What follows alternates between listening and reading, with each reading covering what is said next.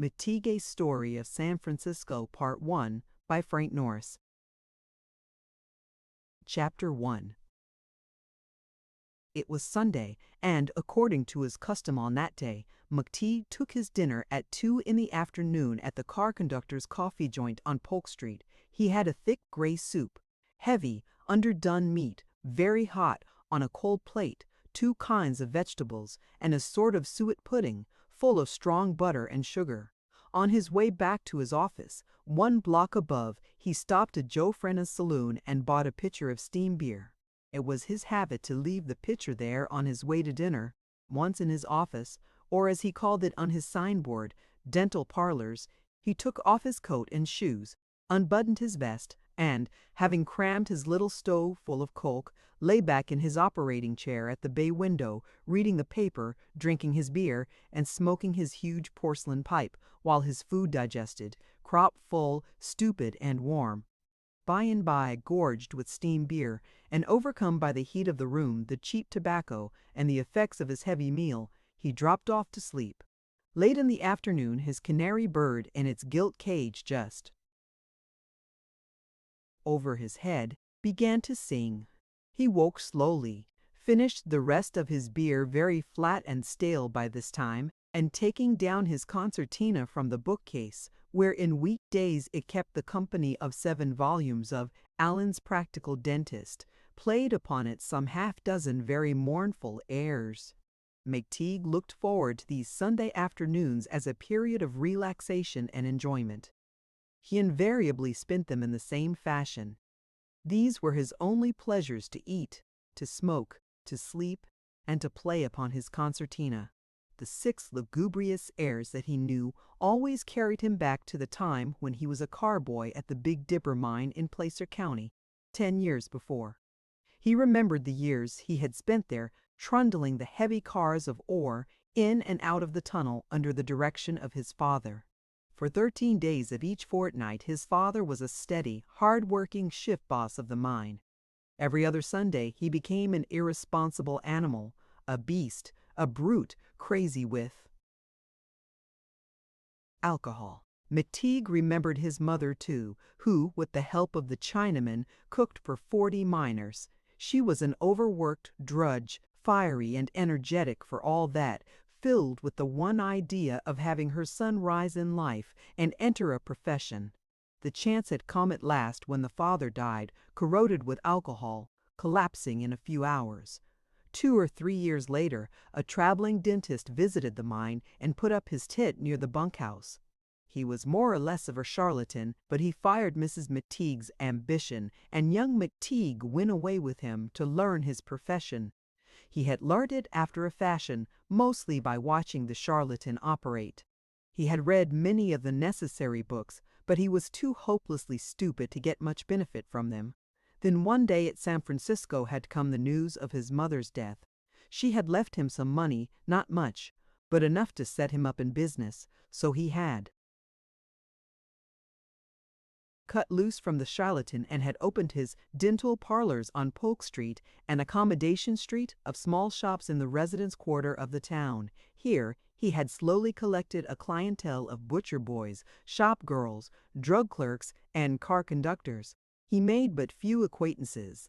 Polk Street called him the doctor and spoke of his enormous strength.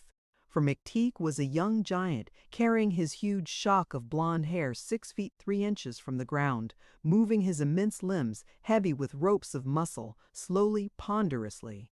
His hands were enormous, red, and covered with a fell of stiff yellow hair.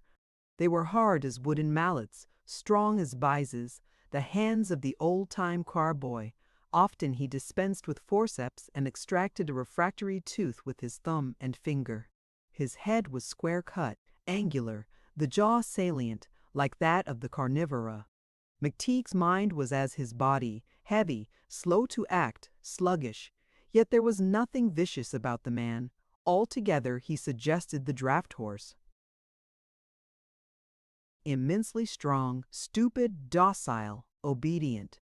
When he opened his dental parlors, he felt that his life was a success, that he could hope for nothing better. In spite of the name, there was but one room, It was a corner room on the second floor over the branch post office and faced the street. Mcteague made it do for a bedroom as well, sleeping on the big bed lounge against the wall opposite the window. There was a washstand behind the screen in the corner where he manufactured his molds. In the round bay window were his operating chair, his dental engine, and the movable rack on which he laid out his instruments. 3 chairs, a bargain at the second-hand store, ranged themselves against the wall, with military precision underneath a steel engraving of the court of Lorenzo de' Medici, which he had bought because there were a great many figures in it for the money. Over the bed lounge hung a rifle manufacturer's advertisement calendar, which he never used. The other ornaments were a small marble-topped center table covered with back numbers of the American system of dentistry, a stone pug dog sitting before the little stove, and a thermometer. A stand of shelves occupied one corner, filled with the 7 volumes of Allen's Practical Dentist. On the top shelf, Mcteague kept his concertina and a bag of birdseed for the canary. The whole place exhaled a mingled odor of bedding, creosote, and ether. But for one thing, Mcteague would have been perfectly contented. Just outside his window was his signboard, a modest affair that read, "Dr. Mcteague Dental Parlors, Gas Given." But that was all. It was his ambition, his dream, to have projecting from that corner window a huge gilded tooth, a molar with enormous prongs, something gorgeous and attractive. He would have it some day. On that he was resolved, but as yet such a thing was far beyond his means. When he had finished the last of his beer, Mcteague slowly wiped his lips and huge yellow mustache with the side of his hand. Bull-like, he heaved himself laboriously up, and, going to the window, stood looking down into the street. The street never failed to interest him. It was one of those cross streets peculiar to Western cities, situated in the heart of the residence quarter, but occupied by small tradespeople who lived in the rooms above their shops. There were corner drugstores with huge jars of red, yellow, and green liquids in their windows, very brave and gay. Stationers' stores, where illustrated weeklies were tacked upon bulletin boards, barber shops with cigar stands in their vestibules, sad-looking plumbers' offices, cheap restaurants in whose windows one saw piles of unopened oysters weighted down by cubes of ice, and china pigs and cows knee-deep in layers of white beans. At one end of the street, Mcteague could see the huge powerhouse of the cable line. Immediately opposite him was a great market, while farther on, over the chimney stacks of the intervening houses, the glass roof of some huge public baths glittered like crystal in the afternoon sun. Underneath him the branch post office was opening its doors, as was its custom. Between 2 and 3 o'clock on Sunday afternoons, an acrid odor of ink rose upward to him. Occasionally a cable car passed, trundling heavily, with a strident whirring of jostled glass windows. On weekdays the street was very lively. It woke to its work about 7 o'clock, at the time when the newsboys made their appearance together with the day laborers. The laborers went trudging past in a straggling file plumbers' apprentices, their pockets stuffed with sections of lead pipe, tweezers, and pliers. Carpenters, carrying nothing but their little pasteboard lunch baskets painted to imitate leather. Gangs of street workers, their overalls soiled with yellow clay, their picks and long-handled shovels over their shoulders. Plasterers, spotted with lime from head to foot. This little army of workers, tramping steadily in one direction, met and mingled with other toilers of a different description, conductors and swingmen of the cable company going on duty, heavy-eyed night clerks from the drugstores on their way home to sleep,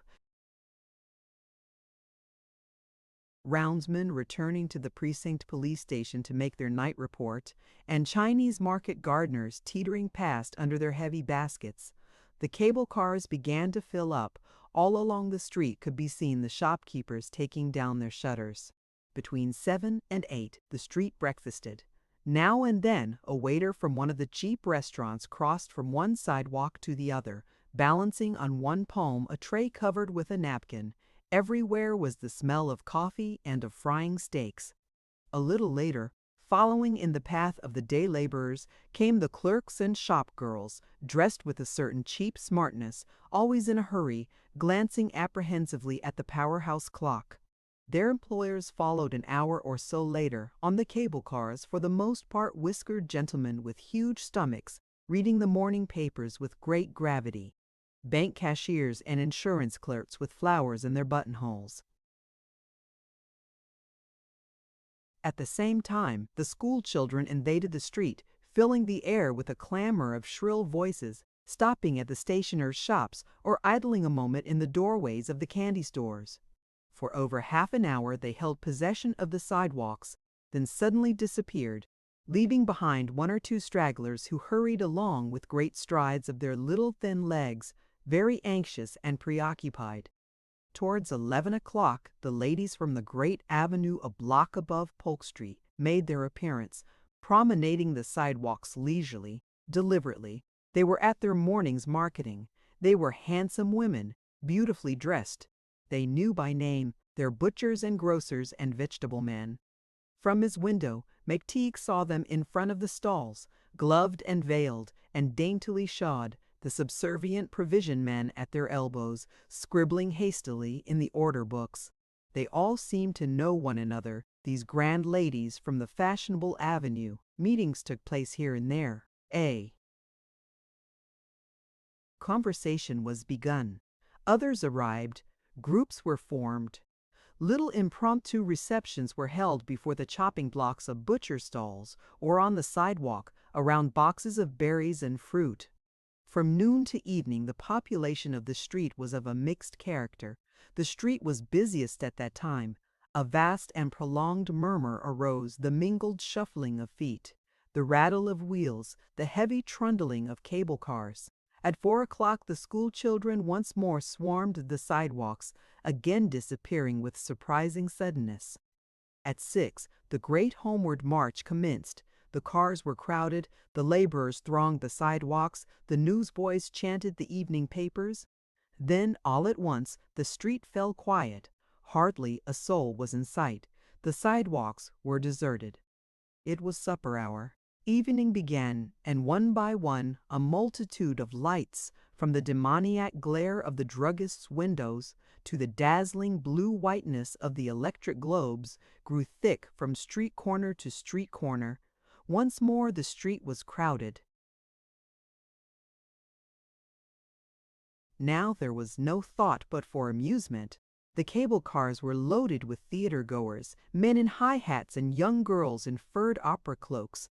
On the sidewalks were groups and couples, the plumbers' apprentices, the girls of the ribbon counters, the little families that lived on the second stories over their shops, the dressmakers, the small doctors, the harness makers. All the various inhabitants of the street were abroad, strolling idly from shop window to shop window, taking the air after the day's work.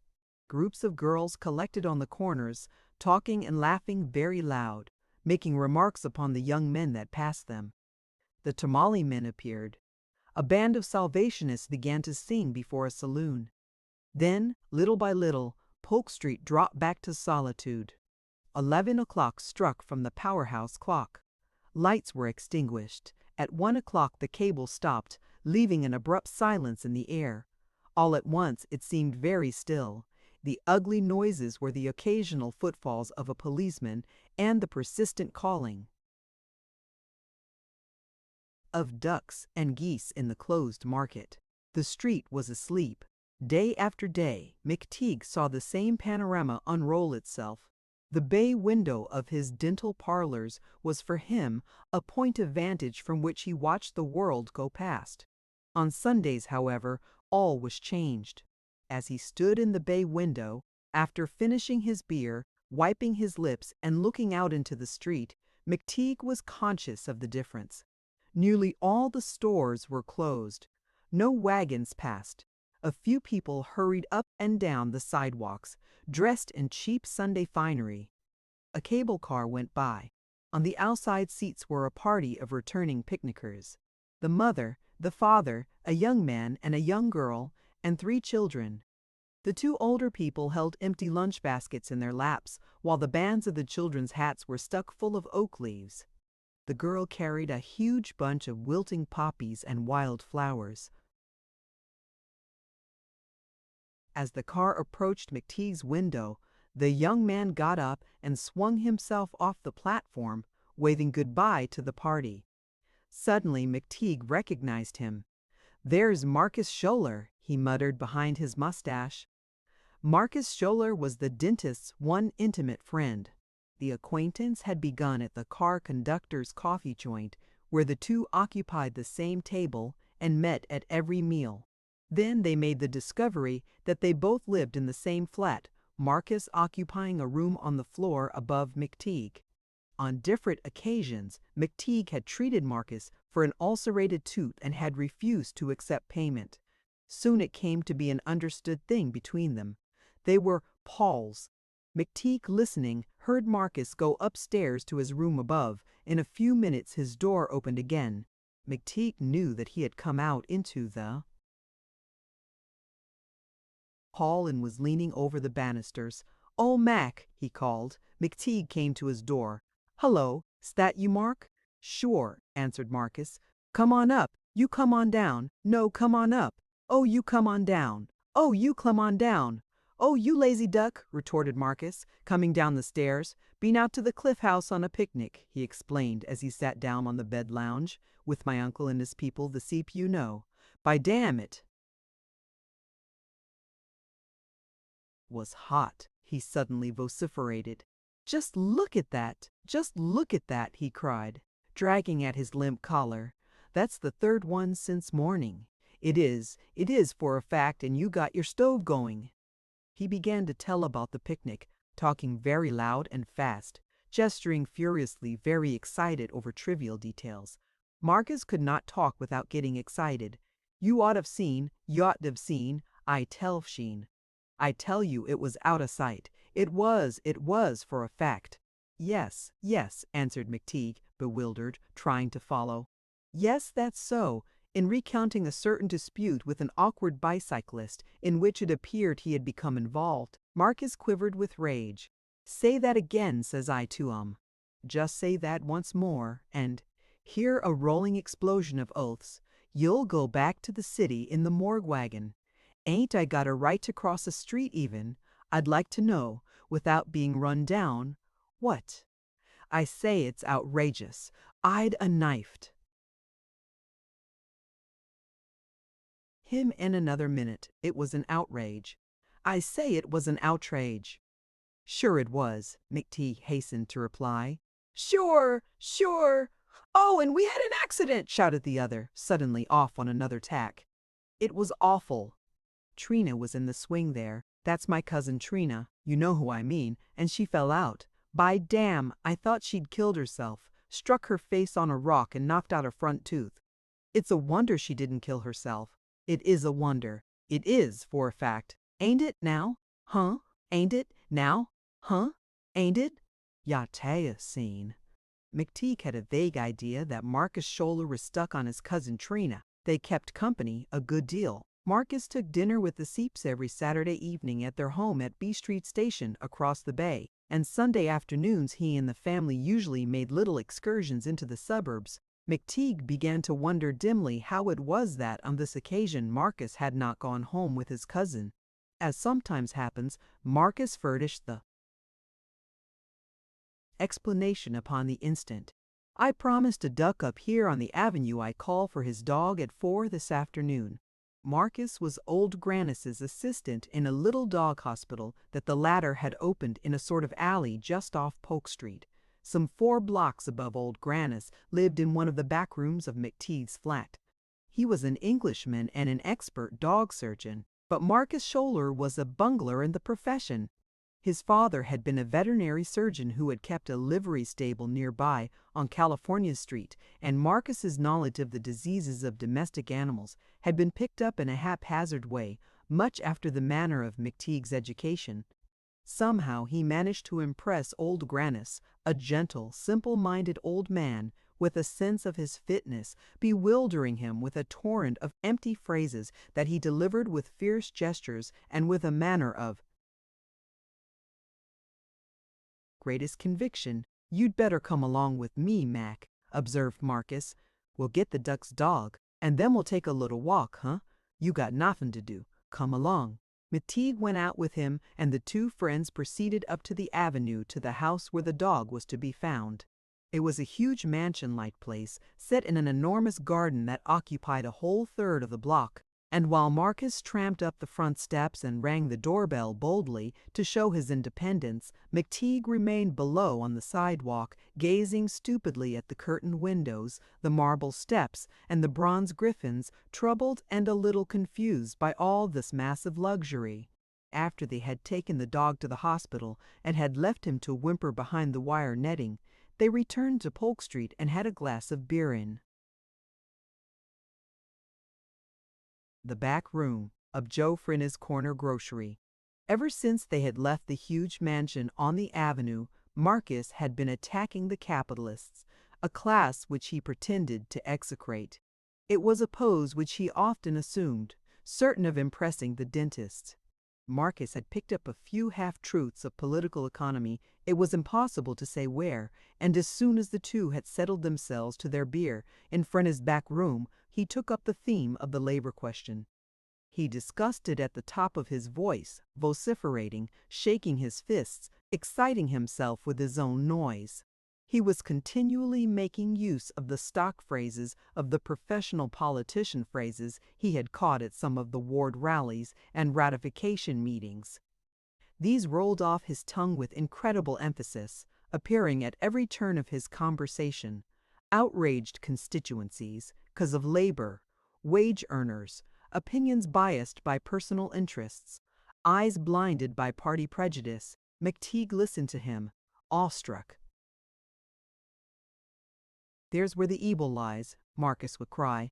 "The masses must learn self-control. It stands to reason. Look at the figures, look at the figures. Decrease the number of wage earners and you increase wages, don't you? Don't you?" Absolutely stupid. And understanding never a word, Mcteague would answer, "Yes, yes, that's it, self-control, that's the word."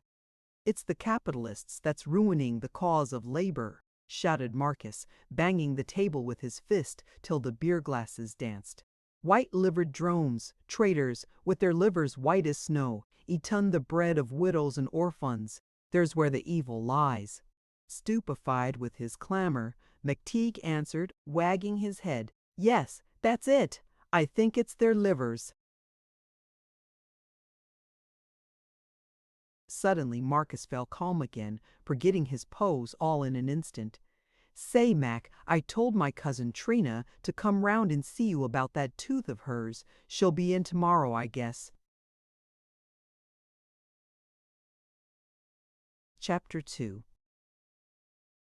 After his breakfast the following Monday morning, Mcteague looked over the appointments he had written down in the book slate that hung against the screen. His writing was immense, very clumsy and very round, with huge, full-bellied L's and H's. He saw that he had made an appointment at 1 o'clock for Miss Baker, the retired dressmaker, a little old maid who had a tiny room a few doors down the hall. It adjoined that of old Grannis. Quite an affair had arisen from this circumstance. Miss Baker and old Grannis were both over 60, and yet it was current talk amongst the lodgers of the flat that the two were in love with each other. Singularly enough, they were not even acquaintances. Never a word had passed between them. At intervals they met on the stairway, he on his way to his little dog hospital, she returning from a bit of marketing in the street.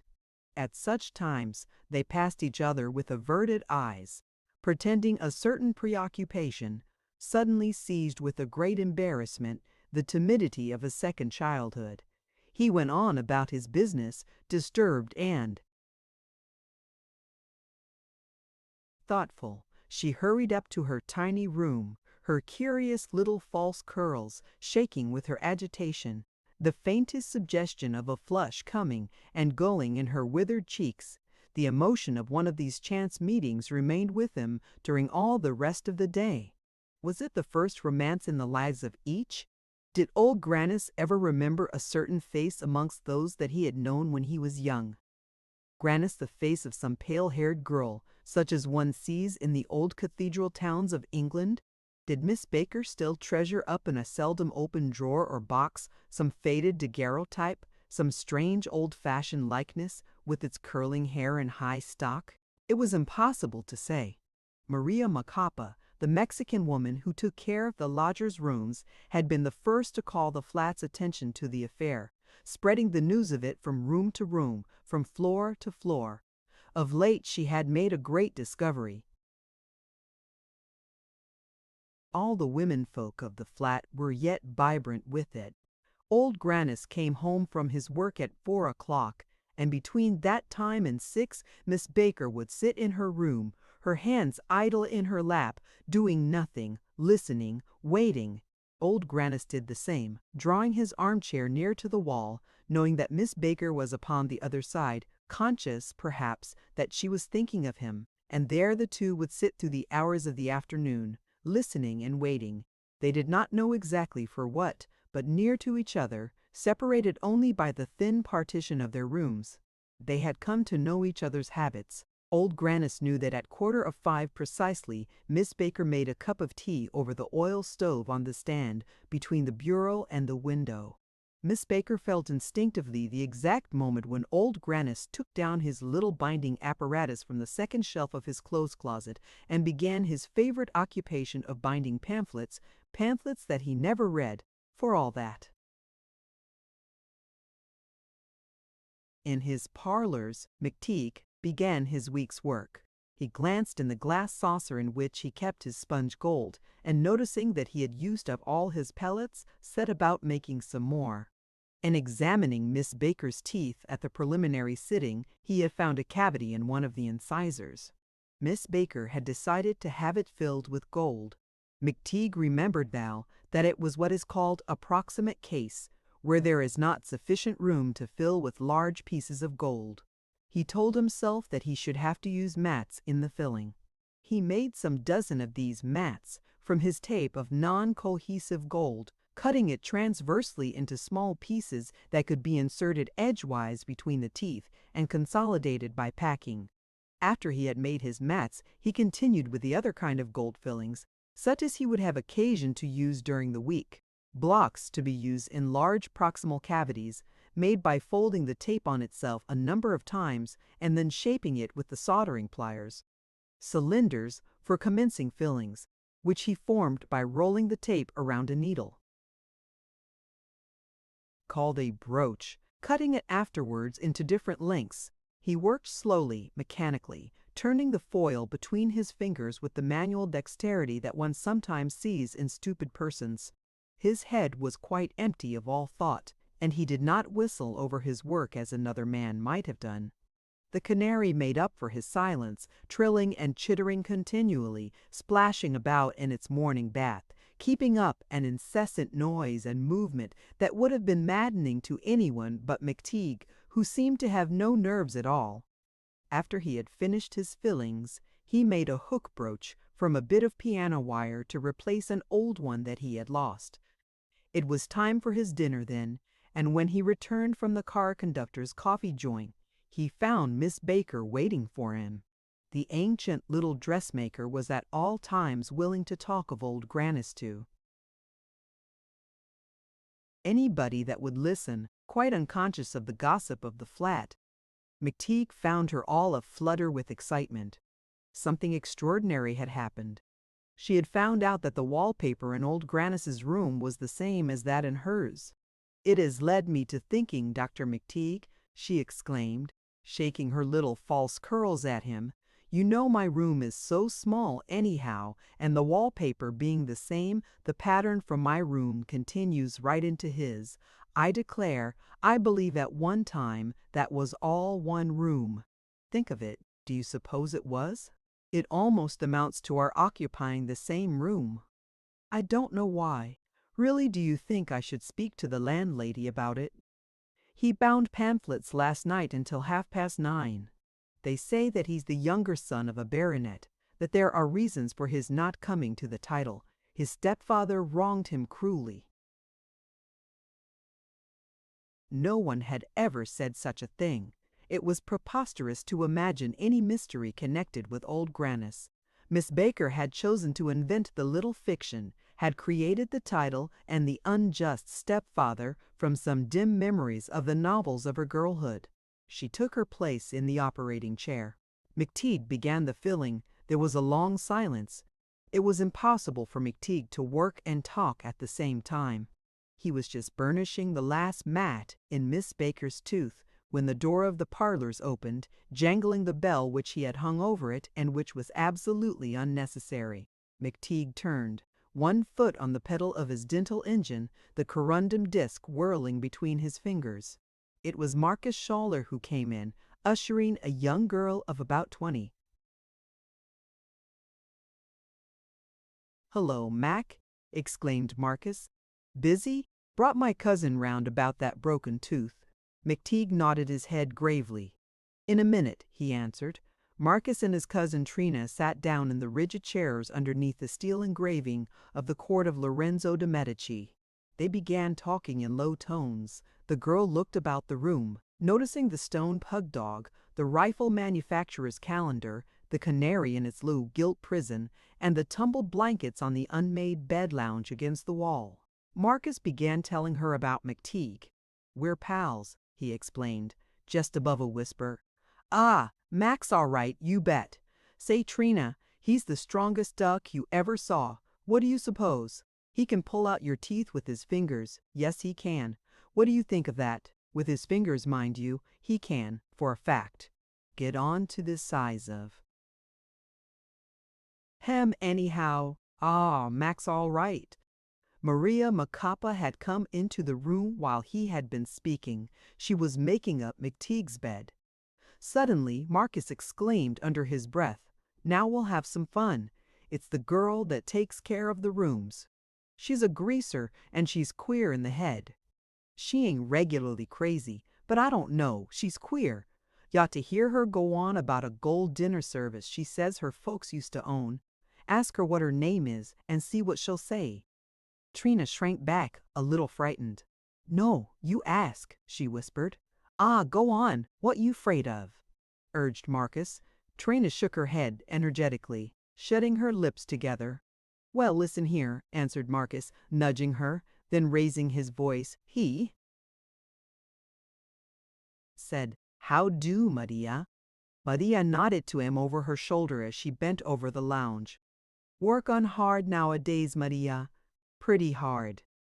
Didn't always have to work for your living, though. Did you when you ate off of gold dishes?" Maria didn't answer, except by putting her chin in the air and shutting her eyes, as though to say she knew a long story about that if she had a mind to talk.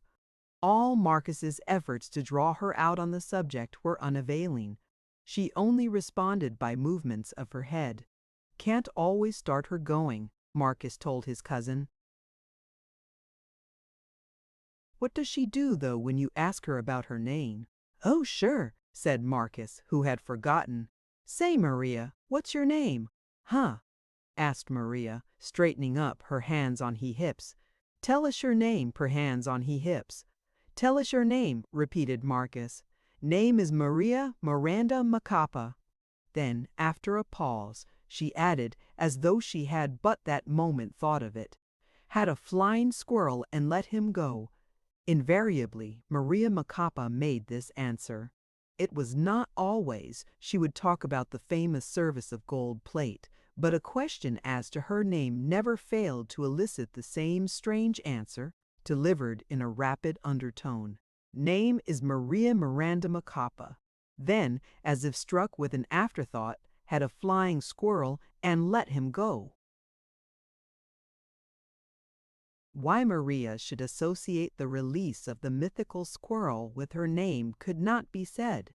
About Maria, the flat knew absolutely nothing further than that she was Spanish-American. Miss Baker was the oldest lodger in the flat, and Maria was a fixture there as maid of all work when she had come. There was a legend to the effect that Maria's people had been at one time immensely wealthy in Central America. Maria turned again to her work. Trina and Marcus watched her curiously. There was a silence. The corundum burr in Mcteague's engine hummed in a prolonged monotone. The canary bird chittered occasionally. The room was warm, and the breathing of the 5 people in the narrow space made the air close and thick. At long intervals, an acrid odor of ink floated up from the branch post office immediately below. Maria Macapa finished her work and started to leave. As she passed near Marcus and his cousin, she stopped and drew a bunch of blue tickets furtively from her pocket. "Buy a ticket in the lottery?" she inquired, looking at the girl. "Just $1. "Go along with you, Maria," said Marcus, who had but 30 cents in his pocket. "Go along, it's against the law." "Buy a ticket," urged Maria, thrusting the bundle toward Trina. "Try your luck. The butcher on the next block won $20 the last drawing." Very uneasy, Trina bought a ticket for the sake of being rid of her. Maria disappeared. "Ain't she a queer bird?" muttered Marcus. He was much embarrassed and disturbed because he had not bought the ticket for Trina. But there was a sudden movement. Mcteague had just finished with Miss Baker. "You should notice," the dressmaker said to the dentist in a low voice. "He always leaves the door a little ajar in the afternoon." When she had gone out, Marcus Scholler brought Trina forward. "Say, Mac, this is my cousin, Trina Sieppe." The two shook hands dumbly, Mcteague slowly nodding his huge head with its great shock of yellow hair. Trina was very small and prettily made. Her face was round and rather pale, her eyes long and narrow and blue, like the half-open eyes of a little baby. Her lips and the lobes of her tiny ears were pale, a little suggestive of anemia, while across the bridge of her nose ran an adorable little line of freckles. But it was to her hair that one's attention was most attracted. Heaps and heaps of blue-black coils and braids, a royal crown of swarthy bands, a veritable sable tiara, heavy, abundant, odorous, all the vitality that should have given color to her face seemed to have been absorbed by this marvelous hair. It was the coiffure of a queen that shadowed the pale temples of this little bourgeoise. So heavy was it that it tipped her head backward, and the position thrust her chin out a little. It was a charming poise, innocent, confiding, almost infantile. She was dressed all in black, very modest and plain. The effect of her pale face in all this contrasting black was almost monastic. "Well," exclaimed Marcus suddenly, "I got to go. Must get back to work. Don't hurt her too much, Mac." Slong, Trina. Mcteague and Trina were left alone. He was embarrassed, troubled. These young girls disturbed and perplexed him. He did not like them, obstinately cherishing that intuitive suspicion of all things feminine, the perverse dislike of an overgrown boy. On the other hand, she was perfectly at her ease. Doubtless the woman in her was not yet awakened. She was yet, as one might say, without sex.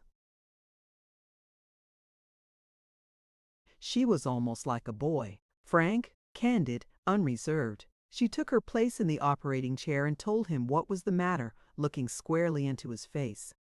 She had fallen out of a swing the afternoon of the preceding day. One of her teeth had been knocked loose and the other altogether broken out.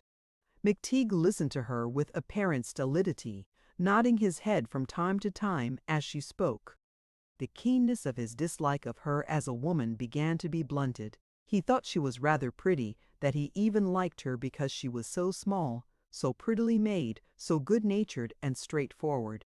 "Let's have a look at your teeth," he said, picking up his mirror. "You better take your hat off."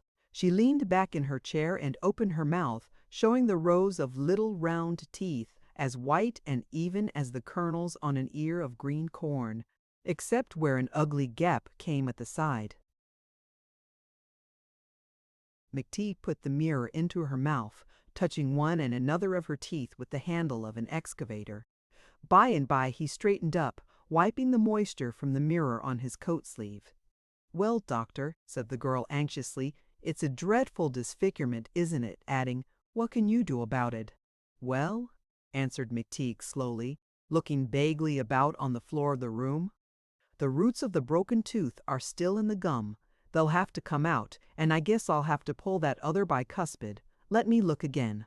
Yes, he went on in a moment, peering into her mouth with the mirror. I guess that'll have to come out too.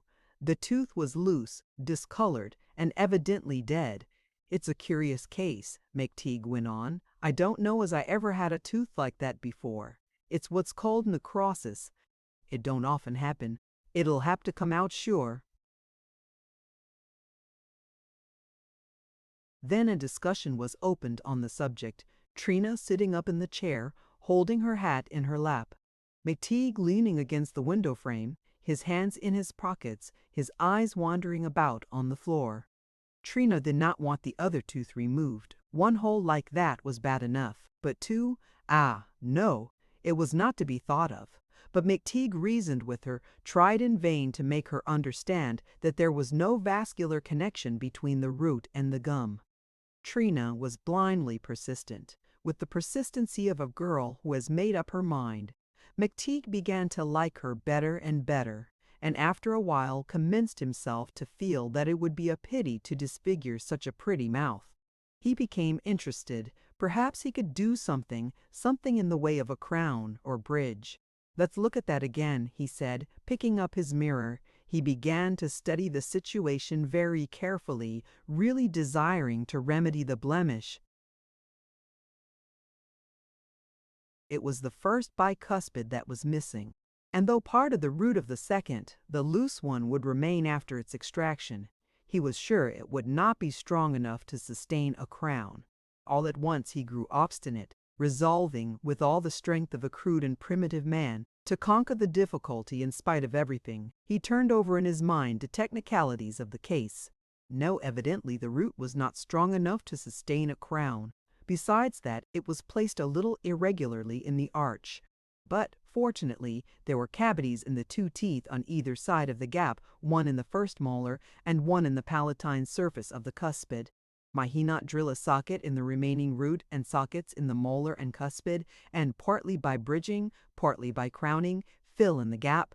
He made up his mind to do it. Why he should pledge himself to this hazardous case, Mcteague was puzzled to know. With most of his clients he would have contented himself with the extraction of the loose tooth and the roots of the broken one. Why should he risk his reputation in this case? He could not say why. It was the most difficult operation he had ever performed. He bungled it considerably, but in the end he succeeded passably well. He extracted the loose tooth with his bayonet forceps and prepared the roots of the broken one as if for filling, fitting into them a flattened piece of platinum wire to serve as a dowel.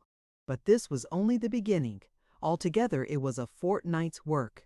Trina came nearly every other day, and passed 2 and even 3 hours in the chair. By degrees, Mcteague's first awkwardness and suspicion vanished entirely. The two became good friends. Mcteague even arrived at that point where he could work and talk to her at the same time, a thing that had never before been possible for him. Never until then had Mcteague become so well acquainted with a girl of Trina's age. The younger women of Polk Street, the shop girls, the young women of the soda fountains, the waitresses in the cheap restaurants preferred another dentist, a young fellow just graduated from the college, a poser, a rider of bicycles, a man about town who wore astonishing waistcoats and bet money on greyhound coursing. Trina was Mcteague's first experience. With her, the feminine element suddenly entered his little world. It was not only her that he saw and felt. It was the woman, the whole sex, an entire new humanity, strange and alluring, that he seemed to have discovered. How had he ignored it so long? It was dazzling, delicious, charming beyond all words. His narrow point of view was at once enlarged and confused, and all at once he saw that there was something else in life besides concertinas and steam beer. Everything had to be made over again. His whole rude idea of life had to be changed. The male virile desire in him, tardily awakened, aroused itself, strong and brutal. It was resistless, untrained, a thing not to be held in leash an instant. Little by little, by gradual, almost imperceptible degrees, the thought of Trina Sieppe occupied his mind from day to day, from hour to hour. He found himself thinking of her constantly, and every instant he saw her round, pale face, her narrow, milk-blue eyes, her little out-thrust chin, her heavy, huge tiara of black hair.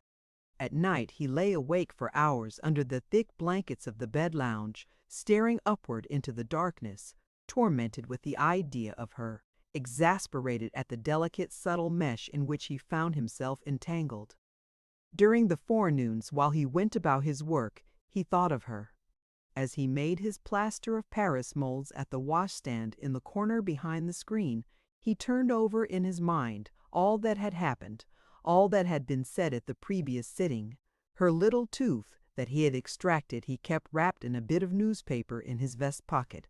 Often he took it out and held it in the palm of his immense horny hand, seized with some strange elephantine sentiment, wagging his head at it, heaving tremendous sighs. What a folly! At 2 o'clock on Tuesdays, Thursdays, and Saturdays, Trina arrived and took her place in the operating chair. While at his work, Mcteague was every minute obliged to bend closely over her. His hands touched her face, her cheeks, her adorable little chin, her lips pressed against his fingers. She breathed warmly on his forehead and on his eyelids, while the odor of her hair, a charming feminine perfume, sweet, heavy, enervating, came to his nostrils, so penetrating, so delicious that his flesh pricked and tingled with it. A veritable sensation of faintness passed over this huge, callous fellow, with his enormous bones and corded muscles. He drew a short breath through his nose, his jaws suddenly gripped together vise-like. But this was only at times a strange, vexing spasm that subsided almost immediately. For the most part, Mcteague enjoyed the pleasure of these sittings with Trina, with a certain strong calmness, blindly happy that she was there. This poor crude dentist of Polk Street, stupid, ignorant, vulgar, with his sham education and plebeian tastes, whose only relaxations were to eat, to drink steam beer, and to play upon his concertina, was living through his first romance, his first idol. It was delightful. The long hours he passed alone with Trina in the dental parlors, silent, only for the scraping of the instruments and the pouring of bud burrs in the engine, in the foul atmosphere, overheated by the little stove and heavy with the smell of ether, creosote, and stale bedding, had all the charm of secret appointments and stolen meetings under the moon. By degrees the operation progressed. One day, just after Mcteague had put in the temporary gutta-percha fillings and nothing more could be done at that sitting, Trina asked him to examine the rest of her teeth. They were perfect, with one exception, a spot of white caries on the lateral surface of an incisor. Mcteague filled it with gold, enlarging the cavity with hard bits and hoe excavators, and burring in afterward with half-cone burrs. The cavity was deep, and Trina began to wince and moan. To her, Trina was a positive anguish for Mcteague, yet an anguish which he was obliged to endure at every hour of the Junie sitting. It was harrowing. He sweated under it to be forced to torture her of all women in the world. Could anything be worse than that? Hurt? He inquired anxiously. She answered by frowning, with a sharp intake of breath, putting her fingers over her closed lips and nodding her head. Mcteague sprayed the tooth with glycerite of tannin, but without effect. Rather than hurt her, he found himself forced to the use of anesthesia, which he hated. He had a notion that the nitrous oxide gas was dangerous, so on this occasion, as on all others, used ether. He put the sponge a half-dozen times to Trina's face, more nervous than he had ever been before, watching the symptoms closely. Her breathing became short and irregular. There was a slight twitching of the muscles. When her thumbs turned inward toward the palms, he took the sponge away.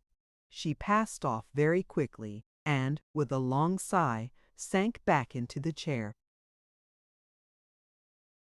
Mcteague straightened up, putting the sponge upon the rack behind him, his eyes fixed upon Trina's face. For some time he stood watching her as she lay there, unconscious and helpless and very pretty. He was alone with her, and she was absolutely without defense.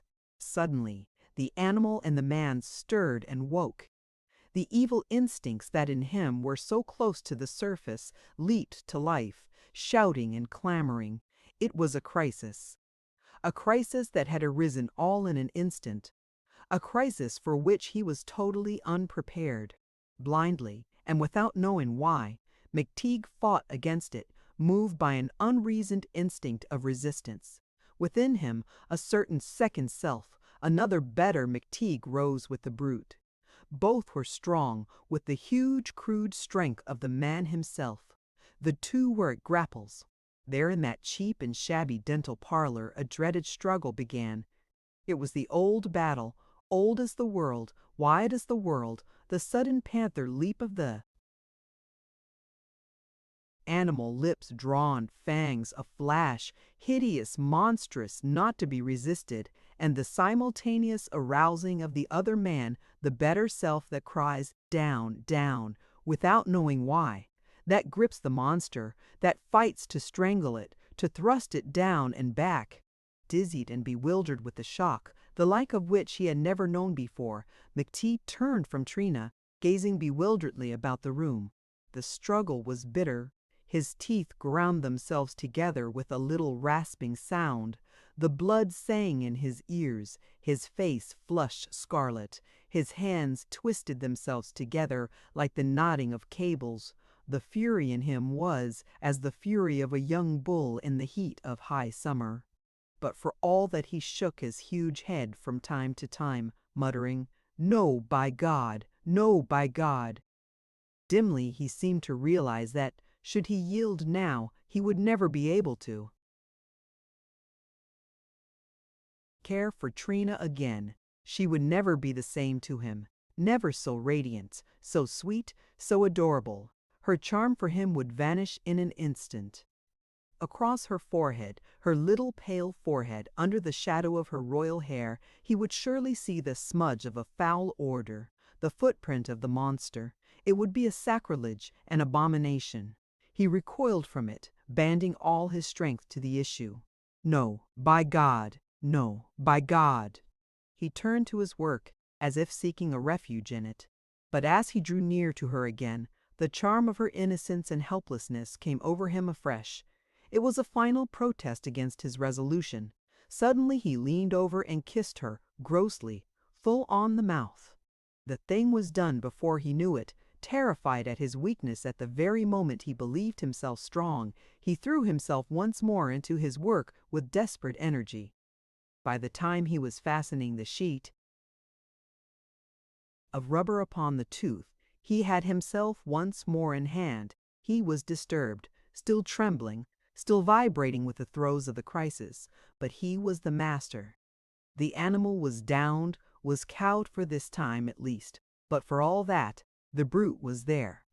Long dormant, it was now at last alive, awake. From now on, he would feel its presence continually, would feel it tugging at its chain, watching its opportunity.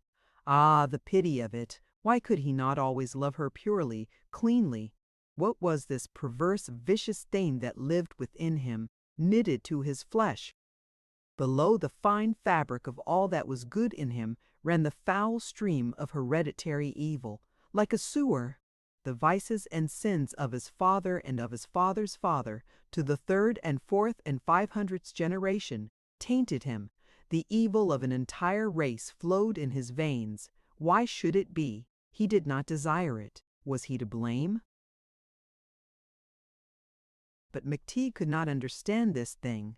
It had faced him, as sooner or later it faces every child of man, but its significance was not for him. To reason with it was beyond him. He could only oppose to it an instinctive, stubborn resistance, blind, inert. Mcteague went on with his work. As he was rapping in the little blocks and cylinders with the mallet, Trina slowly came back to herself with a long sigh. She still felt a little confused, and lay quiet in the chair. There was a long silence, broken only by the uneven tapping of the hardwood mallet. By and by she said, "I never felt a thing." And then she smiled at him very prettily beneath the rubber dam. McTeague turned to her suddenly, his mallet in one hand, his pliers holding a pellet of sponge gold in the other. All at once he said, with the unreasoned simplicity and directness of a child, "Listen here, Miss Trina. I like you better than anyone else. What's the matter with us getting married?" Trina sat up in the chair quickly and then drew back from him, frightened and bewildered. Will you, said McTeague. "Say, Miss Trina, will you? What is it? What do you mean?" she cried, confusedly, her words muffled beneath the rubber. "Will you?" repeated McTeague. "No, no," she exclaimed, refusing without knowing why, suddenly seized with a fear of him, the intuitive feminine fear of the male. McTeague could only repeat the same thing over and over again. Trina, more and more frightened at his huge hands, the hands of the old-time carboy, his immense square-cut head, and his enormous brute strength, cried out, "No, no!" behind the rubber dam, shaking her head violently, holding out her hands, and shrinking down before him in the operating chair. McTeague came nearer to her, repeating the same question. "No, no," she cried, terrified. Then, as she exclaimed, "Oh, I am sick," was suddenly taken with a fit of vomiting. It was the not unusual after effect of the ether, aided now by her excitement and nervousness. McTeague was checked. He poured some bromide of potassium into a graduated glass and held it to her lips. "Here, swallow this," he said. Chapter 3. Once every 2 months, Maria Macapa set the entire flat in commotion. She roamed the building from garret to cellar, searching each corner, ferreting through every old box and trunk and barrel, groping about on the top shelves of closets, peering into rag bags, exasperating the lodgers with her persistence and importunity. She was collecting junks, bits of iron, stone jugs, glass bottles, old sacks, and cast-off garments. It was one of her perquisites. She sold the junk to Zerkow, the rags bottle sacks man, who lived in a filthy den in the alley just back of the flat, and who sometimes paid her as much as 3 cents a pound. The stone jugs, however, were worth a nickel. The money that Zerkow paid her, Maria spent on shirtwaists and dotted blue neckties, trying to dress like the girls who tended the soda water fountain in the candy store on the corner. She was sick with envy of these young women. They were in the world, they were elegant, they were debonair, they had their young men. On this occasion she presented herself at the door of old Grannis's room late in the afternoon. His door stood a little open. That of Miss Baker was ajar, a few inches. The two old people were keeping company after their fashion.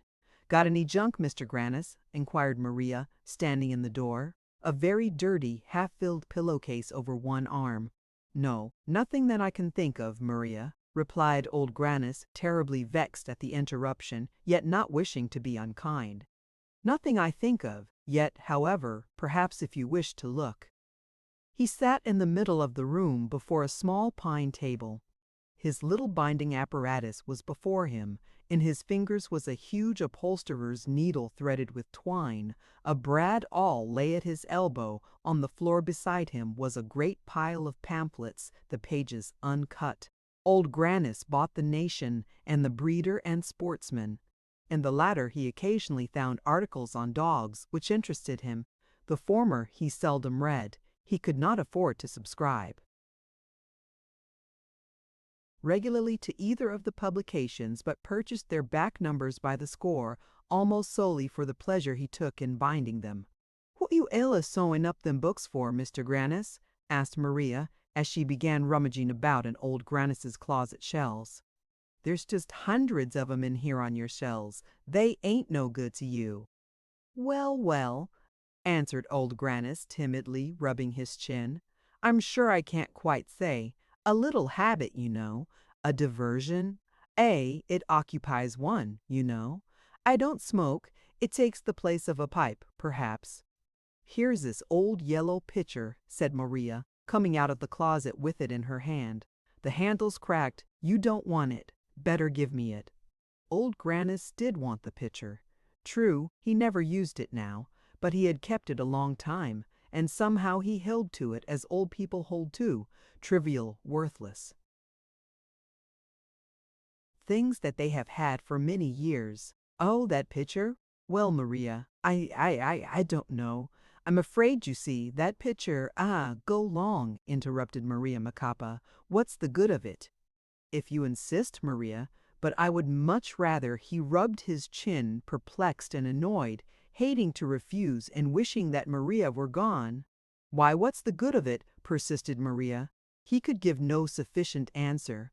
"That's all right," she asserted, carrying the pitcher out. "Ah, Maria, I say, you might leave the door. Don't quite shut it. It's a bit close in here at times." Maria grinned and swung the door wide. Old Grannis was horribly embarrassed. Positively, Maria was becoming unbearable. "Got any junk?" cried Maria at Miss Baker's door. The little old lady was sitting close to the wall in her rocking chair, her hands resting idly in her lap. "Now, Maria," she said plaintively, "you are always after junk. You know I never have anything laying round like that." It was true. The retired dressmaker's tiny room was a marvel of neatness, from the little red table with its 3 Gorham spoons laid in exact parallels, to the decorous geraniums and mignonettes growing in the starch box at the window, underneath the fish globe with its 1 venerable gold fish. That day Miss Baker had been doing a bit of washing. 2 pocket handkerchiefs, still moist, adhered to the window panes, drying in the sun. "Oh, I guess you got something you don't want," Maria went on, peering into the corners of the room. "Look a here what Mr. Grannis gie me," and she held out the yellow pitcher. Instantly Miss Baker was in a quiver of confusion. Every word spoken aloud could be perfectly heard in the next room. What a stupid drab was this Maria! Could anything be more trying than this position? "Ain't that right, Mr. Grannis?" called Maria. "Didn't you gie me this pitcher?" Old Grannis affected not to hear. Perspiration stood on his forehead. His timidity overcame him as if he were a 10-year-old schoolboy. He half rose from his chair, his fingers dancing nervously upon his chin. Maria opened Miss Baker's closet unconcernedly. "What's the matter with these old shoes?" she exclaimed, turning about with the pair of half-worn silk gaiters in her hand. They were by no means old enough to throw away, but Miss Baker was almost beside herself. There was no telling what might happen next. Her only thought was to be rid of Maria. "Yes, yes, anything. You can have them, but go, go. There's nothing else, not a thing." Maria went out into the hall, leaving Miss Baker's door wide open, as if maliciously.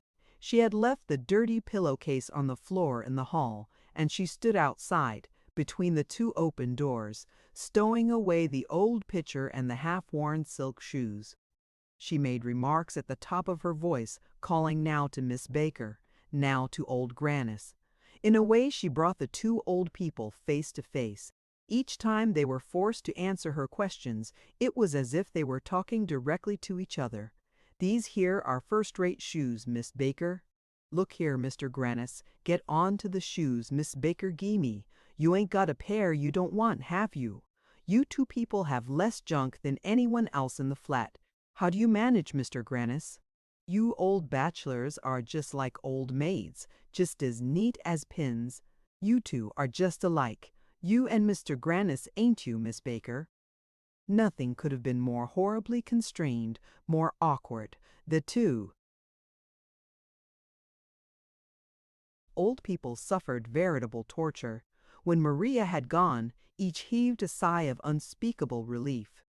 Softly they pushed to their doors, leaving open a space of 6 inches.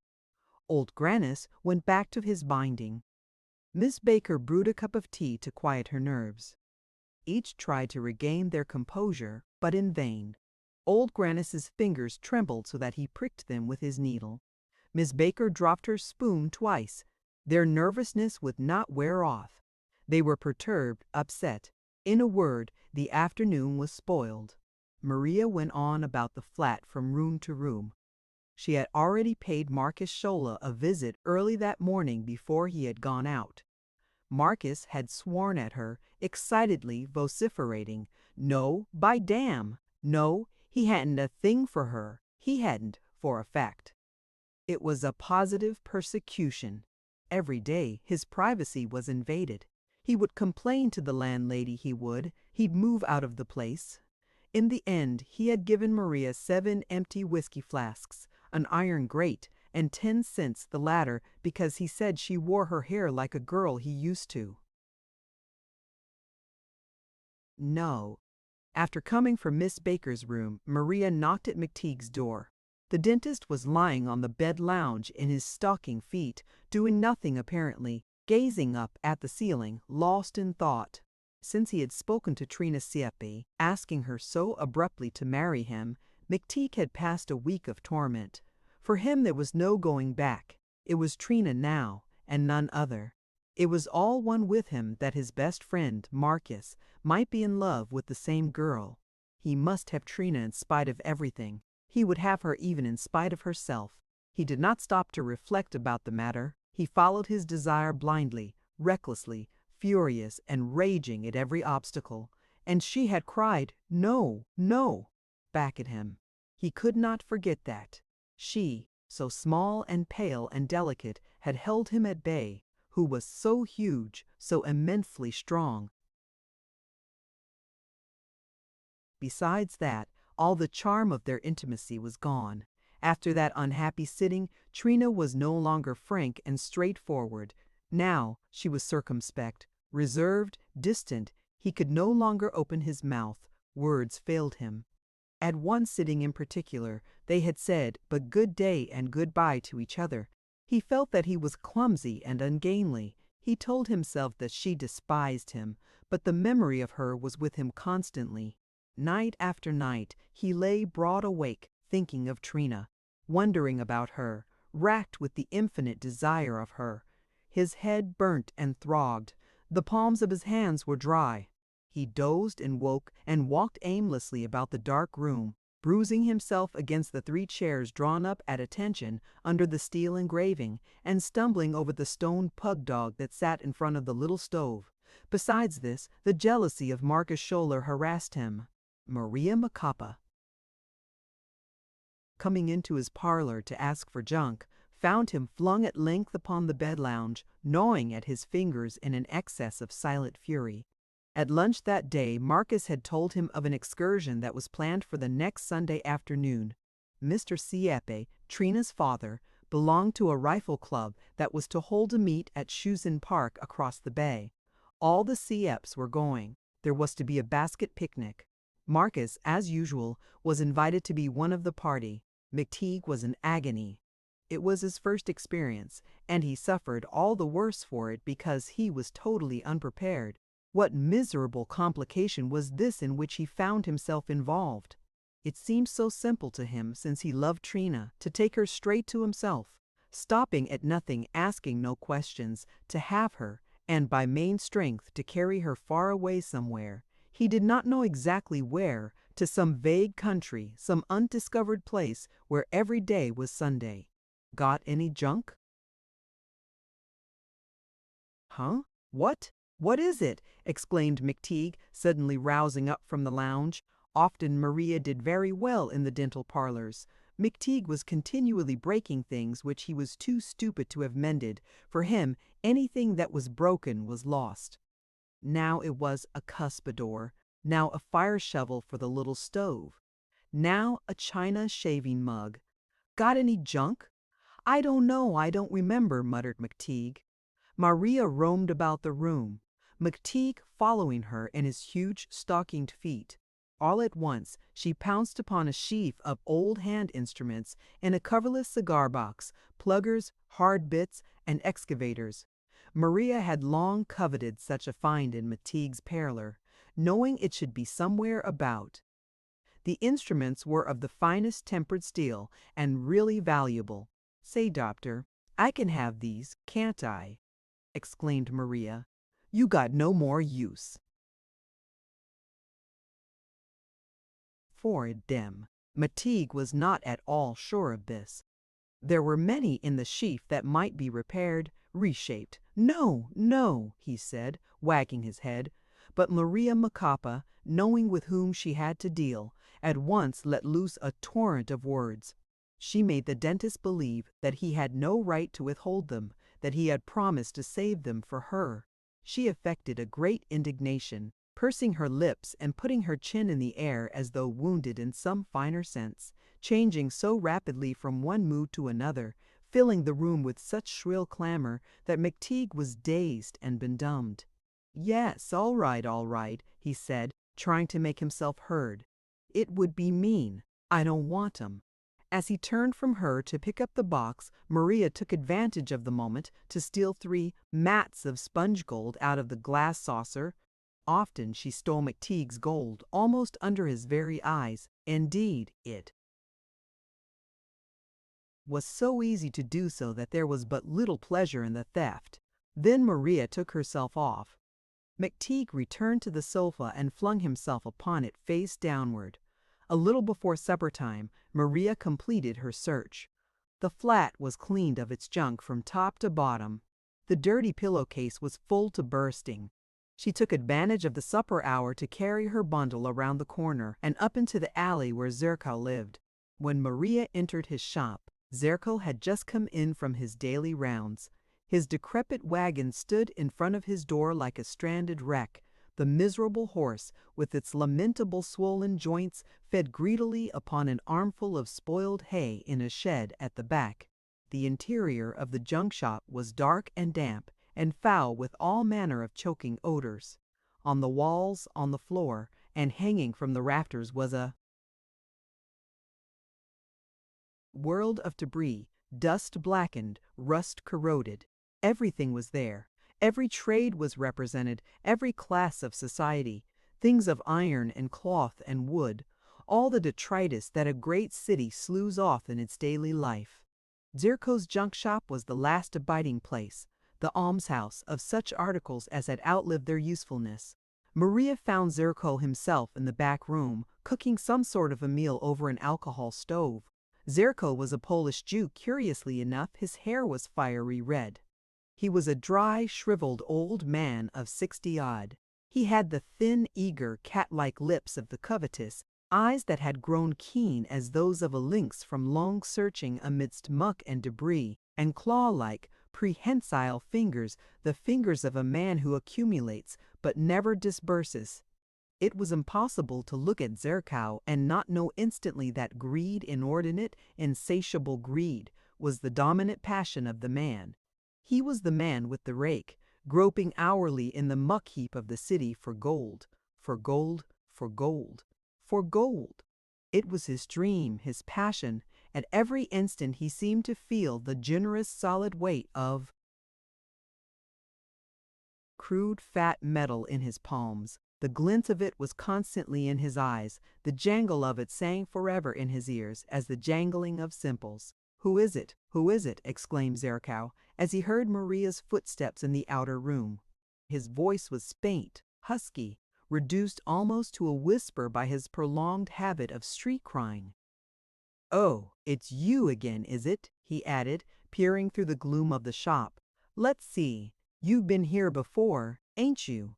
You're the Mexican woman from Polk Street. Macapa's your name, hey?" Maria nodded. "Had a flying squirrel and let him go," she muttered absently. Zerko was puzzled. He looked at her sharply for a moment, then dismissed the matter with a movement of his head. "Well, what you got for me?" he said. He left his supper to grow cold, absorbed at once in the affair. Then a long wrangle began. Every bit of junk in Maria's pillowcase was discussed and weighed and disputed. They clamored into each other's faces over old Grannis's cracked pitcher, over Miss Baker's silk gaiters, over Marcus Scholler's whiskey flasks, reaching the climax of disagreement when it came to Mcteague's instruments. "Ah, no, no," shouted Maria. 15 cents for the lot. I might as well make you a Christmas present. Besides, I got some gold fillings off him. Look at Zerko drew a quick breath as the 3 pellets suddenly flashed in Maria's palm. There it was, the virgin metal, the pure, unalloyed ore, his dream, his consuming desire. His fingers twitched and hooked themselves into his palms. His thin lips drew tight across his teeth. You got some gold, he muttered, reaching for it.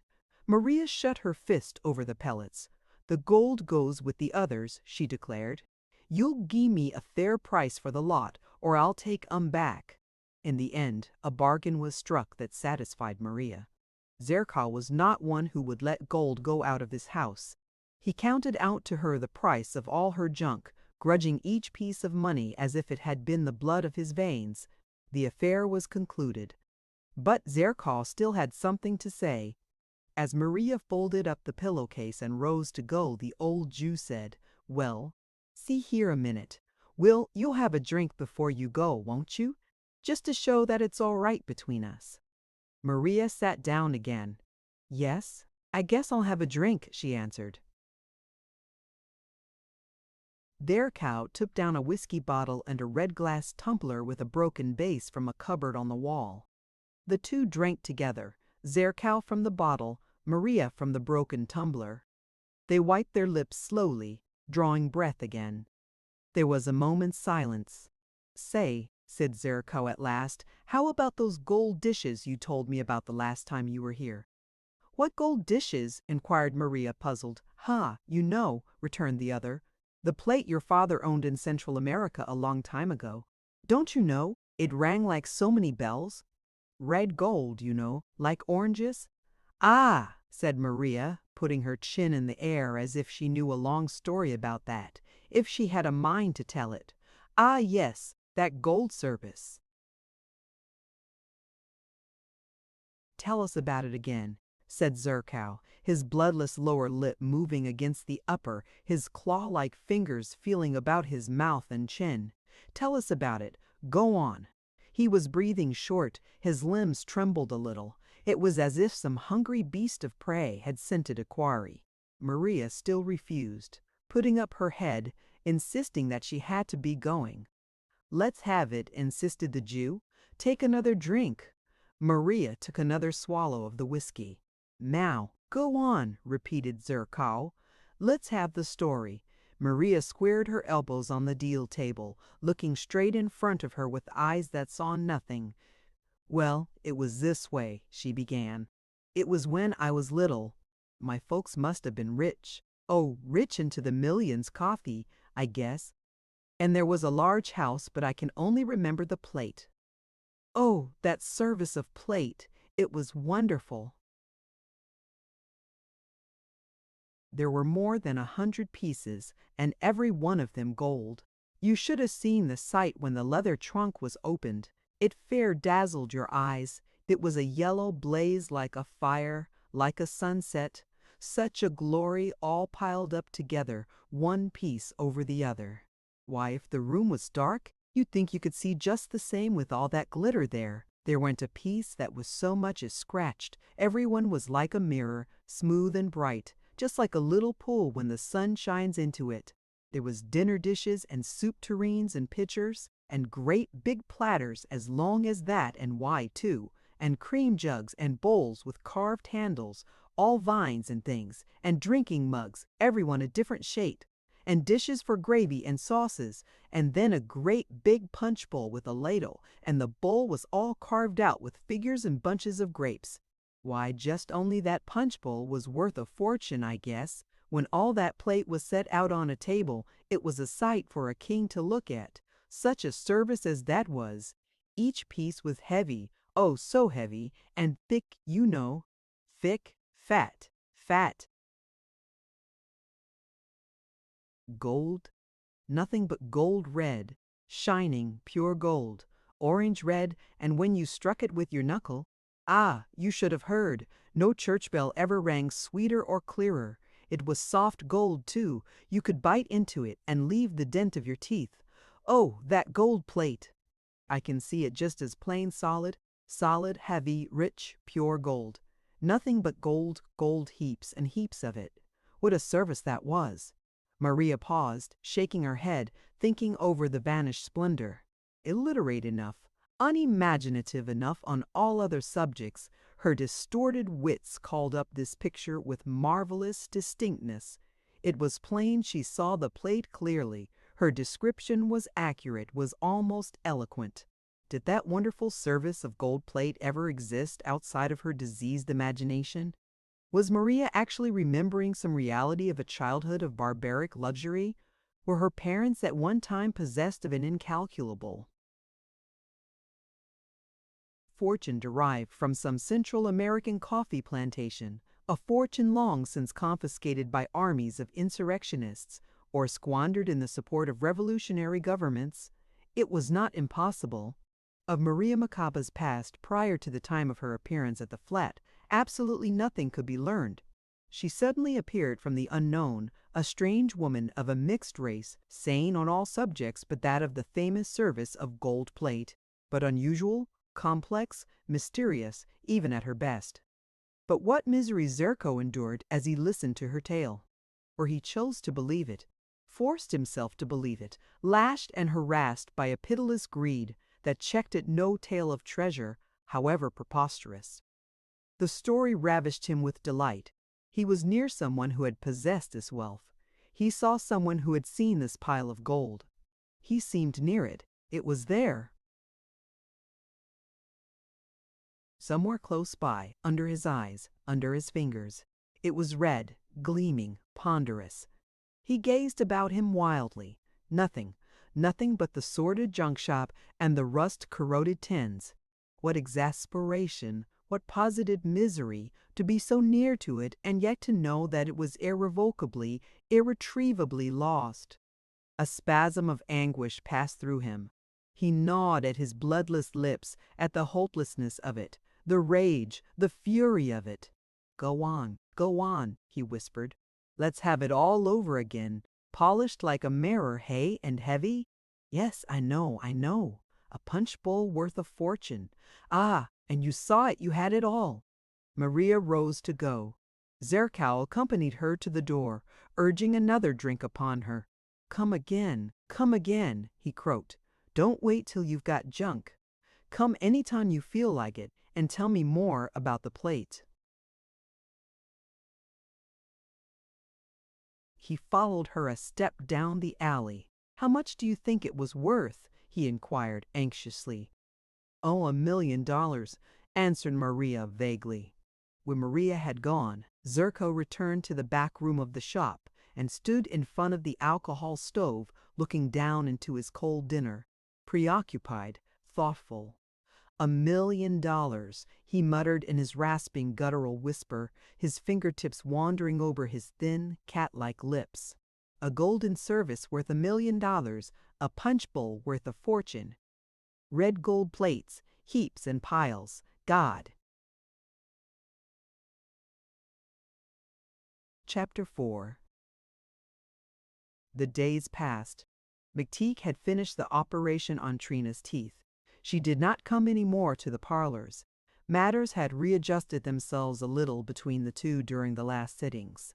Trina yet stood upon her reserve, and Mcteague still felt himself shambling and ungainly in her presence. But that constraint and embarrassment that had followed upon Mcteague's blundering declaration broke up little by little. In spite of themselves, they were gradually resuming the same relative positions they had occupied when they had first met.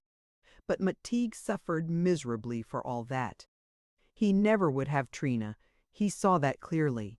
She was too good for him, too delicate, too refined, too prettily made for him, who was so coarse, so enormous, so stupid. She was for someone else, Marcus, no doubt, or at least for some finer-grained man. She should have gone to some other dentist, the young fellow on the corner, for instance, the poser, the rider of bicycles, the courser of greyhounds. Mcteague began to loathe and to envy this fellow. He spied upon him going in and out of his office,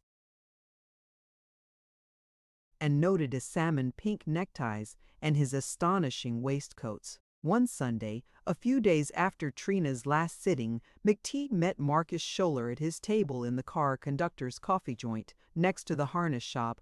"What you gotta do this afternoon, Mac?" inquired the other as they ate their suet pudding. "Nothing, nothing," replied Mcteague, shaking his head. His mouth was full of pudding. It made him warm to eat, and little beads of perspiration stood across the bridge of his nose. He looked forward to an afternoon passed in his operating chair as usual. On leaving his parlors, he had put 10 cents into his pitcher and had left it at Frenna's to be filled. "What do you say we take a walk, huh?" said Marcus. "Oh, that's the thing, a walk. A long walk, by damn. It'll be out of sight. I got to take 3 or 4 of the dogs out for exercise anyhow. Old Grannis thinks they need ute. We'll walk out to the Presidio." Of late it had become the custom of the two friends to take long walks from time to time.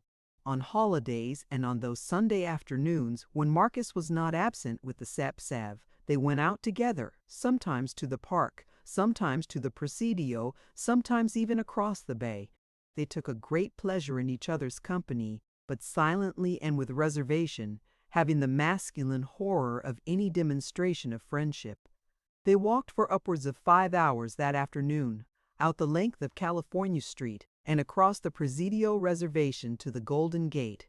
Then they turned and, following the line of the shore, brought up at the Cliff House. Here they halted for beer, Marcus swearing that his mouth was as dry as a hay bin. Before starting on their walk, they had gone around to the little dog hospital, and Marcus had let out 4 of the convalescents, crazed with joy at the release. "Look at that dog," he cried to Mcteague, showing him a finely bred Irish setter. "That's the dog that belonged to the duck on the avenue, the dog we called for that day. I've bought The duck thought he had the distemper and just threw away. Nothing wrong with but a little catter. Ain't he a bird? Say, ain't he a bird? Say, ain't he a bird? Look at his flag. It's perfect. And see how he carries his tail on a line with his back. See how stiff and white his whiskers are. Oh, by damn! You can't fool me on a dog. That dog's a winner." At the Cliff House, the two sat down to their beer in a quiet corner of the billiard room. There were but 2 players. Somewhere in another part of the building, a mammoth music box was jangling out a quickstep. From outside came the long rhythmical rush of the surf and the sonorous barking of the seals upon the seal rocks. The 4 dogs curled themselves down upon the sanded floor. "Here's how," said Marcus, half emptying his glass. "Aha!" he added with a long breath. "That's good. It is, for a fact." For the last hour of their walk, Marcus had done nearly all the talking, Mcteague merely answering him by uncertain movements of the head. For that matter, the dentist had been silent and preoccupied throughout the whole afternoon. At length Marcus noticed it. As he set down his glass with a bang, he suddenly exclaimed, "What's the matter with you these days, Mac? You got a bean about something, hey? Spit you doubt." "No, no," replied Mcteague, looking about on the floor, rolling his eyes. "Nothing, no, no, no." "Ah, rats," returned the other. Mcteague kept silence. The 2 billiard players departed. The huge music box struck into a fresh tune. "Huh!" exclaimed Marcus with a short laugh. "Guess you're in love. Guess you're in love." Mcteague gasped and shuffled his enormous feet under the table. "Well, something's beaten you anyhow," pursued Marcus. "Maybe I can help you. We're pals, you know. Better tell me what's up. Guess we can straighten it out." "Ah, go on, spit it out." The situation was abominable. Mcteague could not rise to it. Marcus was his best friend, his only friend. They were pals, and Mcteague was very fond of him. Yet they were both in love, presumably with the same girl, and now Marcus would try and force the secret out of him. Would rush blindly at the rock upon which the two must split, stirred by the very best of motives, wishing only to be of service. Besides this, there was nobody to whom Mcteague would have better preferred to tell his troubles than to Marcus, and yet about this trouble, the greatest trouble of his life, he must keep silent, must refrain from speaking of it to Marcus above everybody. Mcteague began dimly to feel that life was too much for him. How had it all come about? A month ago he was perfectly content. He was calm and peaceful, taking his little pleasures as he found them. His life had shaped itself, was, no doubt, to continue always along these sane lines. A woman had entered his small world, and instantly there was discord. The disturbing element had appeared. Wherever the woman had put her foot, a score of distressing complications had sprung up, like the sudden growth of strange and puzzling flowers. "Say, Mac, go on, let's have you straight," urged Marcus, leaning toward him. "Has any duck been doing you dirt?" he cried, his face crimson on the instant. "No," said Mcteague helplessly. "Come along, old man," persisted Marcus. "Let's have yet. What is the row? I'll do all I can to help you." It was more than Mcteague could bear. The situation had got beyond him. Stupidly he spoke, his hands deep in his pockets, his head rolled forward. It's Miss Sepie," he said. "Trina, my cousin, how do you mean?" inquired Marcus sharply. I don't know," stammered Mcteague, hopelessly confounded. "You mean," cried Marcus, suddenly enlightened, "that you too." Mcteague stirred in his chair, looking at the walls of the room, avoiding the other's glance. He nodded his head, then suddenly broke out, "I can't help it. It ain't my fault, is it?" Marcus was struck dumb. He dropped back in his chair, breathless. Suddenly Mcteague found his tongue. "I tell you, Mark, I can't help it. I don't know how it happened. It came on so slow that it was done before I knew it, before I could help myself. I know we're pals, us two, and I knew how you and Miss Sepie were. I know now, I knew then, but that wouldn't have made any difference. Before I knew it, there I was. I can't help it. I wouldn't have it happen for anything if I could stopped it, but I don't know. It's something that's just stronger than you are, that's all. She came there. Miss Sepie came to the parlors there 3 or 4 times a week, and she was the first girl I had ever known, and you don't know. Why, I was so close to her, I touched her face every minute, and her mouth, and smelt her hair, and her breath. Oh, you don't know anything about it. I can't give you any idea. I don't know exactly myself. I only know how I'm fixed. It's been done. It's too late. There's no going back. Why? I can't think of anything else night and day. It's everything. It's everything. Why, Mark, it's everything I can't explain." He made a helpless movement with both hands. Never had Mcteague been so excited. Never had he made so long a speech. His arms moved in fierce, uncertain gestures. His face flushed, his enormous jaws shut together with a sharp click at every pause. It was like some colossal brute trapped in a delicate, invisible mesh, raging, exasperated, powerless to extricate himself. Marcus Scholler said nothing. There was a long silence. Marcus got up and walked to the window and stood looking out, but seeing nothing. "Well, who would have thought of this?" he muttered under his breath. Here was a fix. Marcus cared for Trina. There was no doubt in his mind about that. He looked forward eagerly to the Sunday afternoon excursions. He liked to be with Trina. He, too, felt the charm of the little girl, the charm of the small, pale forehead, the little chin thrust out as if in confidence and innocence, the heavy, odorous crown of black hair. He liked her immensely. Some day he would speak. He would ask her to marry him. Marcus put off this matter of marriage to some future period. It would be some time, a year perhaps, or 2. The thing did not take definite shape in his mind. Marcus kept company with his cousin Trina, but he knew plenty of other girls. For the matter of that, he liked all girls pretty well. Just now, the singleness and strength of Mcteague's passion startled him. Mcteague would marry Trina that very afternoon if she would have him. But would he? Marcus? No, he would not. If it came to that, no, he would not. Yet he knew he liked Trina. He could say yes, he could say he loved her. She was his girl. The Seeps acknowledged him as Trina's young man. Marcus came back to the table and sat down sideways upon it. "Well, what are we going to do about it, Mac?" he said. "I don't know," answered Mcteague in great distress. "I don't want anything to come between us, Mark." "Well, not Han will, you bet," vociferated the other. "No, sir, you bet not, Mac." Marcus was thinking hard. He could see very clearly that Mcteague loved Trina more than he did, that in some strange way this huge, brutal fellow was capable of a greater passion than himself, who was twice as clever. Suddenly, Marcus jumped impetuously to a resolution. "Well, say, Mac," he cried, striking the table with his fist. "Go ahead. I guess you want her pretty bad. I'll pull out. Yes, I will. I'll give her up to you, old man." The sense of his own magnanimity all at once overcame Marcus. He saw himself as another man, very noble, self-sacrificing. He stood apart and watched this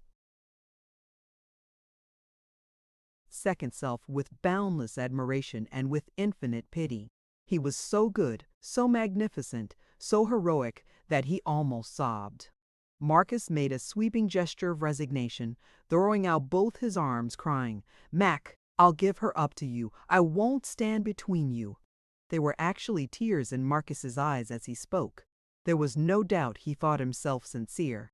At that moment, he almost believed he loved Trina conscientiously, that he was sacrificing himself for the sake of his friend. The two stood up and faced each other, gripping hands.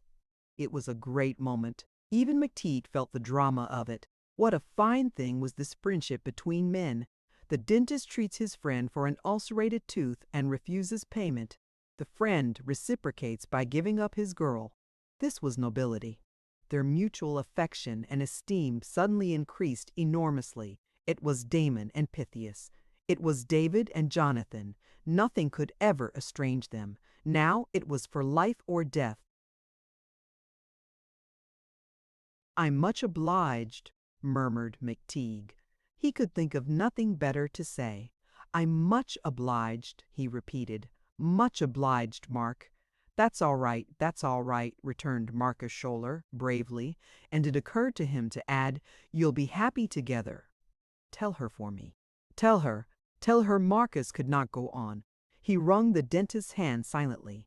It had not appeared to either of them that Trina might refuse Mcteague. Mcteague's spirits rose at once. In Marcus's withdrawal, he fancied he saw an end to all his difficulties. Everything would come right after all. The strained, exalted state of Marcus's nerves ended by putting him into fine humor as well. His grief suddenly changed to an excess of gaiety. The afternoon was a success. They slapped each other on the back with great blows of the open palms, and they drank each other's health in a third round of beer. 10 minutes after his renunciation of Trina Sieppe, Marcus astounded Mcteague with a tremendous feat. "Look-a-here, Mac, I know something you can't do. I'll bet you 2 bits I'll stump you." They each put a quarter on the table. "Now watch me," cried Marcus.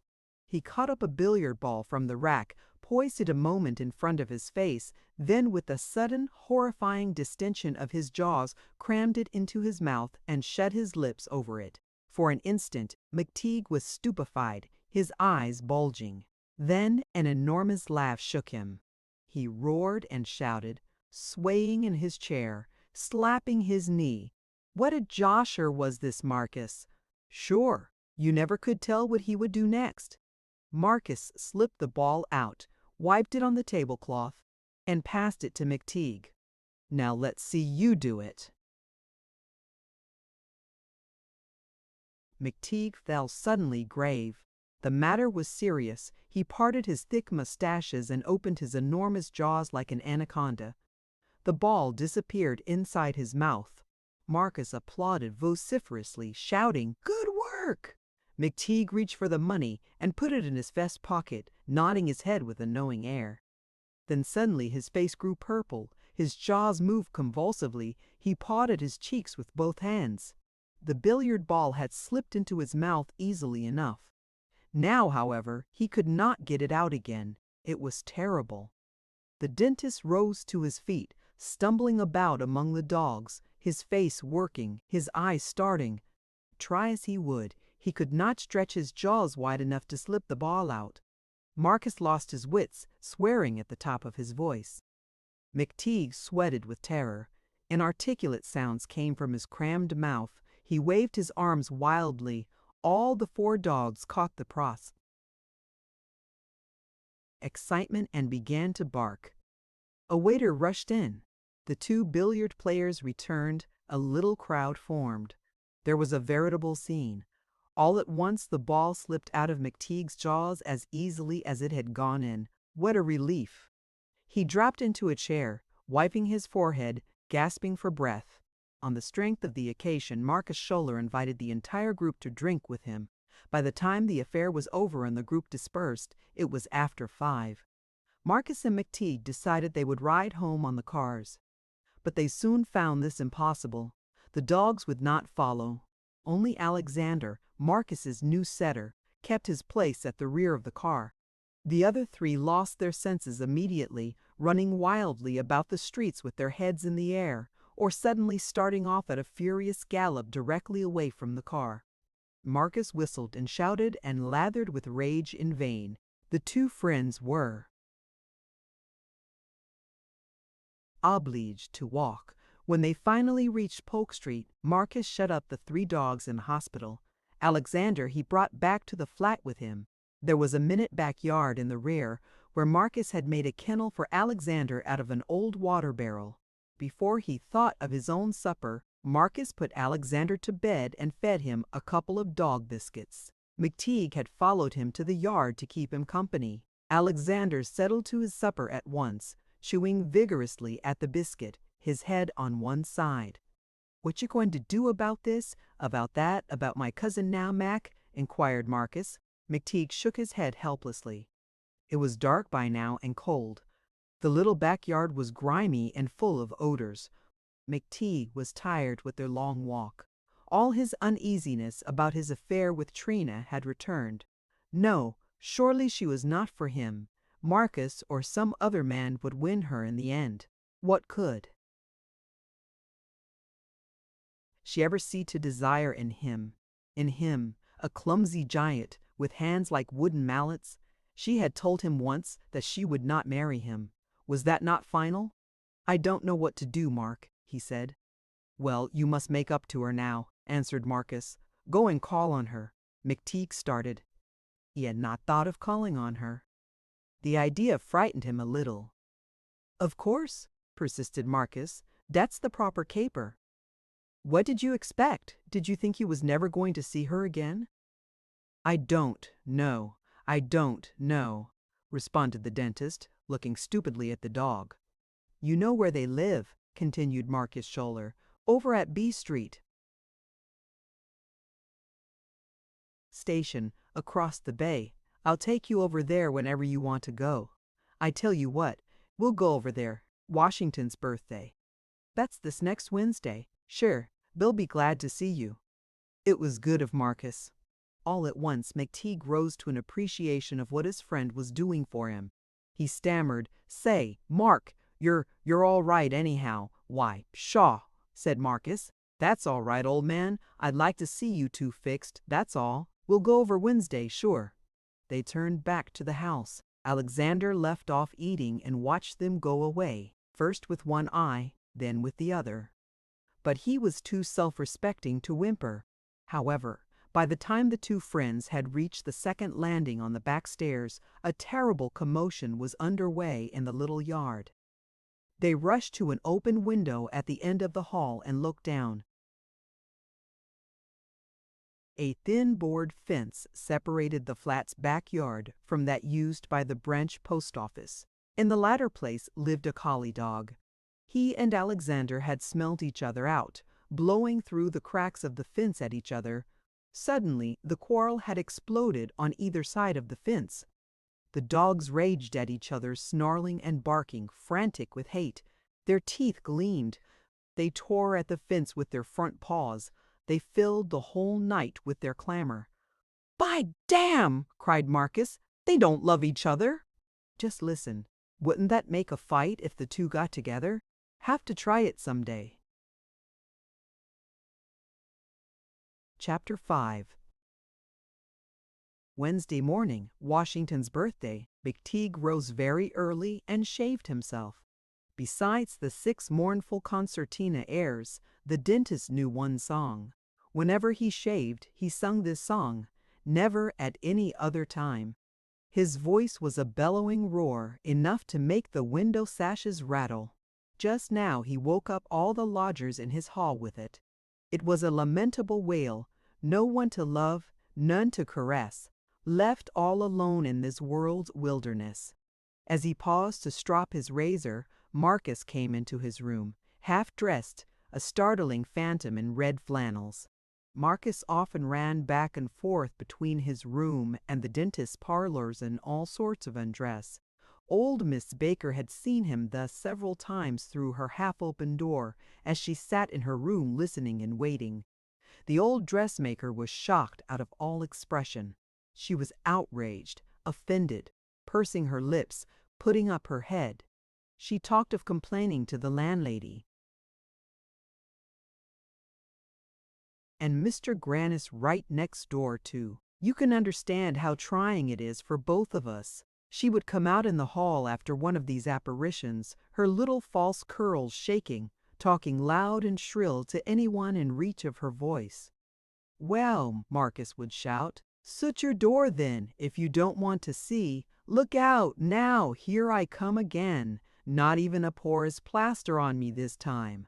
On this Wednesday morning, Marcus called Mcteague out into the hall, to the head of the stairs that led down to the street door. "Come and listen to Maria, Mac," said he. Maria sat on the next to the lowest step, her chin propped by her 2 fists. The red-headed Polish Jew, the ragman Zerkow, stood in the doorway. He was talking eagerly. "Now, just once more, Maria," he was saying. "Tell it to us just once more, Maria," he was saying. "Tell it to us just once more." Maria's voice came up the stairway in a monotone. Marcus and Mcteague caught a phrase from time to time. There were more than 100 pieces, and every one of them gold. Just that punch bowl was worth a fortune. Thick, fat, red gold. "Get onto to that, will you?" observed Marcus. "The old skin has got her started on the plate. Ain't they a pair for you?" "And it rang like bells, didn't it?" prompted Zerkow. "Sweeter'n church bells, and clearer." "Ah, sweeter'n bells. Wasn't that punch bowl awful heavy? All you could do to lift it?" "I know." "Oh, I know," answered Zerkow, clawing at his lips. "Where did it all go to?" "Where did it go?" Maria shook her head. "It's gone anyhow." "Ah, gone, gone. Think of it.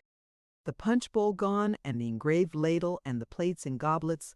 What a sight it must have been all heaped together." It was a wonderful sight. Yes, wonderful, it must have been. All heaped together. It was a wonderful, it must have been. On the lower steps of that cheap flat, the Mexican woman and the red-haired Polish Jew mused long over that vanished half-mythical gold plate. Marcus and the dentist spent Washington's birthday across the bay.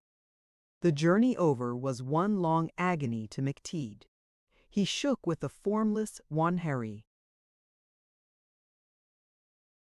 uncertain dread. A dozen times he would have turned back had not Marcus been with him. The stolid giant was as nervous as a schoolboy. He fancied that his call upon Miss Ciep was an outrageous affront. She would freeze him with a stare. He would be shown the door, would be ejected, disgraced. As they got off the local train at B Street Station, they suddenly collided with the whole tribe of Ciep's, the mother, father, 3 children, and Trina equipped for one of their eternal picnics. They were to go to Schuschbutzen Park, within walking distance of the station. They were grouped about 4 lunch baskets. One of the children, a little boy, held a black greyhound by a rope around its neck. Trina wore a blue cloth skirt, a striped shirt-waist, and a white sailor.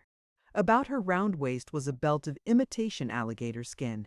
At once, Mrs. Sieppe began to talk to Marcus. He had written of their coming, but the picnic had been decided upon after the arrival of his letter. Mrs. Sieppe explained this to him. She was an immense old lady with a pink face and wonderful hair, absolutely white. The Siepts were a German-Swiss family. We go to de Park, Schützen Park, mit alle dem Children a little Eggskuren, a little Eggskurenchen, not so. We breathed a fresh air, a celebration, a picnic bay de séjour on, will be so a gay, you bet it will. It'll be out of sight, cried Marcus, enthusiastic in an instant.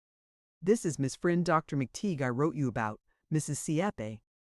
Der Doktor, cried Mrs. Sieppe.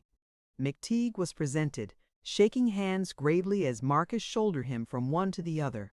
Mr. Sieppe was a little man of a military aspect, full of importance, taking himself very seriously. He was a member of a rifle team. Over his shoulder was slung a Springfield rifle, while his breast was decorated by 5 bronze medals. Trina was delighted. Mcteague was dumbfounded. She appeared positively glad to see him. "How do you do, Dr. Mcteague?" she said, smiling at him and shaking his hand. "It's nice to see you again. Look, see how fine my filling is." She lifted a corner of her lip and showed him the clumsy gold bridge. Meanwhile, Mr. Sieppe toiled and perspired. Upon him devolved the responsibility of the excursion. He seemed to consider it a matter of vast importance, a veritable expedition. "Oh, Goost!" he shouted to the little boy with the black greyhound. "You will der Hound on basket number 3 carry. Der Tervins," he added, calling to the 2 smallest boys, who were dressed exactly alike, "will relief one another mit. Der Kampfstuhl on basket number 4. That is comprehend. Hey, when we make der start, you children will in der advance march. That is your orders." "But we do not start," he exclaimed excitedly. "We remain. Ach Gott, Selina, who does not arrive?" Selina, it appeared, was a niece of Mrs. Sieppe's. They were on the point of starting without her when she suddenly arrived, very much out of breath. She was a slender, unhealthy-looking girl who overworked herself giving lessons in hand-painting at 25 cents an hour. Mcteague was presented. They all began to talk at once, filling the little station house with a confusion of tongues. "Attention!" cried Mr. Sieppe, his gold-headed cane in one hand, his Springfield in the other. "Attention! We depart!" The 4 little boys moved off ahead. The greyhound suddenly began to bark and tug at his leash. The others picked up their bundles. "Vorwärts!" shouted Mr. Sieppe, waving his rifle and assuming the attitude of a lieutenant of infantry leading a charge. The party set off down the railroad track. Mrs. Sieppe walked with her husband, who constantly left her side to shout an order up and down the line. Marcus followed with Selina. Mcteague found himself with Trina at the end of the procession. "We go off on these picnics almost every week," said Trina, by way of a beginning, "and almost every holiday, too. It is a custom." Yes, a custom," answered Mcteague, nodding. "A custom, that's the word." "Don't you think picnics are fine fun, Dr. Mcteague?" she continued. "You take your lunch, you leave the dirty city all day. You race about in the open air, and when lunchtime comes, oh, aren't you hungry? And the woods and the grass smell so fine." "I don't know, Miss Sieppe," he answered, keeping his eyes fixed on the ground between the rails. "I never went on a picnic." "Never went on a picnic?" she cried, astonished. "Oh, you'll see what fun we'll have. In the morning father and the children dig clams in the mud by the shore, and we bake them, and oh, there's thousands of things to do." "Once I went sailing on the bay," said Mcteague. "It was in a tugboat. We fished off the heads. I caught 3 codfishes. I'm afraid to go out on the bay, answered Trina, shaking her head. Sailboats tip over so easy. A cousin of mine, Selena's brother, was drowned one Decoration Day. They never found his body. Can you swim, Dr. Mcteague? I used to at the mine. At the mine? Oh, yes, I remember. Marcus told me you were a miner once.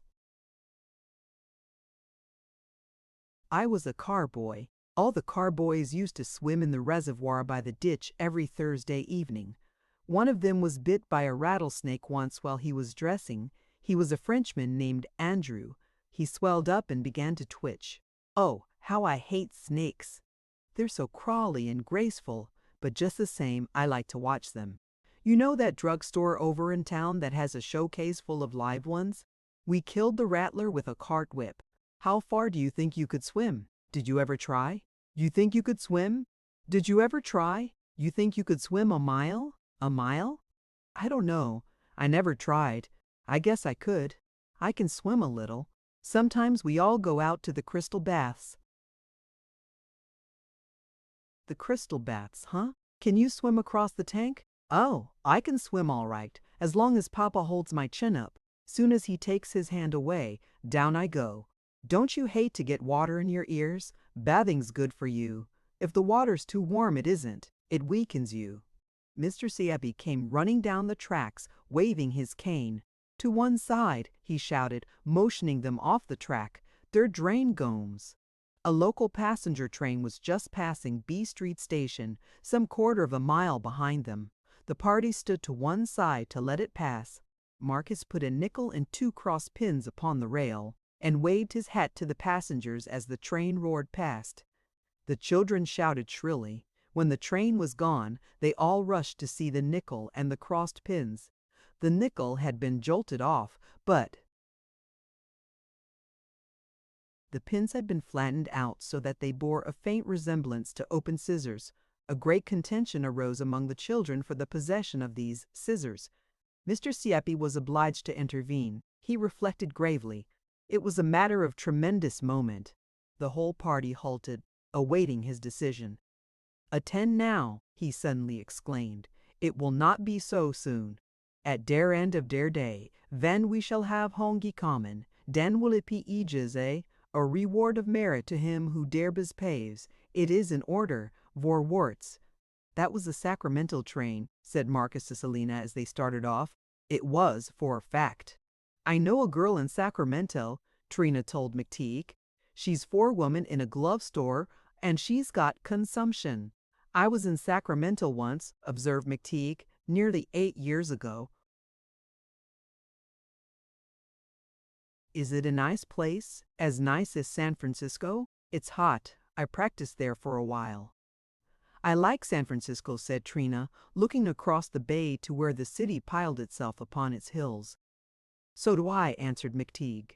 "Do you like it better than living over here?" "Oh, sure. I wish we lived in the city. If you want to go across for anything, it takes up the whole day." "Yes, the whole day almost. Do you know many people in the city? Do you know anybody named Oberman?" "That's my uncle. He has a wholesale toy store in the Mission. They say he's awful rich."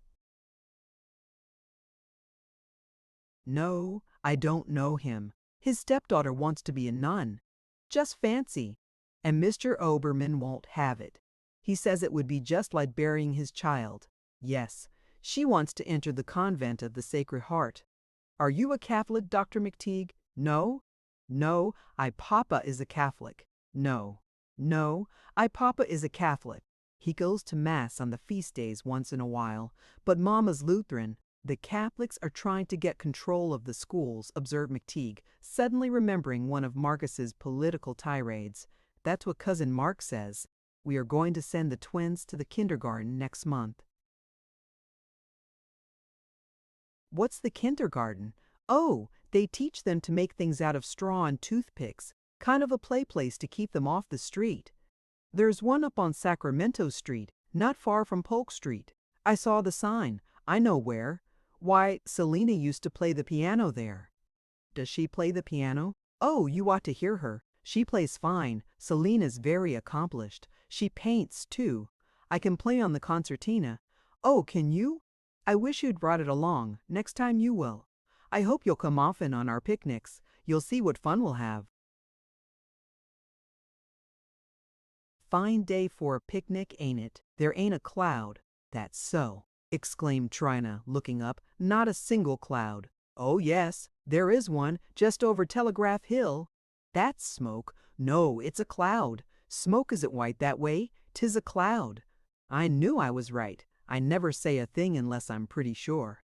It looks like a dog's head, don't it? Isn't Marcus fond of dogs? He got a new dog last week, a setter. Did he? Yes. He and I took a lot of dogs from his hospital out for a walk to the Cliff House last Sunday, but we had to walk all the way home because they wouldn't follow. You been out to the Cliff House? Not for a long time.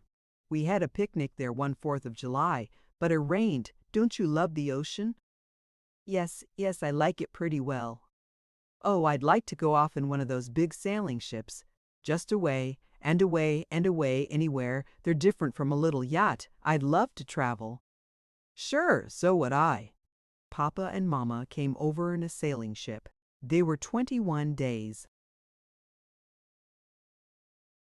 Mama's uncle used to be a sailor. He was captain of a steamer on Lake Geneva in Switzerland. Halt! Shouted Mr. Sieppe, brandishing his rifle. They had arrived at the gates of the park.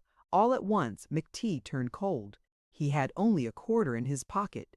What was he expected to do? Pay for the whole party, or for Trina and himself, or merely buy his own ticket? And even in this latter case, would a quarter be enough? He lost his wits, rolling his eyes helplessly. Then it occurred to him to feign a great abstraction, pretending not to know that the time was come to pay. He looked intently up and down the tracks. Perhaps a train was coming. Here we are, cried Trina as they came up to the rest of the party crowded about the entrance. Yes, observed Mcteague, his head in the air. Gie me 4 bits, Mac, said Marcus, coming up. Here's where we shell out. I only got a quarter, mumbled the dentist miserably. He felt that he had ruined himself forever with Trina. What was the use of trying to win her? Destiny was against him. I only got a quarter, he stammered. He was on the point of adding that he would not go in the park. That seemed to be the only alternative. Oh, all right, said Marcus easily. I'll pay for you, and you can square with me when we go home. They filed into the park, Mr. Sieppe counting them off as they entered. Ah, said Trina with a long breath, as she and Mcteague pushed through the wicket. Here we are once more, Doctor. She had not appeared to notice Mcteague's embarrassment. The difficulty had been tided over somehow. Once more Mcteague felt himself saved. To der beach, shouted Mr. Sieppe. They had checked their baskets at the peanut stand. The whole party trooped down to the seashore. The greyhound was turned loose. The children raced on ahead. From one of the larger parcels, Mrs. Sieppe had drawn forth a small tin steamboat August's birthday present, a gaudy little toy which could be steamed up and navigated by means of an alcohol lamp. Her trial trip was to be made this morning. Gie me it, shouted August, dancing around his father. Not so, cried Mr. Sieppe, bearing it aloft. I must first her experiment make. No, wailed August. I want to play with yout. Obey, thundered Mr. Sieppe. August subsided. A little jetty ran part of the way into the water. Here, after a careful study of the directions printed on the cover of the box, Mr. Sieppe began to fire the little boat. I want to put you in the water, cried August. Stand back, shouted his parent. You do not know so well as me. Dere is danger. Mid-attention he will explode. I want to play with yout, protested August, beginning to cry. Ack, sow, you cry, bube, vociferated Mr. Sieppe. Mommer, addressing Mrs. Sieppe, he will so soon be whipped, eh? I want my boa, what? Screamed August, dancing. Silence, roared Mr. Sieppe. The little boat began to hiss and smoke. So, observed the father, he goments. Attention. I put him in dare water. He was very excited. The perspiration dripped from the back of his neck. The little boat was launched. It hissed more furiously than ever. Clouds of steam rolled from it, but it refused to move. "You don't know how she will rocks," sobbed August. "I no more so much as der grossest little fool as you," cried Mr. Siep fiercely, his face purple. "You must give it shove," exclaimed the boy. "Denny eggsplode, idiot," shouted his father. All at once the boiler of the steamer blew up with a sharp crack. The little tin toy turned over and sank out of sight before anyone could interfere. "Ah, ja, ja," yelled August. "It's go one." Instantly Mr. Sieppe boxed his ears. There was a lamentable scene. August rent the air with his outcries. His father shook him till his boots danced on the jetty, shouting into his face, "Ack, idiot! Ack, imbecile! Ack, miserable! I told you he explode. Stop your cry. Stop. It is an order. Do you wish I drow you under water, eh? Speak. Silence, bube. Silence, bube. Mommer, where ist mean stick? He will der grossest whippin' ever of his life receive." Little by little, the boy subsided, swallowing his sobs, knuckling his eyes, gazing ruefully at the spot where the boat had sunk. "Dat is better so," commented Mr. Siet, finally releasing him. "Next time perhaps you will your fatter better pe life. Now, no more. We will der glams die dig, mommer, a fire. Ash! Himmel, we have der Pfeffer forgotten." The work of clam digging began at once, the little boys taking off their shoes and stockings. At first August refused to be comforted, and it was not until his father drove him into the water with his gold-headed cane that he consented to join the others. What a day that was for Mcteague! What a never-to-be-forgotten day! He was with Trina constantly.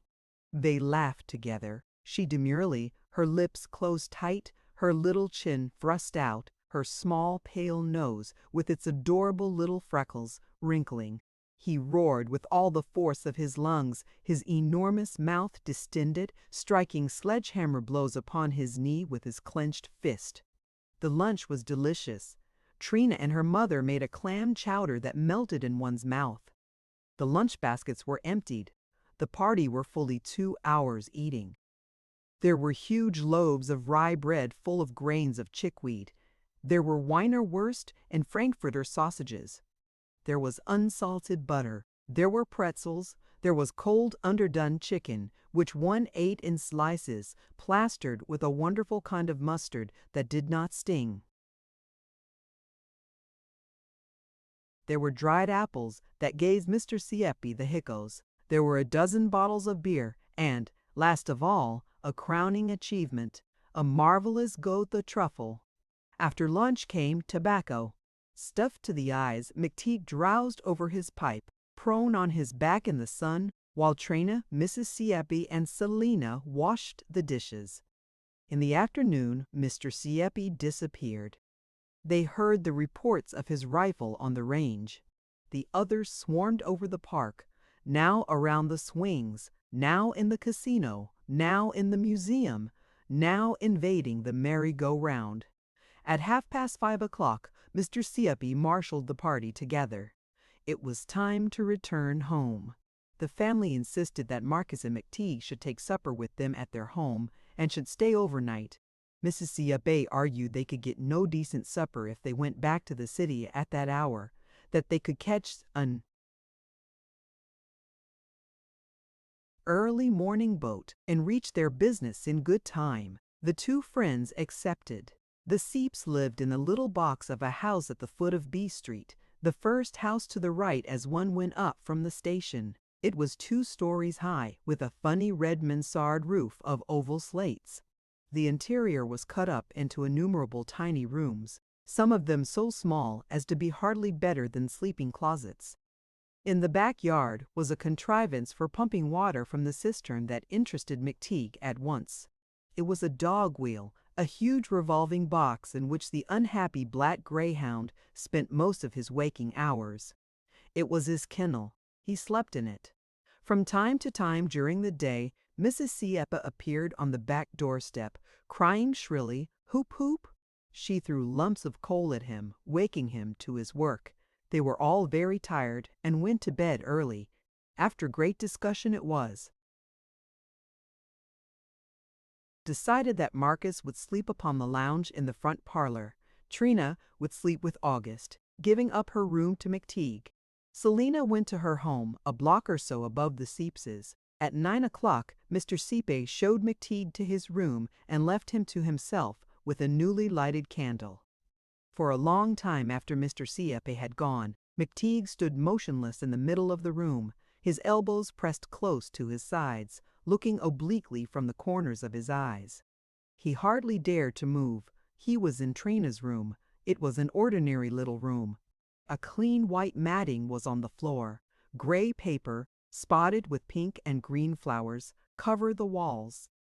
In one corner, under a white netting, was a little bed, the woodwork gaily painted with knots of bright flowers.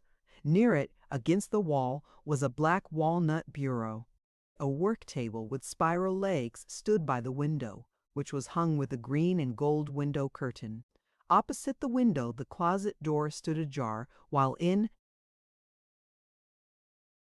the corner across from the bed was a tiny washstand with 2 clean towels.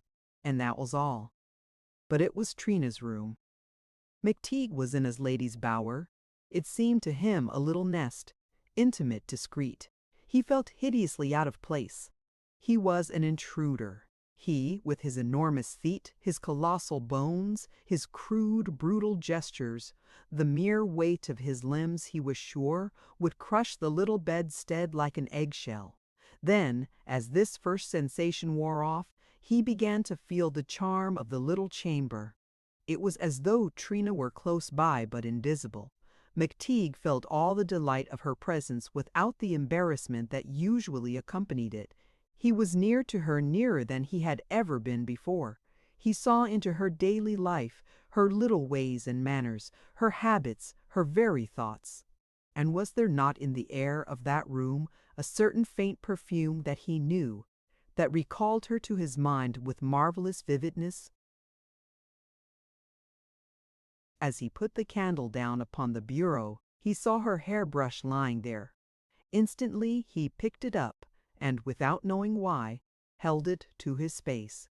With what a delicious odor was it redolent, that heavy, enervating odor of her hair, her wonderful, royal hair! The smell of that little hairbrush was talismanic. He had but to close his eyes to see her as distinctly as in a mirror. He saw her tiny, round figure, dressed all in black, for, curiously enough, it was his very first impression of Trina that came back to him now, not the Trina of the later occasions, not the Trina of the blue cloth skirt and white sailor. He saw her as he had seen her the day that Marcus had introduced them, saw her pale, round face, her narrow, half-open eyes, blue like the eyes of a baby, her tiny pale ears, suggestive of anemia, the freckles across the bridge of her nose, her pale lips, the tiara of royal black hair, and above all, the delicious poise of the head, tipped back as though by the weight of all that hair, the poise that thrust out her chin a little, with the movement that was so confiding, so neverly inclement. Mcteague went softly about the room from one object to another, beholding Trina in everything he touched or looked at. He came at last to the closet door. It was ajar. He opened it wide and paused upon the threshold. Trina's clothes were hanging there, skirts and waists, jackets and stiff white petticoats. What a vision! For an instant Mcteague caught his breath, spellbound. If he had suddenly discovered Trina herself there, smiling at him, holding out her hands, he could hardly have been more overcome. Instantly he recognized the black dress she had worn on that famous first day. There it was, the little jacket she had carried over her arm the day he had terrified her with his blundering declaration, and still others, and others, a whole group of Trinas faced him there. He went farther into the closet, touching the clothes gingerly, stroking them softly with his huge leathern palms. As he stirred them, a delicate perfume disengaged itself from the folds. Ah, that exquisite feminine odor! It was not only her hair now, it was Trina herself, her mouth, her hands, her neck. The indescribably sweet fleshly aroma that was a part of her, pure and clean, and redolent of youth and freshness. All at once, seized with an unreasoned impulse, Mcteague opened his huge arms and gathered the little garments close to him, plunging his face deep amongst them, savoring their delicious odor with long breaths of luxury and supreme content. The picnic at Schwetzen Park decided matters. Mcteague began to call on Trina regularly Sunday and Wednesday afternoons. He took Marcus Schuller's place. Sometimes Marcus accompanied him, but it was generally to meet Selina by appointment at the Siepsis house. But Marcus made the most of his renunciation of his cousin. He remembered his pose from time to time. He made Mcteague unhappy and bewildered by wringing his hand, by venting sighs that seemed to tear his heart out, or by giving evidences of an infinite melancholy. "What is my life?" he would exclaim. "What is left for me? Nothing, by damn." And when Mcteague would attempt remonstrance, he would cry, "Never mind, old man, never mind me, go be happy, I forgive you." Forgive what? Mcteague was all at sea, was harassed with the thought of some shadowy, irreparable injury he had done his friend. "Oh, don't think of me," Marcus would exclaim at other times, even when Trina was by. "Don't think of me. I don't count any more. I ain't in it." Marcus seemed to take great pleasure in contemplating the wreck of his life. There is no doubt he enjoyed himself hugely during these days. The Seps were at first puzzled as well over this change of front. "Trina has den a new young man," cried Mr. Sieppe. "First Scholler, now der Doktor, eh? What de devil I say?" Weeks passed. February went. March came in very rainy, putting a stop to all their picnics and Sunday excursions. One Wednesday afternoon in the second week in March, Mcteague came over to call on Trina, bringing his concertina with him, as was his custom nowadays. As he got off the train at the station, he was surprised to find Trina waiting for him. "This is the first day it hasn't rained in weeks," she explained, "and I thought it would be nice to walk." "Sure, sure," assented Mcteague. B Street Station was nothing more than a little shed. There was no ticket office, nothing but a couple of whittled and carven benches. It was built close to the railroad tracks, just across which was the dirty, muddy shore of San Francisco Bay. About a quarter of a mile back from the station was the edge of the town of Oakland. Between the station and the first houses of the town lay immense salt flats, here and there broken by winding streams of black water. They were covered with a growth of wiry grass, strangely discolored in places by enormous stains of orange yellow. Near the station, a bit of fence painted with a cigar advertisement reeled over into the mud, while under its lee lay an abandoned gravel wagon with dished wheels. The station was connected with the town by the extension of B Street, which struck across the flats geometrically straight, a file of tall poles with intervening wires marching along with it. At the station, these were headed by an iron electric light pole that, with its supports and outriggers, looked for all the world like an immense grasshopper on its hind legs. Across the flats, at the fringe of the town, were the dump heaps, the figures of few Chinese rag pickers moving over them. Far to the left, the view was shut off by the immense red-brown drum of the gas works. To the right, it was bounded by the chimneys and workshops of an iron foundry. Across the railroad tracks to seaward, one saw the long stretch of black mud bank left bare by the tide, which was far out, nearly half a mile. Clouds of seagulls were forever rising and settling upon this mud bank. A wrecked and abandoned wharf crawled over it on tottering legs. Close in an old sailboat lay canted on her bilge. But farther on, across the yellow waters of the bay, beyond Goat Island, lay San Francisco, a blue line of hills, rugged with roofs and spires. Far to the westward opened the Golden Gate, a bleak cutting in the sandhills, through which one caught a glimpse of the open Pacific. The station at B Street was solitary. No trains passed at this hour except the distant rag pickers. Not a soul was in sight. The wind blew strong, carrying with it the mingled smell of salt, of tar, of dead seaweed, and of bilge. The sky hung low and brown. At long intervals a few drops of rain fell. Near the station, Trina and Mcteague sat on the roadbed of the tracks, at the edge of the mudbank, making the most out of the landscape, enjoying the open air, the salt marshes, and the sight of the distant water. From time to time, Mcteague played his 6 mournful airs upon his concertina.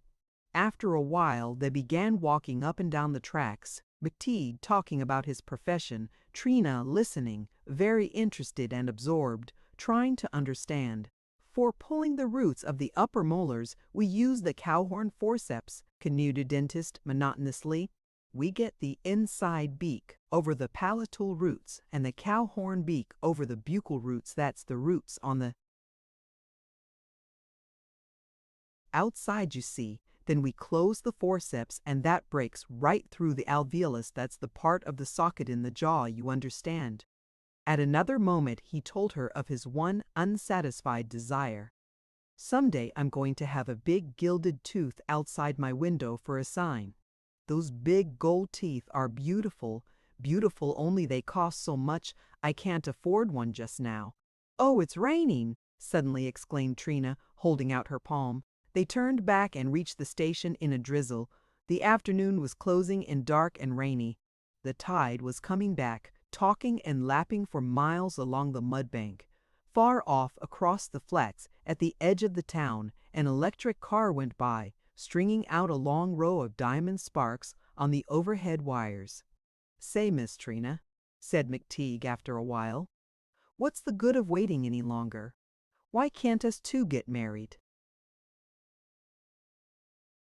Trina still shook her head, saying no instinctively, in spite of herself. "Why not?" persisted Mcteague. "Don't you like me well enough?" "Yes." "Then why not?" "Because—" Come on," he said, but Trina still shook her head.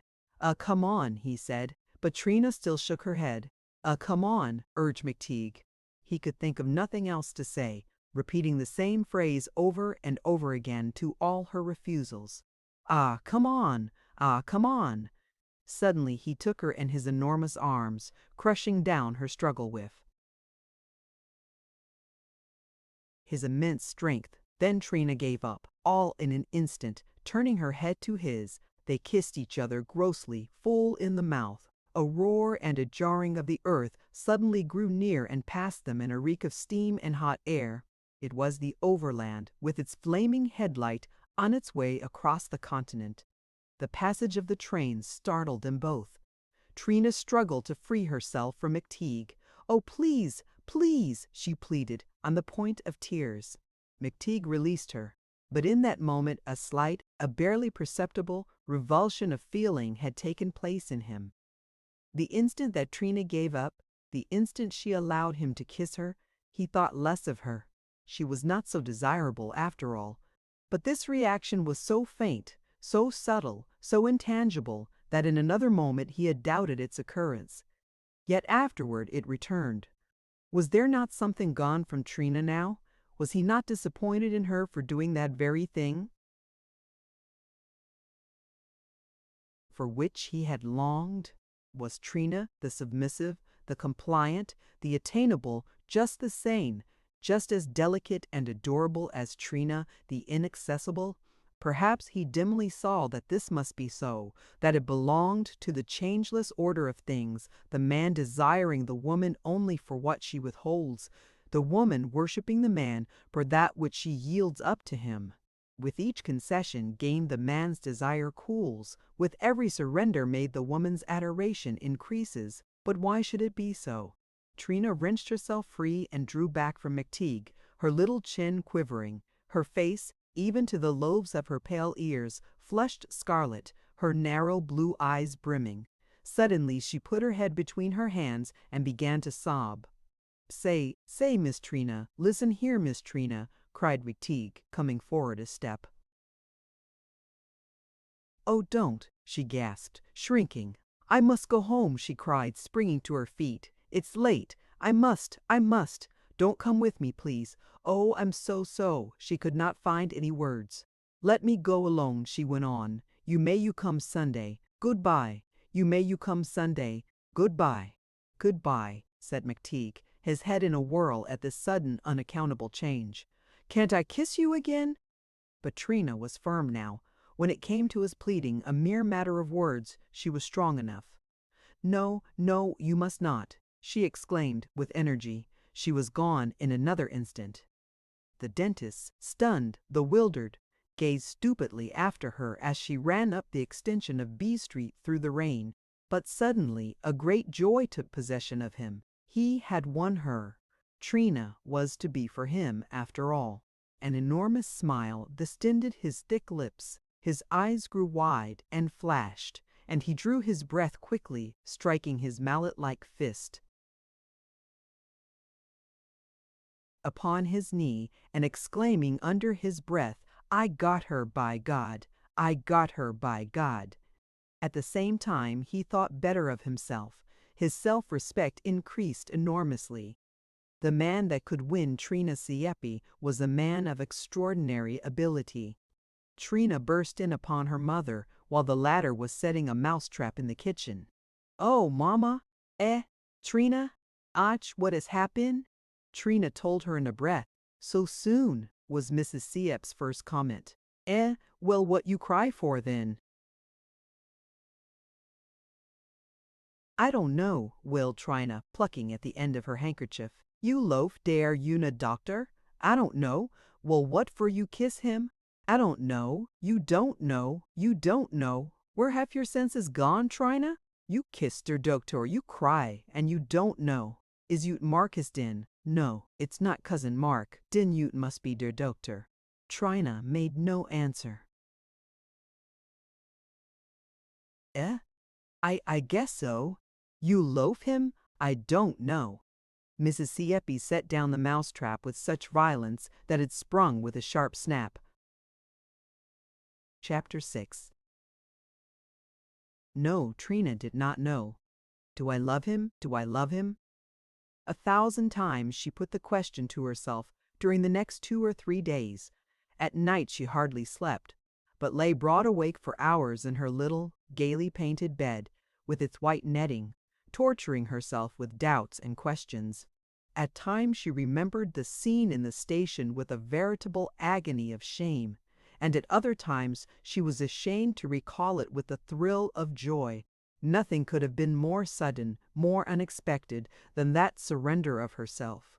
For over a year she had thought that Marcus would some day be her husband. They would be married, she supposed, some time in the future. She did not know exactly when. The matter did not take definite shape in her mind. She liked Cousin Mark very well. And then suddenly this cross-current had set in. This blonde giant had appeared, this huge, stolid fellow with his immense crude strengths. She had not loved him at first, that was certain. The day he had spoken to her in his parlors, she had only been terrified. If he had confined himself to merely speaking, as did Marcus, to pleading with her, to wooing her at a distance, forestalling her wishes, showing her little attentions, sending her boxes of candy, she could have easily withstood him. But he had only to take her in his arms, to crush down her struggle with his enormous strength, to subdue her, conquer her by sheer brute force, and she gave up in an instant. But why had she done so? Why did she feel the desire, the necessity of being conquered by a superior strength? Why did it please her? Why had it suddenly thrilled her from head to foot with a quick, terrifying gust of passion, the like of which she had never known? Never at his best had Marcus made her feel like that, and yet she had always thought she cared for Cousin Mart more than for anyone else. When Mcteague had all at once caught her in his huge arms, something had leaped to life in her, something that had hitherto lain dormant, something strong and overpowering. It frightened her now as she thought of it, this second self that had wakened within her and that shouted and clamored for recognition. And yet, was it to be feared? Was it something to be ashamed of? Was it not, after all, natural, clean, spontaneous? Trina knew that she was a pure girl, knew that this sudden commotion within her carried with it no suggestion of vice.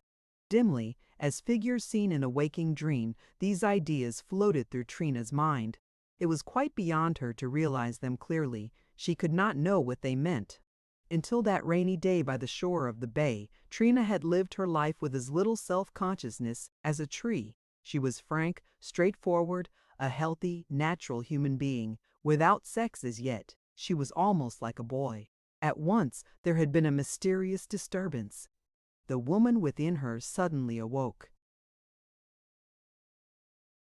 Did she love Mcteague? Difficult question. Did she choose him for better or for worse, deliberately, of her own free will, or was Trina herself allowed even a choice in the taking of that step that was to make or mar her life? The woman is awakened and, starting from her sleep, catches blindly at what first her newly opened eyes light upon. It is a spell, a witchery, ruled by chance alone, inexplicable, a fairy queen enamored of a clown with ass's ears. Mcteague had awakened the woman, and, whether she would or no, she was his now irrevocably. Struggle against it as she would, she belonged to him, body and soul, for life or for death. She had not sought it, she had not desired it. The spell was laid upon her. Was it a blessing? Was it a curse? It was all one. She was his, indissolubly, for evil or for good. And he? The very act of submission that bound the woman to him forever had made her seem less desirable in his eyes. Their undoing had already begun. Yet neither of them was to blame. From the first they had not sought each other. Chance had brought them face to face, and mysterious instincts as ungovernable as the winds of heaven were at work knitting their lives together. Neither of them had asked that this thing should be, that their destinies, their very souls, should be the sport of chance. If they could have known, they would have shunned the fearful risk. But they were allowed no voice in the matter. Why should it all be? It had been on a Wednesday that the scene in the B Street station had taken place. Throughout the rest of the week, at every hour of the day, Trina asked herself the same question. Do I love him? Do I really love him? Is this what love is like? As she recalled Mcteague, recalled his huge, square-cut head, his salient jaw, his shock of yellow hair, his heavy, lumbering body, his slow wits, she found little to admire in him beyond his physical strength, and at such moments she shook her head decisively. No, surely she did not love him. Sunday afternoon. However, Mcteague called. Trina had prepared a little speech for him. She was to tell him that she did not know what had been the matter with her that Wednesday afternoon, that she had acted like a bad girl, that she did not love him well enough to marry him, that she had told him as much once before. Mcteague saw her alone in the little front parlor. The instant she appeared, he came straight towards her. She saw what he was bent upon doing. "Wait a minute," she cried, putting out her hands. "Wait, you don't understand. I have got something to say to you." She might as well have talked to the wind. Mcteague put aside her hands with a single gesture and gripped her to him in a bear-like embrace that all but smothered her. Trina was but a reed before that giant strength. Mcteague turned her face to his and kissed her again upon the mouth. Where was all Trina's resolve then? Where was her carefully prepared little speech? Where was all her hesitation and torturing doubts of the last few days? She clasped Mcteague's huge red neck with both her slender arms. She raised her adorable little chin and kissed him in return, exclaiming, "Oh, I do love you, I do love you." Never afterward were the two so happy as at that moment. A little later in that same week, when Marcus and Mcteague were taking lunch at the car conductor's coffee joint, the former suddenly exclaimed, "Say, Mac, now that you got Trina, you ought to do more for her." By damn, you ought to, for a fact. Why don't you take her out somewhere to the theater or somewhere? You ain't on to your job. Naturally, Mcteague had told Marcus of his success with Trina. Marcus had taken on a grand air. You've got her, have you? Well, I'm glad of it, old man. I am, for a fact. I know you'll be happy with her. I know how I would have been. I forgive you. Yes, I forgive you freely. Mcteague had not thought of taking Trina to the theater. You think I ought to, Mark? He inquired, hesitating. Marcus answered, with his mouth full of suet pudding. Why, of course. That's the proper caper. Well, that's so. The theater, that's the word. Take her to the variety show at the Orpheum. There's a good show there this week. You'll have to take Mrs. Sieppe too, of course, he added. Marcus was not sure of himself as regarded certain proprieties, nor, for that matter, were any of the people of the little world of Polk Street. The shop girls, the plumbers' apprentices, the small tradespeople, and their like, whose social position was not clearly defined, could never be sure how far they could go and yet preserve their respectability. When they wished to be proper, they invariably overdid the thing. It was not as if they belonged to the tough element who had no appearances to keep up. Polk Street rubbed elbows with the avenue one block above. There were certain limits which its dwellers could not overstep. But unfortunately for them, these limits were poorly defined. They could never be sure of themselves. At an unguarded moment, they might be taken for toughs, so they generally erred in the other direction and were absurdly formal. No people have a keener eye for the amenities than those whose social position is not assured. Oh, sure, you'll have to take her mother, insisted Marcus. It wouldn't be the proper racket if you didn't. Mcteague undertook the affair. It was an ordeal. Never in his life had he been so perturbed, so horribly anxious. He called upon Trina the following Wednesday and made arrangements. Mrs. Sieppe asked if little August might be included. It would console him for the loss of his steamboat. Sure, sure, said Mcteague. August too, everybody, he added vaguely. We always have to leave so early, complained Trina, in order to catch the last boat, just when it's becoming interesting. At this, Mcteague, acting upon a suggestion of Marcus Schouler's, insisted they should stay at the flat overnight. Marcus and the dentist would give up their rooms to them and sleep at the dog hospital. There was a bed there in the sick ward that old Grannis sometimes occupied when a bad case needed watching. All at once, Mcteague had an idea, a veritable inspiration, and we'll have, was the matter with having something to eat afterward in my parlors. Very good, commented Mrs. Sieppe. Beer, eh? And some tamales? Oh, I love tamales, exclaimed Trina, clasping her hands. Mcteague returned to the city, rehearsing his instructions over and over. The theater party began to assume tremendous proportions. First of all, he was to get the seats, the third or fourth row from the front, on the left-hand side, so as to be out of the hearing of the drums in the orchestra. He must make arrangements about the rooms with Marcus, must get in the beer, but not the tamales, must buy for himself a white lawn tie so Marcus directed, must look to it that Maria Macapa put his room in perfect order, and finally must meet the Sieppes at the ferry slip at Half-Thaven the following Monday. The real labor of the affair began with the buying of the tickets. At the theater, Mcteague got into wrong entrances, was sent from one wicket to another, was bewildered, confused, misunderstood directions, was at one moment, suddenly, convinced that he had not enough money with him, and started to return home. Finally he found himself at the box office wicket. Is it here you buy your seats? How many? Is it here? What night do you want 'em? Yes, sir, here's the place. Mcteague gravely delivered himself of the formula he had been reciting for the last dozen hours. I want 4 seats for Monday night in the 4th row from the front and on the right-hand side. Right hand as you face the house or as you face the stage? Mcteague was dumbfounded. I want to be on the right-hand side, he insisted stolidly, adding, in order to be away from the drums. While the drums are on the right of the orchestra as you face the stage, shouted the other impatiently. You want to the left, then, as you face the house. I want to be on the right-hand side, persisted the dentist. Without a word, the seller threw out 4 tickets with a magnificent, supercilious gesture. There's 4 seats on the right-hand side, then, and you're right up against the drums. But I don't want to be near the drums, protested Mcteague, beginning to perspire. Do you know what you want at all? Said the ticket seller with calmness, thrusting his head at Mcteague. The dentist knew that he had hurt this young man's feelings. I want, he stammered.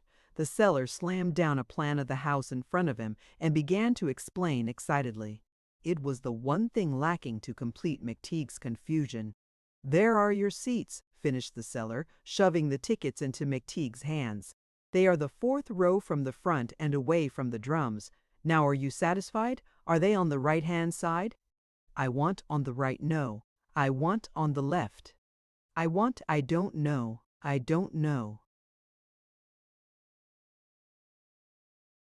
The seller roared. Mcteague moved slowly away, gazing stupidly at the blue slips of pasteboard. 2 girls took his place at the wicket.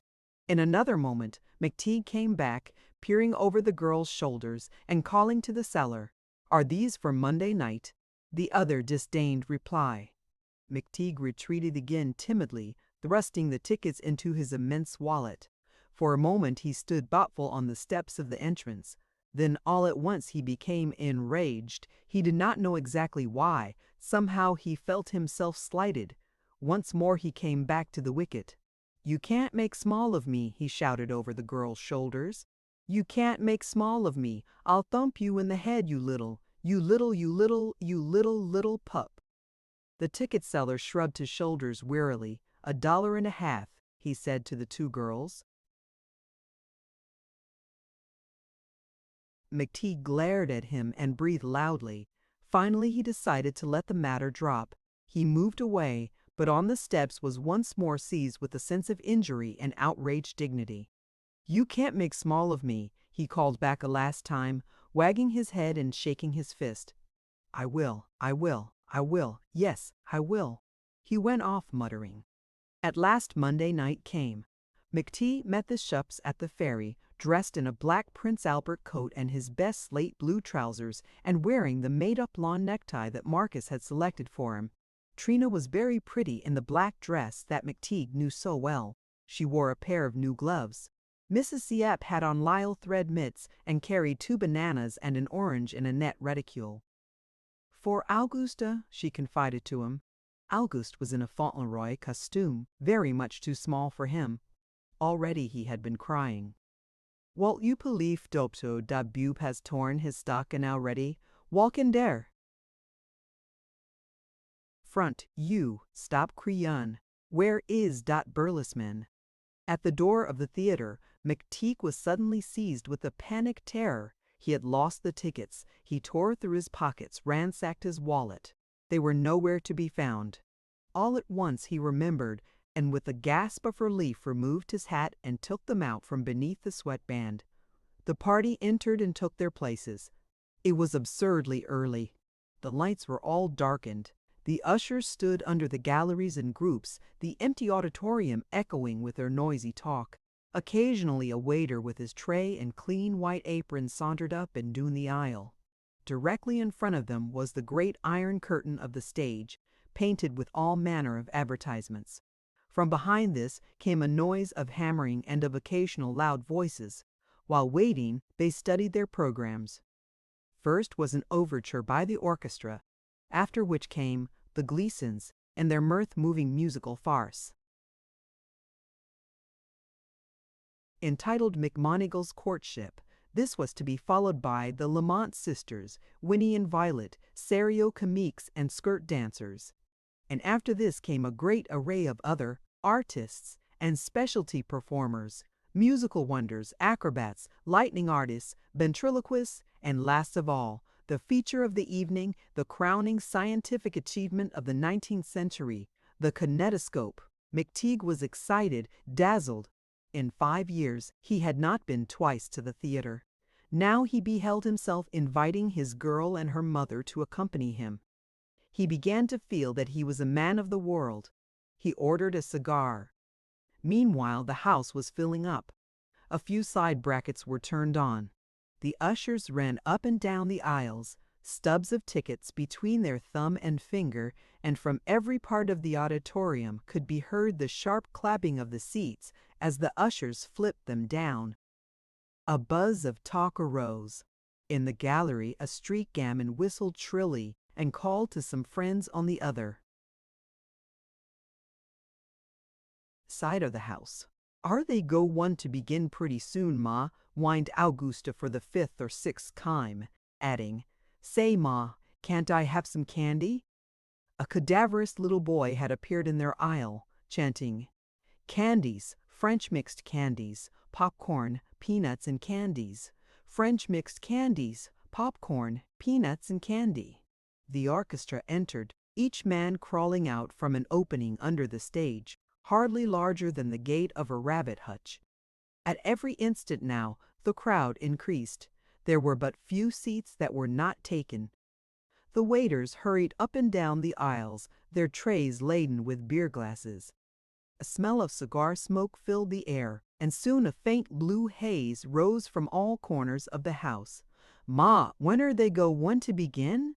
cried Auguste. As he spoke, the iron advertisement curtain rose, disclosing the curtain proper underneath. This latter curtain was quite an affair. Upon it was painted a wonderful picture. A flight of marble steps led down to a stream of water. 2 white swans, their necks arched like the capital letter S, floated about. At the head of the marble steps were 2 vases filled with red and yellow flowers, while at the foot was moored a gondola. This gondola was full of red velvet rugs that hung over the side and trailed in the water. In the prow of the gondola, a young man in vermilion tights held a mandolin in his left hand and gave his right to a girl in white satin.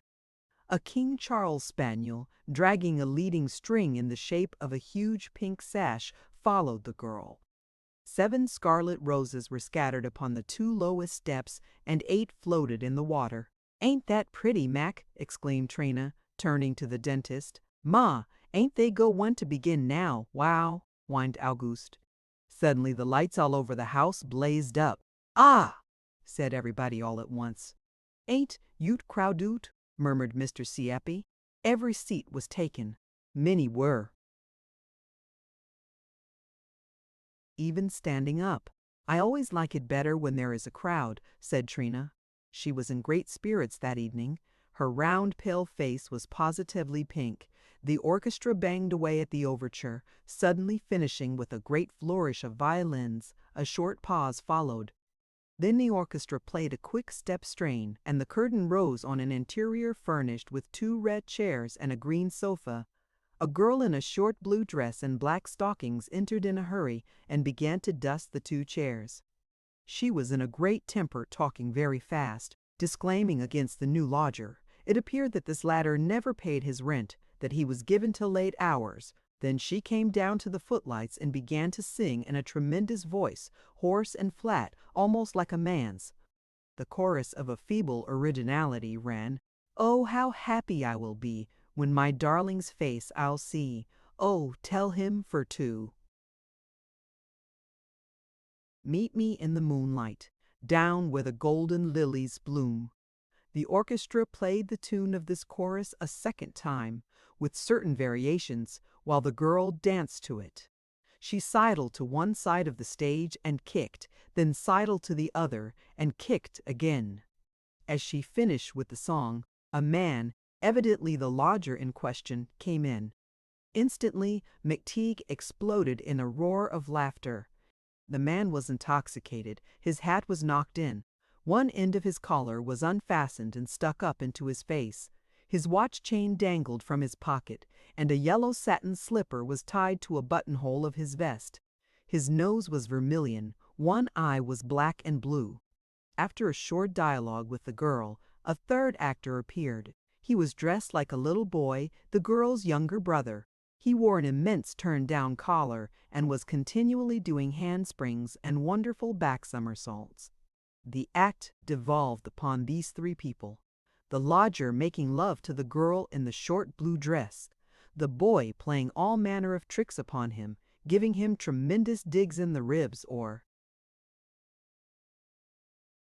slaps upon the back that made him cough, pulling chairs from under him, running on all fours between his legs and upsetting him, knocking him over at inopportune moments. Every one of his falls was accentuated by a bang upon the bass drum. The whole humor of the act seemed to consist in the tripping up of the intoxicated lodger. This horseplay delighted Mcteague beyond measure. He roared and shouted every time the lodger went down, flapping his knee, wagging his head. Auguste crowed shrilly, clapping his hands and continually asking, "What did he say, Ma? What did he say, Ma? What did he say?" Mrs. Siape laughed immoderately, her huge fat body shaking like a mountain of jelly. She exclaimed from time to time, "Ach Gott, dot fool!" Even Trina was moved, laughing demurely, her lips closed, putting one hand with its new glove to her mouth. The performance went on. Now it was the musical marvels. Two men, extravagantly made up as Negro minstrels, with the mince shoes and plaid vests. They seemed to be able to wrestle a tune out of almost anything: glass bottles, cigar box fiddles, strings of sleigh bells, even graduated brass tubes, which they rubbed with resigned fingers. Mcteague was stupefied with admiration. "That's what you call musicians," he announced gravely. "Home Sweet Home" played upon a trombone. Think of that! Art could go no farther. The acrobats left him breathless. They were dazzling young men with beautifully parted hair, continually making graceful gestures to the audience. And one of them the dentist fancied he saw a strong resemblance to the boy who had tormented the intoxicated lodger and who had turned such marvelous somersaults. Trina could not bear to watch their antics. She turned away her head with a little shudder. "It always makes me sick," she explained. The beautiful young lady, the society contralto in evening dress, who sang the sentimental songs and carried the sheets of music at which she never looked, pleased Mcteague less. Trina, however, was captivated. She grew pensive over "You Do Not Love Me No, Bid Me Good-bye and Go," and split her new gloves in her enthusiasm when it was finished. "Don't you love sad music, Mac?" she murmured. Then came the two comedians. They talked with fearful rapidity. Their wit and repartee seemed inexhaustible. "As I was going down the street yesterday—" "Ah, as you were going down the street, all right." "I saw a girl at a window the street, all right." "I saw a girl at a window." "You saw a girl at a window. And this girl, she was a corker." "Ah, as you were going down the street yesterday, you saw a girl at a window, and this girl, she was a corker." "All right, go on." The other comedian went on. The joke was suddenly evolved. A certain phrase led to a song, which was sung with lightning rapidity, each performer making precisely the same gestures at precisely the same instant. They were irresistible. Mcteague, though he caught but a third of the jokes, could have listened all night. After the comedians had gone out, the iron advertisement curtain was let down. "What comes now?" said Mcteague, bewildered. "It's the intermission of 15 minutes now." The musicians disappeared through the rabbit hutch, and the audience stirred and stretched itself. Most of the young men left their seats. During this intermission, Mcteague and his party had refreshments. Mrs. Sepp and Trina had Queen Charlottes. Mcteague drank a glass of beer. Auguste ate the orange and one of the bananas. He begged for a glass of lemonade, which was finally given him. "Just to keep 'em quiet," observed Mrs. Siape. But almost immediately after drinking his lemonade, Auguste was seized with a sudden restlessness. He twisted and wriggled in his seat, swinging his legs violently, looking about him with eyes full of a vague distress. At length, Just as the musicians were returning, he stood up and whispered energetically in his mother's ear. Mrs. Sieppe was exasperated at once. "No, no," she cried, reseating him brusquely. The performance was resumed. A lightning artist appeared, drawing caricatures and portraits with incredible swiftness.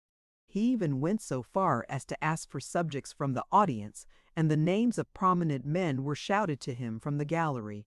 He drew portraits of the President, of Grant, of Washington, of Napoleon Bonaparte, of Bismarck, of Garibaldi, of P.T. Barnum. And so the evening passed. The hall grew very hot, and the smoke of innumerable cigars made the eyes smart. A thick blue mist hung low over the heads of the audience. The air was full of varied smells, the smell of stale cigars, of flat beer, of orange peel, of gas, of sachet powders, and of cheap perfumery. One artist after another came upon the stage. Mcteague's attention never wandered for a minute. Trina and her mother enjoyed themselves hugely. At every moment they made comments to one another, their eyes never leaving the stage. "Ain't dat full juice too funny? That's a pretty song. Don't you like that kind of a song? Wonderful, it's wonderful. It's wonderful. Yes, yes, wonderful." That's the word. August, however, lost interest. He stood up in his place, his back to the stage, chewing a piece of orange peel and watching a little girl in her father's lap across the aisle, his eyes fixed in a glassy, ox-like stare. But he was uneasy. He danced from one foot to the other, and at intervals appealed in hoarse whispers to his mother, who disdained an answer. "Ma, say, ma, ah," he whined, abstractedly chewing his orange peel, staring at the little girl. "Ma, ah, say, ma." At times his monotonous plaint reached his mother's consciousness. She suddenly realized what this was that was annoying her. "Auguste, will you sit down?" She caught him up all at once and jammed him down into his place. "Be quiet, den, Luke, listen at der Jungay girls." 3 young women and a young man who played a zither occupied the stage. They were dressed in Tyrolese costume. They were yodelers and sang in German about mountain tops and bold hunters and the like. The yodeling chorus was a marvel of flute-like modulations. The girls were really pretty and were not made up in the least. Their turn had a great success. Mrs. Sieppe was entranced. Instantly she remembered her girlhood and her native Swiss village. Ach, dot is heavenly. Just like der old country. Mein grandmother used to be one of der most famous yodlers. When I was little, I have seen dingers like dat. Ma, began Auguste fretfully, as soon as the yodlers had departed. He could not keep still an instant. He twisted from side to side, swinging his legs with incredible swiftness. "Ma, I want to go home." "Pahov," exclaimed his mother, shaking him by the arm. "Look, der leetle girl is watching you. Dis is der last dime. I take you to der play, you see. I don't I'm sleepy." At length, to their great relief, he went to sleep, his head against his mother's arm. The kinetoscope fairly took their breaths away. "What will they do next?" observed Trina in amazement. "Ain't that wonderful, Mac?" Mcteague was awestruck. "Look at that horse move his head," he cried excitedly, quite carried away. "Look at that cable car coming and the man going across the street. See, here comes a truck. Well, I never in all my life. What would Marcus say to this? It's all a drick," exclaimed Mrs. Sieppe with sudden conviction. "I ain't no fool. That's nothing but a drick." "Well, of course, Mamma," exclaimed Trina. "It's but Mrs. Sieppe put her head in the air. I'm too old to be fooled," she persisted. "It's a drick. Nothing more could be got out of her than this." The party stayed to the very end of the show, though the kinetoscope was the last number but one on the program, and fully half the audience left immediately afterward. However, while the unfortunate Irish comedian went through his act to the backs of the departing people, Mrs. Sieppe woke Auguste, very cross and sleepy, and began getting her things together. As soon as he was awake, Auguste began fidgeting again. "Save de brogram, Trina," whispered Mrs. Sieppe. "Take it home to Popper. Where is der hat of Auguste? Have you got mean handkerchief, Trina?" But at this moment a dreadful accident happened to Auguste. His distress reached its climax. His fortitude collapsed. What a misery! It was a veritable catastrophe. Deplorable, lamentable, a thing beyond words.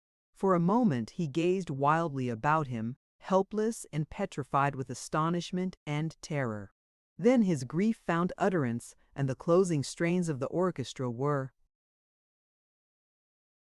mingled with a prolonged wail of infinite sadness. "Auguste, what is you't?" cried his mother, eyeing him with dawning suspicion. Then suddenly, "What have you done? You have ruined your new Fauntleroy costume." Her face blazed. Without more ado, she smacked him soundly. Then it was that Auguste touched the limit of his misery, his unhappiness, his horrible discomfort. His utter wretchedness was complete. He filled the air with his doleful outcries. The more he was smacked and shaken, the louder he wept. "What is the matter?" inquired Mcteague. Trina's face was scarlet. "Nothing, nothing," she exclaimed hastily, looking away. "Come, we must be going. It's about over." The end of the show and the breaking up of the audience tided over the embarrassment of the moment. The party filed out at the tail end of the audience. Already the lights were being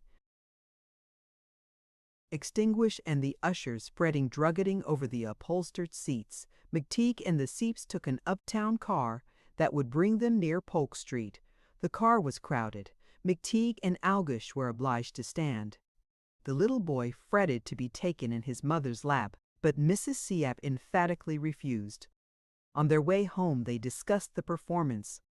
I liked best der Yodlers." "Ah, the soloist was the best, the lady who sang those sad songs." Wasn't that magic lantern wonderful, where the figures moved? Wonderful, ah, wonderful.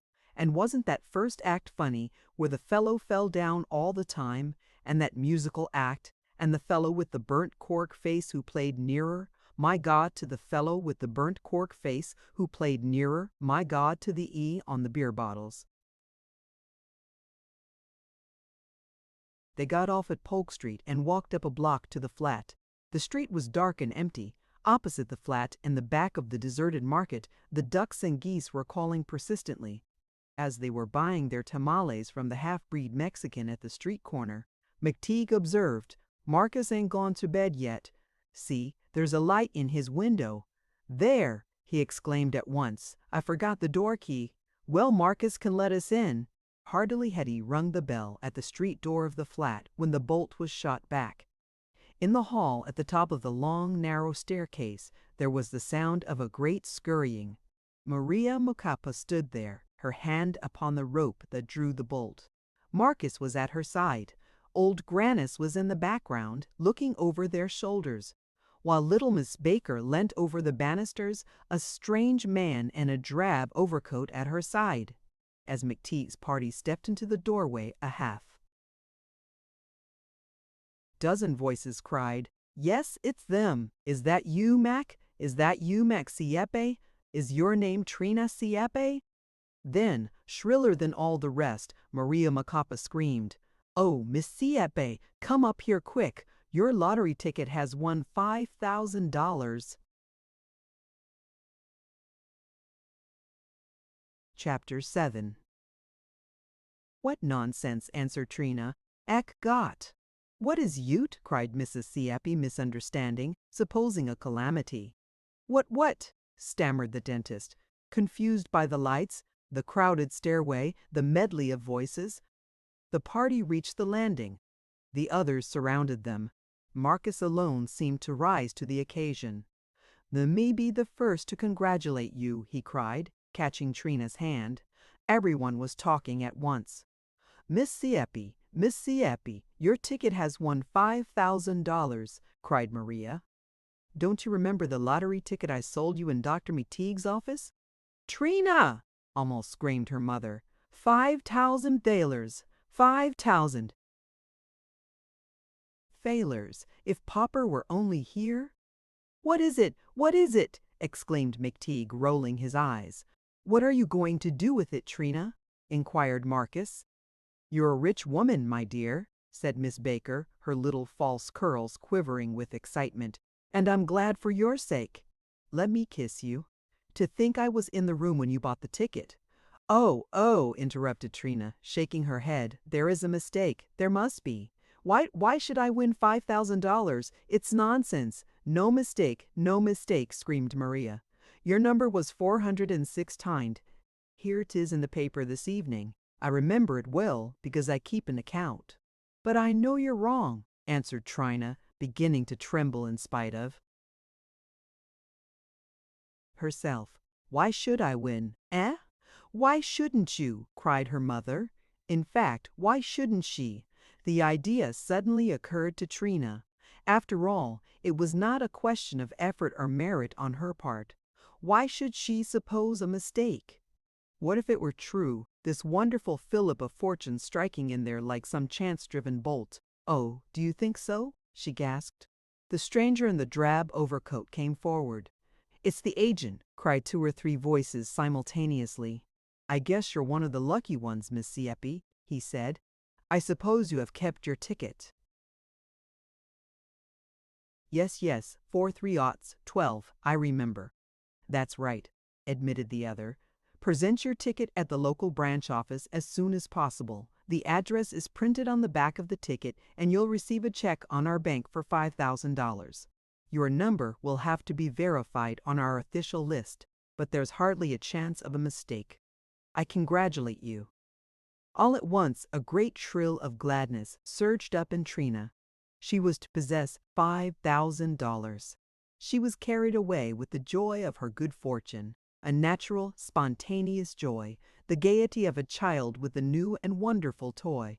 Oh, I've won, I've won, I've won, she cried, clapping her hands. Mama, think of it, I've won $5,000 just by buying a ticket. Mac, what do you say to that? I've got $5,000.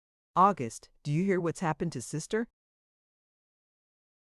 Kiss your mommer, Trina, suddenly commanded Mrs. Sieppe. Whatever will you do mit all dose money, eh, Trina? Huh! Exclaimed Marcus. Get married on it for one thing. Thereat they all shouted with laughter. Mcteague grinned and looked about sheepishly. Talk about luck, muttered Marcus, shaking his head at the dentist. Then suddenly he added, Well, are we going to stay talking out here in the hall all night? Can't we all come into your parlors, Mac? Sure, exclaimed Mcteague, hastily unlocking his door. A fairy body gome, cried Mrs. Sieppe genially.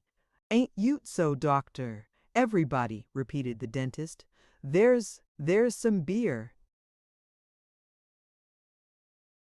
We'll celebrate by damn, exclaimed Marcus. It ain't every day you win $5,000. It's only Sundays and legal holidays. Again he set the company off into a gale of laughter. Anything was funny at a time like this. In some way every one of them felt elated. The wheel of fortune had come spinning close to them. They were near to this great sum of money. It was as though they too had won. Here's right where I sat when I bought that ticket, cried Trina, after they had come into the parlors and Marcus had lit the gas. Right here in this chair. She sat down in one of the rigid chairs under the steel engraving. And Marcus, you sat here, and I was just getting out of the operating chair, interposed Miss Baker. Yes. That's so, and you, continued Trina, pointing to Maria, came up and said, buy a ticket in the lottery, just $1. Oh, I remember it just as plain. As though it was yesterday, and I wasn't going to at first. And don't you know I told Maria it was against the law? Yes, I remember, and then I gave her $1 and put the ticket in my pocketbook. It's in my pocketbook now, at home in the top drawer of my bureau. Oh, suppose it should be stolen now, she suddenly exclaimed. It's worth big money now. asserted Marcus. $5,000. Who would have thought it? It's wonderful. Everybody started and turned. It was Mcteague. He stood in the middle of the floor, wagging his huge head. He seemed to have just realized what had happened. "Yes, sir, $5,000, exclaimed Marcus with a sudden unaccountable mirthlessness. $5,000. Do you get on to that, Cousin Trina, and you will be rich people. At 6%, that's $25 a month, hazarded the agent. Think of it. Think of it, muttered Mcteague. He went aimlessly about the room, his eyes wide, his enormous hands dangling. A cousin of mine won $40 once, observed Miss Baker, but he spent every cent of it buying more tickets and never won anything. Then the reminiscences began. Maria told about the butcher on the next block who had won $20 the last drawing. Mrs. Sieppe knew a gas fitter in Oakland who had won several times, once $100. Little Miss Baker announced that she had always believed that lotteries were wrong, but just the same, 5,000 was 5,000. "It's all right when you win, ain't it, Miss Baker?" observed Marcus with a certain sarcasm. What was the matter with Marcus? At moments he seemed singularly out of temper, but the agent was full of stories. "It is the root of it, what entwined very fascinated at that apartment for Miss Aid. That the man who was driven to suicide through one till one something time, who did fight into days after his death drew the capital prize of the 40 to 30,000 dollars, above a literal millionaire, who by can come up in contract to the dies, have a beckoning with a title level coveted to the kids of I'm a cook and have a could have a coveted that have but that of a over the country, of superstitions as to terminal and initial numbers, and as to lucky days of purchase, of marvelous coincidences, 3 capital prizes drawn consecutively by the same town, a ticket bought by a millionaire and given to his bootblack, who won $1,000 upon it, the same number winning the same amount an indefinite number of times, and so on to infinity. Invariably it was the needy who won. The destitute and starving woke to wealth and plenty. The virtuous toiler suddenly found his reward in a ticket bought at a hazard. The lottery was a great charity, the friend of the people, a vast beneficent machine that recognized neither rank nor wealth nor station. The company began to be very gay. Chairs and tables were brought in from the adjoining rooms, and Maria was sent out for more beer and tamales, and also commissioned to buy a bottle of wine and some cake for Miss Baker, who abhorred beer. The dental parlors were in great confusion. Empty beer bottles stood on the movable rack where the instruments were kept. Plates and napkins were upon the seat of the operating chair and upon the stand of shelves in the corner, side by side with the concertina and the volumes of Allen's Practical Dentist. The canary woke and chittered crossly, his feathers puffed out. The husks of tamales littered the floor. The stone pug dog sitting before the little stove stared at the unusual scene, his glass eyes starting from their sockets. They drank and feasted in impromptu fashion. Marcus Scholler assumed the office of master of ceremonies. He was in a lather of excitement, rushing about here and there, opening beer bottles, serving the tamales, slapping Mcteague upon the back, laughing and joking continually. He made Mcteague sit at the head of the table, with Trina at his right and the agent at his left. He, when he sat down at all, occupied the foot, Maria Macapa at his left, while next to her was Mrs. Sieppe, opposite Miss Baker. August had been put to bed upon the bed. Lounge. "Where's old Grannis?" suddenly exclaimed Marcus. Sure enough, where had the old Englishman gone? He had been there at first. "I called him down with everybody else," cried Maria Macapa, "as soon as I saw in the paper that Miss Sieppe had won. We all came down to Mr. Scholler's room and waited for you to come home.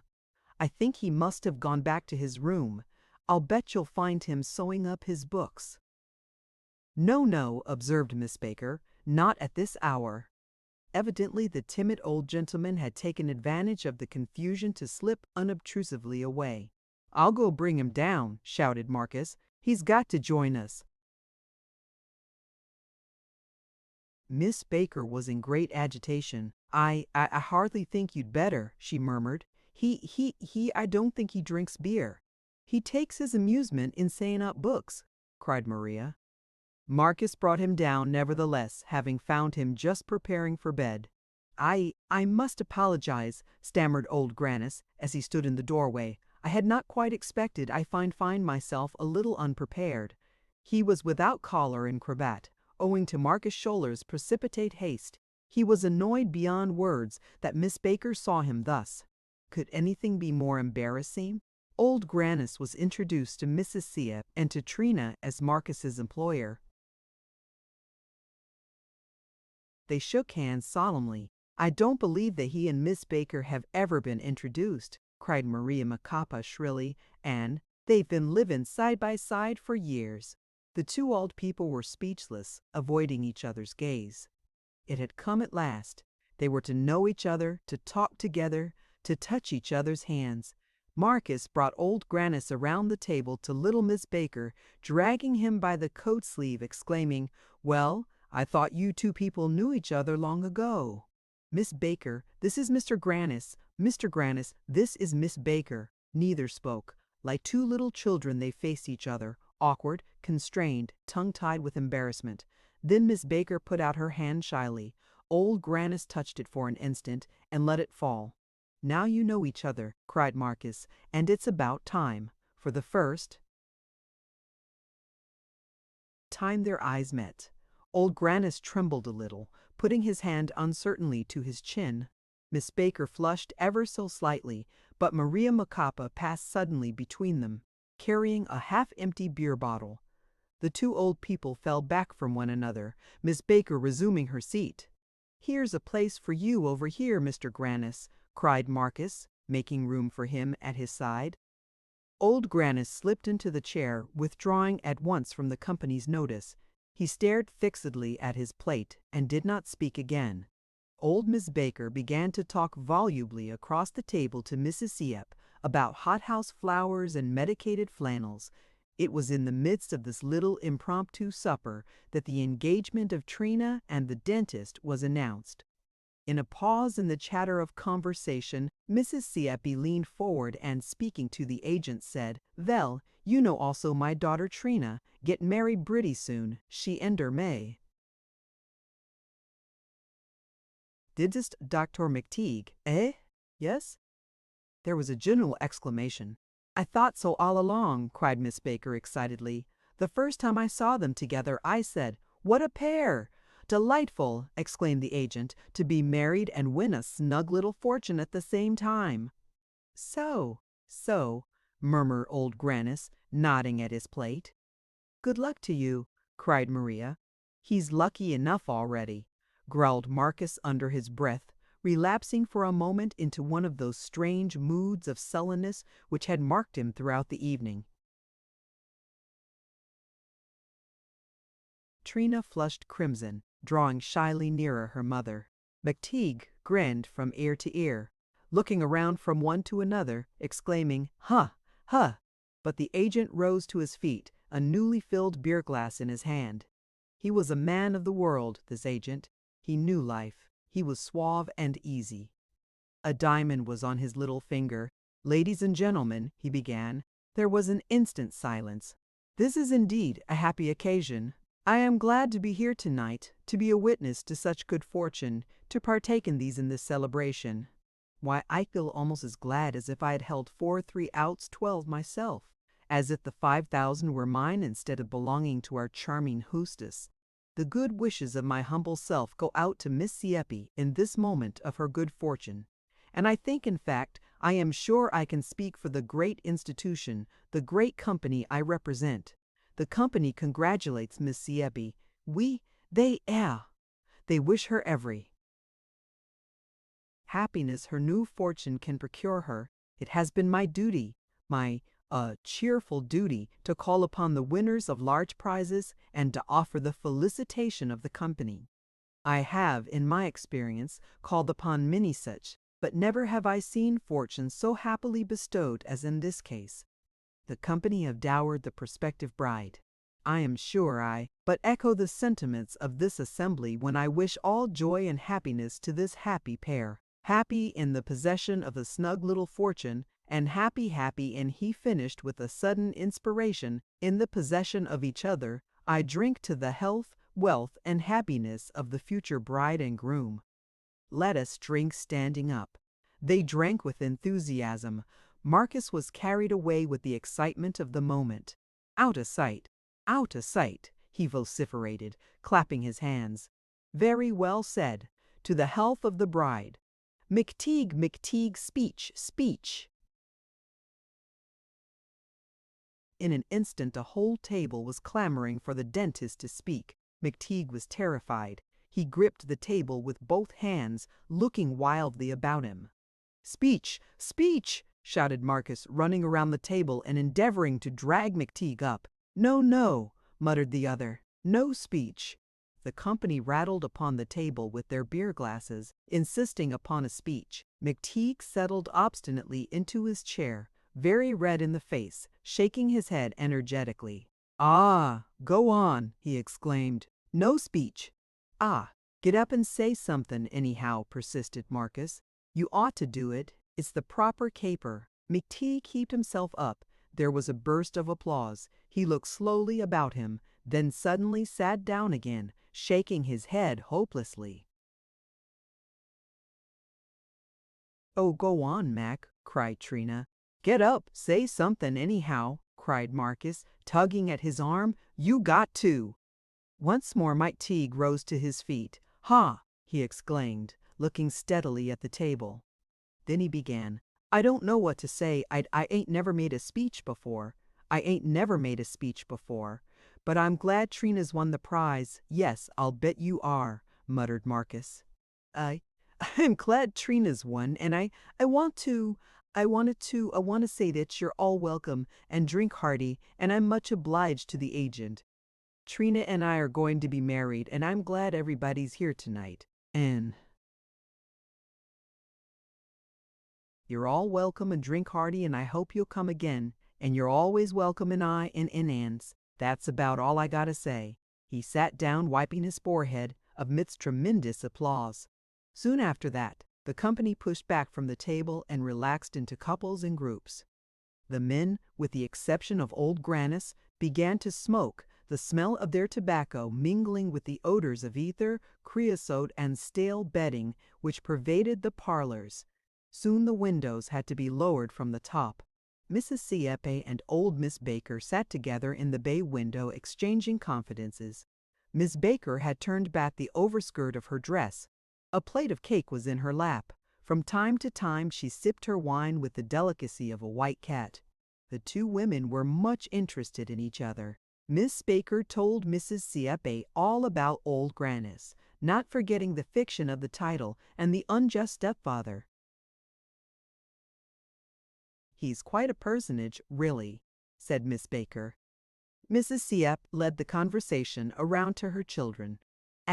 Trina is such a good girl, she said. Always gay, yes, und sing from morgen to night. Und August, he is sud sing from morgen to night. Und August, he is so smart also, yes, eh? He has der genius for machines, always making something mit wheels and springs. Ah, if I had children, murmured the little old maid a trifle wistfully. One would have been a sailor. He would have begun as a midshipman on my brother's ship. In time he would have been an officer. The other would have been a landscape gardener. Oh, Mac, exclaimed Trina, looking up into the dentist's face. Think of all this money coming to us just at this very moment. Isn't it wonderful? Don't it kind of scare you? Wonderful, wonderful, muttered Mcteague, shaking his head. Let's buy a lot of tickets, he added, struck with an idea. Now, that's how you can always tell a good cigar, observed the agent to Marcus as the two sat smoking at the end of the table. The light end should be rolled to a point. Ah, the Chinese cigar makers, cried Marcus in a passion, brandishing his fist. It's them as is ruining the cause of white labor. They are for a fact. Ah, the rat-eaters! Ah, the white-livered curse! Over in the corner, by the stand of shells, old Grannis was listening to Maria Macapa. The Mexican woman had been violently stirred over Trina's sudden wealth. Maria's mind had gone back to her younger days. She leaned forward, her elbows on her knees, her chin in her hands, her eyes wide and fixed. Old Grannis listened to her attentively. "There wa'n't a piece that was so much as scratched," Maria was saying. "Every piece was just like a mirror, smooth and bright. Oh, bright as a little sun. Such a service as that was platters and soup tureens, and an immense big punch bowl. $5,000, what does that amount to?" Why, that punch bowl alone was worth a fortune. "What a wonderful story!" exclaimed old Grannis, never for an instant doubting its truth. "And it's all lost now, you say?" "Lost, lost," repeated Maria. "Tut, tut, what a pity, what a pity!" Suddenly, the aged rose and broke out with, "Well, I must be going, if I'm to get any car." He shook hands with everybody, offered a parting cigar to Marcus, congratulated Mcteague and Trina a last time, and bowed himself out. "What an elegant gentleman," commented Miss Baker. "Ha," said Marcus, nodding his head, "there's a man of the world for you. Right on to himself, by damn." The company broke up. "Come along, Mac," cried Marcus. "We're to sleep with the dogs tonight, you know." The two friends said good night all around and departed for the little dog hospital. Old Grannis hurried to his room furtively, terrified lest he should again be brought face to face with Miss Baker. He bolted himself in and listened until he heard her foot in the hall and the soft closing of her door. She was there close beside him, as one might say, in the same room, for he too had made the discovery as to the similarity of the wallpaper. At long intervals he could hear a faint rustling as she moved about. What an evening that had been for him! He had met her, had spoken to her, had touched her hand. He was in a tremor of excitement. In a like manner the little old dressmaker listened and quivered. He was there in that same room which they shared in common, separated only by the thinnest board partition. He was thinking of her. She was almost sure of it. They were strangers no longer. They were acquaintances, friends. What an event that evening had been in their lives! Late as it was, Miss Baker brewed a cup of tea and sat down in her rocking chair close to the partition. She rocked gently, sipping her tea, calming herself after the emotions of that wonderful evening. Old Grannis heard the clinking of the tea things and smelt the faint odor of the tea. It seemed to him a signal, an invitation.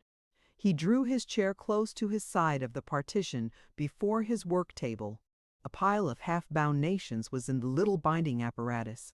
He threaded his huge upholsterer's needle with stout twine and set to work. It was their tete-a-tete.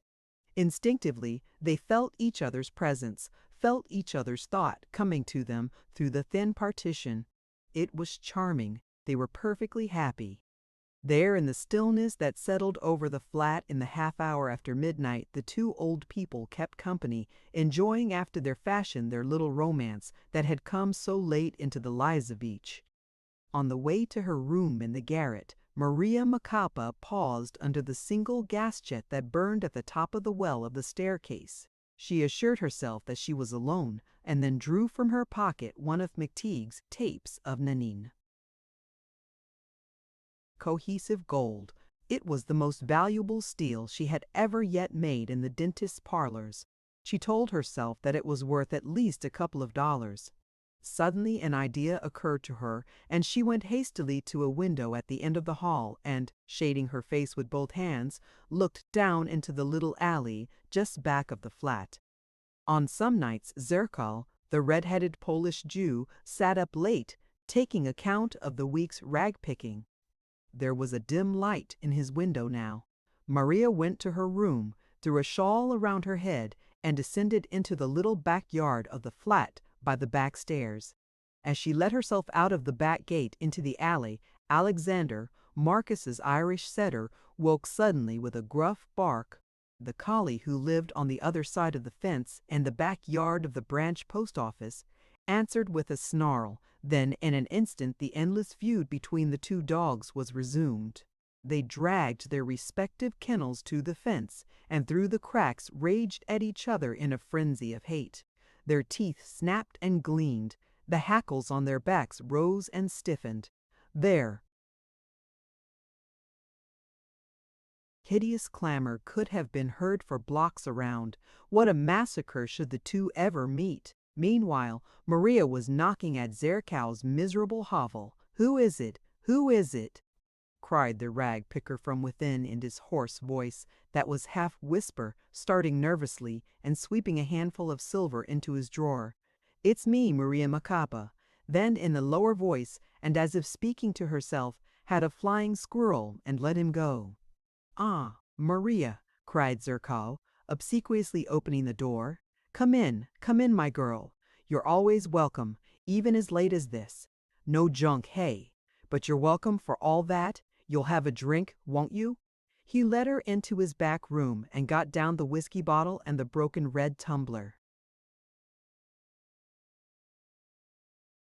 After the two had drunk together, Maria produced the gold tape. Zerkal's eyes glittered on the instant. The sight of gold invariably sent a qualm all through him. Try as he would, he could not repress it. His fingers trembled and clawed at his mouth. His breath grew short. "Ah, ah, ah!" he exclaimed. "Give it here, give it here. Give it to me, Maria. That's a good girl. Come give it to me." They haggled as usual over the price, but tonight Maria was too excited over other matters to spend much time in bickering over a few cents. "Look here, Zerkow," she said as soon as the transfer was made. "I got something to tell you. A little while ago I sold a lottery ticket to a girl at the flat. The drawing was in this evening's papers. How much do you suppose that girl has won?" "I don't know. How much? How much? $5,000. It was as though a knife had been run through the Jew. A spasm of an almost physical pain twisted his face, his entire body. He raised his clenched fists into the air, his eyes shut, his teeth gnawing his lip. $5,000, he whispered. $5,000. For what? For nothing, for simply buying a ticket. And I have worked so hard for it. So hard, so hard. $5,000. $5,000. Oh, why couldn't it have come to me?" he cried, his voice choking, the tears starting to his eyes. "Why couldn't it have come to me? To come so close, and yet to miss me who have worked for it, fought for it, starved for it, am dying for it every day. Think of it, Maria. $5,000, all bright, heavy pieces." "Bright as the sunset," interrupted Maria, her chin propped on her hands. "Such a glory, and heavy." "Yes, every piece was heavy, and it was all you could do to lift the punch bowl. Why, that punch bowl was worth a fortune alone." "And it rang when you hit it with your knuckles, didn't it?" prompted Zerkow, eagerly, his lips trembling, his fingers hooking themselves into claws. "Sweeter'n any church bell," continued Maria. "Go on, go on, go on," cried Zerkow, drawing his chair closer and shutting his eyes in ecstasy. There were more than 100 pieces, and every one of them gold. Ah, every one of them gold. You should have seen the sight when the leather trunk was opened. There. Well, to piece that was so much as scratched. Every one was like a mirror, smooth and bright, polished so that it looked black. You know how I mean. "Oh, I know," cried Zerkow, moistening his lips. Then he plied her with questions that covered every detail of that service of plate. It was soft, wasn't it? You could bite into a plate and leave a dent? The handles of the knives now, were they gold too? All the knife was made from one piece of gold, was it? And the forks the same? The interior of the trunk was quilted, of course. Did Maria ever polish the plates herself? When the company ate off this service, it must have made a fine noise, these gold knives and forks clinking together upon these gold plates. "Now, let's have it all over again, Maria," pleaded Zerkow. "Beginning now with, there were more than 100 pieces, and every one of them gold. Go on, begin." The red-headed Pole was in a fever of excitement. Maria's recital had become a veritable mania with him. As he listened, with closed eyes and trembling lips, he fancied he could see that wonderful plate before him, there on the table, under his eyes, under his hand, ponderous, massive, gleaming. He tormented Maria into a second repetition of the story, into a third. The more his mind dwelt upon it, the sharper grew his desire. Then, with Maria's refusal to continue the tale, came the reaction. Zerko awoke as from some ravishing dream. The plate was gone, was irretrievably lost. There was nothing in that miserable room but grimy rags and rust-corroded iron.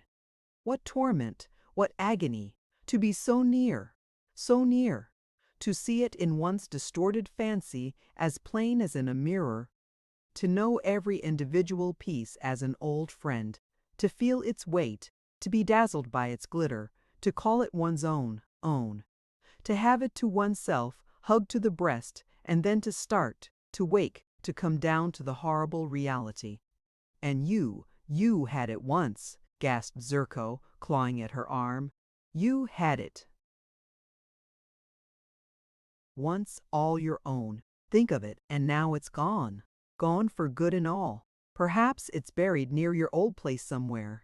It's gone, gone, chanted Maria in a monotone. Zerko dug his nails into his scalp, tearing at his red hair. Yes, it's gone, lost forever.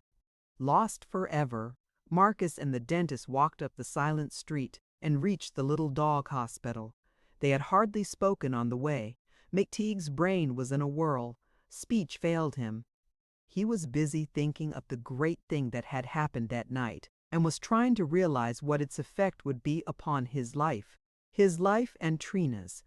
As soon as they had found themselves in the street, Marcus had relapsed at once to a sullen silence, which Mcteague was too abstracted to notice. They entered the tiny office of the hospital with its red carpet, its gas stove, and its colored prints of famous dogs hanging against the walls. In one corner stood the iron bed which they were to occupy. "You go on and get to bed, Mac," observed Marcus. "I'll take a look at the dogs before I turn in." He went outside and passed along into the yard that was bounded on three sides by pens where the dogs were kept. A bull terrier dying of gastritis recognized him and began to whimper feebly. Marcus paid no attention to the dogs. For the first time that evening he was alone and could give vent to his thoughts. He took a couple of turns up and down the yard, then suddenly in a low voice exclaimed, you fool, Marcus Scholler. If you'd kept Trina, you'd have had that money. You might have had it yourself. You've thrown away your chance in life to give up the girl, yes, but this," he stamped his foot with rage, "to throw $5,000 out of the window to stuff it into the pockets of someone else, when it might have been yours, when you might have had Trina and the money, and all for what? Because we were pals. Oh, pals is all right, but $5,000 to have played it right into his hands. God damn the luck." Chapter 8. The next 2 months were delightful. Trina and Mcteague saw each other regularly, 3 times a week. The dentist went over to B Street Sunday and Wednesday afternoons as usual, but on Fridays it was Trina who came to the city. She spent the morning between 9 and 12 o'clock downtown, for the most part in the cheap department stores, doing the weekly shopping for herself and the family. At noon she took an uptown car and met Mcteague at the corner of Folk Street. The two lunched together at a small uptown hotel just around the corner on Sutter Street. They were given a little room to themselves. Nothing could have been more delicious. They had but to close the sliding door to shut themselves off from the whole world. Trina would arrive breathless from her raids upon the bargain counters, her pale cheeks flushed, her hair blown about her face and into the corners of her lips, her mother's net reticule stuffed to bursting. Once in their tiny private room, she would drop into her chair with a little groan. "Oh, Mac, I am so tired. I've just been all over town. Oh, it's good to sit down. Just think, I had to stand up in the car all the way after being on my feet the whole blessed morning. Look here what I've bought. Just things and things. Look, there's some dotted veiling I got for myself. See now, do you think it looks pretty? She spread it over her face. And I got a box of writing paper and a roll of crap paper to make a lampshade for the front parlor. And what do you suppose I saw a pair of Nottingham lace curtains for 49 cents? Isn't that cheap? And some chenille portieres for 2.5. Now what have you been doing since I last saw you? Did Mr. Heiss finally get up enough courage to have his tooth pulled yet? Trina took off her hat and veil and rearranged her hair before the looking-glass. No, not yet. I went down to the sign painter's yesterday afternoon to see about that big gold tooth for a sign. It costs too much. I can't get it yet a while. There's two kinds, one German gilt and the other French gilt. But the German gilt is no good. Mcteague sighed and wagged his head. Even Trina and the $5,000 could not make him forget this one unsatisfied longing. At other times they would talk at length over their plans, while Trina sipped her chocolate and Mcteague devoured huge chunks of butterless bread. They were to be married at the end of May, and the dentist already had his eye on a couple of rooms, part of the suite of a bankrupt photographer. They were situated in the flat, just back of his parlors, and he believed the photographer would sublet them furnished. Mcteague and Trina had no apprehensions as to their finances. They could be sure, in fact, of a tidy little income. The dentist's practice was fairly good, and they could count upon the interest of Trina's $5,000. To Mcteague's mind, this interest seemed woefully small. He had had uncertain ideas about that $5,000, had imagined that they would spend it in some lavish fashion, would buy a house perhaps, or would furnish their new rooms with overwhelming luxury that implied red velvet carpets and continued feasting. The old-time miner's idea of wealth, easily gained and quickly spent, persisted in his mind. But when Trina had begun to talk of investments and interests and percents, he was troubled and not a little disappointed. The lump sum of $5,000 was one thing. A miserable little 20 or 25 a month was quite another. And then someone else had the money.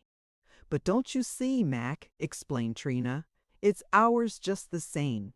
We could get it back whenever we wanted it. And then it's the reasonable way to do. We mustn't let it turn our heads, Mac dear, like that man that spent all he won in buying more tickets. How foolish we'd feel after we'd spent it all. We ought to go on just the same as before, as if we hadn't won. We must be sensible about it, mustn't we? Well, I guess perhaps that's right, the dentist would answer, looking slowly about on the floor. Just what should ultimately be done with the money was a subject of endless discussion in the Sieppe family. The savings bank would allow only 3%, but Trina's parents believed that something better could be got. There's Uncle Oberman, Trina had suggested, remembering the rich relative who had the wholesale toy store in the Mission. Mr. Sieppe struck his hand to his forehead. Ah, an idea, he cried. In the end, an agreement was made. The money was invested in Mr. Oberman's business. He gave Trina 6%. Invested in this fashion, Trina's winning would bring in $25 a month. But, besides this, Trina had her own little trade. She made Noah's Ark. Animals for Uncle Oberman's store. Trina's ancestors on both sides were German Swiss, and some long-forgotten forefather of the 16th century, some worsted-legged woodcarver of the Tyrol, had handed down the talent of the national industry to reappear in the strangely distorted guise. She made Noah's Ark animals, whittling them out of a block of soft wood with a sharp jackknife, the only instrument she used. Trina was very proud to explain her work to Mcteague, as he had already explained his own to her. You see, I take a block of straight-grained pine and cut out the shape, roughly at first, with the big blade. Then I go over it a second time with the little blade, more carefully. Then I put in the ears and tail with a drop of glue and paint it with a non-poisonous paint Van Dyke Brown for the horses, foxes and cows, slate gray for the elephants and camels, burnt umber for the chickens, zebras, and so on. Then last, a dot of Chinese white for the eyes, and there you are, all finished. They sell for 9 cents a dozen.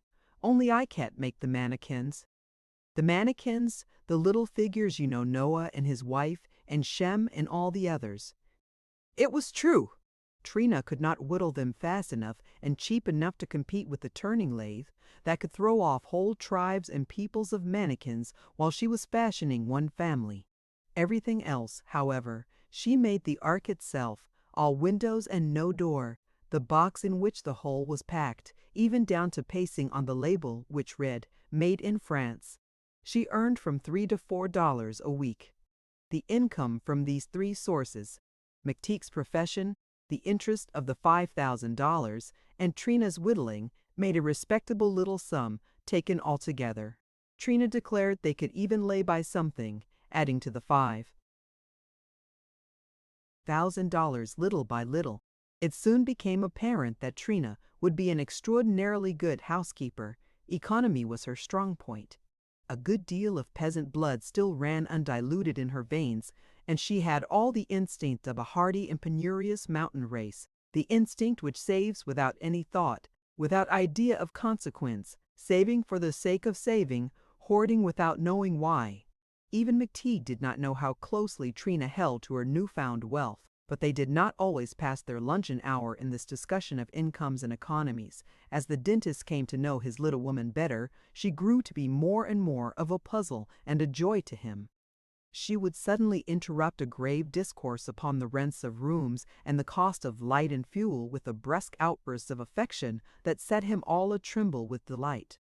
All at once she would set down her chocolate and, leaning across the narrow table, would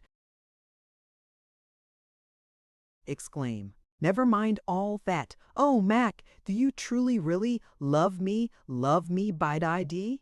Mcteague would stammer something, gasping and wagging his head, beside himself for the lack of words. "Old bear," Trina would answer, grasping him by both huge ears and swaying his head from side to side. "Kiss me, then. Tell me, Mac, did you think any less of me that first time I let you kiss me there in the station? Oh, Mac, dear, what a funny nose you've got, all full of hairs inside. And, Mac, do you know you've got a bald spot?" She dragged his head down towards her, "right on the top of your head." Then she would seriously kiss the bald spot in question, declaring, "That'll make the hair grow." Trina took an infinite enjoyment in playing with Mcteague's great square-cut head, rumpling his hair till it stood on end, putting her fingers in his eyes or stretching his ears out straight, and watching the effect with her head on one side. It was like a little child playing with some gigantic, good-natured St. Bernard. One particular amusement they never wearied of. The two would lean across the table towards each other, Mcteague folding his arms under his breast. Then Trina, resting on her elbows, would part his mustache, the great blonde mustache of a Viking, with her 2 hands, pushing it up from his lips, causing his face to assume the appearance of a Greek mask. She would curl it around either forefinger, drawing it to a fine end. Then all at once Mcteague would make a fearful snorting noise through his nose. Invariably, though she was expecting this, though it was part of the game, Trina would jump with a stifled shriek. Mcteague would bellow with laughter till his eyes watered. Then they would recommence upon the instant, Trina protesting with a nervous tremulousness, "Now, Mac, don't. You scare me so." But these delicious tete-a-tetes with Trina were offset by a certain coolness that Marcus Scholler began to affect towards the dentist. At first Mcteague was unaware of it, but by this time even his slow wits began to perceive that his best friend, his pal, was not the same to him as formerly. They continued to meet at lunch nearly every day but Friday at the car conductor's coffee joint. But Marcus was sulky, there could be no doubt about that. He avoided talking to Mcteague, read the paper continually, answering the dentist's timid efforts at conversation in gruff monosyllables. Sometimes even he turned sideways to the table and talked at great length to Heist the harness maker, whose table was next to theirs. They took no more long walks together when Marcus went out to exercise the dogs, nor did Marcus ever again recur to his generosity in renouncing Trina. One Tuesday, as Mcteague took his place at the table in the coffee joint, he found Marcus already there. "Hello, Mark," said the dentist. "You here already?" "Hello," returned the other, indifferently, helping himself to tomato catsup. There was a silence. After a long while, Marcus suddenly looked up. "Say, Mac," he exclaimed, "when you going to pay me that money you owe me?" Mcteague was astonished. "Huh, what? I don't do. I owe you any money, Mark?" "Well, you owe me 4 bits," returned Marcus doggedly. "I paid for you and Trina that day at the picnic, and you never gave it back." Oh, answered Mcteague in distress. "That's so, that's so." You ought to have told me before. Here's your money, and I'm obliged to you." "It ain't much," observed Marcus sullenly, "but I need all I can get nowadays." Are you broke?" inquired Mcteague. "And I ain't saying anything about your sleeping at the hospital that night either," muttered Marcus as he pocketed the coin. Well, do you mean should I have paid for that?" "Well, you'd 'a' had to sleep Somadelvers, wouldn't you?" flashed out Marcus. "You 'a' had to pay $50 for a bed at the flat." All right," cried the dentist hastily, feeling in his pockets. "I don't want you should be out anything on my account, old man." "Here, will 4 bits do?" "I don't want your damn money," shouted Marcus in a sudden rage, throwing back the coin. "I ain't no beggar." Mcteague was miserable. How had he offended his pal? "Well, I want you should take it, Mark," he said, pushing it towards him. "I tell you I won't touch your money," exclaimed the other through his clenched teeth, white with passion. "I've been played for a sucker long enough." "What's the matter with you lately, Mark?" remonstrated Mcteague. "You've got a grouch about something. Is there anything I've done?" "Well, that's all right," returned Marcus as he rose from the table. "That's all right," returned Marcus as he rose from the table. "That's all right. I've been played for a sucker long enough, that's all. I've been played for a sucker long enough." He went away with a parting malevolent glance. At the corner of Polk Street, between the flat and the car conductor's coffee joint, was Frenna's. It was a corner grocery. Advertisements for cheap butter and eggs, painted in green marking ink upon wrapping paper, stood about on the sidewalk outside. The doorway was decorated with a huge Milwaukee beer sign. Back of the store proper was a bar where white sand covered the floor. A few tables and chairs were scattered here and there. The walls were hung with gorgeously colored tobacco advertisements and colored lithographs of trotting horses. On the wall behind the bar was a model of a full-rigged ship enclosed in a bottle. It was at this place that the dentist used to leave his pitcher to be filled on Sunday afternoons. Since his engagement to Trina, he had discontinued this habit. However, he still dropped into Frenna's 1 or 2 nights in the week. He spent a pleasant hour there, smoking his huge porcelain pipe and drinking his beer. He never joined any of the groups of piquet players around the tables. In fact, he hardly spoke to anyone but the bartender and Marcus, for Frenna's was one of Marcus Schouler's haunts. A great deal of his time was spent there. He involved himself in fearful political and social discussions with Heis the harness maker and with 1 or 2 old German habitués of the place. These discussions Marcus carried on, as was his custom, at the top of his voice, gesticulating fiercely, banging the table with his fists, brandishing the plates and glasses, exciting himself with his own clamor. On a certain Saturday evening, a few days after the scene at the coffee joint, the dentist bethought him to spend a quiet evening at Frenna's. He had not been there for some time, and besides that, it occurred to him that the day was his birthday. He would permit himself an extra pipe and a few glasses of beer. When Mcteague entered Frenna's back room by the street door, he found Marcus and Heis already installed at one of the tables. 2 or 3 of the old Germans sat opposite them, gulping their beer from time to time. Heis was smoking a cigar, but Marcus had before him his 4th whiskey cocktail. At the moment of Mcteague's entrance, Marcus had the floor. "It can't be proven," he was yelling. "I defy any sane politician whose eyes are not blinded by party prejudices, whose opinions are not warped by a personal bias, to substantiate such a statement. Look at your facts. Look at your figures. I am a free American citizen, ain't I? I pay my taxes to support a good government, don't I? It's a contract between me and the government, ain't it? Well then, by damn, if the authorities do not or will not afford me protection for life, liberty, and the pursuit of happiness, then my obligations are at an end. I withhold my taxes. I do. I say I do." "What?" He glared about him, seeking opposition. "That's nonsense," observed Heiss quietly. "Try it once, you'll get jug." But this observation of the harness maker's roused Marcus to the last pitch of frenzy. "Yes, ah, yes," he shouted, rising to his feet, shaking his finger in the other's face. "Yes, I'd go to jail. But because I am crushed by a tyranny, does that make the tyranny right? Does might make right?" "You must make less noise in here, Mr. Scholler," said Frenna from behind the bar. "Well, it makes me mad," answered Marcus, subsiding into a growl and resuming his chair. "Hello, Mac."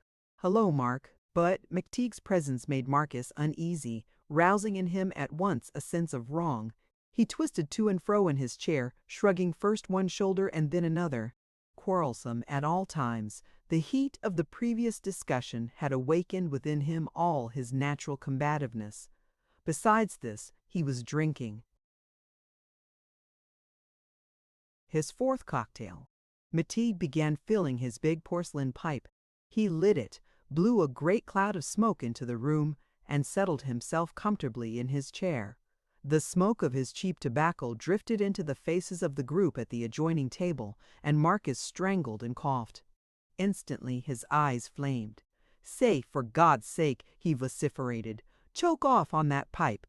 If you've got to smoke rope like that, smoke it in a crowd of muckers. Don't come here amongst gentlemen." "Shut up, Scholler," observed Heiss in a low voice.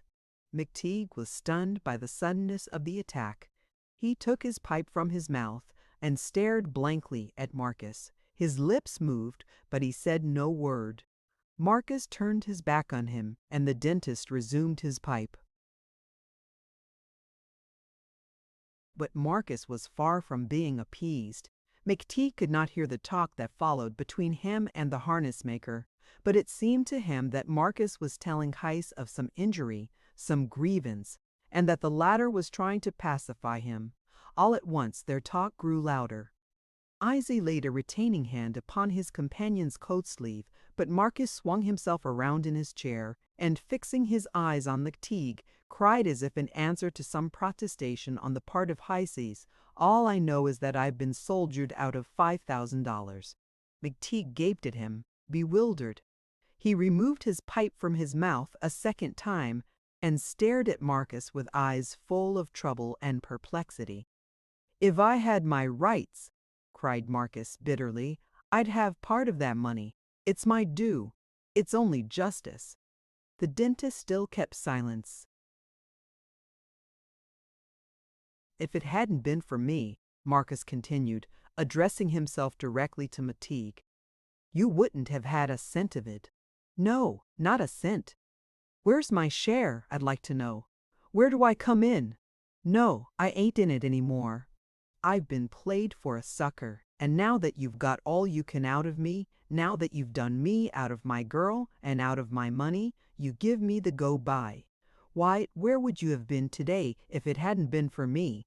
Marcus shouted in a sudden exasperation. "You'd have been plugging teeth at 2 bits an hour? Ain't you got any gratitude? Ain't you got any sense of decency?" "Ah, hold up, Scholler," grumbled Heiss. "You don't want to get into a row." "No, I don't, Heiss," returned Marcus with a plaintive, aggrieved air. "But it's too much sometimes when you think of it. He stole away my girl's affections, and now that he's rich and prosperous, and has got $5,000 that I might have had, he gives me the go-by. He's played me for a sucker. Look here," he cried, turning again to Mcteague, "do I get any of that money? "It ain't mine to give," answered Mcteague. "You're drunk, that's what you are." "Do I get any of that money?" cried Marcus persistently. The dentist shook his head. "No, you don't get any of it." Now, clamored the other, turning to the harness maker, as though this explained everything. Look at that, look at that. Well, I've done with you from now on." Marcus had risen to his feet by this time and made as if to leave, but at every instant he came back shouting his phrases into Mcteague's face, moving off again as he spoke the last words in order to give them better effect. "This settles it right here. I've done with you. Don't you ever dare speak to me again." His voice was shaking with fury. "And don't you sit at my table in the restaurant again. I'm sorry I ever lowered myself to keep company with such dirt.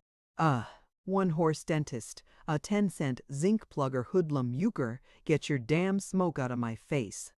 Then matters reached a sudden climax. In his agitation, the dentist had been pulling hard on his pipe, and as Marcus for the last time thrust his face close to his own, Mcteague, in opening his lips to reply, blew a stifling, acrid cloud directly in Marcus Schuller's eyes. Marcus knocked the pipe from his fingers with a sudden flash of his hand. It spun across the room and broke into a dozen fragments in a far corner. Mcteague rose to his feet, his eyes wide. But as yet he was not angry, only surprised, taken all aback by the suddenness of Marcus Schuller's outbreak, as well as by its unreasonableness. Why had Marcus broken his pipe? What did it all mean, anyway? As he rose, the dentist made a vague motion with his right hand. Did Marcus misinterpret it as a gesture of menace? He sprang back as though avoiding a blow. All at once there was a cry. Marcus had made a quick, peculiar motion, swinging his arm upward with a wide and sweeping gesture. His jackknife lay open in his palm. It shot forward as he flung it, glinted sharply by Mcteague's head, and struck quivering into the wall behind. A sudden chill ran through the room. The others stood transfixed, as at the swift passage of some cold and deadly wind.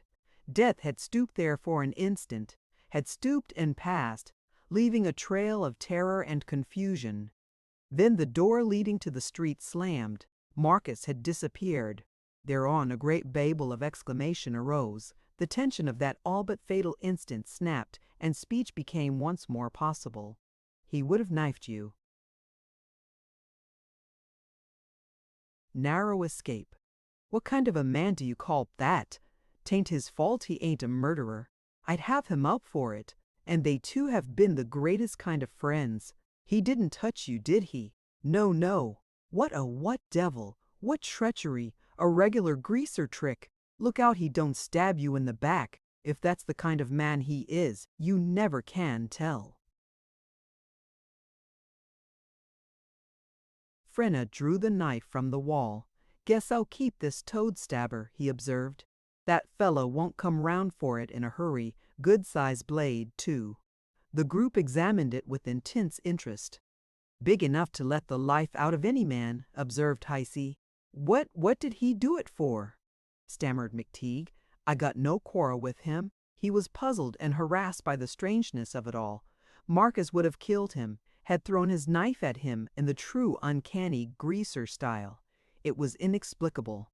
Mcteague sat down again, looking stupidly about on the floor. In a corner of the room his eye encountered his broken pipe, a dozen little fragments of painted porcelain and the stem of cherry wood and amber. At that sight, his tardy wrath, ever lagging behind the original affront, suddenly blazed up. Instantly his huge jaws clicked together. "He can't make small of me," he exclaimed suddenly. "I'll show Marcus Scholler, I'll show him all." He got up and clapped on his hat. "Now, doctor," remonstrated Heise, standing between him and the door, "don't go make a fool of yourself." "Let him alone," joined in Frenna, catching the dentist by the arm. "He's full, anyhow." "He broke my pipe," answered Mcteague. "It was this that had roused him." The thrown knife, the attempt on his life was beyond his solution. but the breaking of his pipe he understood clearly enough. "I'll show him," he exclaimed. As though they had been little children, Mcteague set Frenna and the harness maker aside and strode out at the door like a raging elephant. Heisey stood rubbing his shoulder. "Might as well try to stop a locomotive," he muttered. "The man's made of iron." Meanwhile, Mcteague was storming up the street toward the flat, wagging his head and grumbling to himself. Ah, Marcus would break his pipe, would he? Ah, he was a zinc plugger, was he? Ah, he was a zinc plugger, was he? He'd show Marcus shoulder. No one should make small of him. He tramped up the stairs to Marcus's room. The door was locked. The dentist put one enormous hand on the knob and pushed the door in, snapping the woodwork, tearing off the lock. Nobody. The room was dark and empty. Never mind. Marcus would have to come home sometime that night. Mcteague would go down and wait for him in his parlors. He was bound to hear him as he came up the stairs. As Mcteague reached his room, he stumbled over, in the darkness, a big packing box that stood in the hallway just outside his door. Puzzled, he stepped over it, and lighting the gas in his room, dragged it inside and examined it. It was addressed to him. What could it mean? He was expecting nothing. Never since he had first furnished his room had packing cases been left for him in this fashion. No mistake was possible. There were his name and address unmistakably. Dr. Mcteague, Dentist, Polk Street, San Francisco, Cal, and the red Wells Fargo tag. Seized with the joyful curiosity of an overgrown boy, he pried off the boards with the corner of his fire shovel. The case was stuffed full of Excelsior. On the top lay an envelope addressed to him in Trina's handwriting. He opened it and read, "For my dear Mac's birthday, from Trina," and below, in a kind of postscript, "The man will be round tomorrow to put it in place." Mcteague tore away the Excelsior. Suddenly he uttered an exclamation.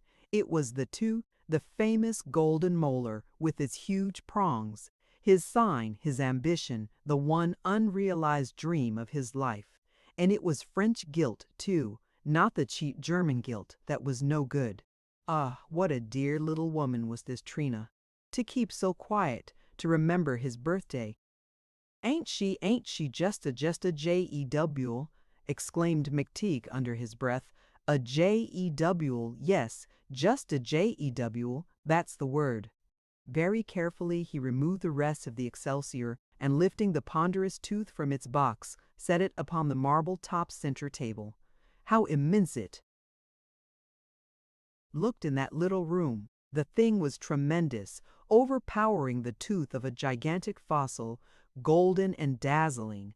Beside it everything seemed dwarfed. Even Mcteague himself, big-boned and enormous as he was, shrank and dwindled in the presence of the monster.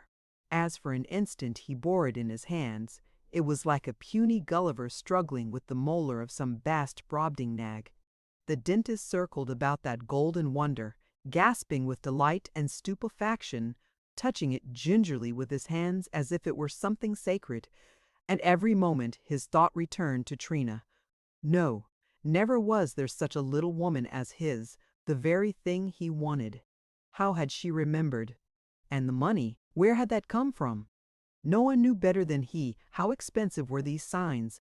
Not another dentist on Polk Street could afford one. Where, then, had Trina found the money? It came out of her $5,000, no doubt. But what a wonderful, beautiful tooth it was, to be sure, bright as a mirror, shining there in its coat of French gilt, as if with a light of its own. No danger of that tooth turning black with the weather, as did the cheap German gilt impostures. What would that other dentist, that poser, that rider of bicycles, that courser of greyhounds, say when he should see this marvelous molar run out from Mcteague's bay window like a flag of defiance? No doubt he would suffer veritable convulsions of envy, would be positively sick with jealousy. If Mcteague could only see his face at the moment. For a whole hour the dentist sat there in his little parlor, gazing ecstatically at his treasure, dazzled, supremely content, The whole room took on a different aspect because of it. The stone pug dog before the little stove reflected it in his protruding eyes. The canary woke and chittered feebly at this new guilt, so much brighter than the bars of its little prison. Lorenzo de' Medici, in the steel engraving, sitting in the heart of his court, seemed to ogle the thing out of the corner of one eye, while the brilliant colors of the unused rifle manufacturer's calendar seemed to fade and pale in the brilliance of this greater glory. At length, long after midnight, the dentist started to go to bed, undressing himself with his eyes still fixed on the great tooth. All at once he heard Marcus Schuller's foot on the stairs. He started up with his fists clenched, but immediately dropped back upon the bed lounge with a gesture of indifference. He was in no truculent state of mind now. He could not reinstate himself in that mood of wrath wherein he had left the corner grocery. The tooth had changed all that.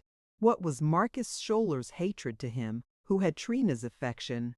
What did he care about a broken pipe, now that he had the tooth? Let him go. As Frenna said, he was not worth it. He heard Marcus come out into the hall, shouting aggrievedly to anyone within sound of his voice. And now he breaks into my room, by damn! How do I know? How many things he's stolen? It's come to stealing from me now, has it? He went into his room, banging his splintered door. Mcteague looked upward at the ceiling in the direction of the voice, muttering, "Ah, go to bed, you." He went to bed himself, turning out the gas, but leaving the window curtains up so that he could see the tooth the last thing before he went to sleep and the first thing as he arose in the morning. But he was restless during the night. Every now and then he was awakened by noises to which he had long since become accustomed. Now it was the cackling of the geese in the deserted market across the street. Now it was the stoppage of the cable, the sudden silence coming almost like a shock, and now it was the infuriated barking of the dogs in the backyard. Alec the Irish setter and the collie that belonged to the branch post office raging at each other through the fence, snarling their endless hatred into each other's faces. As often as he woke, Mcteague turned and looked for the tooth with a sudden suspicion that he had only that moment dreamed the whole business. But he always found it Trina's gift, his birthday from his little woman, a huge, vague bulk, looming there through the half-darkness in the center of the room, shining dimly out, as if with some mysterious light of its own. Chapter 9. Trina and Mcteague were married on the first day of June, in the photographer's rooms that the dentist had rented. All through May, the Sieppe household had been turned upside down. The little box of a house vibrated with excitement and confusion, for not only were the preparations for Trina's marriage to be made, but also the preliminaries were to be arranged for the hegira of the entire Sieppe family. They were to move to the southern part of the state the day after Trina's marriage, Mr. Sieppe having bought a third interest in an upholstering business in the suburbs of Los Angeles. It was possible that Marcus Scholler would go with them. Not Stanley penetrating for the first time into the dark continent, not Napoleon leading his army across the Alps, was more weighted with responsibility, more burdened with care, more overcome with the sense of importance of his undertaking than was Mr. Sieppe during this period of preparation.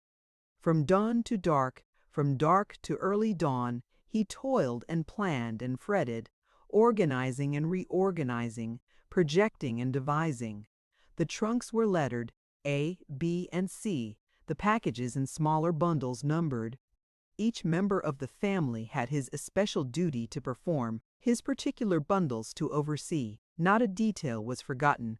Fares, prices, and tips were calculated to 2 places of decimals. Even the amount of food that it would be necessary to carry for the Black Greyhound was determined. Mrs. Sieppe was to look after the lunch, der Commissariat. Mr. Sieppe would assume charge of the checks, the money, the tickets, and, of course, general supervision. The twins would be under the command of Auguste, who, in turn, would report for orders to his father. Day in and day out, these minutiae were rehearsed. The children were drilled in their parts with a military exactitude. Obedience and punctuality became cardinal virtues. The vast importance of the undertaking was insisted upon with scrupulous iteration. It was a maneuver, an army changing its base of operations, a veritable tribal migration. On the other hand, Trina's little room was the center around which revolved another and different order of things. The dressmaker came and went. Congratulatory visitors invaded the little front parlor. The chatter of unfamiliar voices resounded from the front steps. Bonnet boxes and yards of dress goods littered the beds and chairs. Wrapping paper, tissue paper, and bits of string strewed the floor. A pair of white satin slippers stood on a corner of the toilet table. Links of white veiling, like a snow flurry, buried the little work table, and a mislaid box of artificial orange blossoms. The two systems of operation often clashed and tangled. Mrs. Sieppe was found by her harassed husband helping Trina with the waist of her gown when she should have been slicing cold chicken in the kitchen. Mr. Sieppe packed his frock coat, which he would have to wear at the wedding, at the very bottom of Trunksy. The minister, who called to offer his congratulations and to make arrangements, was mistaken for the expressman. Mcteague came and went furtively, dizzied and made uneasy by all this bustle. He got in the way, he trod upon and tore breadths of silk, he tried to help carry the packing boxes and broke the hall gas fixture. He came in upon Trina and the dressmaker at an ill-timed moment, and retiring precipitately, overturned the piles of pictures stacked in the hall. There was an incessant going and coming at every moment of the day, a great calling up and down stairs, a shouting from room to room, an opening and shutting of doors, and an intermittent sound of hammering from the laundry, where Mr. C.E. in his shirt sleeves labored among the packing boxes. The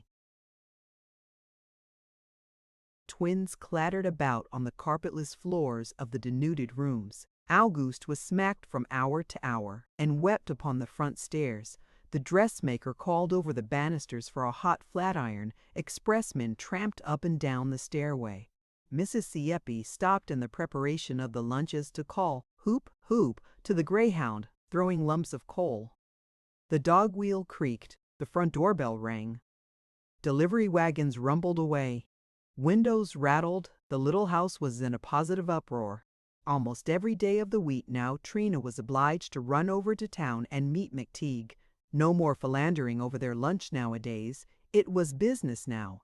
They haunted the house furnishing floors of the great department houses, inspecting and pricing ranges, hardware, china, and the like. They rented the photographer's rooms furnished, and fortunately only the kitchen and dining room utensils had to be bought. The money for this, as well as for her trousseau, came out of Trina's $5,000. For it had been finally decided that $200 of this amount should be devoted to the establishment of the new household. Now that Trina had made her great winning, Mr. Sieppe no longer saw the necessity of dowering her further, especially when he considered the enormous expense to which he would be put by the voyage of his own family. It had been a dreadful wrench for Trina to break in upon her precious $5,000. She clung to this sum with a tenacity that was surprising. It had become for her a thing miraculous, a god from the machine, suddenly descending upon the stage of her humble little life. She regarded it as something almost sacred and inviolable. Never, never should a penny of it be spent. Before she could be induced to part with $200 of it, more than one scene had been enacted between her and her parents. Did Trina pay for the golden tooth out of this $200? Later on, the dentist often asked her about it, but Trina invariably laughed in his face, declaring that it was her secret. Mcteague never found out. One day during this period, Mcteague told Trina about his affair with Marcus. Instantly she was aroused. "He threw his knife at you, the coward. He wouldn't have dared stand up to you like a man." "Oh, Mac, suppose he had hit you?" "Came within an inch of my head," put in Mcteague proudly. "Think of it." She gasped. "And he wanted part of my money." "Well, I do like his cheek. Part of my 5,000, why, it's mine, every single penny of it.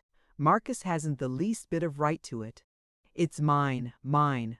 I mean, it's ours, Mac, dear. The elder Seepshebs, however, made excuses for Marcus. He had probably been drinking a good deal and didn't know what he was about. He had a dreadful temper anyhow. Maybe he only wanted to scare Mcteague. The week before the marriage, the two men were reconciled. Mrs. Sieppe brought them together in the front parlor of the B Street house. "Now, you two fellers, don't be dot foolish.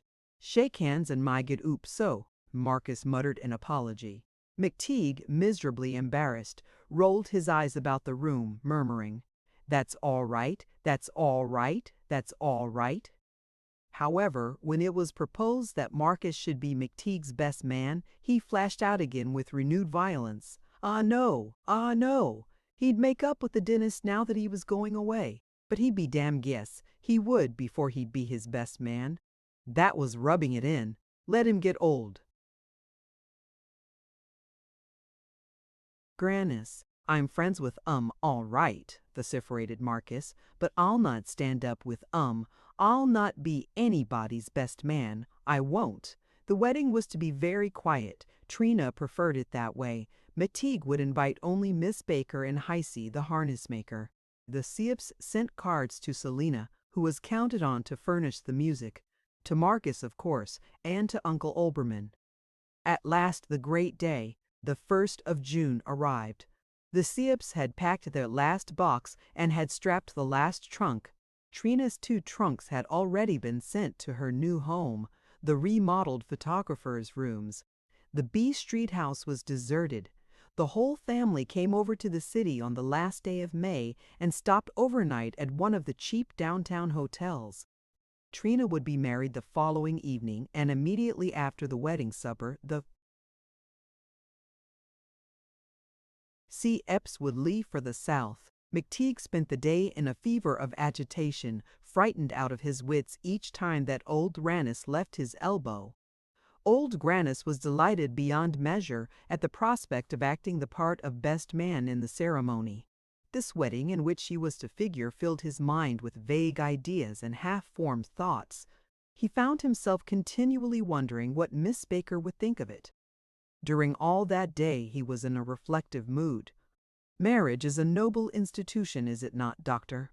he observed to Mcteague. "The foundation of society. It is not good that man should be alone."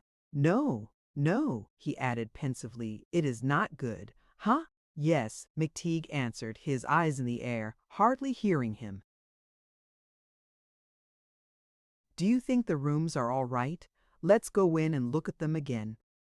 They went down the hall to where the new rooms were situated, and the dentist inspected them for the 20th time. The rooms were 3 in number first. The sitting room, which was also the dining room, then the bedroom, and back of this the tiny kitchen. The sitting room was particularly charming. Clean matting covered the floor, and 2 or 3 bright-colored rugs were scattered here and there. The backs of the chairs were hung with knitted worsted tidies, very gay.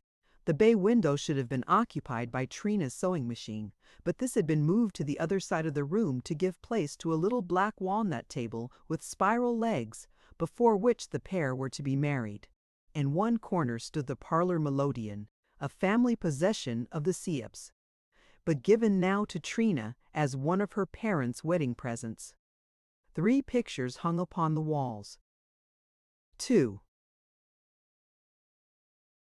were companion pieces. One of these represented a little boy wearing huge spectacles and trying to smoke an enormous pipe. This was called "I'm Grandpa," the title being printed in large black letters. The companion picture was entitled "I'm Grandma," a little girl in cap and specs, wearing mitts and knitting. These pictures were hung on either side of the mantelpiece. The other picture was quite an affair, very large and striking. It was a colored lithograph of 2 little golden-haired girls in their nightgowns. They were kneeling down and saying their prayers, their eyes very large and very blue rolled upward. This picture had for name Faith, and was bordered with a red plush mat and a frame of imitation beaten brass. A door hung with chenilled portieres, a bargain at $2.50 admitted one to the bedroom. The bedroom could boast a carpet, 3-ply in grain, the design being bunches of red and green flowers in yellow baskets on a white ground. The wallpaper was admirable, hundreds and hundreds of tiny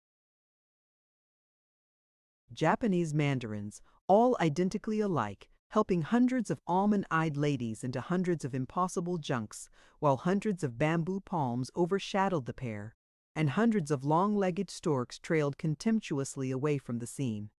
This room was prolific in pictures. Most of them were framed colored prints from Christmas editions of the London Graphic and Illustrated News, the subject of each picture inevitably involving very alert fox terriers and very pretty, moon-faced little girls. Back of the bedroom was the kitchen, a creation of Trina's, a dream of a kitchen with its range, its porcelain-lined sink, its copper boiler, and its overpowering array of flashing tinware. Everything was new, everything was complete. Maria Macapa and a waiter from one of the restaurants in the street were to prepare the wedding supper here. Maria had already put in an appearance. Fire was crackling in the new stove that smoked badly. A smell of cooking was in the air. She drove Mcteague and old Grannis from the room with great gestures of her bare arms. This kitchen was the only one of the 3 rooms they had been obliged to furnish throughout. Most of the sitting room and bedroom furniture went with the suite. A few pieces they had bought. The remainder Trina had brought over from the B Street house. The presents had been set out on the extension table in the sitting room. Besides the parlor melodeon, Trina's parents had given her an ice water set and a carving knife and fork with elkhorn handles.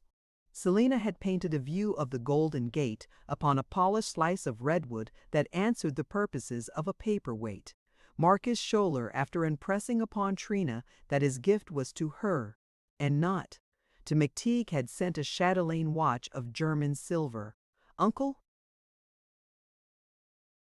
Obermann's present, however, had been awaited with a good deal of curiosity. What would he send? He was very rich. In a sense, Trina was his protégée. A couple of days before that upon which the wedding was to take place, 2 boxes arrived with his card. Trina and Mcteague, assisted by old Grannis, had opened them. The first was a box of all sorts of toys. "But what I don't make it out," Mcteague had exclaimed. "Why should he send us toys? We have no need of toys."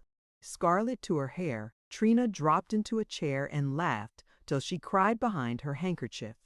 "We've no use of toys," muttered Mcteague, looking at her in perplexity. Old Grannis smiled discreetly, raising a tremulous hand to his chin. The other box was heavy, bound with withes at the edges, the letters and stamps burnt in. "I really think it's champagne," said old Grannis in a whisper. So it was. A full case of Monopole. What a wonder! None of them had seen the like before. Ah, this Uncle Obermann, that's what it was to be rich. Not one of the other presents produced so deep an impression as this. After old Grannis and the dentist had gone through the rooms, giving a last look around to see that everything was ready, they returned to Mcteague's parlors. At the door, old Grannis excused himself. At 4 o'clock, Mcteague began to dress, shaving himself first before the hand-glass that was hung against the woodwork of the bay window. While he shaved, he sang with strange inappropriateness, "No one to love, none to caress, left all alone in this world's wilderness." But as he stood before the mirror, intent upon his shaving, there came a roll of wheels over the cobbles in front of the house. He rushed to the window. Trina had arrived with her father and mother. He saw her get out, and as she glanced upward at his window, their eyes met. Ah, there she was. There she was, his little woman, looking up at him, her adorable little chin thrust upward with that familiar movement of innocence and confidence. The dentist saw again, as if for the first time, her small, pale face looking out from beneath her royal tiara of black hair. He saw again her long, narrow blue eyes, her lips, nose, and tiny ears, pale and bloodless, and suggestive of anemia, as if all the vitality that should have lent them color had been sucked up into the strands and coils of that wonderful hair. As their eyes met, they waved their hands gaily to each other.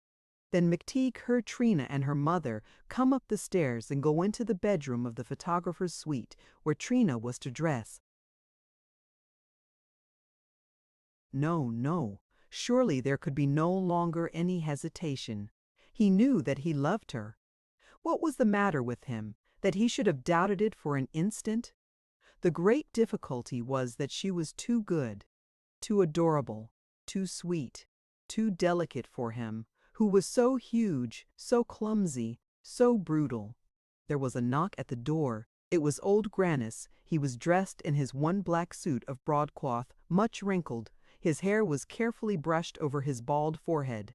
"Miss Trina has come," he announced, "and the minister. You have an hour yet." The dentist finished dressing. He wore a suit bought for the occasion, a ready-made Prince Albert coat, too short in the sleeves, striped blue trousers, and new patent leather shoes, veritable instruments of torture. Around his collar was a wonderful necktie that Trina had given him. It was of salmon pink satin. In its center, Selina had painted a knot of blue forget-me-nots.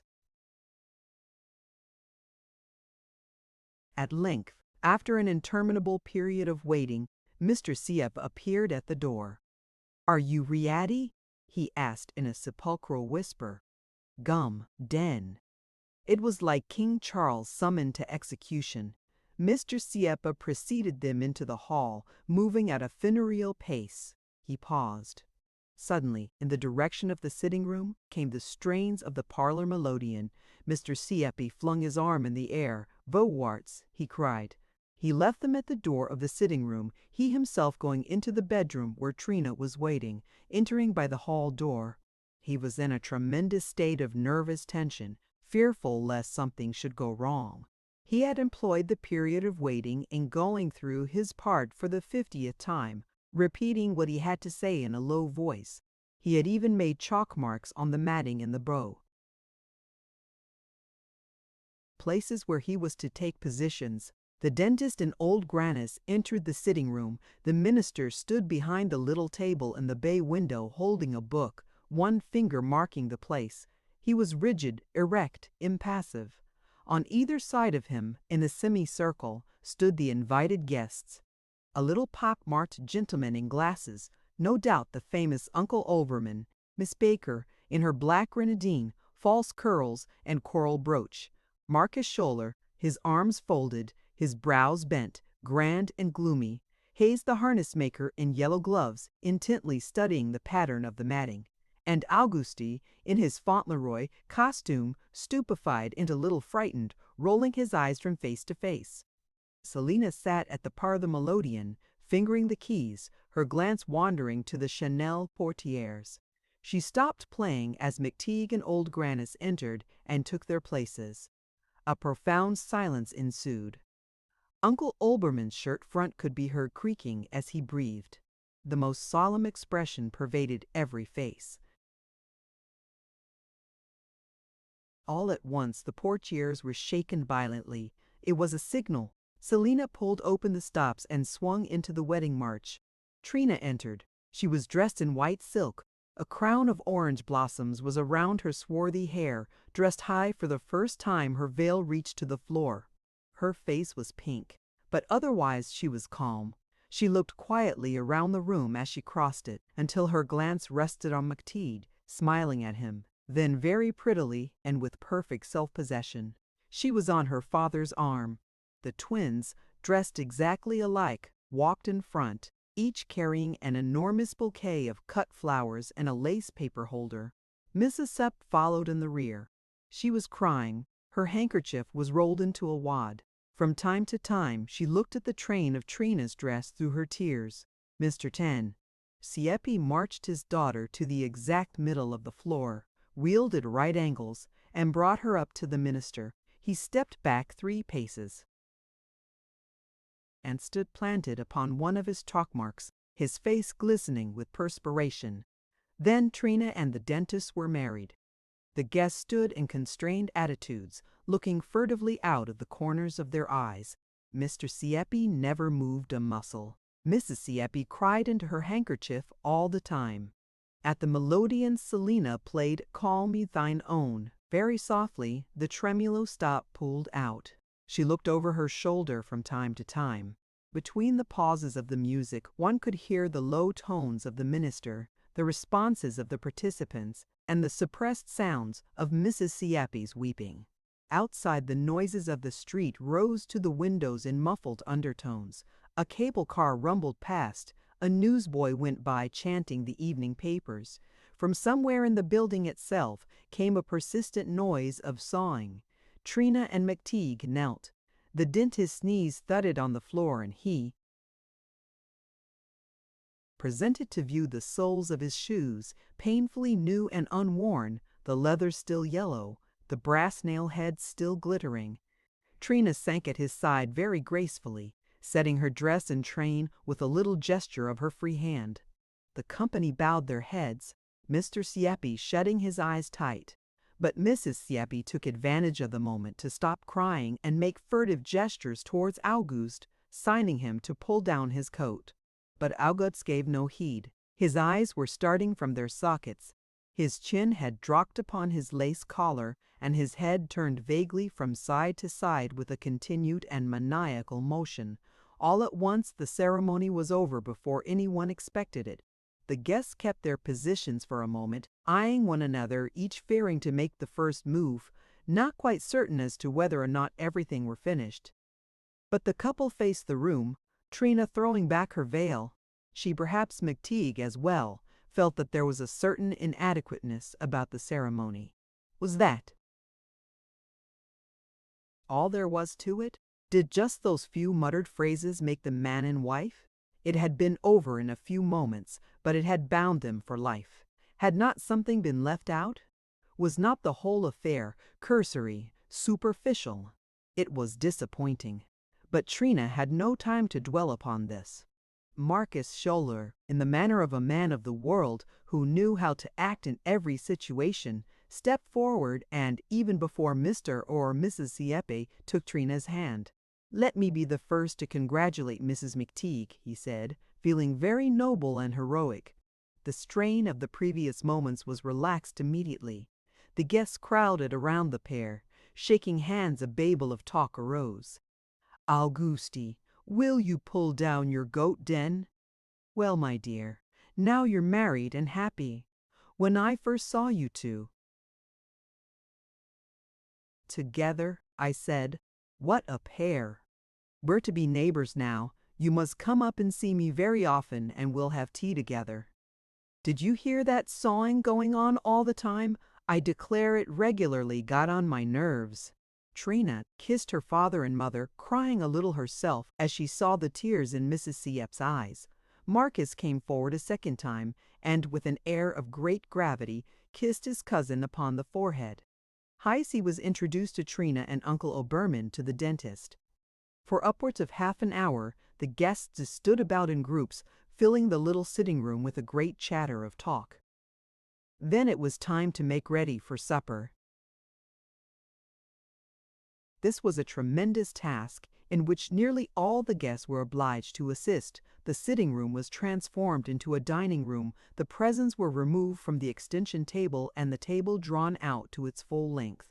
The cloth was laid, the chairs rented from the dancing academy hard by drawn up, the dishes set out, and the 2 bouquets of cut flowers taken from the twins under their shrill protests, and arranged in vases at either end of the table. There was a great coming and going between the kitchen and the sitting room. Trina, who was allowed to do nothing, sat in the bay window and fretted, calling to her mother from time to time, "The napkins are in the right-hand drawer of the pantry." Yes, I got 'em." "Where do you jeep der soup plates?" "The soup plates are here already." "Say, Cousin Trina, is there a corkscrew? What is home without a corkscrew? In the kitchen table drawer, in the left-hand corner. Are these the forks you want to use, Mrs. Mcteague?" No, no, there's some silver forks. Mama knows where. They were all very gay, laughing over their mistakes, getting in one another's way, rushing into the sitting room, their hands full of plates or knives or glasses, and darting out again after more. Marcus and Mr. Sieppe took their coats off.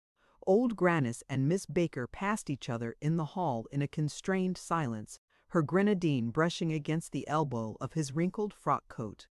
Uncle Obermann superintended, Hasey's opening the case of champagne with the gravity of a magistrate. Auguste was assigned the task of filling the new salt and pepper canisters of red and blue glass. In a wonderfully short time, everything was ready. Marcus Shoulder resumed his coat, wiping his forehead and remarking, "I tell you, I've been doing chores for my board." "To der table," commanded Mr. Sieppe. The company sat down with a great clatter, Trina at the foot, the dentist at the head. The others arranged themselves in haphazard fashion. But it happened that Marcus Shoulder crowded into the seat beside Selina, towards which old Grannis was directing himself. There was but one other chair vacant, and that at the side of Miss Baker. Old Grannis hesitated, putting his hand to his chin. However, there was no escape.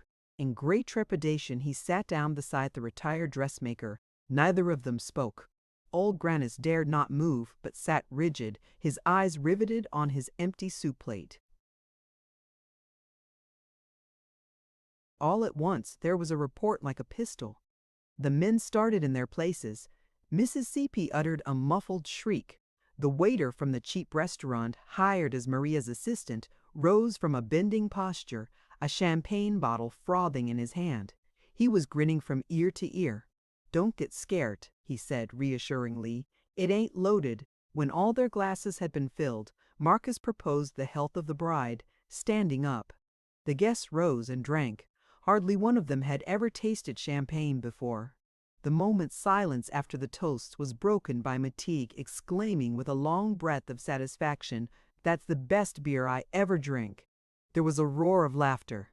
Especially was Marcus tickled over the dentist's blunder. He went off in a very spasm of mirth, banging the table with his fist, laughing until his eyes watered. All through the meal he kept breaking out into cackling imitations of Mcteague's words. "That's the best BR I ever drank. Oh Lord, ain't that a break? What a wonderful supper that was."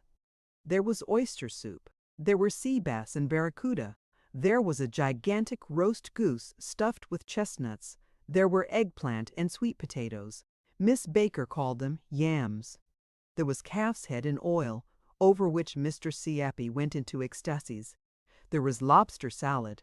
There were rice pudding and strawberry ice cream and wine jelly and stewed prunes and coconuts and mixed nuts and raisins and fruit and tea and coffee and mineral waters and lemonade. For 2 hours the guests ate, their faces red, their elbows wide, the perspiration beading their foreheads. All around the table one saw the same incessant movement of jaws and heard the same uninterrupted sound of chewing.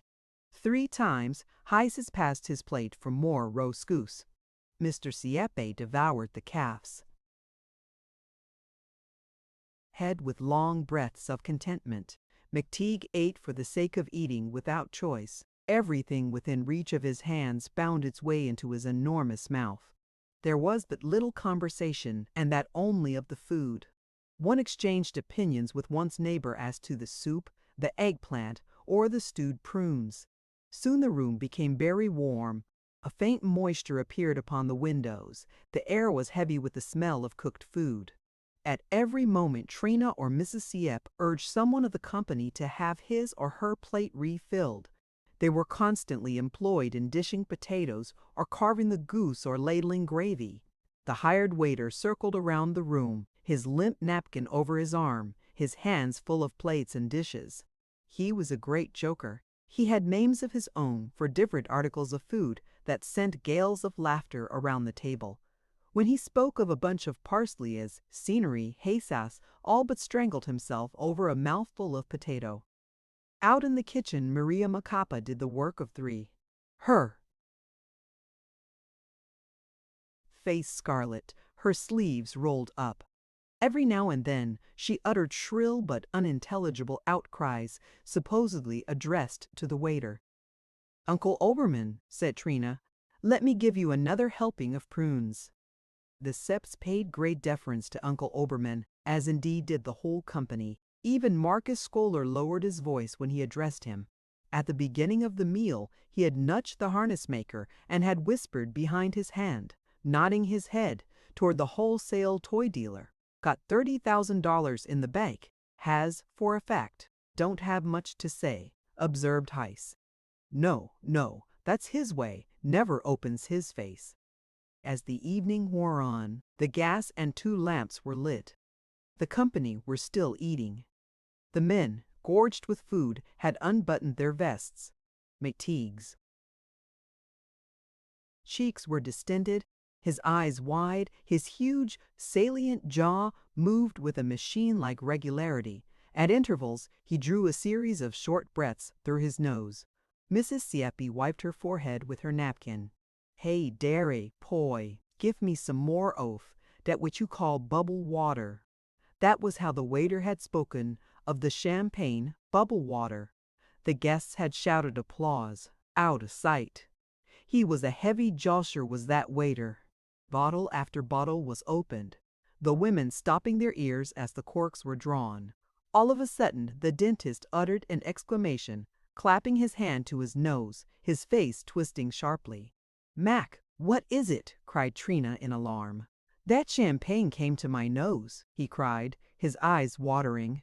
"It stings like everything." "Great beer, ain't yet," shouted Marcus. "Now, Mark," remonstrated Trina in a low voice. "Now, Mark, you just shut up. That isn't funny anymore. I don't want you should make fun of Mac. He called it beer on purpose. I guess H.E. knows." Throughout the meal, old Miss Baker had occupied herself largely with Auguste and the twins, who had been given a table by themselves, the black walnut table before which the ceremony had taken place. The little dressmaker was continually turning about in her place, inquiring of the children if they wanted for anything. Inquiries they rarely answered other than by stare, fixed, ox-like, expressionless. Suddenly, the little dressmaker turned to old Grannis and exclaimed, "I'm so very fond of little children." "Yes, yes, they're very interesting. I'm very fond of them too." The next instant, both of the old people were overwhelmed with confusion. What? They had spoken to each other after all these years of silence. They had for the first time addressed remarks to each other. The old dressmaker was in a torment of embarrassment. How was it she had come to speak? She had neither planned nor wished it. Suddenly the words had escaped her. He had answered, and it was all over before they knew it. Old Grannis's fingers trembled on the table ledge, his heart beat heavily, his breath fell short. He had actually talked to the little dressmaker. That possibility to which he had looked forward, it seemed to him for years, that companionship, that intimacy with his fellow lodger, that delightful acquaintance which was only to ripen at some far distant time, he could not exactly say, when behold, it had suddenly come to a head, here in this overcrowded, overheated room, in the midst of all this feeding, surrounded by odors of hot dishes, accompanied by the sounds of incessant mastication. How different he had imagined it would be. They were to be alone, he and Miss Baker, in the evening somewhere, withdrawn from the world, very quiet, very calm and peaceful. Their talk was to be of their lives, their lost illusions, not of other people's children. The 2 old people did not speak again. They sat there side by side, nearer than they had ever been before, motionless, abstracted, their thoughts far away from that scene of feasting. They were thinking of each other, and they were conscious of it. Timid with the timidity of their second childhood, constrained and embarrassed by each other's presence, they were nevertheless in a little Elysium of their own creating. They walked hand in hand in a delicious garden where it was always autumn. Together and alone they entered upon the long-retarded romance of their commonplace and uneventful lives. At last that great supper was over. Everything had been eaten. The enormous roast goose had dwindled to a very skeleton. Mr. Siep had reduced the calf's head to a mere skull. A row of empty champagne bottles, dead soldiers, as the facetious waiter had called them, lined the mantelpiece.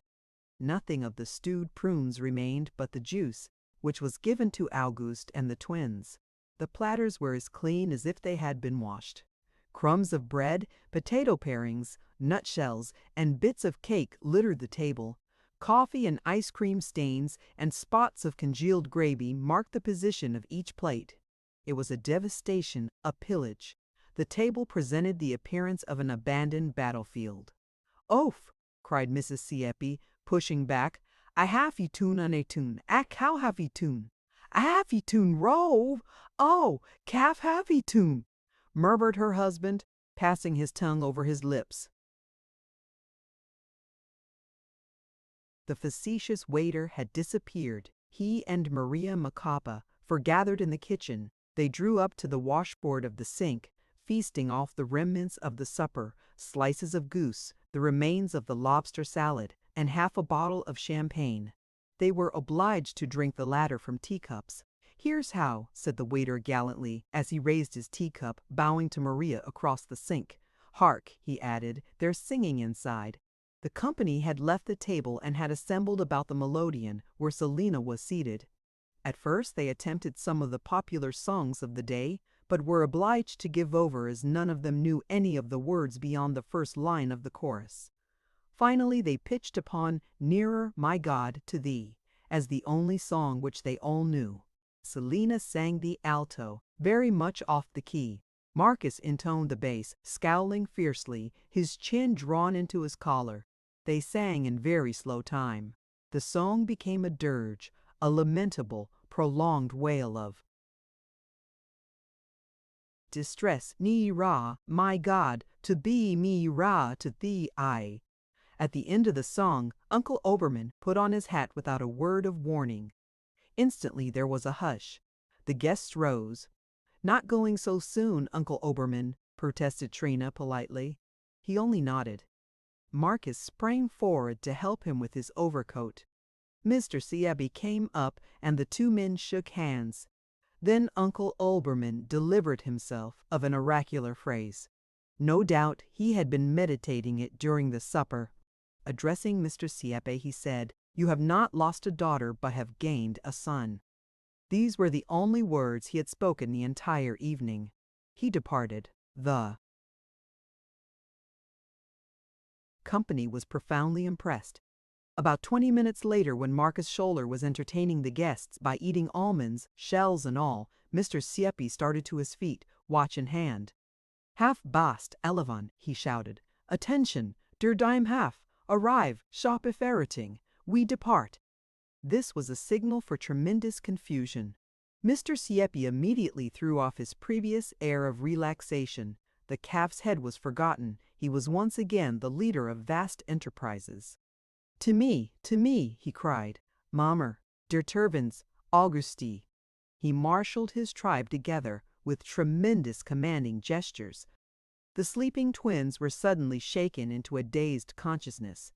Auguste, whom the almond eating of Marcus Scholler had petrified with admiration, was smacked to a realization of his surroundings. Old Grannis, with a certain delicacy that was one of his characteristics, felt instinctively that the guests, the mere outsiders, should depart before the family began its leave-taking of Trina. He withdrew unobtrusively, after a hasty good night to the bride and groom. The rest followed almost immediately. "Well, Mr. Sieppe," exclaimed Marcus, "we won't see each other for some time." Marcus had given up his first intention of joining in the Sieppe migration. He spoke in a large way of certain affairs that would keep him in San Francisco till the fall. Of late he had entertained ambitions of a ranch life. He would breed cattle. He had a little money and was only looking for someone to go in with.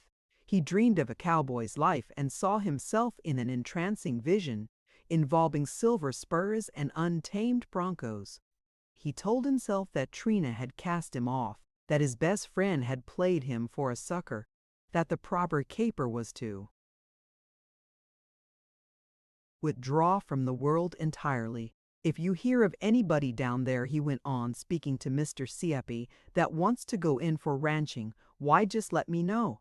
So, answered Mr. Sieppe abstractedly, peering about for Auguste's cap. Marcus bade the Siepes farewell. He and Heisel went out together. One heard them as they descended the stairs, discussing the possibility of Frenna's place being still open. Then Miss Baker departed after kissing Trina on both cheeks. Selina went with her. There was only the family left. Trina watched them go one by one, with an increasing feeling of uneasiness and vague apprehension. Soon they would all be gone. "Well, Trina," exclaimed Mr. Sieppe, "Goot pie, perhaps you go and visit us sometime." Mrs. Sieppe began crying again. "Ach, Trina, when shall I ever see you again?" Tears came to Trina's eyes in spite of herself. She put her arms around her mother. "Oh, sometime, she cried. The twins and Auguste clung to Trina's skirts, fretting and whimpering. Mcteague was miserable.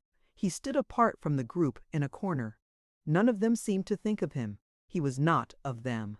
"Write to me very often, Mama, and tell me about everything about Auguste and the twins."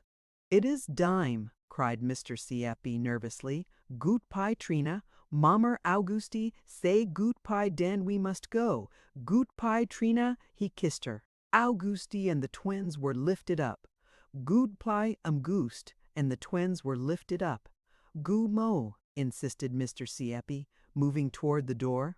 "Goot pie, Trina," exclaimed Mrs. Sieppe, crying harder than ever. "Doctor, where is der doctor to give a goot to her, eh? Pay very goot, won't you? Some day, doctor, hey, won't you? Some day, doctor, you will have a daughter den. You know perhaps how I feel, yes?" They were standing at the door by this time. Mr. Sieppe, halfway down the stairs, kept calling, "Gomo, we Mr. Drain." Mrs. Sieppe released Trina and started down the hall, the twins and Auguste following. Trina stood in the doorway, looking after them through her tears. They were going. When would she ever see them again? She was to be left alone with this man to whom she had just been married. A sudden vague terror seized her. She left Mcteague and ran down the hall and caught her mother around the neck. "I don't want you to go," she whispered in her mother's ear, sobbing. "Oh, Mama, I'm afraid. Trina, you break my heart. Don't cry to poor little girl." She rocked Trina in her arms as though she were a child again. "Poor little scared girl, don't cry so dere's nothing to be afraid of. Dare go to your husband. Listen, Popper's galling again. Go den, goot bye." She loosened Trina's arms and started down the stairs. Trina leaned over the banisters, straining her eyes after her mother. "What is you, Trina? Oh, goodbye. Go me, we Mr. Drain. Mama, oh mama, what is you, Trina? Goodbye. Goodbye, low daughter, goodbye. The street door closed. The silence was profound. For another moment, Trina stood leaning over the banisters, looking down into the empty stairway. It was dark. There was nobody. Her father, her mother, the children had left her alone. She faced about toward the rooms, faced her husband, faced her new home, the new life that was to begin now. The hall was empty and deserted. The great flat around her seemed new and huge and strange. She felt horribly alone. Even Maria and the hired waiter were gone. On one of the floors above she heard a baby crying. She stood there an instant in the dark hall, in her wedding finery, looking about her, listening. From the open door of the sitting room streamed a gold bar of light. She went down the hall, by the open door of the sitting room, going on toward the hall door of the bedroom. As she softly passed the sitting room, she glanced hastily in. The lamps and the gas were burning brightly, the chairs were pushed back from the table just as the guests had left them, and the table itself, abandoned, deserted, presented to view the vague confusion of its dishes, its knives and forks, its empty platters and crumpled napkins. The dentist sat there leaning on his elbows, his back toward her. Against the white blur of the table he looked colossal. Above his giant shoulders rose his thick red neck and mane of yellow hair. The light shone pink through the gristle of his enormous ears. Trina entered the bedroom, closing the door after her. At the sound, she heard Mcteague start and rise. "Is that you, Trina?" She did not answer, but paused in the middle of the room, holding her breath, trembling. The dentist crossed the outside room, parted the chenille portieres, and came in. He came toward her quickly, making as if to take her in his arms. His eyes were alight. "No, no!" cried Trina, shrinking from him, suddenly seized with the fear of him, the intuitive feminine fear of the male, her whole being quailed before him. She was terrified at his huge, square-cut head, his powerful, salient jaw, his huge red hands, his enormous, resistless strength. "No, no, I'm afraid," she cried, drawing back from him to the other side of the room. "Afraid?" answered the dentist in perplexity. "What are you afraid of, Trina? I'm not going to hurt you." "What are you afraid of?" "Trina, I'm not going to hurt you." What are you afraid of? What indeed was Trina afraid of? She could not tell. But what did she know of Mcteague after all? Who was this man that had come into her life? Who had taken her from her home and from her parents, and with whom she was now left alone here in this strange, vast flat? "Oh, I'm afraid! I'm afraid! I'm afraid!" she cried. Mcteague came nearer, sat down beside her, and put one arm around her. "What are you afraid of, Trina?" he said, reassuringly.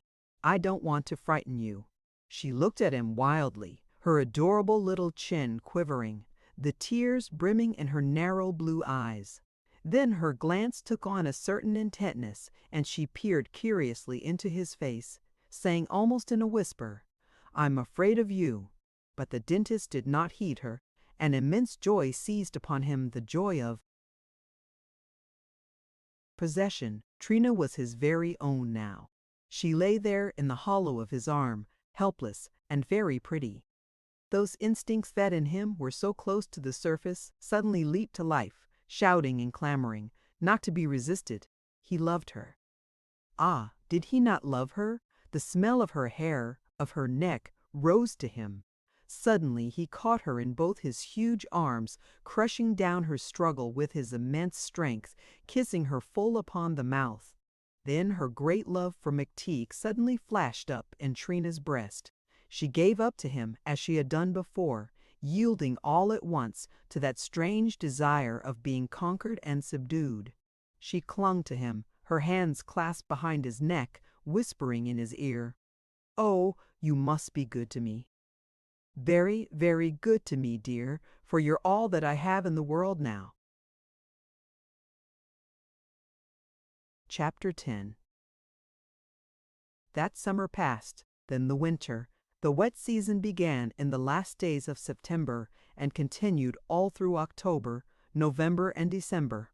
At long intervals would come a week of perfect days, the sky without a cloud, the air motionless but touched with a certain nimbleness, a faint effervescence that was exhilarating. Then, without warning, during a night when a south wind blew, a gray scroll of cloud would unroll and hang high over the city, and the rain would come pattering down again, at first in scattered showers, then in an uninterrupted drizzle. All day long Trina sat in the bay window of the sitting room that commanded a view of a small section of Polk Street.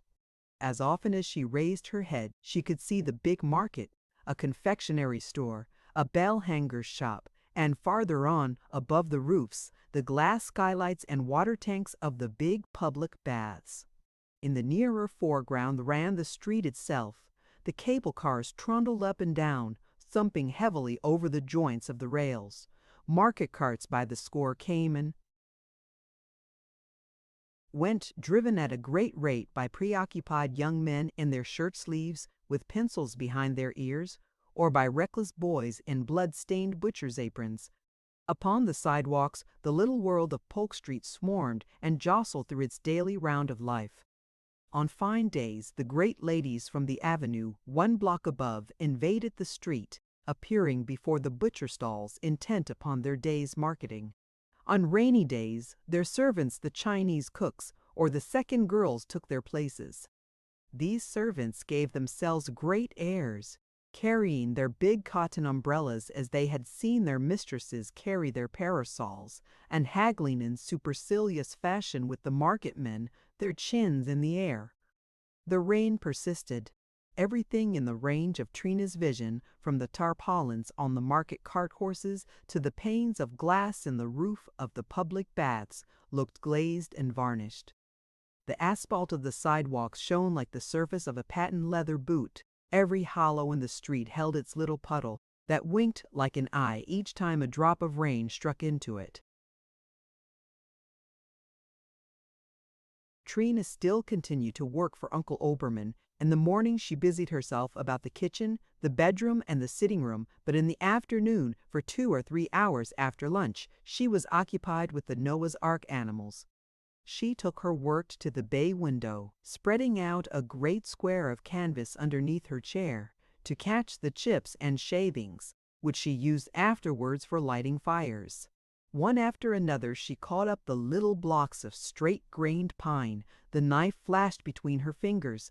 The little figure grew rapidly under her touch, was finished and ready for painting in a wonderfully short time, and was tossed into the basket that stood at her elbow. But very often during that rainy winter after her marriage, Trina would pause in her work, her hands falling idly into her lap, her eyes, her narrow, pale blue eyes growing wide and thoughtful as she gazed, unseeing, out into the rain-washed street. She loved Mcteague now with a blind, unreasoning love that admitted of no doubt or hesitancy. Indeed, it seemed to her that it was only after her marriage with the dentist that she had really begun to love him. With the absolute final surrender of herself, the irrevocable ultimate submission, had come an affection the like of which she had never dreamed in the old B Street days. But Trina loved her husband, not because she fancied she saw in him any of those noble and generous qualities that inspire affection. The dentist might or might not possess them. It was all one with Trina.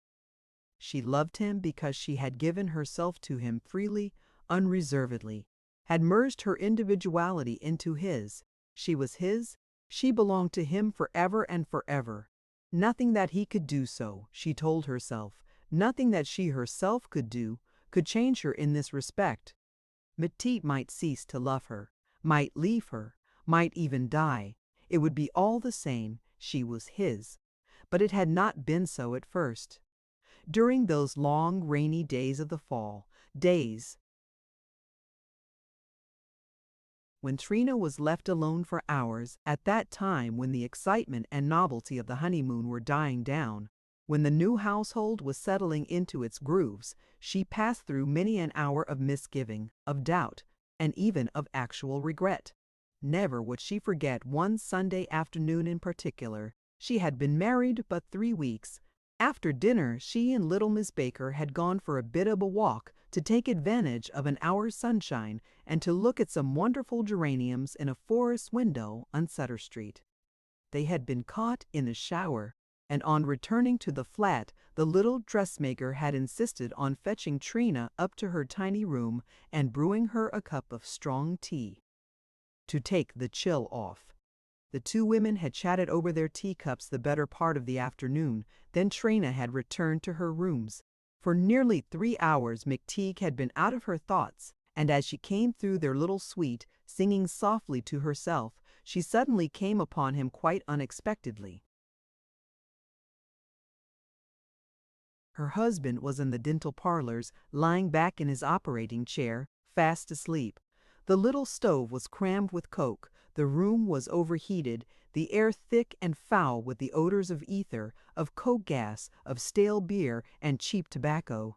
The dentist sprawled his gigantic limbs over the worn velvet of the operating chair. His coat and vest and shoes were off, and his huge feet, in their thick gray socks, dangled over the edge of the footrest. His pipe, fallen from his half-open mouth, had spilled the ashes into his lap, while on the floor, at his side, stood the half-empty pitcher of steam beer. His head had rolled limply upon one shoulder, his face was red with sleep, and from his open mouth came a terrific sound of snoring. For a moment Trina stood looking at him as he lay thus, prone, inert, half-dressed, and stupefied with the heat of the room, the steam beer, and the fumes of the cheap tobacco. Then her little chin quivered, and a sob rose to her throat. She fled from the parlors, and locking herself in her bedroom, flung herself on the bed and burst into an agony of weeping. Ah no, she could not love him. It had all been a dreadful mistake, and now it was irrevocable. She was bound to this man for life. If it was as bad as this now, only 3 weeks after her marriage, how would it be in the years to come? Year after year, month after month, hour after hour, she was to see this same face with its salient jaw, was to feel the touch of those enormous red hands, was to hear the heavy elephantine tread of those huge feet in thick gray socks. Year after year, day after day, there would be no change, and it would last all her life. Either it would be one long continued revulsion, or else worse than all she would come to be content with him, would come to be like him, would sink to the level of steam beer and cheap tobacco, and all her pretty ways, her clean, trim little habits, would be forgotten, since they would be thrown away upon her stupid, brutish husband. Her husband. Bet was her husband in there. She could yet hear his snores for life, for life. A great despair seized upon her. She buried her face in the pillow and thought of her mother with an infinite longing. Aroused at length by the chittering of the canary, Mcteague had awakened slowly. After a while, he had taken down his concertina and played upon it the 6 very mournful airs that he knew. Face downward upon the bed, Trina still wept. Throughout that little suite could be heard but 2 sounds: the lugubrious strains of the concertina and the noise of stifled weeping. That her husband should be ignorant of her distress seemed to Trina an additional grievance. With perverse inconsistency, she began to wish him to come to her, to comfort her. He ought to know that she was in trouble, that she was lonely and unhappy. "Oh, Mac," she called in a trembling voice. But the concertina still continued to wail and lament. Then Trina wished she were dead, and on the instant jumped up and ran into the dental parlors and threw herself into her husband's arms, crying, "Oh, Mac, dear, love me big. I'm so unhappy." What? The dentist exclaimed, starting up bewildered, a little frightened. Nothing, only love me always and always. But this first crisis, this momentary revolt, as much a matter of high-strung feminine nerves as of anything else, passed, and in the end, Trina's affection for her old bear grew in spite of herself. She began to love him more and more, not for what he was, but for what she had given up to him. Only once again did Trina undergo a reaction against her husband, and then it was but the matter of an instant, brought on, curiously enough, by the sight of a bit of egg on Mcteague's heavy mustache one morning just after breakfast. Then, too, the pair had learned to make concessions, little by little, and all unconsciously. They adapted their modes of life to suit each other. Instead of sinking to Mcteague's level as she had feared, Trina found that she could make Mcteague rise to hers, and in this saw a solution of many a difficult and gloomy complication. For one thing, the dentist began to dress a little better, Trina even succeeding in inducing him to wear a high silk hat and a frock coat of a Sunday. Next, he relinquished his Sunday afternoon's nap and beer in favor of 3 or 4 hours spent in the park with her, the weather permitting. so that gradually Trina's misgivings ceased. Or when they did assail her, she could at last meet them with a shrug of the shoulders, saying to herself meanwhile, "Well, it's done now and it can't be helped. One must make the best of it." During the first months of their married life, these nervous relapses of hers had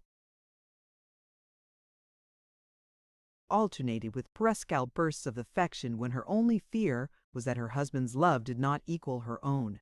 Without an instant's warning, she would clasp him about the neck, rubbing her cheek against his, murmuring, "Dear old Mac, I love you so, I love you so." "Oh, aren't we happy together, Mac? Just us two, and no one else?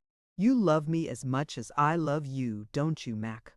Oh, if you shouldn't, if you should!"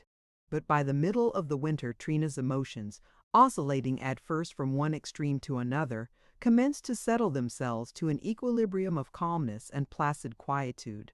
Her household duties began more and more to absorb her attention, for she was an admirable housekeeper, keeping the little suite in marvelous good order, and regulating the schedule of expenditure with an economy that often bordered on positive niggardliness. It was a passion with her to save money.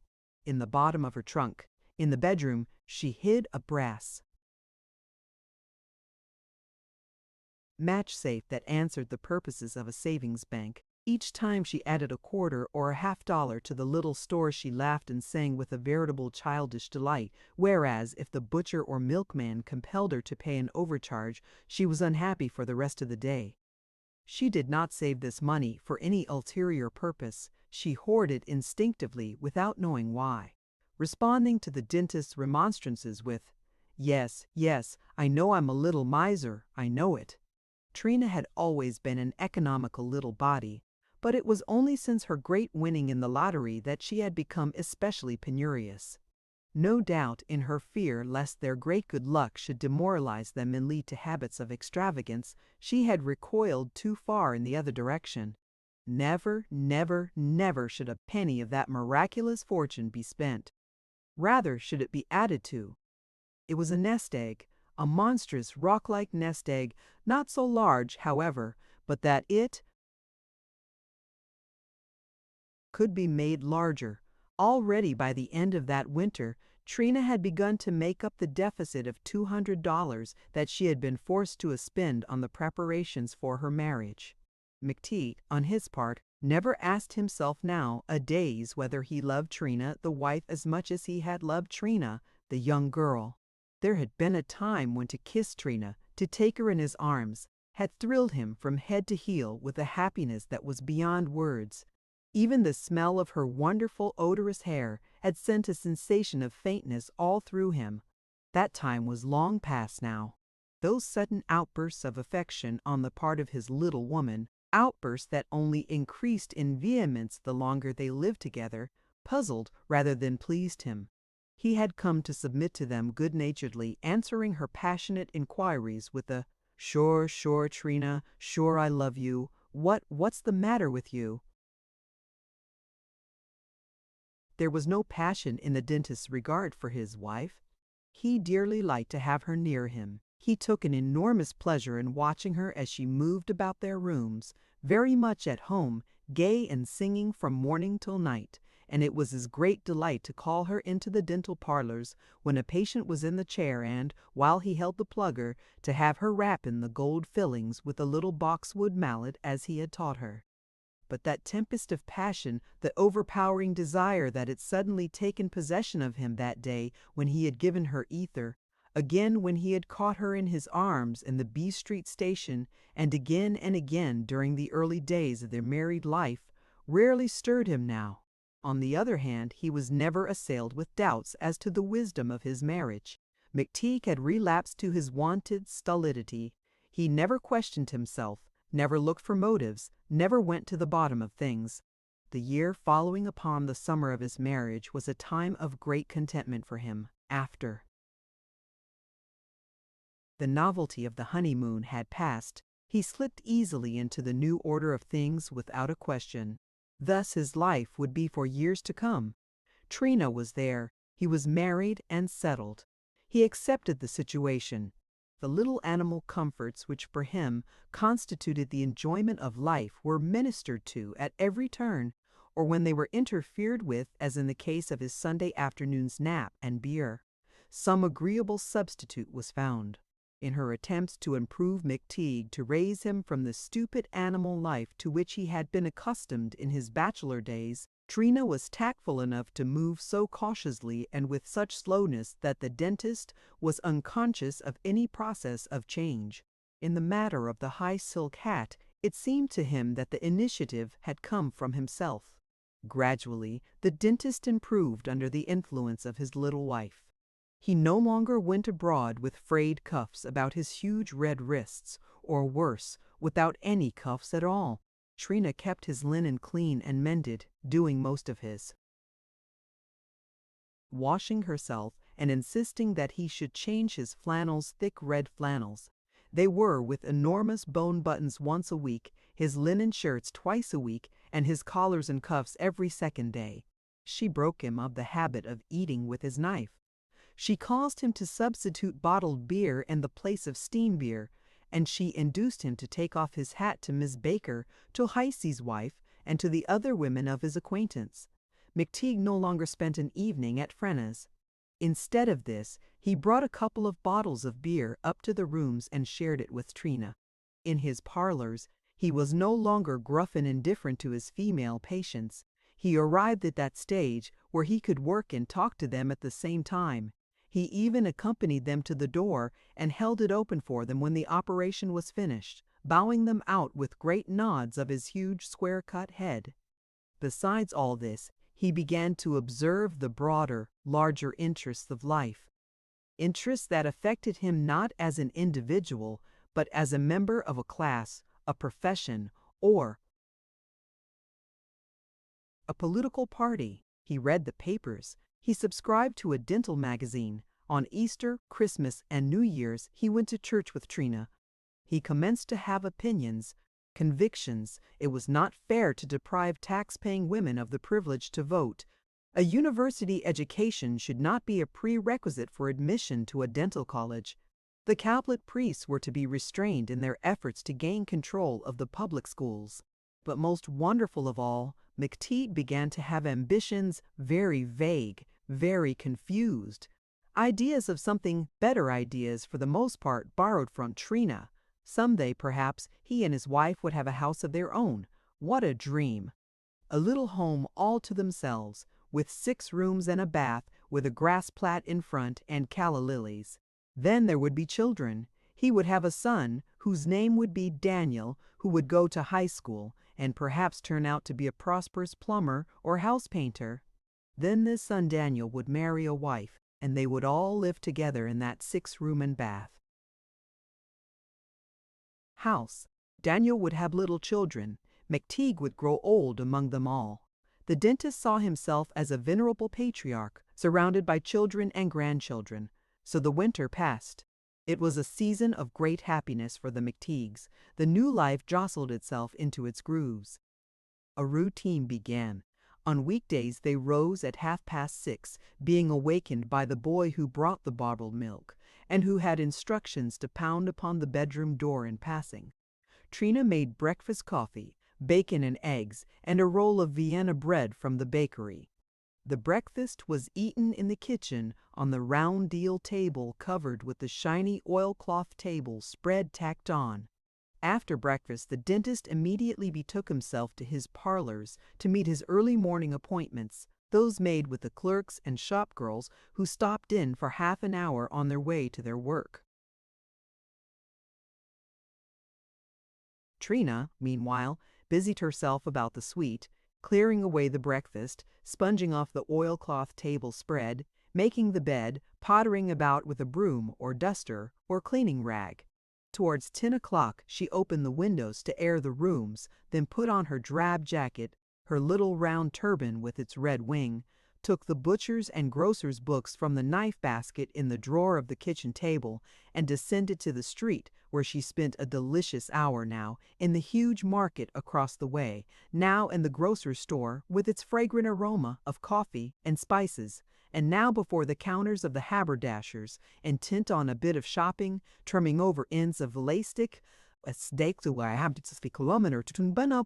on the street she rubbed elbows with the great ladies of the avenue in their beautiful dresses, or at intervals she met an acquaintance or two, Miss Baker, or Heisey's lame wife, or Mrs. Rayer. At times she passed the flat and looked up at the windows of her home, marked by the huge golden molar that projected, flashing, from the bay window of the parlors. She saw the open windows of the sitting room, the Nottingham lace curtains stirring and billowing in the draught, and she caught sight of Maria Macapa's twelled head as the Mexican maid of all work went to and fro in the suite, sweeping or carrying away the ashes. Occasionally in the windows of the parlors she beheld Mcteague's rounded back as he bent to his work. Sometimes even they saw each other and waved their hands gaily in recognition. By 11 o'clock, Trina returned to the flat, her brown net reticule once her mother's full of parcels. At once she set about getting lunch sausages, perhaps with mashed potatoes, or last evening's joint warmed over or made into a stew, chocolate, which Trina adored, and a side dish or two, a salted herring, or a couple of artichokes, or a salad. At 12:30 the dentist came in from the parlors, bringing with him the smell of creosote and of ether. They sat down to lunch in the sitting room. They told each other of their doings throughout the forenoon. Trina showed her purchases. Mcteague recounted the progress of an operation. At 1 o'clock they separated, the dentist returning to the parlors, Trina settling to her work on the Noah's Ark animals. At about 3 o'clock she put this work away, and for the rest of the afternoon was variously occupied. Sometimes it was the mending, sometimes the wash, sometimes new curtains to be put up, or a bit of carpet to be tacked down, or a letter to be written, or a visit generally to Miss Baker to be returned. Towards 5 o'clock the old woman whom they had hired for that purpose came to cook supper, for even Trina was not equal to the task of preparing 3 meals a day. This woman was French, and was known to the flat as Augustine, no one taking enough interest in her to inquire for her last name. All that was known of her was that she was a decayed French laundress, miserably poor, her trade long since ruined by Chinese competition. Augustine cooked well, but she was otherwise undesirable, and Trina lost patience with her at every moment. The old French woman's most marked characteristic was her timidity. Trina could scarcely address her a simple direction without Augustine quailing and shrinking. A reproof, however gentle, threw her into an agony of confusion, while Trina's anger promptly reduced her to a state of nervous collapse, wherein she lost all power of speech, while her head began to bob and nod with an uncontrollable twitching of the muscles, much like the oscillations of the head of a toy donkey.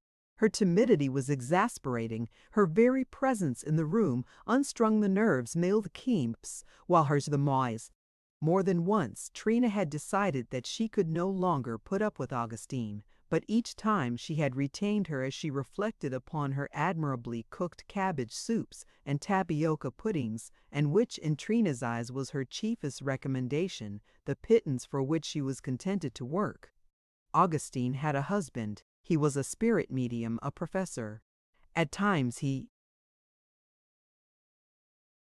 held seances in the larger rooms of the flat, playing vigorously upon a mouth organ and invoking a familiar whom he called Edna, and whom he asserted was an Indian maiden. The evening was a period of relaxation for Trina and Mcteague. They had supper at 6, after which Mcteague smoked his pipe and read the papers for half an hour, while Trina and Augustine cleared away the table and washed the dishes. Then, as often as not, they went out together. One of their amusements was to go downtown after dark and promenade Market and Kearny streets. It was very gay. A great many others were promenading there also. All of the stores were brilliantly lighted and many of them still open. They walked about aimlessly, looking into the shop windows. Trina would take Mcteague's arm and he, very much embarrassed at that, would thrust both hands into his pockets and pretend not to notice. They stopped before the jewelers' and millers' windows, finding a great delight in picking out things for each other, saying how they would choose this and that if they were rich. Trina did most of the talking, Mcteague merely approving by a growl or a movement of the head or shoulders. She was interested in the displays of some of the cheaper stores, but he found an irresistible charm in an enormous golden molar with 4 prongs that hung at a corner of Kearney Street. Sometimes they would look at Mars or at the moon through the street telescopes, or sit for a time in the rotunda of a vast department store where a band played every evening. Occasionally they met Haste the harness maker and his wife, with whom they had become acquainted. Then the evening was concluded by a 4-cornered party in the Luxembourg, a quiet German restaurant under a theater. Trina had a tamale and a glass of beer. Mrs. Hayes, who was a decayed writing teacher, ate salads with glasses of grenadine and currant syrups. Hayes drank cocktails and whiskey straight and urged the dentist to join him. But Mcteague was obstinate, shaking his head. "I can't drink that stuff," he said. "It don't agree with me, somehow. I go kinda crazy after 2 glasses." So he gorged himself with beer and Frankfurter sausages plastered with German mustard. When the annual mechanics fair opened, Mcteague and Trina often spent their evenings there, studying the exhibits carefully, since in Trina's estimation, education meant knowing things and being able to talk about them. Wearying of this, they would go up into the gallery and, leaning over, look down into the huge amphitheater full of light and color and movement. There rose to them the vast shuffling noise of thousands of feet and a subdued roar of conversation like the sound of a great mill. Mingled with this was the purring of distant machinery, the splashing of a temporary fountain, and the rhythmic jangling of a brass band, while in the piano exhibit a hired performer was playing upon a concert grand with a great flourish. Nearer at hand they could catch ends of conversation and notes of laughter, the noise of moving dresses and the rustle of stiffly starched skirts. Here and there schoolchildren elbowed their way through the crowd, crying shrilly, their hands full of advertisement pamphlets, fans, picture cards, and toy whips, while the air itself was full of the smell of fresh popcorn. They even spent some time in the art gallery. Trina's cousin Selina, who gave lessons in hand painting at 2 bits an hour, generally had an exhibit on the walls, which they were interested to find. It usually was a bunch of yellow poppies painted on black velvet and framed in gilt. They stood before it some little time, hazarding their opinions, and then moved on slowly from one picture to another. Trina had Mcteague buy a catalog and made a duty of finding the title of every picture. This, too, she told Mcteague, as a kind of education one ought to cultivate. Trina professed to be fond of art, having perhaps acquired a taste for painting and sculpture from her experience with the Noah's Ark animals. "Of course," she told the dentist, "I'm no critic, I only know what I like." She knew that she liked the ideal heads, lovely girls with flowing straw-colored hair and immense, upturned eyes. These always had for title Reverie, or An Idyll, or Dreams of Love. "I think those are lovely, don't you, Mac?" she said. "Yes, yes," answered Mcteague, nodding his head, bewildered, trying to understand. "Yes, yes, lovely. That's the word. Are you dead sure now, Trina, that all that's hand-painted just like the poppies?" Thus the winter passed. A year went by. Then, too, the little life of Polk Street, the life of small traders, drug clerks, grocers, stationers, plumbers, dentists, doctors, spirit mediums, and the like, ran on monotonously in its accustomed grooves. The first 3 years of their married life wrought little change in the fortunes of the Mcteagues. In the 3rd summer the branch post office was moved from the ground floor of the flat to a corner farther up the street in order to be near the cable line that ran mail cars. Its place was taken by a German saloon called a wine stube, in the face of the protests of every female lodger. A few months later, quite a little flurry of excitement ran through the street on the occasion of the Polk Street Open Air Festival, organized to celebrate the introduction there of electric lights. The festival lasted 3 days and was quite an affair. The street was garlanded with yellow and white bunting. There were processions and floats and brass bands. Marcus Scholler was in his element during the whole time of the celebration. He was one of the marshals of the parade and was to be seen at every hour of the day, wearing a borrowed high hat and cotton gloves, and galloping a broken-down cab horse over the cobbles. He carried a baton covered with yellow and white calico with which he made furious passes and gestures. His voice was soon reduced to a whisper by continued shouting, and he raged and fretted over trifles till he wore himself. Then Mcteague was disgusted with him. As often as Marcus passed the window of the flat, the dentist would mutter, "Ah, you think you're smart, don't you?" The result of the festival was the organizing of a body known as the Polk Street Improvement Club, of which Marcus was elected secretary. Mcteague and Trina often heard of him in this capacity through Heises the harness maker. Marcus had evidently come to have political aspirations. It appeared that he was gaining a reputation as a maker of speeches delivered with fiery emphasis and occasionally reprinted in the Progress, the organ of the club, outraged constituencies, opinions warped by personal bias, eyes blinded by party prejudice, etc. Of her family, Trina heard every fortnight in letters from her mother. The upholstery business which Mr. Sieppe had bought was doing poorly, and Mrs. Sieppe wailed the day she had ever left B Street. Mr. Sieppe was losing money every month. Auguste, who was to have gone to school, had been forced to go to work in the store, picking waste. Mrs. Sieppe was obliged to take a lodger or two. Affairs were in a very bad way. Occasionally she spoke of Marcus.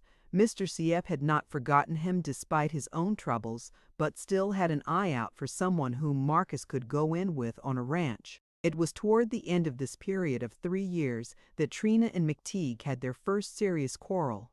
Trina had talked so much about having the little house of their own at some future day that Mcteague had at length come to regard the affair as the end and object of all their labors. For a long time they had had their eyes upon one house in particular. It was situated on a cross street close by, between Polk Street and the great avenue 1 block above, and hardly a Sunday afternoon passed that Trina and Mcteague did not go and look at it. They stood for fully half an hour upon the other side of the street, examining every detail of its exterior, hazarding guesses as to the arrangement of the rooms, commenting upon its immediate neighborhood, which was rather sordid. The house was a wooden 2-story arrangement built by a misguided contractor in a sort of hideous Queen Anne style, all scrolls and meaningless millwork, with a cheap imitation of stained glass in the light over the door. There was a microscopic front yard full of dusty calla lilies. The front door boasted an electric bell, but for the Mcteagues it was an ideal home. Their idea was to live in this little house, the dentist retaining merely his office in the flat. The two places were but around the corner from each other, so that Mcteague could lunch with his wife as usual and could even keep his early morning appointments and return to breakfast if he so desired. However, the house was occupied. A Hungarian family lived in it. The father kept a stationery and notion bazaar next to Heise's harness shop on Polk Street, while the oldest son played a third violin in the orchestra of a theater. The family rented the house unfurnished for $35, paying extra for the water.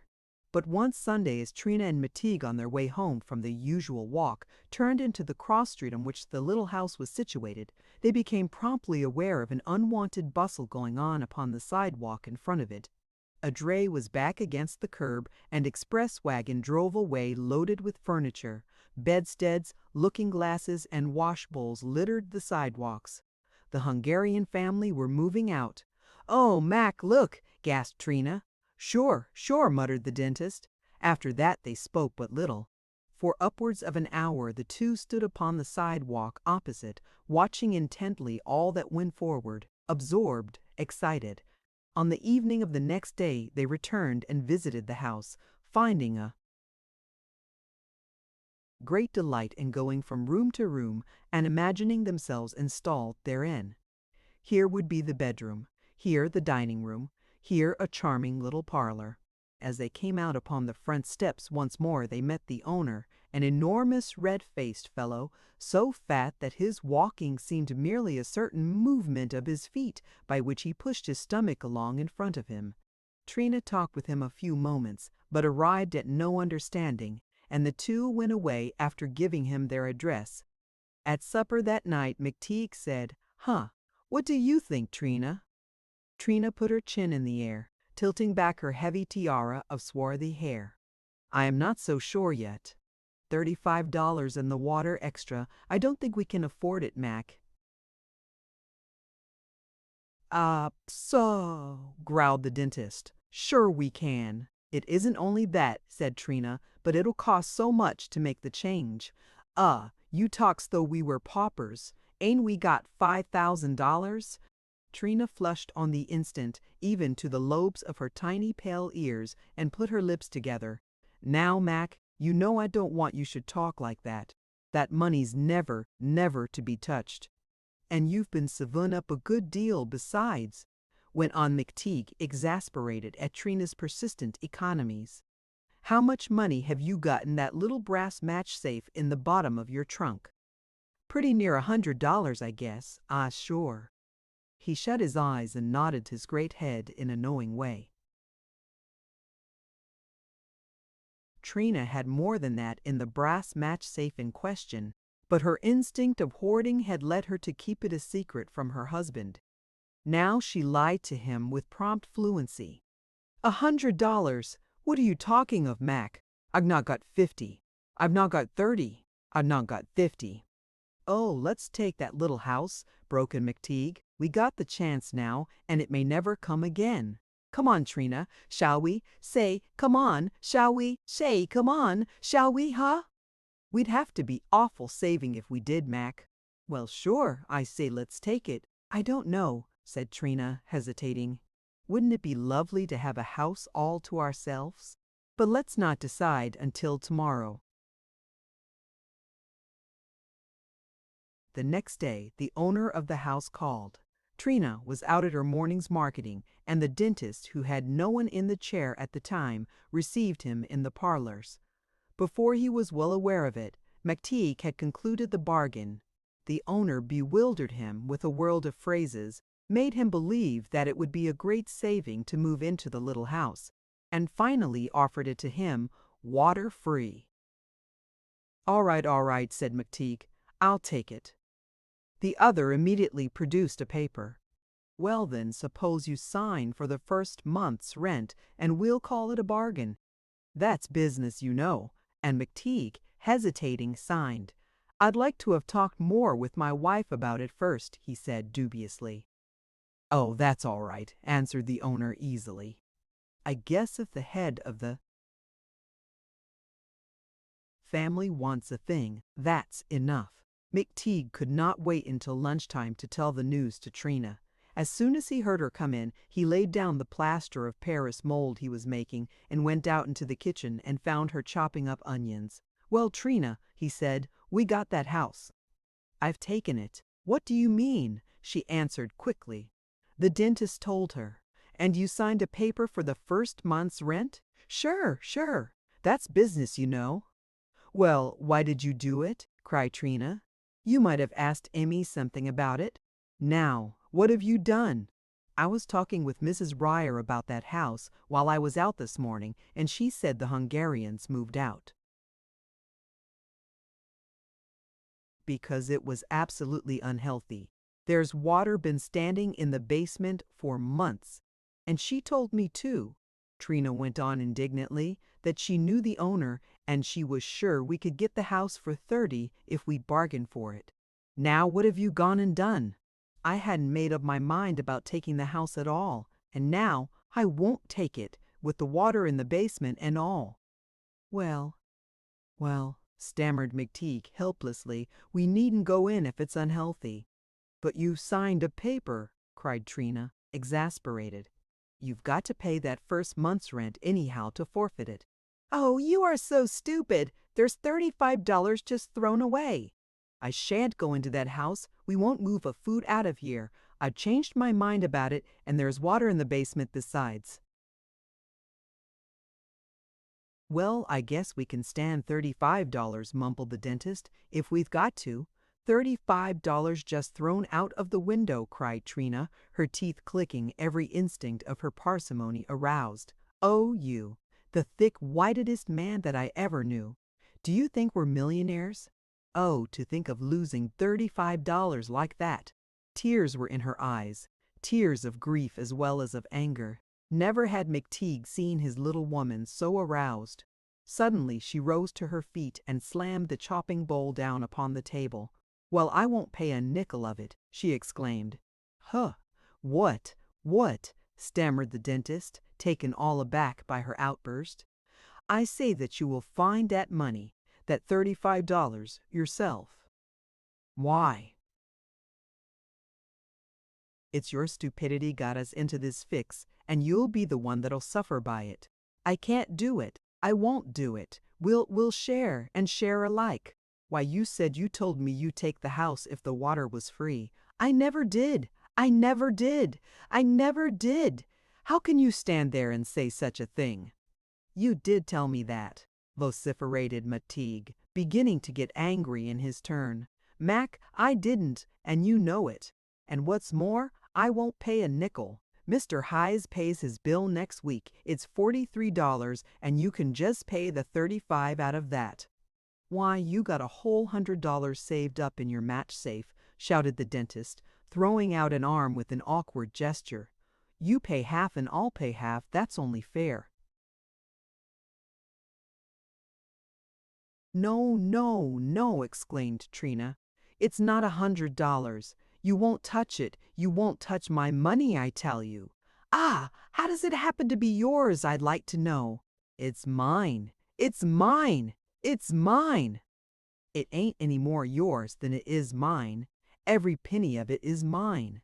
"Ah, what a fine fix you'd get me into," growled the dentist. "I've signed the paper with the owner. That's business, you know. That's business, you know. And now you go back on me. Suppose we'd taken the house. We'd shared the rent, wouldn't we? Just as we do here." Trina shrugged her shoulders with a great affectation of indifference and began chopping the onions again. "You settle it with the owner," she said. "It's your affair. You've got the money." She pretended to assume a certain calmness as though the matter was something that no longer affected her. Her manner exasperated Mcteague all the more. "No, I won't. No, I won't. I won't either," he shouted. "I'll pay my half, and he can come to you for the other half." Trina put a hand over her ear to shut out his clamor. "Ah, don't try and be smart," cried Mcteague. "Come now, yes or no, will you pay your half? You heard what I said. Will you pay it?" "No. Miser!" shouted Mcteague. "Miser! You're worse than old Zerkow. All right. Keep your money. I'll pay the whole 35. I'd rather lose it than be such a miser as you." "Haven't you got anything to do?" returned Trina, "instead of staying here and abusing me?" "Well then, for the last time, will you help me out?" Trina cut the heads of a fresh bunch of onions and gave no answer. "Huh, will you?" "I'd like to have my kitchen to myself, please," she said in a mincing way, irritating to a last degree. The dentist stamped out of the room, banging the door behind him. For nearly a week, the breach between them remained unhealed. Trina only spoke to the dentist in monosyllables, while he, exasperated at her calmness and frigid reserve, sulked in his dental parlors, muttering terrible things beneath his mustache, or finding solace in his concertina, playing his 6 lugubrious airs over and over again, or swearing frightful oaths at his canary. When Heisey paid his bill, Mcteague, in a fury, sent the amount to the owner of the little house. There was no formal reconciliation between the dentist and his little woman. Their relations readjusted themselves inevitably. By the end of the week, they were as amicable as ever. But it was long before they spoke of the little house again, nor did they ever revisit it of a Sunday afternoon. A month or so later, the Ryers told them that the owner himself had moved in. The Mcteagues never occupied that little house. But Trina suffered a reaction after the quarrel. She began to be sorry she had refused to help her husband, sorry she had brought matters to such an issue. One afternoon, as she was at work on the Noah's Ark animals, she surprised herself crying over the affair. She loved her old bear too much to do him an injustice, and perhaps, after all, she had been in the wrong. Then it occurred to her how pretty it would be to come up behind him unexpectedly and slip the money, $35, into his hand and pull his huge head down to her and kiss his bald spot as she used to do in the days before they were married. Then she hesitated, pausing in her work, her knife dropping into her lap, a half-whittled figure between her fingers. If not $35, then at least 15 or 16, her share of it. But a feeling of reluctance, a sudden revolt against this intended generosity, arose in her. No, no, she said to herself, I'll give him $10. I'll tell him it's all I can afford. It is all I can afford. She hastened to finish the figure of the animal she was then at work upon, putting in the ears and tail with a drop of glue, and tossing it into the basket at her side. Then she rose and went into the bedroom and opened her trunk, taking the key from under a corner of the carpet where she kept it hid. At the very bottom of her trunk, under her bridal dress, she kept her savings. It was all in change, $half and dollars for the most part, with here and there a gold piece. Long since the little brass matchbox had overflowed. Trina kept the surplus in a chamois skin sack she had made from an old chest protector. Just now, yielding to an impulse which often seized her, she drew out the matchbox and the chamois sack, and emptying the contents on the bed, counted them carefully. It came to $165 all told. She counted it and recounted it, and made little piles of it, and rubbed the gold pieces between the folds of her apron until they shone. "Ah, yes, $10 is all I can afford to give Mac," said Trina. "And even then, think of it, $10 it will be, 4 or 5 months before I can save that again. But dear old Mac, I know it would make him feel glad, and perhaps," she added, suddenly taken with an idea, "perhaps Mac will refuse to take it." She took a $10 piece from the heap and put the rest away. Then she paused. "No, not the gold piece," she said to herself. "It's too pretty. He can have the silver." She made the change and counted out 10 silver dollars into her palm. But what a difference it made in the appearance and weight of the little chamois bag! The bag was shrunken and withered. Long wrinkles appeared running downward from the drawstring. It was a lamentable sight. Trina looked longingly at the 10 broad pieces in her hand. Then suddenly all her intuitive desire of saving, her instinct of hoarding, her love of money for the money's sake, rose strong within her. "No, no, no," she said. "I can't do it. It may be mean, but I can't help it. It's stronger than I." She returned the money to the bag and locked it and the brass matchbox in her trunk, turning the key with a long breath of satisfaction. She was a little troubled, however, as she went back into the sitting room and took up her work. "I didn't used to be so stingy," she told herself. "Since I won in the lottery, I've become a regular little miser. It's growing on me, but never mind, it's a good fault, and anyhow, I can't help it." Chapter 11. On that particular morning, the Mcteagues had risen a half-hour earlier than usual and taken a hurried breakfast in the kitchen on the deal table with its oilcloth cover. Trina was house-cleaning that week and had a presentiment of a hard day's work ahead of her, while Mcteague remembered a 7 o'clock appointment with a little German shoemaker. At about 8 o'clock, when the dentist had been in his office for over an hour, Trina descended upon the bedroom, a towel about her head and the roller sweeper in her hand. She covered the bureau and sewing machine with sheets and unhooked the chenille portieres between the bedroom and the sitting room. As she was tying the Nottingham lace curtains at the window into great knots, she saw old Miss Baker on the opposite sidewalk in the street below, and raising the sash called down to her. "Oh, it's you, Mrs. Mcteague," cried the retired dressmaker, facing about, her head in the air. Then a long conversation was begun. Trina, her arms folded under her breast, her elbows resting on the window ledge, willing to be idle for a moment. Old Miss Baker, her market basket on her arm, her hands racked in the ends of her worsted shawl against the cold of the early morning. They exchanged phrases, calling to each other from window to curb, their breath coming from their lips in faint puffs of vapor, their voices shrill and raised to dominate the clamor of the waking street. The newsboys had made their appearance on the street, together with the day laborers. The cable cars had begun to fill up. All along the street could be seen the shopkeepers taking down their shutters. Some were still breakfasting. Now and then, a waiter from one of the cheap restaurants crossed from one sidewalk to another, balancing on one palm a tray covered with a napkin. "Aren't you out pretty early this morning, Miss Baker?" called Trina. "No, no," answered the other. "I'm always up at 6:30, but I don't always get out so soon. I wanted to get a nice head of cabbage and some lentils for a soup, and if you don't go to market early, the restaurants get all the best." "And you've been to market already, Miss Baker?" "Oh my, yes, and I got a fish's sole, see."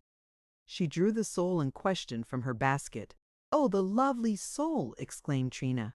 "I got this one at Spadella's. He always has good fish on Friday." "How is the doctor, Mrs. Mcteague?"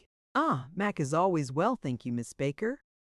Mac is always well, thank you, Miss Baker." "You know, Mrs. Ryer told me," cried the little dressmaker, moving forward a step out of the way of a glass put-in man, "that Dr. Mcteague pulled a tooth of that Catholic priest, father. Oh, I forget his name anyhow. He pulled his tooth with his fingers. Was that true, Mrs. Mcteague?" "Oh, of course. Mac does that almost all the time now, especially with front teeth. He's got a regular reputation for it. He says it's brought him more patience than even the sign I gave him," she added, pointing to the big golden molar projecting from the office window. "With his fingers! Now think of that!" exclaimed Miss Baker, wagging her head. "Isn't he that strong?" "It's just wonderful. Cleaning house today?" she inquired, glancing at Trina's towelled head. Hum," answered Trina. "Maria Macapa's coming in to help pretty soon." At the mention of Maria's name, the little old dressmaker suddenly uttered an exclamation. "Well, if I'm not here talking to you and forgetting something I was just dying to tell you. Mrs. Mcteague, whatever in the world do you suppose? Maria and old Zerko, that red-headed Polish Jew, the rag-bottle sax man, you know, they're going to be married." "No!" cried Trina, in blank amazement. "You don't mean it." "Of course I do. Isn't it the funniest thing you ever heard of?" "Oh, tell me all about it," said Trina, leaning eagerly from the window. Miss Baker crossed the street and stood just beneath her. "Well, Maria came to me last night and wanted me to make her a new gown. Said she wanted something gay, like what the girls at the candy store wear when they go out with their young men. I couldn't tell what had got into the girl, until finally she told me she wanted something to get married in, and that Zerko had asked her to marry him, and that she was going to do it. Poor Maria! I guess it's the first and only offer she ever received, and it's just turned her head." "But what do those two see in each other?" cried Trina. "Zerko is a horror. He's an old man, and his hair is red, and his voice is gone, and then he's a Jew, isn't he?" I know, but it's Maria's only chance for a husband, and she don't mean to let it pass. You know she isn't quite right in her head anyhow.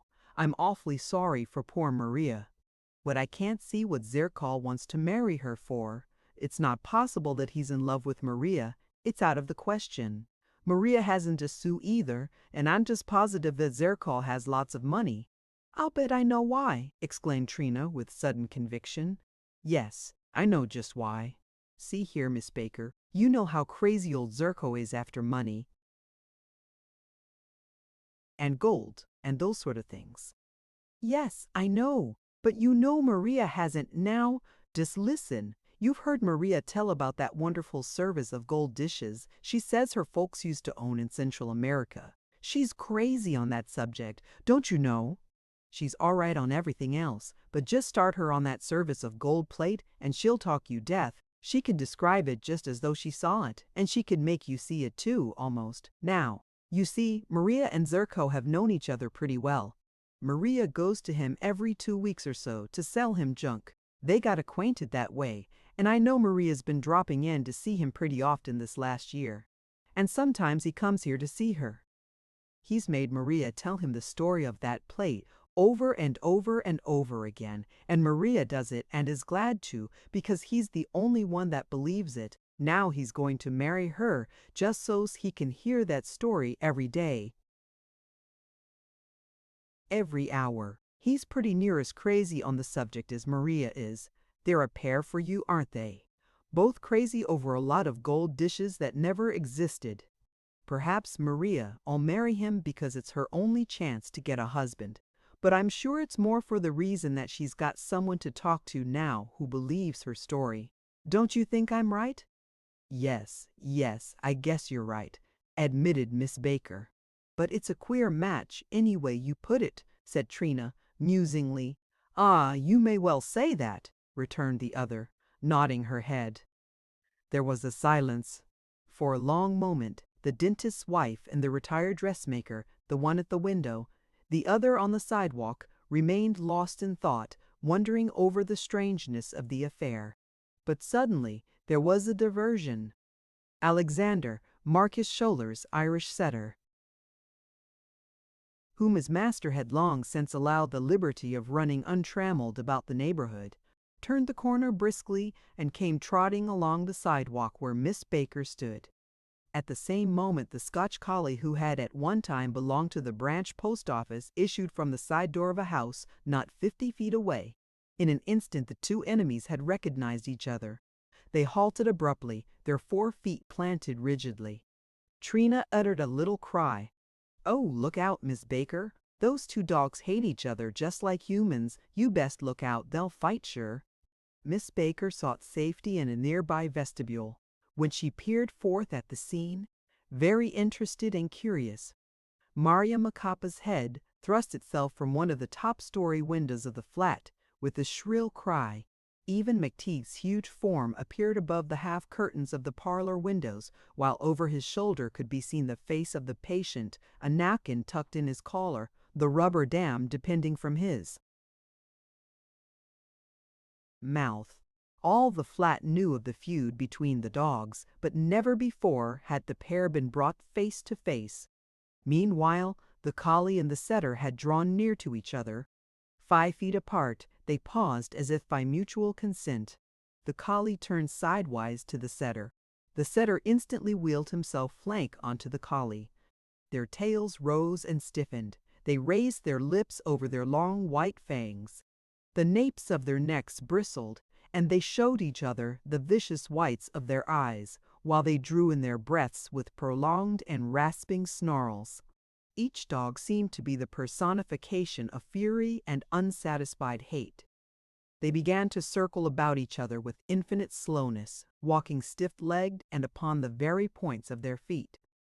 Then they wheeled about and began to circle in the opposite direction. Twice they repeated this motion, their snarls growing louder, but still they did not come together, and the distance of 5 feet between them was maintained with an almost mathematical precision. It was magnificent, but it was not war. Then the setter, pausing in his walk, turned his head slowly from his enemy. The collie sniffed the air and pretended an interest in an old shoe lying in the gutter. Gradually, and with all the dignity of monarchs, they moved away from each other. Alexander stalked back to the corner of the street. The collie paced toward the side gate whence he had issued, affecting to remember something of great importance. They disappeared. Once out of sight of one another, they began to bark furiously. "Well, I never! exclaimed Trina in great disgust. "The way those two dogs have been carrying on, you'd thought they would just torn each other to pieces when they had the chance. And here I'm wasting the whole morning." She closed her window with a bang. "Sick him," called Maria Macapa, in a vain attempt to promote a fight. Old Miss Baker came out of the vestibule, pursing her lips, quite put out at the fiasco. And after all that fuss, she said to herself aggrievedly, the little dressmaker bought an envelope of nasturtium seeds at the florist's and returned to her tiny room in the flat. But as she slowly mounted the first flight of steps, she suddenly came face to face with old Grannis, who was coming down. It was between 8 and 9, and he was on his way to his little dog hospital, no doubt. Instantly Miss Baker was seized with trepidation. Her curious little false curls shook. A very faint flush came into her withered cheeks, and her heart beat so violently under the worsted shawl that she felt obliged to shift the market basket to her other arm and put out her free hand to steady herself against the rail. On his part, old Grannis was instantly overwhelmed with confusion. His awkwardness seemed to paralyze his limbs. His lips twitched and turned dry. His hand went tremblingly to his chin. But what added to Miss Baker's miserable embarrassment on this occasion was the fact that the old Englishman should meet her thus, carrying a sordid market basket full of sordid fish and cabbage. It seemed as if a malicious fate persisted in bringing the two old people face to face at the most inopportune moments. Just now, however, a veritable catastrophe occurred. The little old dressmaker changed her basket to her other arm at precisely the wrong moment, and old Grannis, hastening to pass, removing his hat in a hurried salutation, struck it with his forearm, knocking it from her grasp and sending it rolling and bumping down the stairs. The sole fell flat upon the first landing. The lentils scattered themselves over the entire flight, while the cabbage, leaping from step to step, thundered down the incline and brought up against the street door with a shock that reverberated through the entire building. The little retired dressmaker, horribly vexed, nervous, and embarrassed, was hard put to it to keep back the tears. Old Grannis stood for a moment with averted eyes, murmuring, "Oh, I'm so sorry, I'm so sorry. I beg your pardon, really." Marcus Scholler, coming downstairs from his room, saved the situation. "Hello, people," he cried. "By damn, you've upset your basket, you have, for a fact. Here, let's pick up." He and old Grannis went up and down the flight, gathering up the fish, the lentils, and the sadly battered cabbage. Marcus was raging over the pusillanimity of Alexander, of which Maria had just told him. "I'll cut him in two with the whip," he shouted. I will, I say I will, for a fact. He wouldn't fight, hey? I'll give him all the fight he wants. Nasty, mangy cur. If he won't fight, he won't eat. I'm going to get the butcher's bullpup, and I'll put 'em both in a bag and shake 'em up. I will, for a fact, and I guess Alec will fight. Come along, Mr. Grannis, and he took the old Englishman away. Little Miss Baker hastened to her room and locked herself in. She was excited and upset during all the rest of the day, and listened eagerly for old Grannis's return that evening. He went instantly to work binding up the Breeder and Sportsman and back numbers of the Nation. She heard him softly draw his chair and the table on which he had placed his little binding apparatus close to the wall. At once she did the same, brewing herself a cup of tea. All through that evening the two old people kept company with each other after their own peculiar fashion. Setting out with each other, Miss Baker had begun to call it. That they had been presented, that they had even been forced to talk together, had made no change in their relative positions. Almost immediately they had fallen back into their old ways again, quite unable to master their timidity, to overcome the stifling embarrassment that seized upon them when in each other's presence. It was a sort of hypnotism, a thing stronger than themselves. But they were not altogether dissatisfied with the way things had come to be. It was there. Little romance, their last, and they were living through it with supreme enjoyment and calm contentment. Marcus Scholler still occupied his old room on the floor above the Mcteagues. They saw but little of him, however. At long intervals, the dentist or his wife met him on the stairs of the flat. Sometimes he would stop and talk with Trina, inquiring after the Sheps, asking her if Mr. Sieppe had yet heard of anyone with whom he, Marcus, could go in with on a ranch. Mcteague, Marcus merely nodded to. Never had the quarrel between the two men been completely patched up. It did not seem possible to the dentist now that Marcus had ever been his pal, that they had ever taken long walks together. He was sorry that he had treated Marcus gratis for an ulcerated tooth, while Marcus daily recalled the fact that he had given up his girl to his friend, the girl who had won a fortune, as the great mistake of his life. Only once since the wedding had he called upon Trina, at a time when he knew Mcteague would be out. Trina had shown him through the rooms and had told him innocently enough how gay was their life there. Marcus had come away fairly sick with envy. His rancor against the dentist and against himself, for that matter, knew no bounds. "And you might had it all yourself, Marcus Scholler," he muttered to himself on the stairs. "You mush-head, you damn fool." Meanwhile, Marcus was becoming involved in the politics of his ward.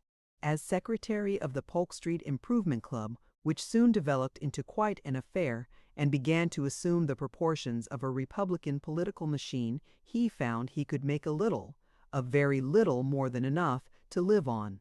At once he had given up his position as old Grannis's assistant in the dog hospital. Marcus felt that he needed a wider sphere. He had his eye upon a place connected with the city Pawand. When the great railroad strike occurred, he promptly got himself engaged as deputy sheriff and spent a memorable week in Sacramento, where he involved himself in more than one terrible melee with the strikers. Marcus had that quickness of temper and passionate readiness to take offense which passes among his class for bravery. But whatever were his motives, his promptness to face danger could not for a moment be doubted. After the strike he returned to Polk Street, and throwing himself into the Improvement Club, heart, soul, and body, soon became one of its ruling spirits. In a certain local election, where a huge paving contract was at stake, the club made itself felt in the ward, and Marcus so managed his cards and pulled his wires that, at the end of the matter, he found himself some $400 to the good. When Mcteague came out of his parlors at noon of the day upon which Trina had heard the news of Maria Macapa's intended marriage, he found Trina burning coffee on a shovel in the sitting room. Try as she would, Trina could never quite eradicate from their rooms a certain faint and indefinable odor, particularly offensive to her. The smell of the photographer's chemicals persisted in spite of all Trina could do to combat it. She burnt pastils and Chinese punk, and even, as now, coffee on a shovel, all to no purpose. Indeed, the only drawback to their delightful home was the general unpleasant smell that pervaded it, a smell that arose partly from the photographer's chemicals, partly from the cooking in the little kitchen, and partly from the ether and creosote of the dentist's parlors. As Mcteague came in to lunch on this occasion, he found the table already laid. A red cloth figured with white flowers was spread, and as he took his seat, his wife put down the shovel on a chair and brought in the stewed codfish and the pot of chocolate. As he tucked his napkin into his enormous collar, Mcteague looked vaguely about the room, rolling his eyes. During the 3 years of their married life, the Mcteagues had made but few additions to their furniture, Trina declaring that they could not afford it. The sitting room could boast of but 3 new ornaments. Over the melodeon hung their marriage certificate in a black frame. It was balanced upon one side by Trina's wedding bouquet, under a glass case preserved by some fearful unknown process, and upon the other by the photograph of Trina and the dentist in their wedding finery. This latter picture was quite an affair and had been taken immediately after the wedding, while Mcteague's broadcloth was still new, and before Trina's silks and veil had lost their stiffness. It represented Trina, her veil thrown back, sitting very straight in a rep armchair, her elbows well in at her sides, holding her bouquet of cut flowers directly before her. The dentist stood at her side, one hand on her shoulder, the other thrust into the breast of his Prince Albert, his chin in the air, his eyes to one side, his left foot forward, in the attitude of a statue of a Secretary of State. "Say, Trina," said Mcteague, his mouth full of codfish, "Heise looked in on me this morning. He says, what's the matter with the basket picnic over at Chutes and Park next Tuesday? You know the paper hangers are going to be in the parlors all that day, so I'll have a holiday. That's what made Hayes think of it. Says he'll get the Ryers to go too. It's the anniversary of their wedding day. We'll ask Selina to go. She can meet us on the other side. Come on, let's go, huh? Will you?" Trina still had her mania for family picnics, which had been one of the Siep's most cherished customs. But now there were other considerations. "I don't know as we can afford it this month, Mac," she said, pouring the chocolate. "I got to pay the gas bill next week, and there's the papering of your office to be paid for some time." I know," answered her husband, "but I got a new patient this week, had 2 molars and an upper incisor filled at the very first sitting, and he's going to bring his children round. He's a barber on the next block." "Well, you pay half then," said Trina. "It'll cost $3 or $4 at the very least. And mind, the Heises pay their own fare both ways, Mac, and everybody gets their own lunch. Yes," she added after a pause, "I'll write and have Selina join us. I haven't seen Selina in months. I guess I'll have to put up a lunch for her, though," admitted Trina, "the way we did last time, because she lives in a boarding house now, and they make a fuss about putting up a lunch. They could count on pleasant weather at this time of the year. It was May, and that particular Tuesday was all that could be desired. The party assembled at the ferry slip at 9 o'clock, laden with baskets. The Mcteagues came last of all. Ryer and his wife had already boarded the boat. They met the Heises in the waiting room. "Hello, doctor," cried the harness maker as the Mcteagues came up. "This is what you'd call an old folks' picnic, all married people this time." The party foregathered on the upper deck as the boat started and sat down to listen to the band of Italian musicians who were playing outside this morning because of the fineness of the weather. "Oh, we're going to have lots of fun," cried Trina. "If it's anything I do love, it's a picnic. Do you remember our first picnic, Mac?" Sure," replied the dentist. "We had a Gotha truffle." "And August lost his steamboat," put in Trina. "And Papa smacked him. I remember it just as well." "Why, look there," said Mrs. Hayes, nodding at a figure coming up the companionway. "Ain't that Mr. Scholler?" It was Marcus, sure enough. As he caught sight of the party, he gaped at them a moment in blank astonishment, and then ran up, his eyes wide. "Well, by damn!" he exclaimed excitedly. "What's up? Where you all going, anyhow? Say, ain't what queer? We should all run up against each other like this." He made great sweeping bows to the 3 women and shook hands with Cousin Trina, adding as he turned to the men of the party, "Glad to see you, Mr. Heiss. How do, Mr. Ryer?" The dentist, who had formulated some sort of reserved greeting, he ignored completely. Mcteague settled himself in his seat, growling inarticulately behind his mustache. Say, what's all up anyhow?" cried Marcus again. "It's a picnic," exclaimed the 3 women, all speaking at once, and Trina added, "We're going over to the same old Chutes and Park again. But you're all fixed up yourself, Cousin Mark. You look as though you were going somewhere yourself." In fact, Marcus was dressed with great care. He wore a new pair of slate blue trousers, a black cutaway, and a white lawn tie for him, the symbol of the height of elegance. He carried also his cane, a thin wand of ebony with a gold head, presented to him by the Improvement Club in recognition of services. That's right," said Marcus with a grin. "I'm talking a holiday myself today. I had a bit of business to do over at Oakland, and I thought I'd go up to B Street afterward and see Selina. I haven't called on, but the party uttered an exclamation.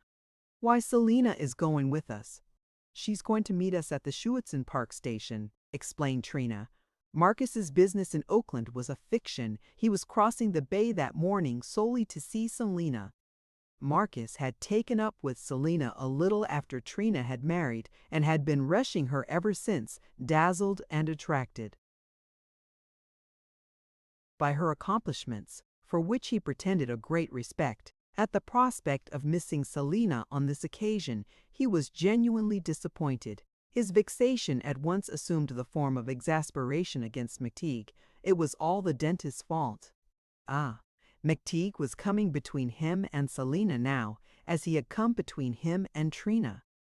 Best look out, by damn, how he monkeyed with him now.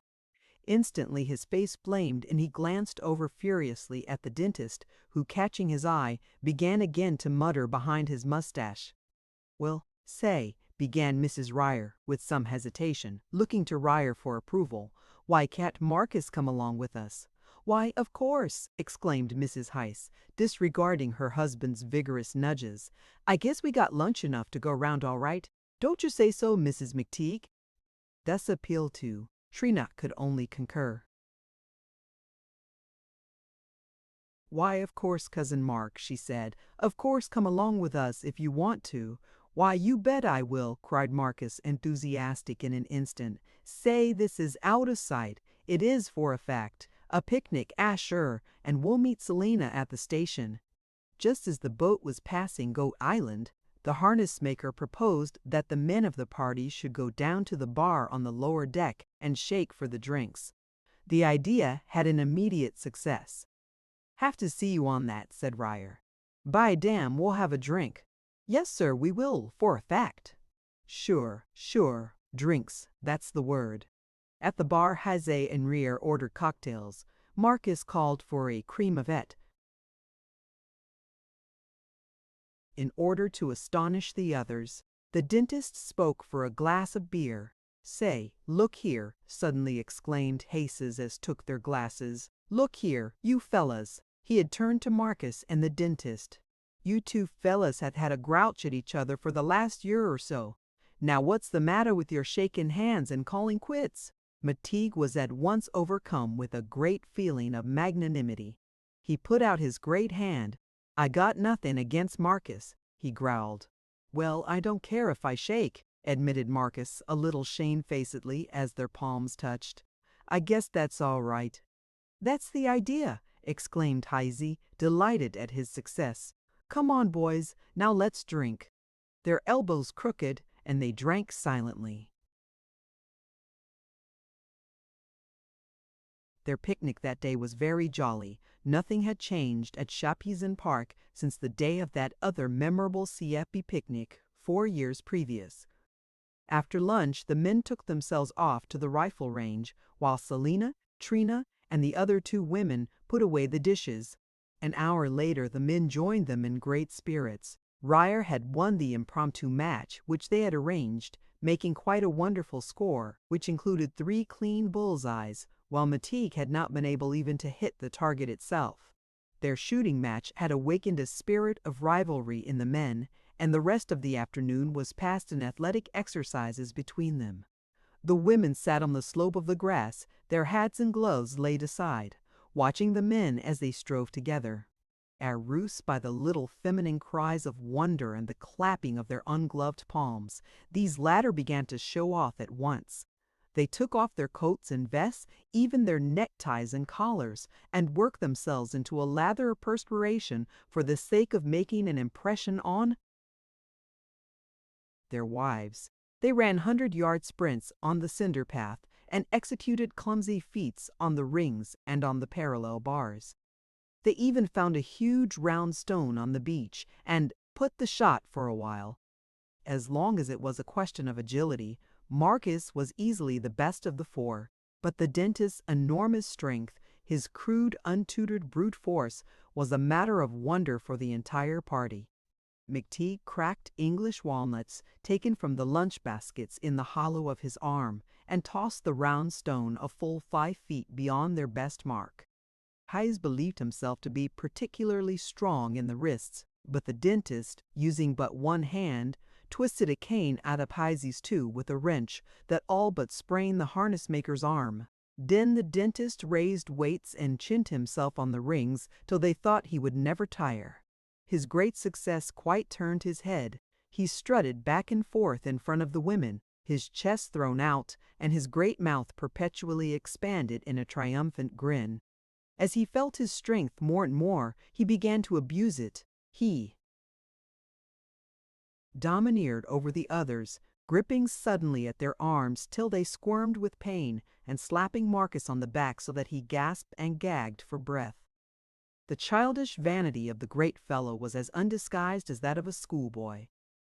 He began to tell of wonderful feats of strength he had accomplished when he was a young man. Why, at one time, he had knocked down a half-grown heifer with a blow of his fist between the eyes, sure, and the heifer had just stiffened out and trembled all over and died without getting up. Mcteague told this story again and yet again. All through the afternoon he could be overheard relating the wonder to anyone who would listen, exaggerating the effect of his blow, inventing terrific details. Why, the heifer had just frothed at the mouth, and his eyes had rolled up. Ah, sure, his eyes rolled up just like that, and the butcher had said his skull was all mashed in. Sure, that's the word, just as if from a sledgehammer. Notwithstanding his reconciliation with the dentist on the boat, Marcus's gorge rose within him at Mcteague's boasting swagger. When Mcteague had slapped him on the back, Marcus had retired to some little distance while he recovered his breath and glared at the dentist fiercely as he strode up and down, glorying in the admiring glances of the women. "Ah, one-horse dentist," he muttered between his teeth. "Ah, zinc plugger, cow killer. I'd like to show you once, you overgrown mucker, you cow killer." When he rejoined the group, he found them preparing for a wrestling bout. "I tell you what," said Hayes, "we'll have a tournament. Marcus and I will wrestle, and Doc and Ryer, and then the winners will wrestle each other." The women clapped their hands excitedly. This would be exciting. Trina cried, "Better let me hold your money, Mac, and your keys, so as you won't lose them out of your pockets." The men gave their valuables into the keeping of their wives and promptly set to work. The dentist thrust Ryer down without even changing his grip. Marcus and the harness maker struggled together for a few moments till Hayes all at once slipped on a bit of turf and fell backwards. As they toppled over together, Marcus writhed himself from under his opponent, and as they reached the ground, forced down first one shoulder and then the other. All right," panted the harness maker, good-naturedly. "I'm down. It's up to you and Doc now," he added, as he got to his feet. The match between Mcteague and Marcus promised to be interesting.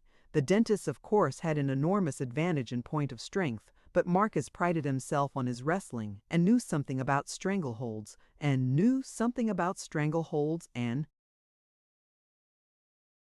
half-Nelsons. The men drew back to allow them a free space as they faced each other, while Trina and the other women rose to their feet in their excitement. "I bet Mac will throw him, all the same," said Trina. "All ready," cried Ryer. The dentist and Marcus stepped forward, eyeing each other cautiously. They circled around the impromptu ring, Marcus watching eagerly for an opening. He ground his teeth, telling himself he would throw Mcteague if it killed him. Ah, he'd show him now. Suddenly the two men caught at each other. Marcus went to his knees. The dentist threw his vast bulk on his adversary's shoulders and, thrusting a huge palm against his face, pushed him backwards and downwards. It was out of the question to resist that enormous strength. Marcus wrenched himself over and fell face downward on the ground. Mcteague rose on the instant with a great laugh of exultation. "You're down!" he exclaimed. Marcus leaped to his feet. "Down nothing!" he vociferated, with clenched fists. Down nothing by damn. You gotta throw me so's my shoulders touch. Mcteague was stalking about, swelling with pride. Ho, you're down. I threw you. Didn't I throw him, Trina? Ho, you can't wrestle me. Marcus capered with rage. You didn't, and you can't. You got to give me another try. The other men came crowding up. Everybody was talking at once. He's right. You didn't throw him. Both his shoulders at the same time. Trina clapped and waved her hand at Mcteague from where she stood on the little slope of lawn above the wrestlers. Marcus broke through the group, shaking all over with excitement and rage. I tell you that ain't the way to wrestle. You've got to throw a man so's his shoulders touch. You got to give me another bout. That's straight, put in Heise. Both his shoulders down at the same time. Try it again. You and Scholler have another try. Mcteague was bewildered by so much simultaneous talk. He could not make out what it was all about. Could he have offended Marcus again? What is it? He exclaimed in perplexity, looking from one to the other. Come on, you must wrestle me again, shouted Marcus. Sure, cried the dentist. I'll wrestle you again. I'll wrestle everybody, he cried, suddenly struck with an idea. Trina looked on, in some apprehension. Mark gets so mad, she said, half aloud. Yes, admitted Selina. Mr. Scholler's got an awful quick temper, but he ain't afraid of anything. Already, shouted Ryer. This time Marcus was more careful. Twice, as Mcteague rushed at him, he slipped cleverly away. But as the dentist came in a third time, with his head bowed, Marcus, raising himself to his full height, caught him with both arms around the neck. The dentist gripped at him and rent away the sleeve of his shirt. There was a great laugh. Keep your shirt on, cried Mrs. Ryer. The two men were grappling at each other wildly. The party could hear them panting and grunting as they labored and struggled. Their boots tore up great clods of turf. Suddenly, they came to the ground with a tremendous shock. But even as they were in the act of falling, Marcus, like a very eel, writhed in the dentist's clasp and fell upon his side. Mcteague crashed down upon him like the collapse of a felled ox. Now, you gotta turn him on his back, shouted Heise to the dentist. He ain't down if you don't. With his huge salient chin digging into Marcus's shoulder, the dentist heaved and tugged. His face was flaming. His huge shock of yellow hair fell over his forehead, matted with sweat. Marcus began to yield despite his frantic efforts. One shoulder was down. Now the other began to go. Gradually, it was forced over. The little audience held its breath in the suspense of the moment. Selina broke the silence, calling out shrilly, "Ain't Dr. Mcteague just that strong?" Marcus heard it, and his fury came instantly to a head, rage at his defeat at the hands of the dentist, and before Selina's eyes, the hate he still bore his old-time pal and the impotent wrath of his own powerlessness were suddenly unleashed. "God damn you! Get off of me!" he cried under his breath, spitting the words as a snake spits its venom. The little audience uttered a cry. With the oath, Marcus had twisted his head and had bitten through the lobe of the dentist's ear. There was a sudden flash of bright red blood. Then followed a terrible scene. The brute that in Mcteague lay so close to the surface leaped instantly to life, monstrous, not to be resisted. He sprang to his feet with a shrill and meaningless clamor, totally unlike the ordinary bass of his speaking tones. It was the hideous yelling of a hurt beast, the squealing of a wounded elephant. He framed no words. In the rush of high-pitched sound that issued from his wide-open mouth, there was nothing articulate. It was something no longer human. It was rather an echo from the jungle. Sluggish enough and slow to anger on ordinary occasions, Mcteague, when finally aroused, became another man. His rage was a kind of obsession, an evil mania, the drunkenness of passion, the exalted and perverted fury of the berserker, blind and deaf, a thing insensate, As he rose, he caught Marcus's wrist in both his hands. He did not strike. He did not know what he was doing. His only idea was to batter the life out of the man before him, to crush and annihilate him upon the instant. Gripping his enemy in his enormous hands, hard and knotted, and covered with a stiff fell of yellow hair, the hands of the old-time car boy, he swung him wide, as a hammer-thrower swings his hammer. Marcus's feet flipped from the ground. He spun through the air about Mcteague, as helpless as a bundle of cloves. All at once, there was a sharp snap, almost like the report of a small pistol. Then Marcus rolled over and over upon the ground as Mcteague released his grip, his arm, the one the dentist had seized, bending suddenly, as though a third joint had formed between wrist and elbow.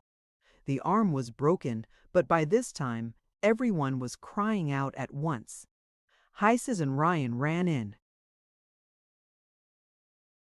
Between the two men, Selina turned her head away. Trina was wringing her hands and crying in an agony of dread. "Oh, stop them, don't let them fight.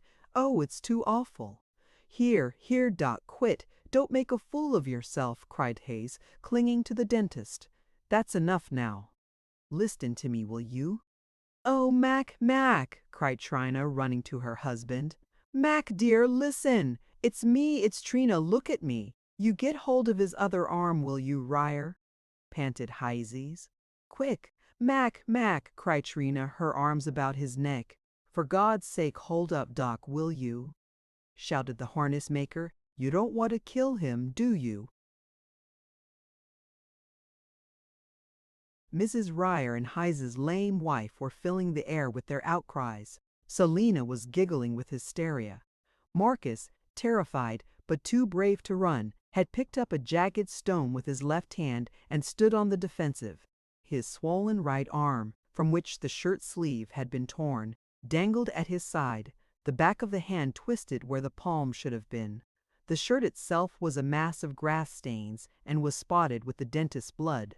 But Mcteague, in the center of the group that struggled to hold him, was nigh to madness. The side of his face, his neck, and all the shoulder and breast of his shirt were covered with blood.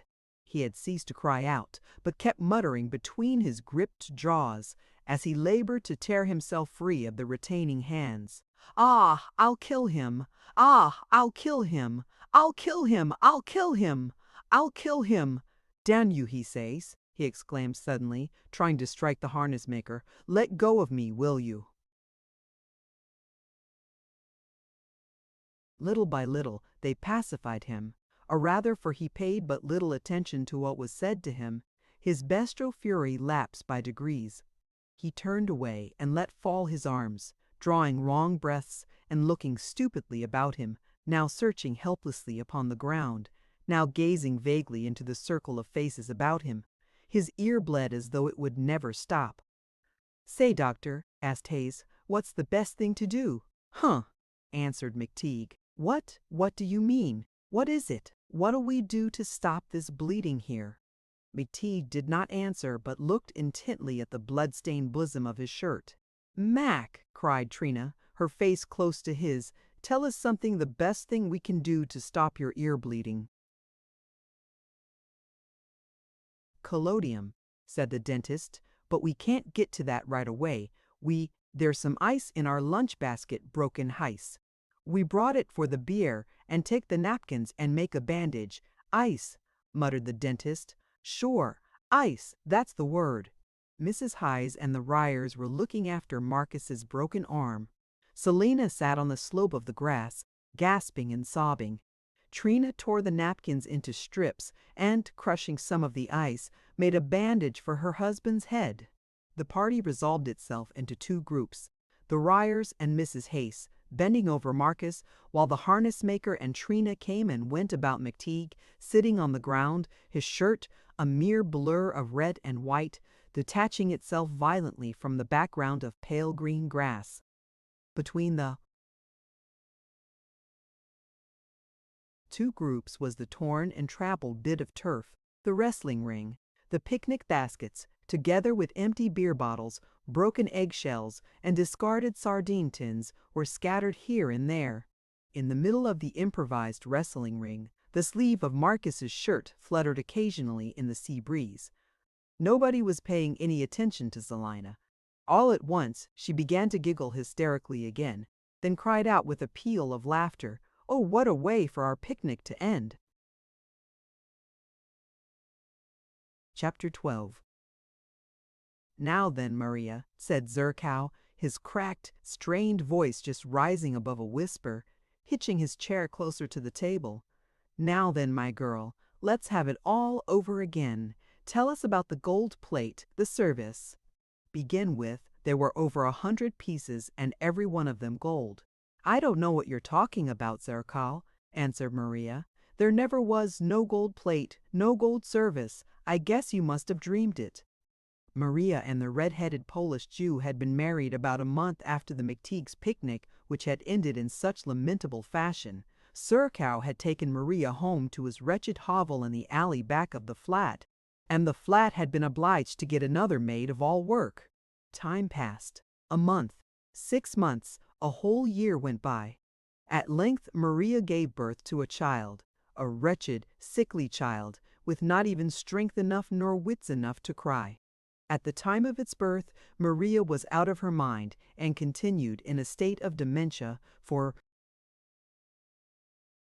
nearly 10 days. She recovered just in time to make the arrangements for the baby's burial. Neither Zerkow nor Maria was much affected by either the birth or the death of this little child.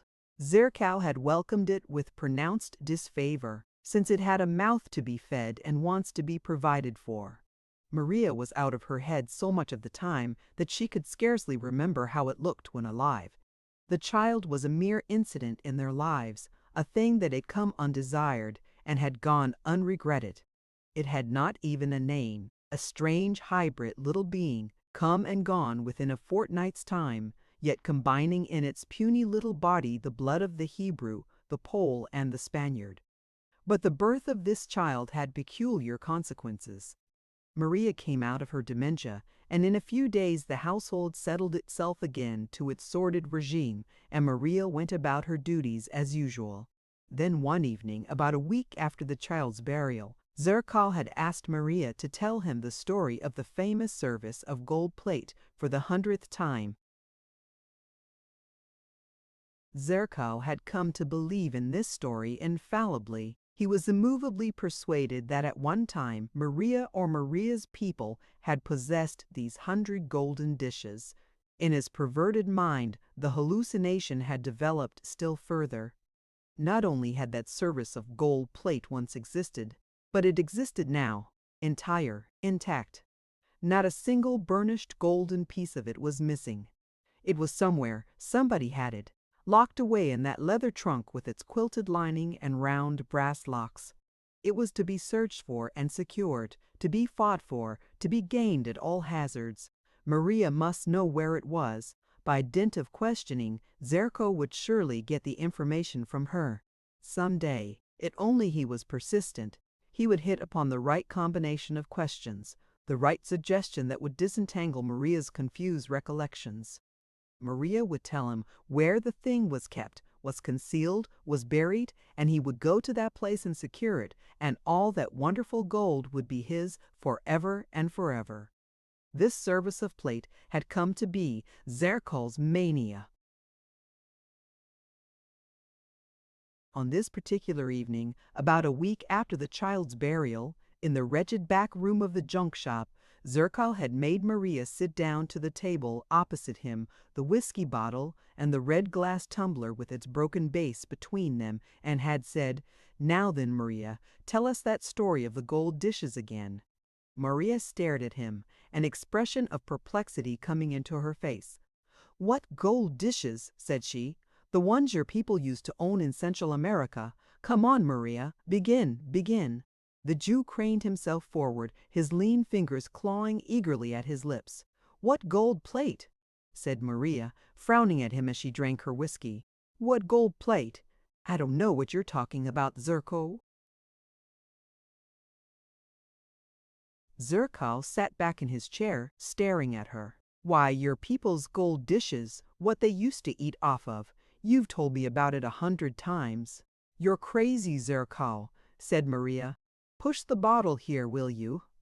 Come now, insisted Zerkal, sweating with desire. Come now, my girl.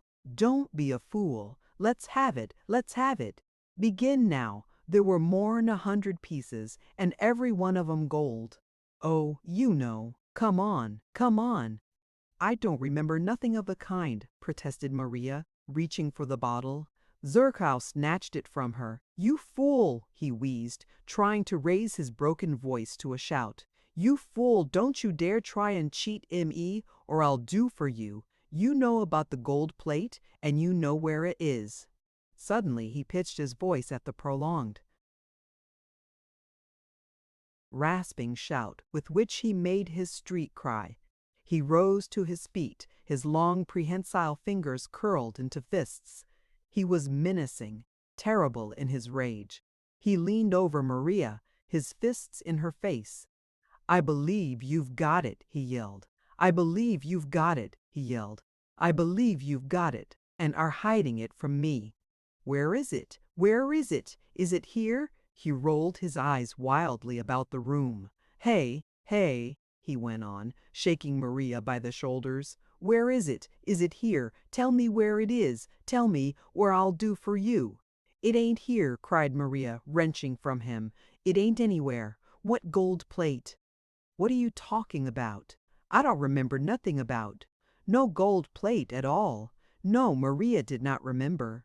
The trouble and turmoil of her mind consequent upon the birth of her child seemed to have readjusted her disordered ideas upon this point. Her mania had come to a crisis, which in subsiding had cleared her brain of its one illusion. She did not remember. Or it was possible that the gold plate she had once remembered had had some foundation, in fact, that her recital of its splendors had been truth, sound, and sane.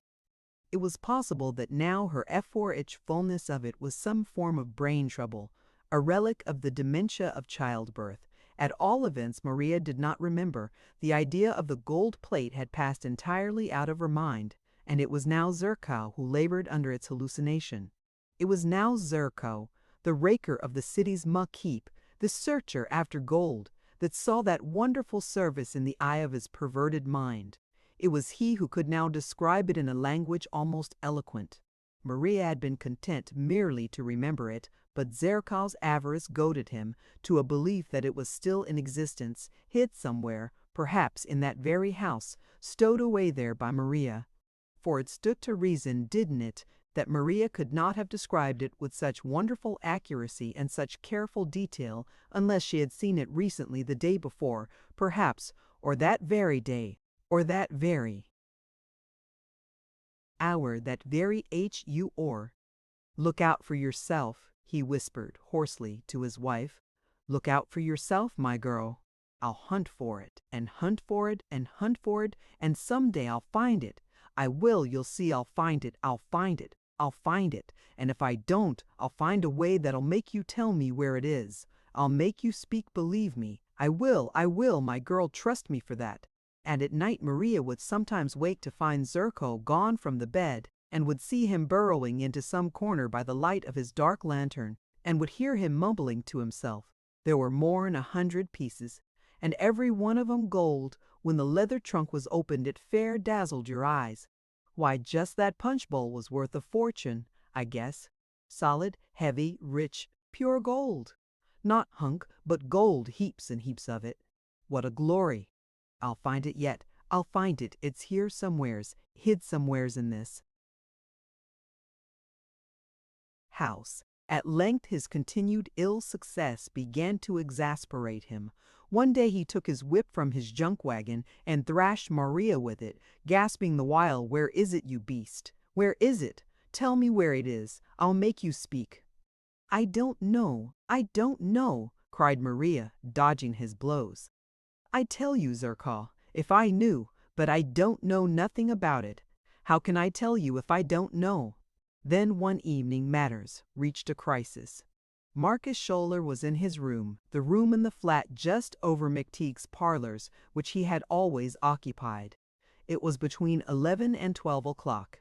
The vast house was quiet. Polk Street outside was very still, except for the occasional whir and trundle of a passing cable car and the persistent calling of ducks and geese in the deserted market directly opposite.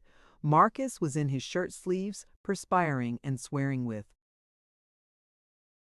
exertion as he tried to get all his belongings into an absurdly inadequate trunk. The room was in great confusion. It looked as though Marcus was about to move. He stood in front of his trunk, his precious silk hat in its hat box in his hand. He was raging at the perverseness of a pair of boots that refused to fit in his trunk, no matter how he arranged them.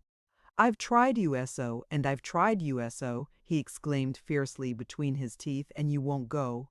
He began to swear horribly, grabbing at the boots with his free hand. "Pretty soon I won't take you at all, I won't, for a fact."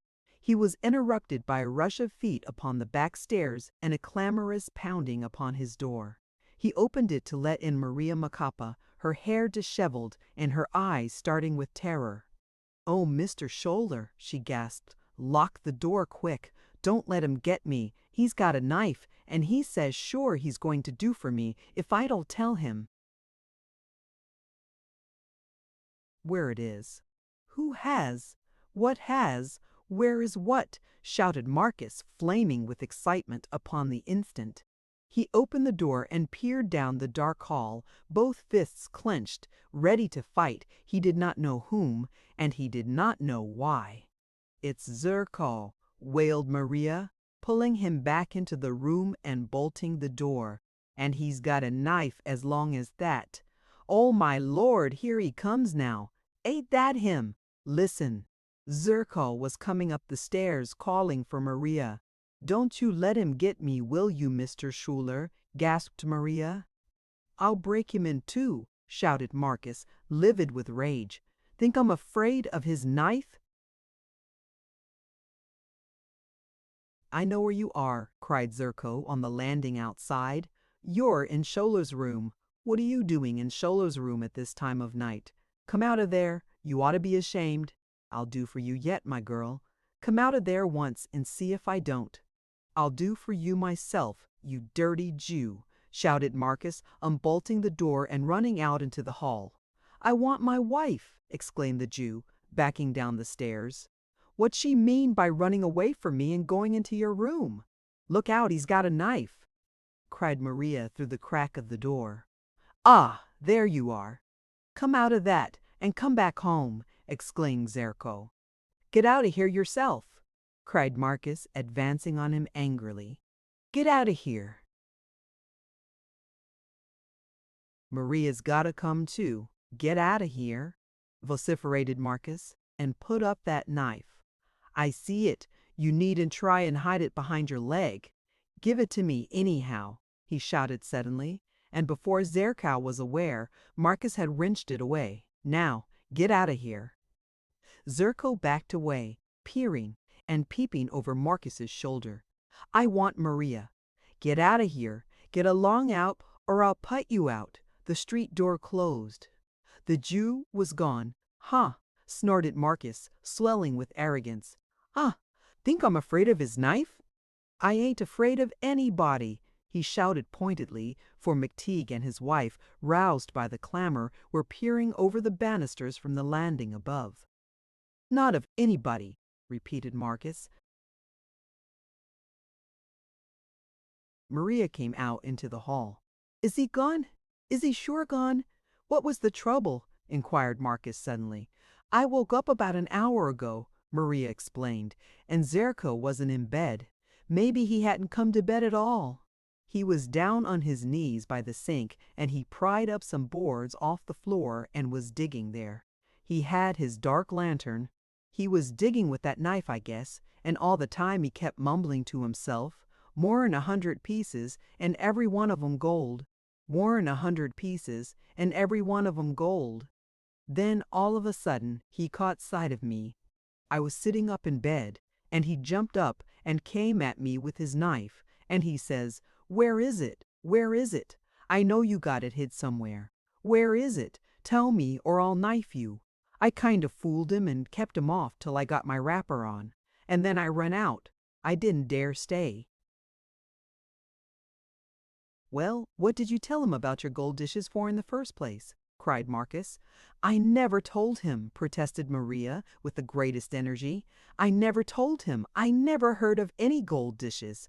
I don't know where he got the idea. He must be crazy." By this time, Trina and Mcteague, old Grannis, and little Miss Baker, all the lodgers on the upper floors of the flat, had gathered about Maria. Trina and the dentist, who had gone to bed, were partially dressed, and Trina's enormous mane of black hair was hanging in two thick braids far down her back. But late as it was, old Grannis and the retired dressmaker had still been up and about when Maria had aroused them. "Why, Maria," said Trina, "you always used to tell us about your gold dishes. You said your folks used to have them." "Never, never, never!" exclaimed Maria vehemently. "You folks must all be crazy. I never heard of any gold dishes." "Oh, how," spoke up Miss Baker. "You're a queer girl, Maria. That's all I can say." She left the group and returned to her room. Old Grannis watched her go from the corner of his eye, and in a few moments followed her, leaving the group as unnoticed as he had joined it. By degrees the flat quieted down again. Trina and Mcteague returned to their rooms. "I guess I'll go back now," said Maria. "He's all right now. I ain't afraid of him so long as he ain't got his knife." "Well, say," Marcus called to her as she went downstairs, "if he gets funny again, you just yell out, 'I'll hear you. I won't let him hurt you.'"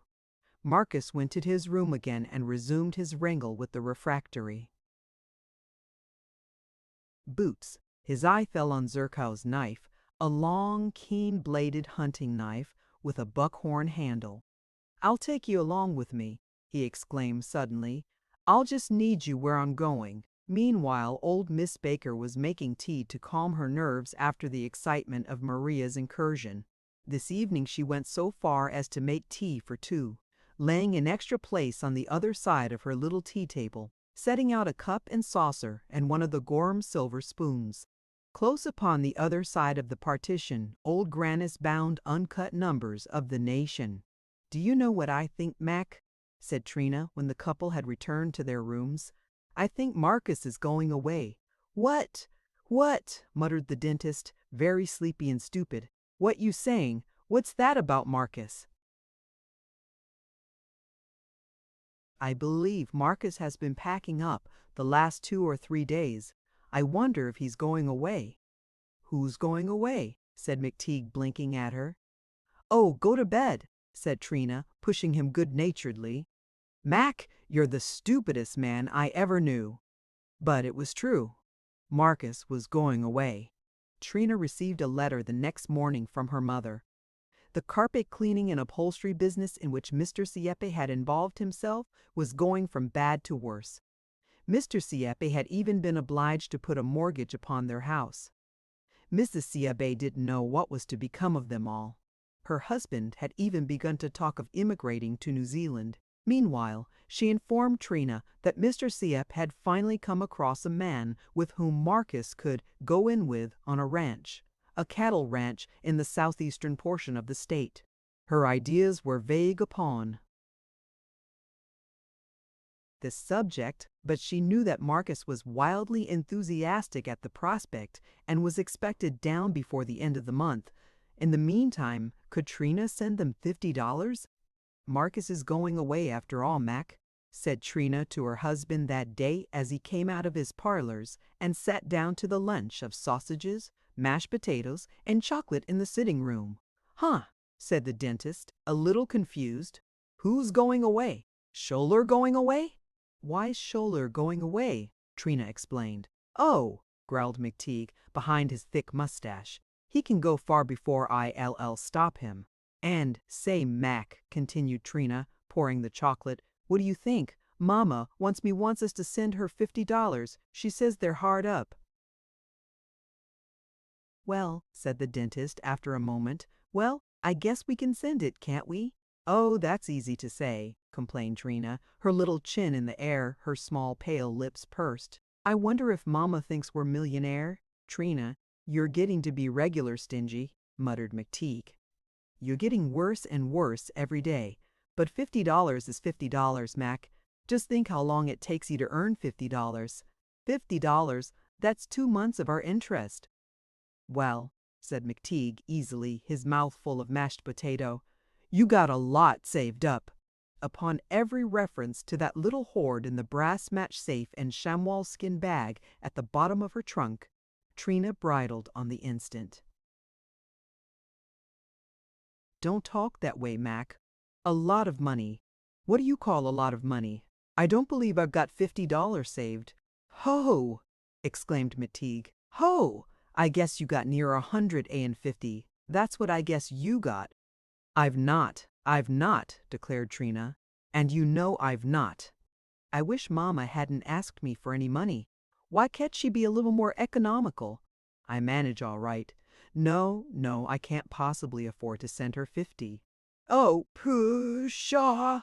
What will you do then?" grumbled her husband. "I'll send her 25 this month, and tell her I'll send the rest as soon as I can afford it." "Trina, you're a regular little miser," said Mcteague. "I don't care," answered Trina, beginning to laugh. "I guess I am, but I can't help it, and it's a good fault." Trina put off sending this money for a couple of weeks, and her mother made no mention of it in her next letter. "Oh, I guess if she wants it so bad," said Trina, "she'll speak about it again." So she again postponed the sending of it. Day by day she put it off. When her mother asked her for it a second time, it seemed harder than ever for Trina to part with even half the sum requested. She answered her mother, telling her that they were very hard up themselves for that month, but that she would send down the amount in a few weeks. "I'll tell you what we'll do, Mac," she said to her husband. "You send half, and I'll send half. We'll send $25 altogether. 12 and a half apiece. That's an idea. How will that do?" Sure, Mcteague had answered, giving her the money. Trina sent. Mcteague's $12, but never sent the 12 that was to be her share. One day the dentist happened to ask her about it. "You sent that 25 to your mother, didn't you?" said he. "Oh, long ago," answered Trina, without thinking. In fact, Trina never allowed herself to think very much of this affair, and, in fact, another matter soon came to engross her attention. One Sunday evening Trina and her husband were in their sitting room together. It was dark, but the lamp had not been lit. Mcteague had brought up some bottles of beer from the wine stube on the ground floor, where the branch post office used to be, but they had not opened the beer. It was a warm evening in summer. Trina was sitting on Mcteague's lap in the bay window and had looped back the Nottingham curtains so the two could look out into the darkened street and watch the moon coming up over the glass roof of the huge public baths. On occasions they sat like this for an hour or so, philandering, Trina cuddling herself down upon Mcteague's enormous body, rubbing her cheek against the grain of his unshaven chin, kissing the bald spot on the top of his head, or putting her fingers into his ears and eyes. At times, a brusque access of passion would seize upon her, and, with a nervous little sigh, she would clasp his thick red neck in both her small arms and whisper in his ear, "Do you love me, Mac, dear? Love me, B.I.G.? Sure. Do you love me as much as you did when we were married?" Puzzled, Mcteague would answer, "Well, you know it, don't you, Trina? But I want you to say so. Say so always and always." "Well, I do. Of course I do." "Say it then." "Well, then, I love you. But you don't say it of your own accord." "Well, what I don't understand," stammered the dentist, bewildered. There was a knock on the door. Confused and embarrassed, as if they were not married, Trina scrambled off Mcteague's lap, hastening to light the lamp, whispering, "Put on your coat, Mac, and smooth your hair," and making gestures for him to put the beer bottles out of sight. She opened the door and uttered an exclamation. "Why, Cousin Mark," she said. Mcteague glared at him, struck speechless, confused beyond expression. Marcus Scholler, perfectly at his ease, stood in the doorway, smiling with great affability. "Say," he remarked, "can I come in?" Taken all aback, Trina could only answer, "Why, I suppose so. Yes, of course, come in." "Yes, yes, come in," exclaimed the dentist suddenly, speaking without thought. "Have some beer?" he added, struck with an idea. "No, thanks, doctor," said Marcus pleasantly. McTeague and Trina were puzzled. What could it all mean? Did Marcus want to become reconciled to his enemy? "I know," Trina said to herself. "He's going away and he wants to borrow some money. He won't get a penny. Not a penny." She set her teeth together hard. "Well," said Marcus, "how's business, doctor?" "Oh," said McTeague uneasily. "Oh, I don't know. I guess," he broke off in helpless embarrassment. They had all sat down by now. Marcus continued, holding his hat and his cane, the black wand of ebony with the gold top presented to him by the Improvement Club. "Ah," said he, wagging his head and looking about the sitting room, "you people have got the best fixed rooms in the whole flat. Yes, sir, you have, for a fact." He glanced from the lithograph framed in gilt and red plush the two little girls at their prayers to the "I'm Grandpa" and "I'm Grandma" pictures, noted the clean white matting and the gay worsted tidies over the chair backs, and appeared to contemplate in ecstasy the framed photograph of McTeague and Trina in their wedding finery. "Well, you two are pretty happy together, ain't you?" said he, smiling good humoredly. "Oh, we don't complain," answered Trina. "Plenty of money, lots to do, everything fine, hey?" "We've got lots to do," returned Trina, thinking to head him off, "but we've not got lots of money." But evidently Marcus wanted no money. "Well, Cousin Trina," he said, rubbing his knee, "I'm going away." "Yes, Mama wrote me, you're going on a ranch." "I'm going in ranching with an English duck," corrected Marcus. "Mr. Sieppe has fixed things. We'll see if we can't raise some cattle. I know a lot about horses, and he's ranched some before this English duck. And then I'm going to keep my eye open for a political chance down there. I got some introductions from the president of the Improvement Club. I'll work things somehow, oh, sure." "How long you gonna be gone?" asked Trina. Marcus stared. "Why, I ain't ever coming back," he vociferated. "I'm going tomorrow, and I'm going for good. I come to say goodbye." Marcus stayed for upwards of an hour that evening.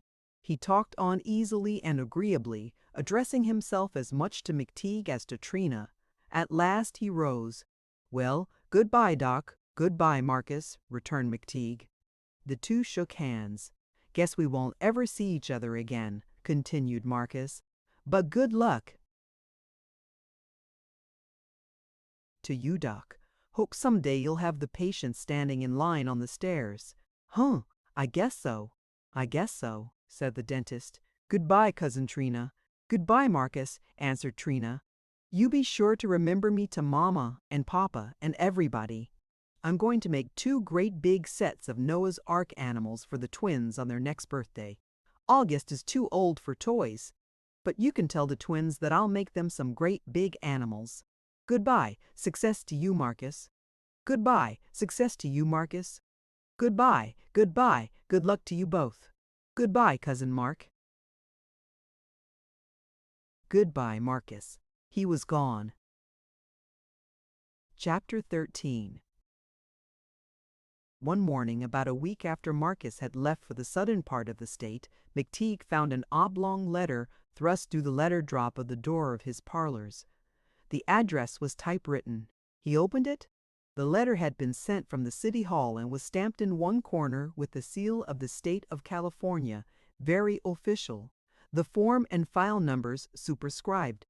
McTeague had been making fillings when this letter arrived. He was in his parlors, pottering over his movable rack underneath the birdcage in the bay window. He was making blocks to be used in large proximal cavities and cylinders for commencing fillings. He heard the postman's step in the hall and saw the envelopes begin to shuttle themselves through the slit of his letter drop. Then came the fat oblong envelope with its official seal that dropped flatwise to the floor with a sodden, dull impact. The dentist put down the brooch and scissors and gathered up his mail. There were 4 letters altogether. One was for Trina in Selina's elegant handwriting.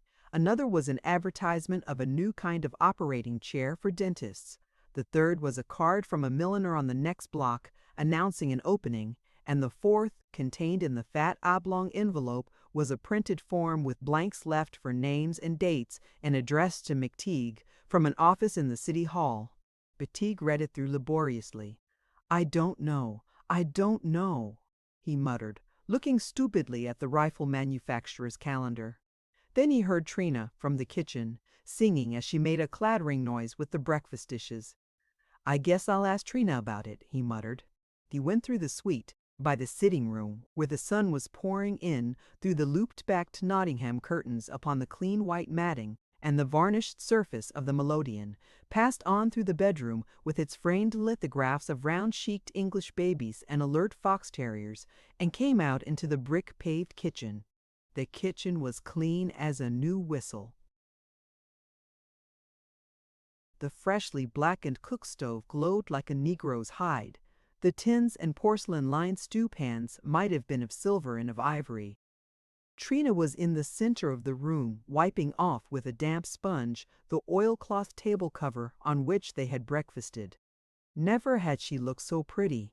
Early though it was, her enormous tiara of swarthy hair was neatly combed and coiled. Not a pin was so much as loose.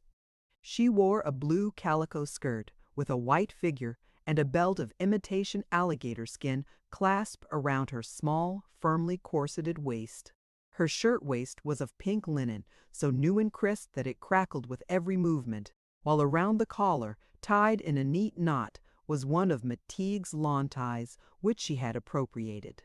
Her sleeves were carefully rolled up almost to her shoulders, and nothing could have been more delicious than the sight of her small round arms, white as milk, moving back and forth as she sponged the table cover, a faint touch of pink coming and going at the elbows as they bent and straightened.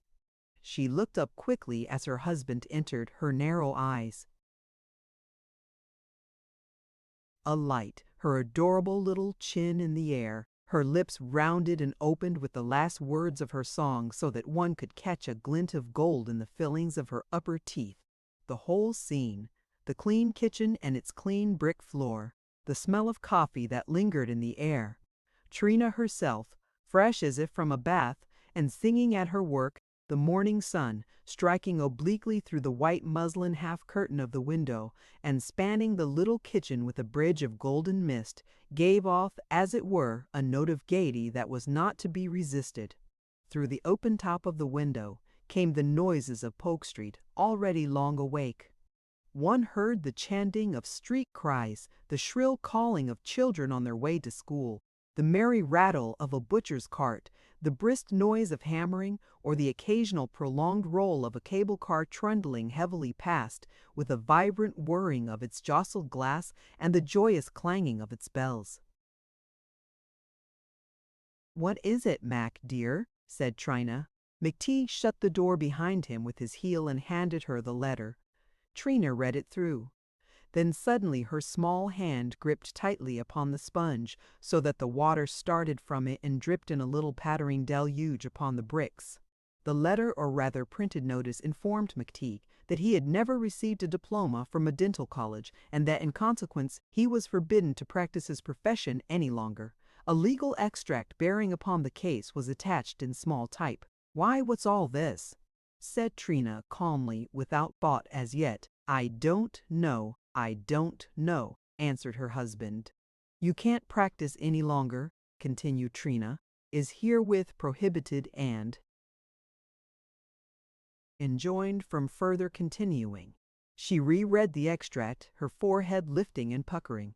She put the sponge carefully away in its wire rack over the sink and drew up a chair to the table, spreading out the notice before her. "Sit down," she said to Mcteague. "Draw up to the table here, Mac, and let's see what this is." "I got it this morning," murmured the dentist. "It just now came. I was making some fillings there in the parlors, in the window, and the postman shoved it through the door." I thought it was a number of the American system of dentistry at first, and when I'd opened it and looked at it, I thought I'd better say, Mac," interrupted Trina, looking up from the notice. "Didn't you ever go to a dental college?" "Hun, what?" "What?" exclaimed Mcteague. "How did you learn to be a dentist? Did you go to a college? I went along with a fellow who came to the mine once. My mother sent me. We used to go from one camp to another. I sharpened his excavators for him and put up his notices in the towns, stuck them up in the post offices and on the doors of the odd fellows' halls. He had a wagon. But didn't you never go to a college?" "Huh? What? College? No, I never went. I learned from the fellow." Trina rolled down her sleeves. She was a little paler than usual. She fastened the buttons into the cuffs and said, "But do you know you can't practice unless you're graduated from a college? You haven't the right to call yourself doctor." Mcteague stared a moment. Then, "Why, I've been practicing 10 years, more nearly 12. But it's the law." "What's the law?" "But you can't practice or call yourself doctor unless you've got a diploma." "What's that, a diploma?" "I don't know exactly. It's a kind of paper that, oh, Mac, we're ruined." Trina's voice rose to a cry. "What do you mean, Trina? Ain't I a dentist? Ain't I a doctor? Look at my sign and the gold tooth you gave me. Why, I've been practicing nearly 12 years.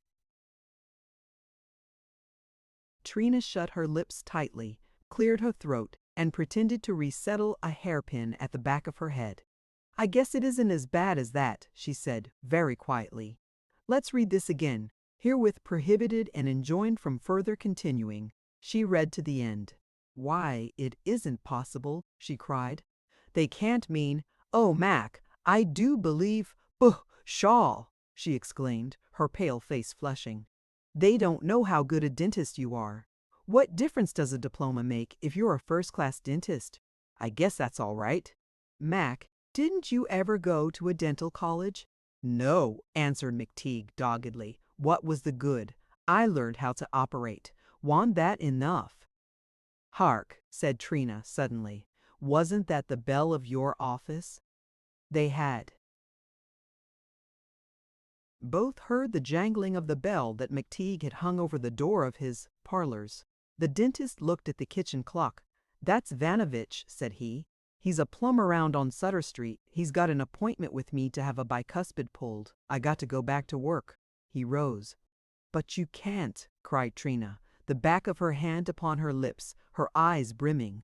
"Mac, don't you see? Can't you understand? You've got to stop. Oh, it's dreadful. Listen." She hurried around the table to him and caught his arm in both her hands. "Huh!" growled Mcteague, looking at her with a puzzled frown. "They'll arrest you.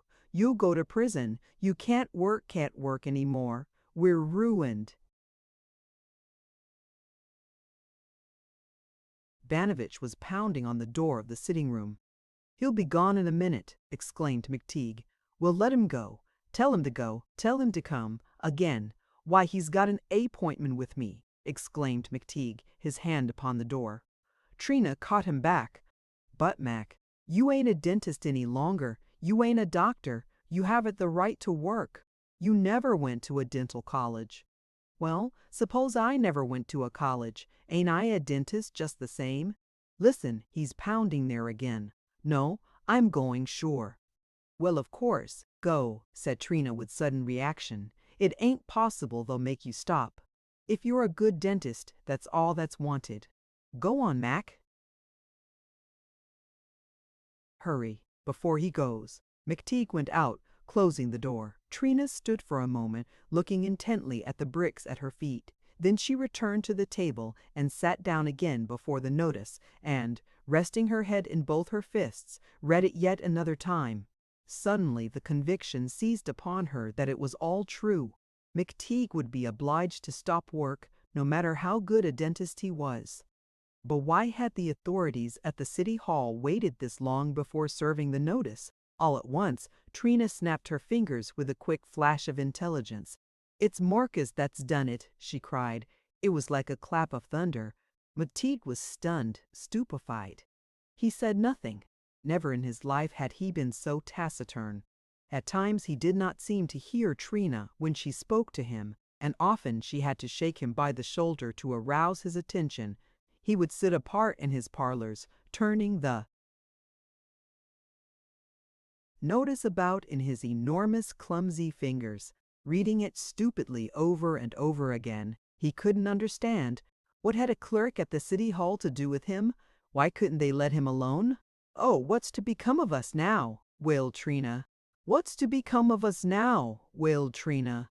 "We're paupers, beggars, and all so sudden."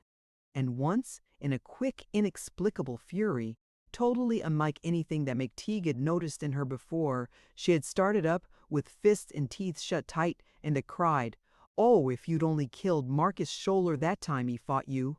Mcteague had continued his work, acting from sheer force of habit. His sluggish, deliberate nature, methodical, obstinate, refusing to adapt itself to the new conditions. "Maybe Marcus was only trying to scare us," Trina had said. "How are they going to know whether you're practicing or not?"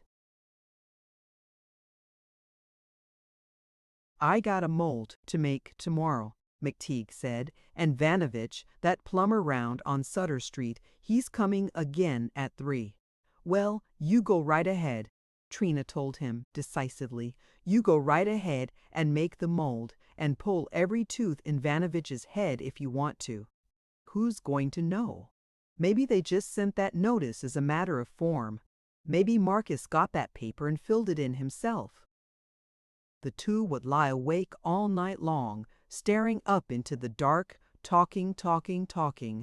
"Haven't you got any right to practice if you've not been to a dental college, Mac? Didn't you ever go?" Trina would ask again and again. No," answered the dentist. "I never went. I learnt from the fellow I was apprenticed to. I don't know anything about a dental college. Ain't I got a right to?" "Do as I like," he suddenly exclaimed.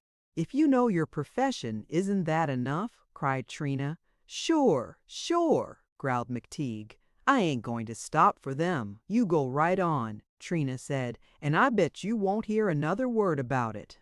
"Suppose I go round to the city hall and see them," hazarded Mcteague. No, don't you do it, Mac," exclaimed Trina. "Because if Marcus has done this just to scare you, they won't know anything about it there at the city hall. But they'll begin to ask you questions and find out that you never had graduated from a dental college and you'd be just as bad off as ever." "Well, I ain't going to quit for just a piece of paper," declared the dentist. The phrase stuck to him. All day long he went about their rooms or continued at his work in the parlors, growling behind his thick mustache. "I ain't going to quit for just a piece of paper. No, I ain't going to quit for just a piece of paper. Sure not." The days passed. A week went by. Mcteague continued his work as usual. They heard no more from the city hall, but the suspense of the situation was harrowing. Trina was actually sick with it. The terror of the thing was ever at their elbows, going to bed with them, sitting down with them at breakfast in the kitchen, keeping them company all through the day. Trina dared not think of what would be their fate if the income derived from Mcteague's practice was suddenly taken from them. Then they would have to fall back on the interest of her lottery money and the pittance she derived from the manufacture of the Noah's Ark animals, a little over $30 a month. No, it was not to be thought of. It could not be that their means of livelihood was to be thus stricken from them. A fortnight went by. "I guess we're all right, Mac," Trina allowed herself to say. "It looks as though we were all right. How are they going to tell whether you're practicing or not?" That day a second and much more peremptory notice was served upon Mcteague by an official in person. Then suddenly Trina was seized with a panic terror, unreasoned, instinctive. If Mcteague persisted, they would both be sent to a prison, she was sure of it. A place where people were chained to the wall, in the dark and fed on bread and water. "Oh, Mac, you've got to quit," she wailed. "You can't go on. They can make you stop. Oh, why didn't you go to a dental college? Why didn't you find out that you had to have a college degree? And now we're paupers, beggars. We've got to leave here. Leave this flat where I've been, where We've been so happy, and sell all the pretty things. Sell the pictures and the melodeon, and oh, it's too dreadful. Huh? Huh? What? Exclaimed the dentist, bewildered. I ain't going to quit for just a piece of paper. Let them put me out. I'll show them. They can't make small of me. Oh, that's all very fine to talk that way, but you'll have to quit. Well, we ain't paupers, Mcteague suddenly exclaimed, an idea entering his mind. We've got our money yet. You've got your $5,000 and the money you've been saving up. People ain't paupers when they've got over $5,000. What do you mean, Mac? Cried Trina, apprehensively. Well, we can live on that money until he broke off with an uncertain movement of his shoulders, looking about him stupidly. Until when? Cried Trina. There ain't ever going to be any until.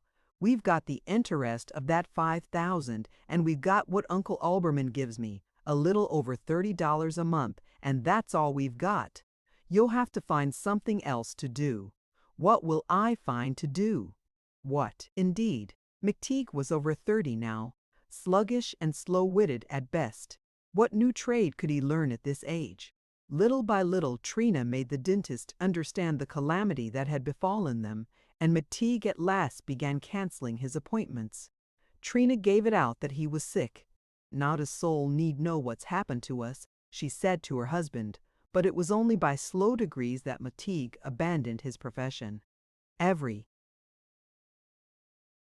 morning after breakfast, he would go into his parlors, as usual, and potter about his instruments, his dental engine, and his washstand in the corner behind his screen where he made his molds. Now he would sharpen a hoe excavator. Now he would busy himself for a whole hour making mats and cylinders. Then he would look over his slate, where he kept a record of his appointments. One day Trina softly opened the door of the parlors and came in from the sitting room. She had not heard Mcteague moving about for some time and had begun to wonder what he was doing. She came in, quietly shutting the door behind her. Mcteague had tidied the room with the greatest care. The volumes of The Practical Dentist and The American System of Dentistry were piled upon the marble-top center table in rectangular blocks. The few chairs were drawn up against the wall under the steel engraving of Lorenzo de' Medici with more than usual precision. The dental engine and the nickel trimmings of the operating chair had been furbished till they shone, while on the movable rack in the bay window, Mcteague had arranged his instruments with the greatest neatness and regularity. Hoe, excavators, pluggers, forceps, pliers, corundum discs, and burrs, even the boxwood mallet that Trina was never to use again, all were laid out and ready for immediate use. Mcteague himself sat in his operating chair, looking stupidly out of the windows, across the roofs opposite with an unseeing gaze, his red hands lying idly in his lap. Trina came up to him. There was something in his eyes that made her put both arms around his neck and lay his huge head with its coarse blonde hair upon her shoulder.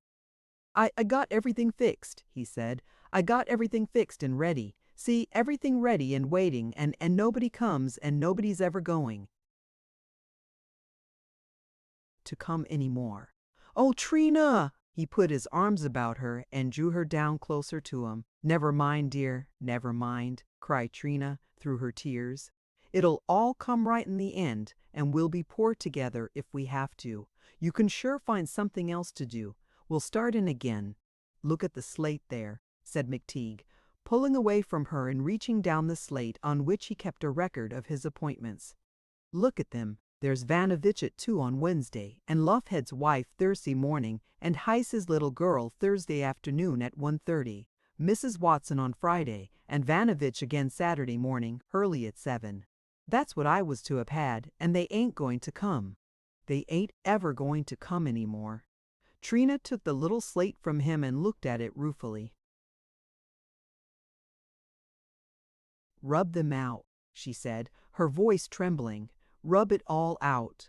And as she spoke, her eyes brimmed again, and a great tear dropped on the slate. That's it, she said. That's the way to rub it out. by me crying on it." Then she passed her fingers over the tear-blurred writing and washed the slate clean. All gone, she said. All gone, echoed the dentist. There was a silence. Then Mcteague heaved himself up to his full 6 feet, too, his face purpling, his enormous mallet-like fists raised over his head. His massive jaw protruded more than ever, while his teeth clicked and grated together. Then he growled, "If ever I meet Marcus Scholler," he broke off abruptly, the white of his eyes growing suddenly pink. "Oh, if ever you do!" exclaimed Trina, catching her breath. Chapter 14. "Well, what do you think?" said Trina. She and Mcteague stood in a tiny room at the back of the flat and on its very top floor. The room was whitewashed. It contained a bed, 3 cane-seated chairs, and a wooden washstand with its washbowl and pitcher. From its single uncurtained window one looked down into the flat's dirty backyard and upon the roofs of the hovels that bordered the alley in the rear. There was a rag carpet on the floor. In place of a closet, some dozen wooden pegs were affixed to the wall over the washstand. There was a smell of cheap soap and of ancient hair oil in the air. "That's a single bed," said Trina. "But the landlady says she'll put in a double one for us. You see, I ain't going to live here," growled Mcteague. "Well, you've got to live somewhere," said Trina impatiently. "We've looked Polk Street over, and this is the only thing we can afford." Afford, muttered the dentist. "You with your $5,000 and the 200 or 300 you got saved up, talking about afford. You make me sick." "Now, Mac," exclaimed Trina deliberately, sitting down in one of the cane-seated chairs. "Now, Mac, let's have this thing." "Well, I don't figure on living in one room," growled the dentist sullenly. "Let's live decently until we can get a fresh start. We've got the money." "Who's got the money?" "We've got it." "We. Well, it's all in the family. What's yours is mine, and what's mine is yours, ain't it?" "No, it's not. No, it's not," cried Trina vehemently. "It's all mine. There's not a penny of it belongs to anybody else. I don't like to have to talk this way to you, but you just make me. We're not going to touch a penny of my 5,000 nor a penny of that little money I managed to save, that 75. That 200, you mean. That's 75. We're just going to live on the interest of that, and on what I earned from Uncle Oberman on just that $31 or $2. Huh, think I'm going to do that and live in such a room as this?" Trina folded her arms and looked him squarely in the face. "Well, what are you going to do then?" "Huh, I say, what are you going to do? You can go on and find something to do and earn some more money, and then we'll talk." "Well, I ain't going to live here." "Oh, very well, suit yourself." "I am going to live here." "You'll live where I tell you," the dentist suddenly cried, exasperated at the mincing tone she affected. "Then you'll pay the rent," exclaimed Trina, quite as angry as he. "Are you my boss? I'd like to know. Who's the boss, you or I? Who's got the money, I'd like to know?" cried Trina, flushing to her pale lips. "Answer me that, Mcteague. Who's got the money? You make me sick, you and your money. Why, you're a miser. I never saw anything like it. You and your money. Why, you're a miser. I never saw anything like it." "When I was practicing, I never thought of my fees as my own. We lumped everything in together." "Exactly. And I'm doing the working now. I'm working for Uncle Oberman, and you're not lumping in anything now. I'm doing it all. Do you know what I'm doing, Mcteague? I'm supporting you." Shut up. You make me sick. You got no right to talk to me that way. I won't let you. I won't have it." She caught her breath. Tears were in her eyes. "Oh, live where you like, then," said Mcteague sullenly. "Well, shall we take this room, then? All right, we'll take it. But why can't you take a little of your money and sort of fix it up? Not a penny, not a single penny. Oh, I don't care what you do." And for the rest of the day, the dentist and his wife did not speak. This was not the only quarrel they had during these days when they were occupied in moving from their suite and in looking for new quarters. Every hour the question of money came up. Trina had become more niggardly than ever since the loss of Mcteague's practice. It was not mere economy with her now. It was a panic terror lest a fraction of a cent of her little savings should be touched. A passionate eagerness to continue to save in spite of all that had happened.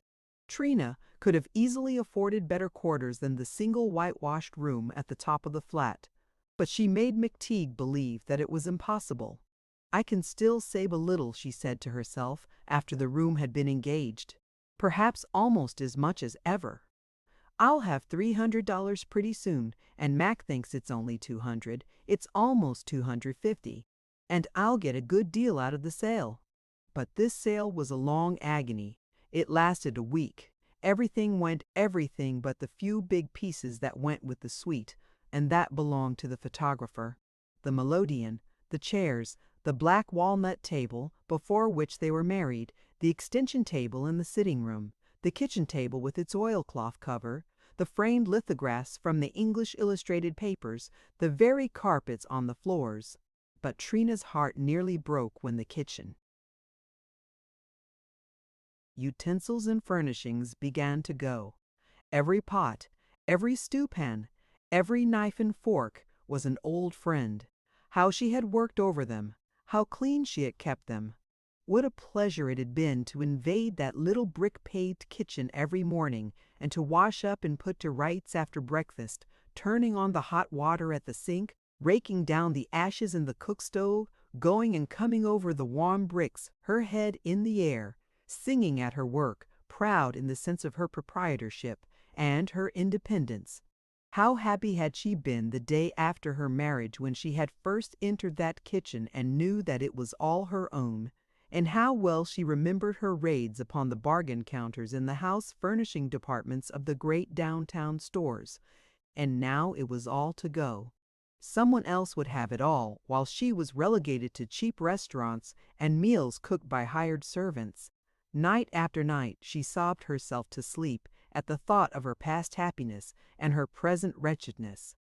However, she was not alone in her unhappiness. "Anyhow, I'm going to keep the steel engraving and the stone pug dog," declared the dentist, his fist clenching. When it had come to the sale of his office effects, Mcteague had rebelled with the instinctive obstinacy of a boy, shutting his eyes and ears. Only little by little did Trina induce him to part with his office furniture.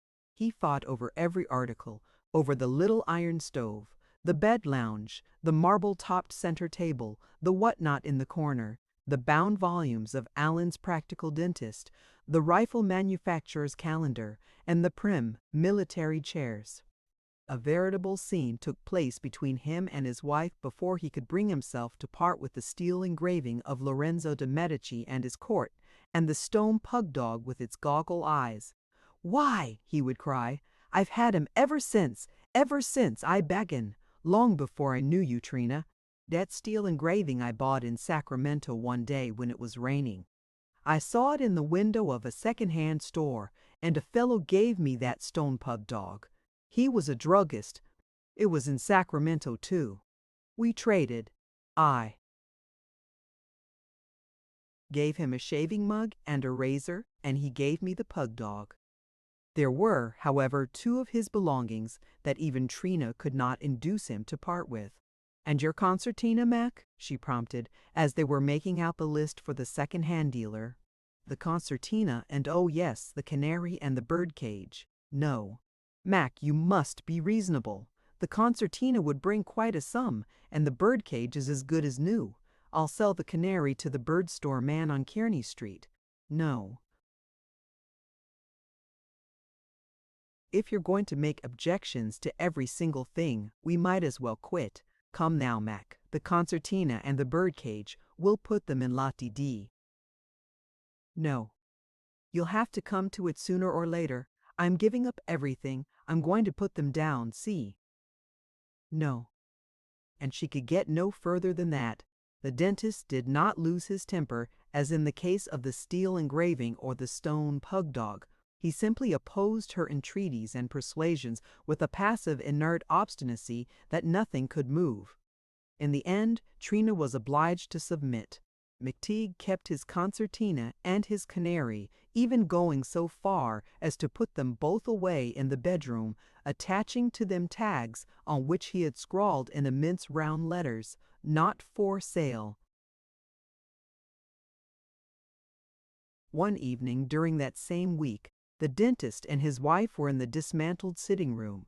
The room presented the appearance of a wreck. The Nottingham lace curtains were down. The extension table was heaped high with dishes, with tea and coffee pots, and with baskets of spoons and knives and forks. The melodeon was hauled out into the middle of the floor and covered with a sheet marked Lot A.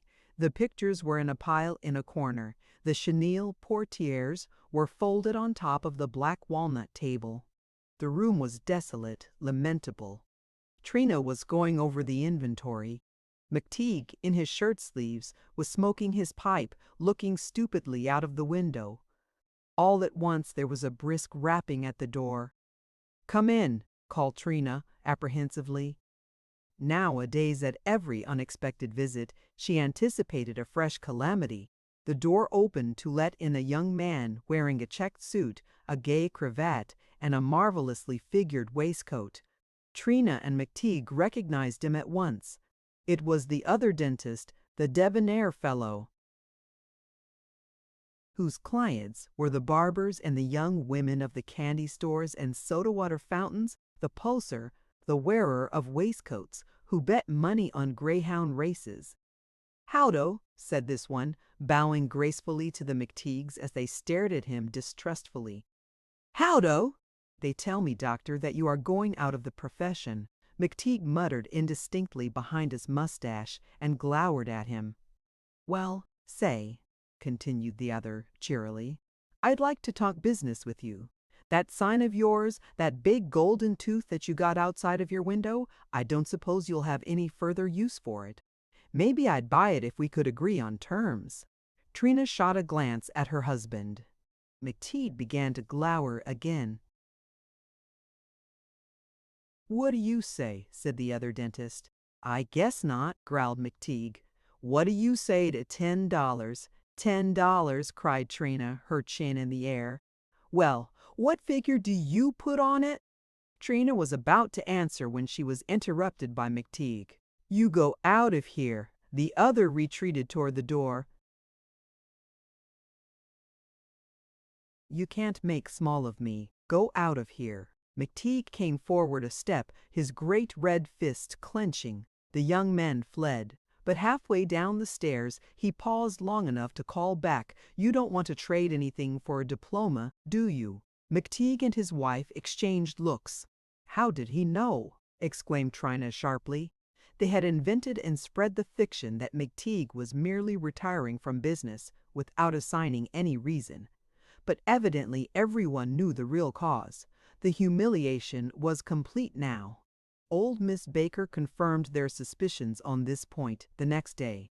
The little retired dressmaker came down and wept with Trina over her misfortune, and did what she could to encourage her. But she too knew that Mcteague had been forbidden by the authorities from practicing. Marcus had evidently left them no loophole of escape. "It's just like cutting off your husband's hands, my dear," said Miss Baker. "And you two were so happy. When I first saw you together, I said, 'What a pair.'" Old Grannis also called during this period of the breaking up of the Mcteague household. "Dreadful, dreadful," murmured the old Englishman, his hand going tremulously to his chin. "It seems unjust, it does. But Mr. Scholler could not have set them on to do it. I can't quite believe it of him." "Of Marcus!" cried Trina. "Ho! Why, he threw his knife at Mac one time, and another time he bit him, actually bit him with his teeth, while they were wrestling just for fun. Marcus would do anything to injure Mac." "Dear, dear," returned old Grannis, genuinely pained. "I had always believed Scholler to be such a good fellow." "That's because you're so good yourself, Mr. Grannis," responded Trina. "I tell you what, Doc," declared Heist the harness maker, shaking his finger impressively at the dentist. "You must fight it. You must appeal to the courts. You've been practicing too long to be debarred now. The statute of limitations, you know." "No, no," Trina had exclaimed, when the dentist had repeated this advice to her. "No, no, don't go near the law courts. I know them. The lawyers take all your money and you lose your case. We're bad off as it is without lawing about it." Then at last came the sale. Mcteague and Trina, whom Miss Baker had invited to her room for that day, sat there side by side, holding each other's hands, listening nervously to the turmoil that rose to them from the direction of their suite. From 9 o'clock till dark the crowds came and went. All Polk Street seemed to have invaded the suite, lured on by the red flag that waved from the front windows. It was a fete, a veritable holiday for the whole neighborhood. People with no thought of buying presented themselves. Young women, the candy store girls, and florists' apprentices came to see the fun, walking arm in arm from room to room, making jokes about the pretty lithographs and mimicking the picture of the two little girls saying their prayers. "Look here," they would cry. "Look here what she used for curtains. Nottingham lace, actually. Whoever thinks of buying Nottingham lace nowadays? Say, don't that JRU? And a melodeon," another one would exclaim, lifting the sheet. "A melodeon, when you can rent a piano for $1 a week, and say, I really believe they used to eat in the kitchen." $1.50, $1.50, $1.50, give me two, intoned the auctioneer from the second-hand store. By noon the crowd became a jam. Wagons backed up to the curb outside and departed heavily laden. In all directions people could be seen going away from the house, carrying small articles of furniture, a clock, a water pitcher, a towel rack. Every now and then old Miss Baker, who had gone below to see how things were progressing, returned with reports of the foray. Mrs. returned. Heisey bought the chenille portiere. Mr. Ryer made a bid for your bed, but a man in a gray coat bid over him. It was knocked down for $3.50. The German shoemaker on the next block bought the stone pug dog. I saw our postman going away with a lot of the pictures. Serkaw has come, on my word.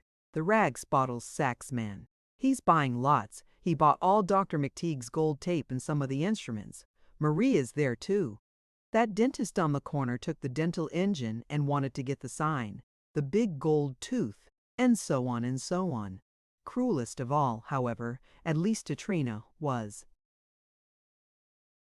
when Miss Baker herself began to buy, unable to resist a bargain.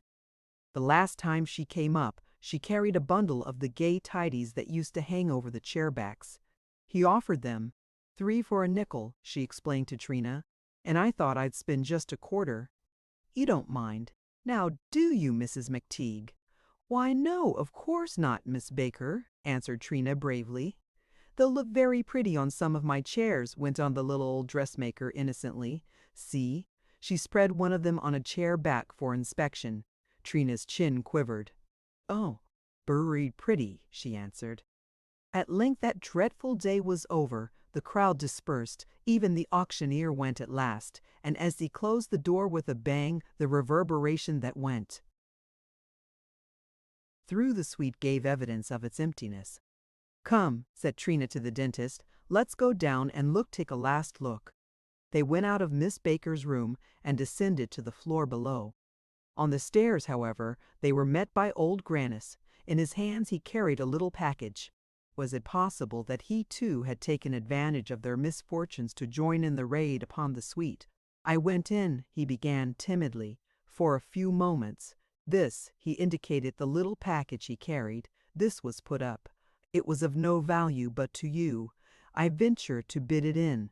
I thought perhaps," his hand went to his chin, "that you wouldn't mind, that in fact I bought it for you as a present. Will you take it?"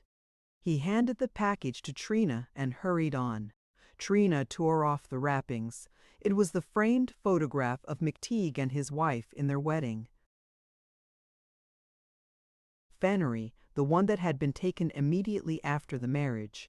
It represented Trina sitting very erect in a rep armchair, holding her wedding bouquet straight before her, Mcteague standing at her side, his left foot forward, one hand upon her shoulder, and the other thrust into the breast of his Prince Albert coat, in the attitude of a statue of a Secretary of State. "Oh, it was good of him, it was good of him," cried Trina, her eyes filling again.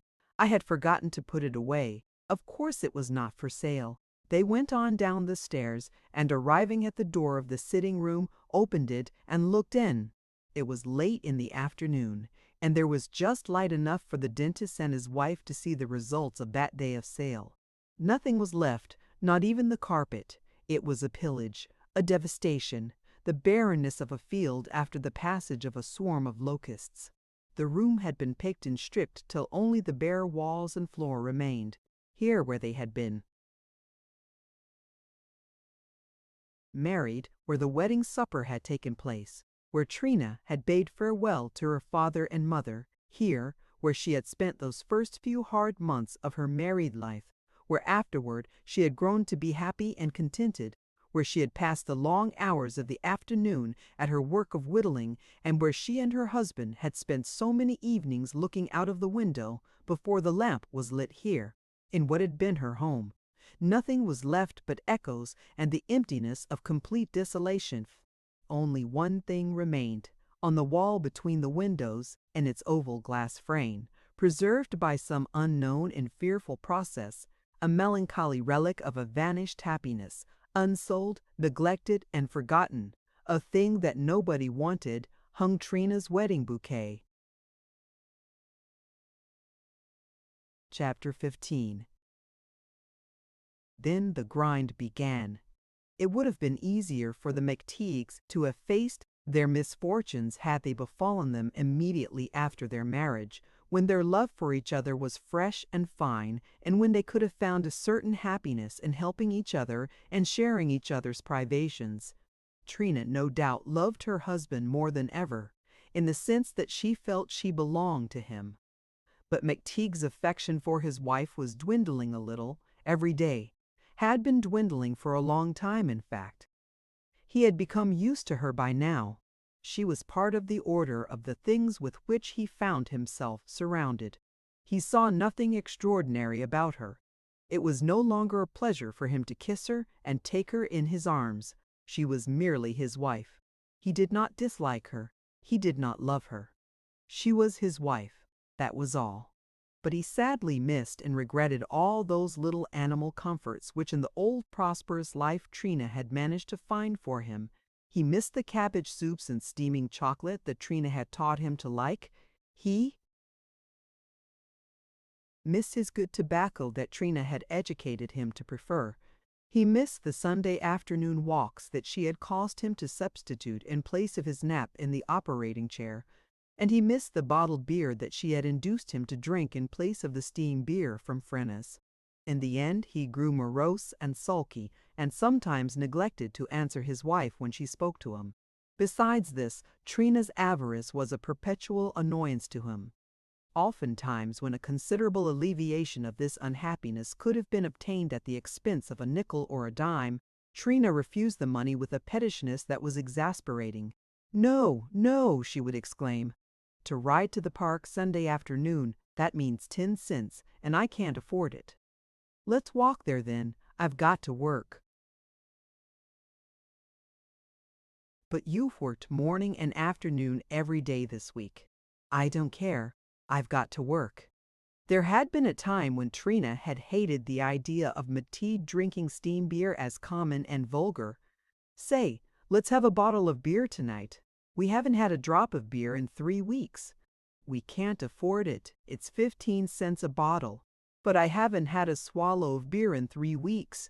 Drink steam beer then. You've got a nickel. I gave you a quarter day before yesterday. But I don't like steam beer now."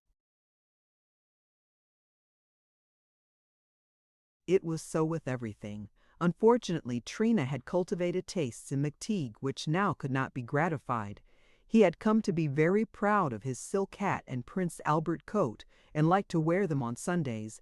Trina had made him sell both. He preferred Yale mixture in his pipe. Trina had made him come down to Mastiff, a 5-cent tobacco with which he was once contented but now abhorred.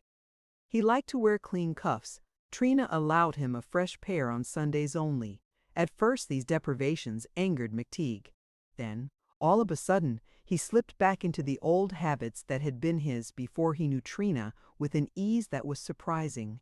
Sundays he dined at the car conductor's coffee joint once more and spent the afternoon lying full length upon the bed, crop full, stupid, warm, smoking his huge pipe, drinking his steam beer, and playing his 6 mournful tunes upon his concertina, dozing off to sleep towards 4 o'clock.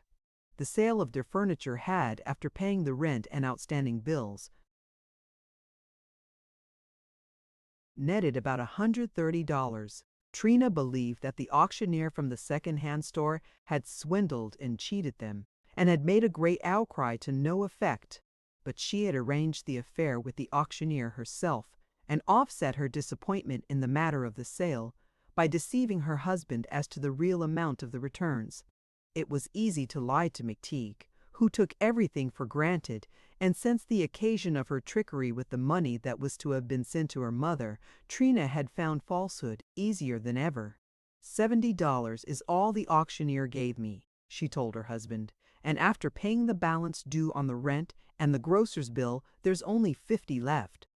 Only 50, murmured Mcteague, wagging his head. Only 50? Think of that! Only 50? Declared Trina. Afterwards, she said to herself with a certain admiration for her cleverness, couldn't save $60 much easier than that, and she had added the $130 to the little hoard in the chamois skin bag and brass matchbox in the bottom of her trunk. In these first months of their misfortunes, the routine of the Mcteagues was as follows. They rose at 7 and breakfasted in their room, Trina cooking the very meager meal on an oil stove. Immediately after breakfast, Trina sat down to her work of whittling the Noah's Ark animals, and Mcteague took himself off to walk downtown. He had by the greatest good luck secured a position with a manufacturer of surgical instruments where his manual dexterity in the making of excavators, pluggers, and other dental contrivances stood him in fairly good stead. He lunched at a sailor's boarding house near the waterfront, and in the afternoon worked till 6. He was home at 6:30, and he and Trina had supper together in the ladies' dining parlor, an adjunct of the car conductor's coffee joint. Trina, meanwhile, had worked at her whittling all day long, with but half an hour's interval for lunch, which she herself prepared upon the oil stove. In the evening, they were both so tired that they were in no mood for conversation, and went to bed early, worn out, harried, nervous, and cross. Trina was not quite so scrupulously tidy now as in the old days. At one time, while whittling the Noah's Ark animals, she had worn gloves. She never wore them now. She still took pride in neatly combing and coiling her wonderful black hair, but as the days passed, she found it more and more comfortable to work in her blue flannel wrapper. Whittlings and chips accumulated under the window where she did her work, and she was at no great pains to clear the air of the room vitiated by the fumes of the oil stove and heavy with the smell of cooking. It was not gay, that life. The room itself was not gay. The huge double bed sprawled over nearly a fourth of the available space. The angles of Trina's trunk and the washstand projected into the room from the walls, and barked shins and scraped elbows. Streaks and spots of the non-poisonous paint that Trina used were upon the walls and woodwork.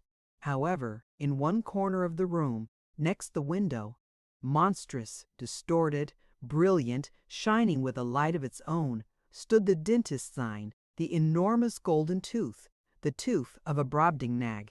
One afternoon in September, about 4 months after the Mcteagues had left their suite, Trina was at her work by the window. She had whittled some half-dozen sets of animals, and was now busy painting them and making the arks. Little pots of non-poisonous paint stood at her elbow on the table, together with a box of labels that read, "Made in France." Her huge clasp knife was stuck into the underside of the table. She was now occupied solely with the brushes and the glue pot. She turned the little figures in her fingers with a wonderful lightness and deftness, painting the chickens Naples yellow, the elephants blue-gray, the horses Van Dyke brown, adding a dot of Chinese white for the eyes and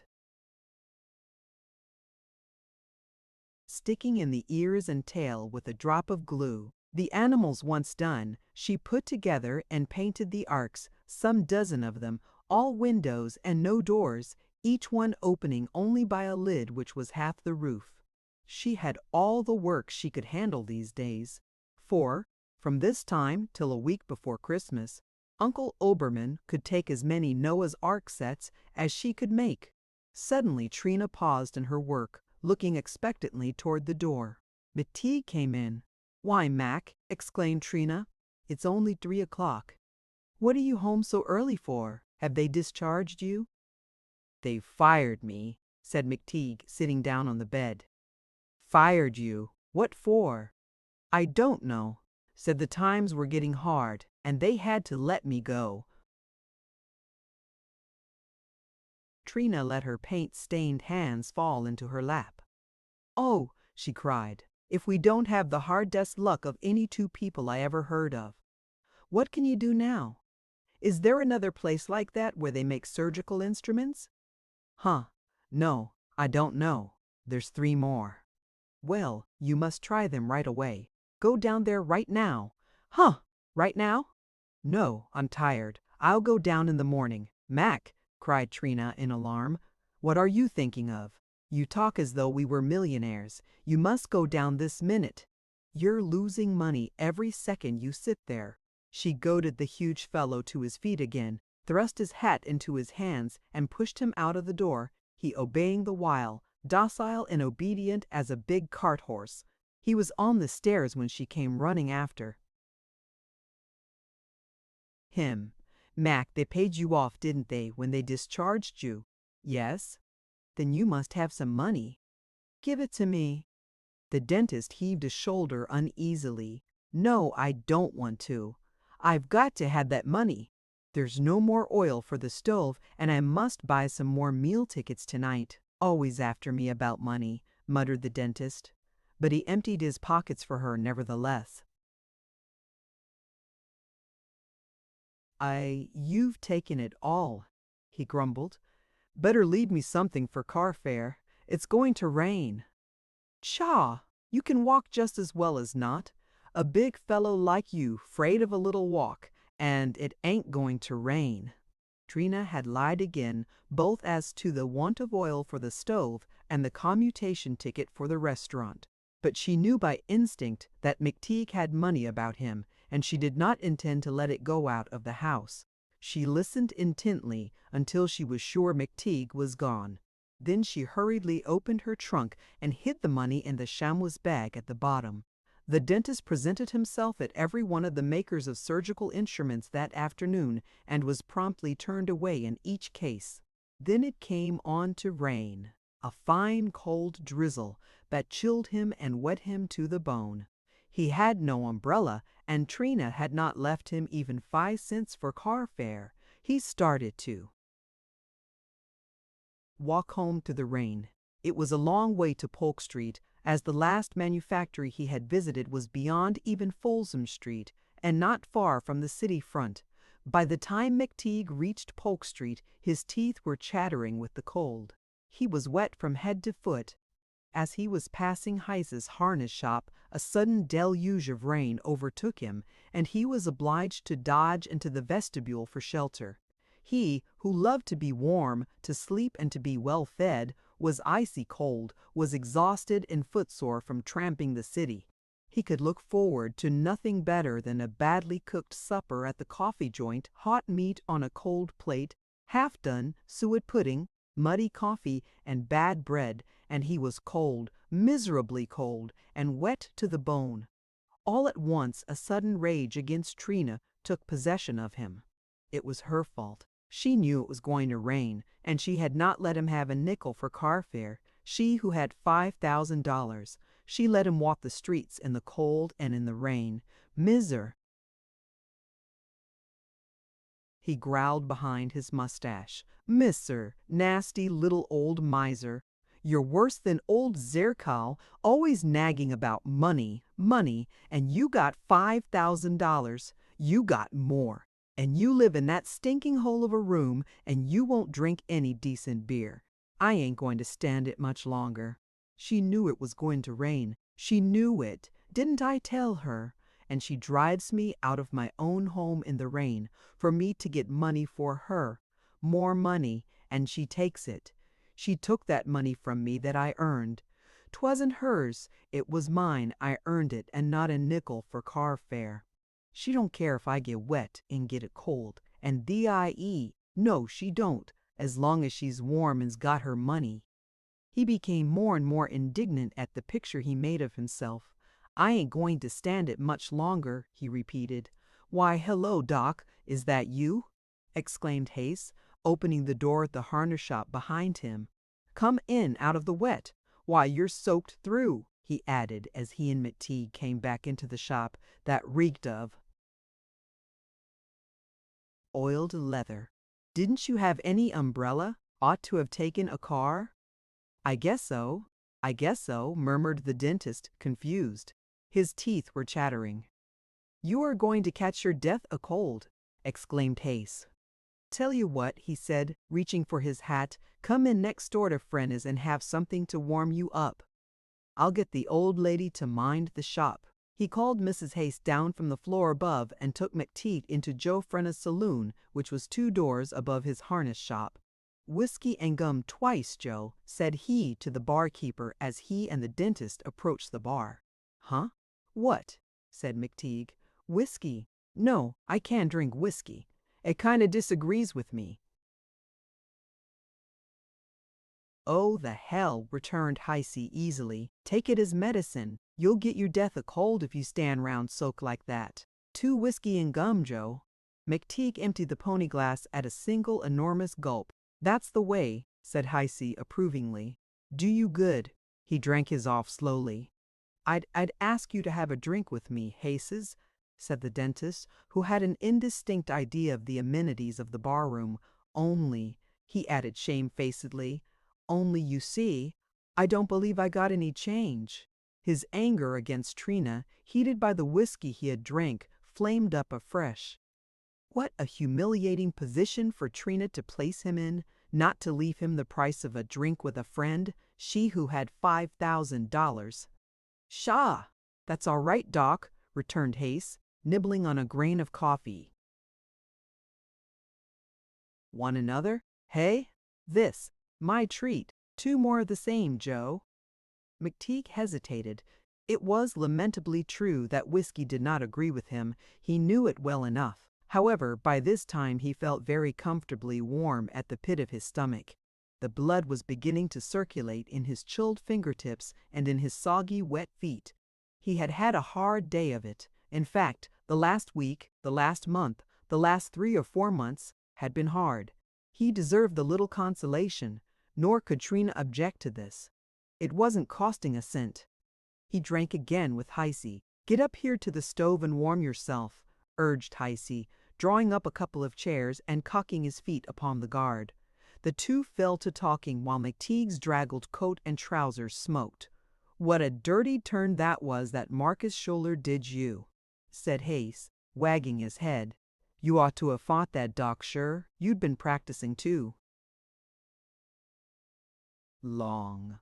They discussed this question some 10 or 15 minutes, and then Hayes rose. "Well, this ain't earning any money. I got to get back to the shop." Mcteague got up as well, and the pair started for the door. Just as they were going out, Ryer met them. "Hello, hello," he cried.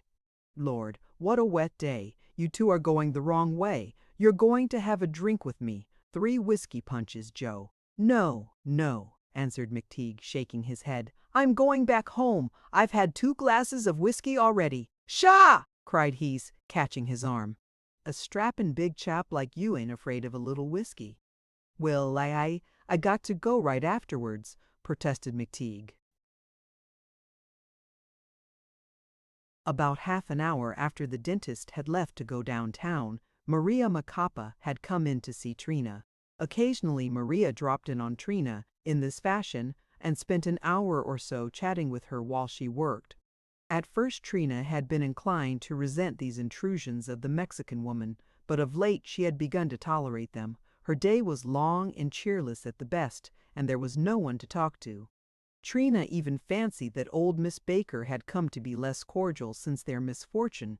Maria retailed to her all the gossip of the flat and the neighborhood, and, which was much more interesting, told her of her troubles with Zerka. Trina said to herself that Maria was common and vulgar, but one had to have some diversion, and Trina could talk and listen without interrupting her work. On this particular occasion, Maria was much excited over Zerko's demeanor of late. "He's gettin' worse and worse," she informed Trina as she sat on the edge of the bed, her chin in her hand. "He says he knows I got the dishes and am hidin' them from him. The other day, I thought he'd gone off with his wagon and I was doing a bit of arning, and by and by all of a sudden I saw him peeping at me through the crack of the door. I never let on that I saw him, and, honest, he stayed there over 2 hours, watching everything I did. I could just feel his eyes on the back of my neck all the time. Last Sunday he took down part of the wall, 'cause he said he'd seen me making figures on it. Well, I was, but it was just the wash list. All the time he says he'll kill me if I don't tell." "Why, what do you stay with him for?" exclaimed Trina. "I'd be deathly afraid of a man like that, and he did take a knife to you once." "Oh, he won't kill me, never fear. If he'd kill me, he'd never know where the dishes were. That's what H.E. thinks." "But I can't understand, Maria. You told him about those gold dishes yourself." "Never, never. I never saw such a lot of crazy folks as you are. But you say he hits you sometimes." "Ah," said Maria, tossing her head scornfully, "I ain't afraid of him. He takes his horsewhip to me now and then, but I can always manage. I say if you touch me with that, then I'll never tell you. Just pretending, you know," and he drops it as though it was red hot. "Say, Mrs. Mcteague, have you got any tea? Let's make a cup of tea over the stove." "No, no," cried Trina, with niggardly apprehension. "No, I haven't got a bit of tea." Trina's stinginess had increased to such an extent that it had gone beyond the mere hoarding of money. She grudged even the food that she and Mcteague ate, and even brought away half loaves of bread, lumps of sugar, and fruit from the car conductor's coffee joint. She hid these pilferings away on the shelf by the window, and often managed to make a very creditable lunch from them, enjoying the meal with the greater relish because it cost her nothing. "No, Maria, I haven't got a bit of tea," she said, shaking her head decisively. "Hark, ain't that Mac?" she added, her chin in the air. "That's his step, sure." "Well, I'm going to skip," said Maria. She left hurriedly, passing the dentist in the hall just outside the door. "Well?" said Trina interrogatively as her husband entered. Mcteague did not answer. He hung his hat on the hook behind the door and dropped heavily into a chair. "Well," asked Trina, anxiously, "how did you make out, Mac?" Still the dentist pretended not to hear, scowling fiercely at his muddy boots. "Tell me, Mac. I want to know. Did you get a place? Did you get caught in the rain?"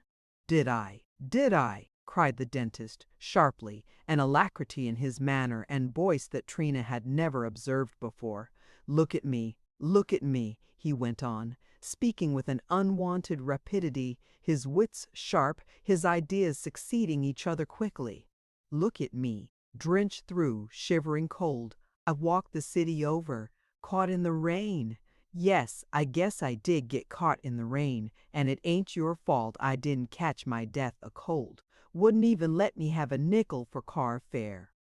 "But, Mac," protested Trina, "I didn't know it was going to rain." The dentist put back his head and laughed scornfully. His face was very red, and his small eyes twinkled. "Ho, no, you didn't know it was going to rain. Didn't I tell you it was?" he exclaimed, suddenly angry again. "Oh, you're a daisy, you are. Think I'm going to put up with your foolishness all the time?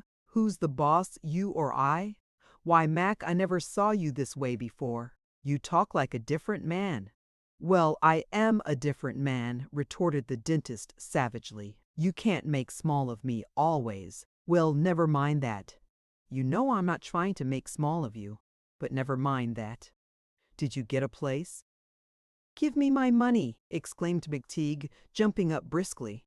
There was an activity, a positive nimbleness about the huge blond giant that had never been his before, also his stupidity.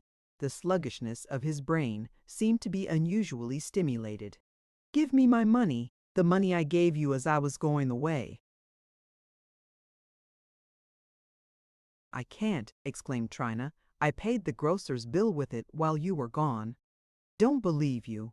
Truly, truly, Mac. Do you think I'd lie to you? Do you think I'd lower myself to do that? Well, the next time I earn any money, I'll keep it myself. But tell me, Mac, did you get a place?"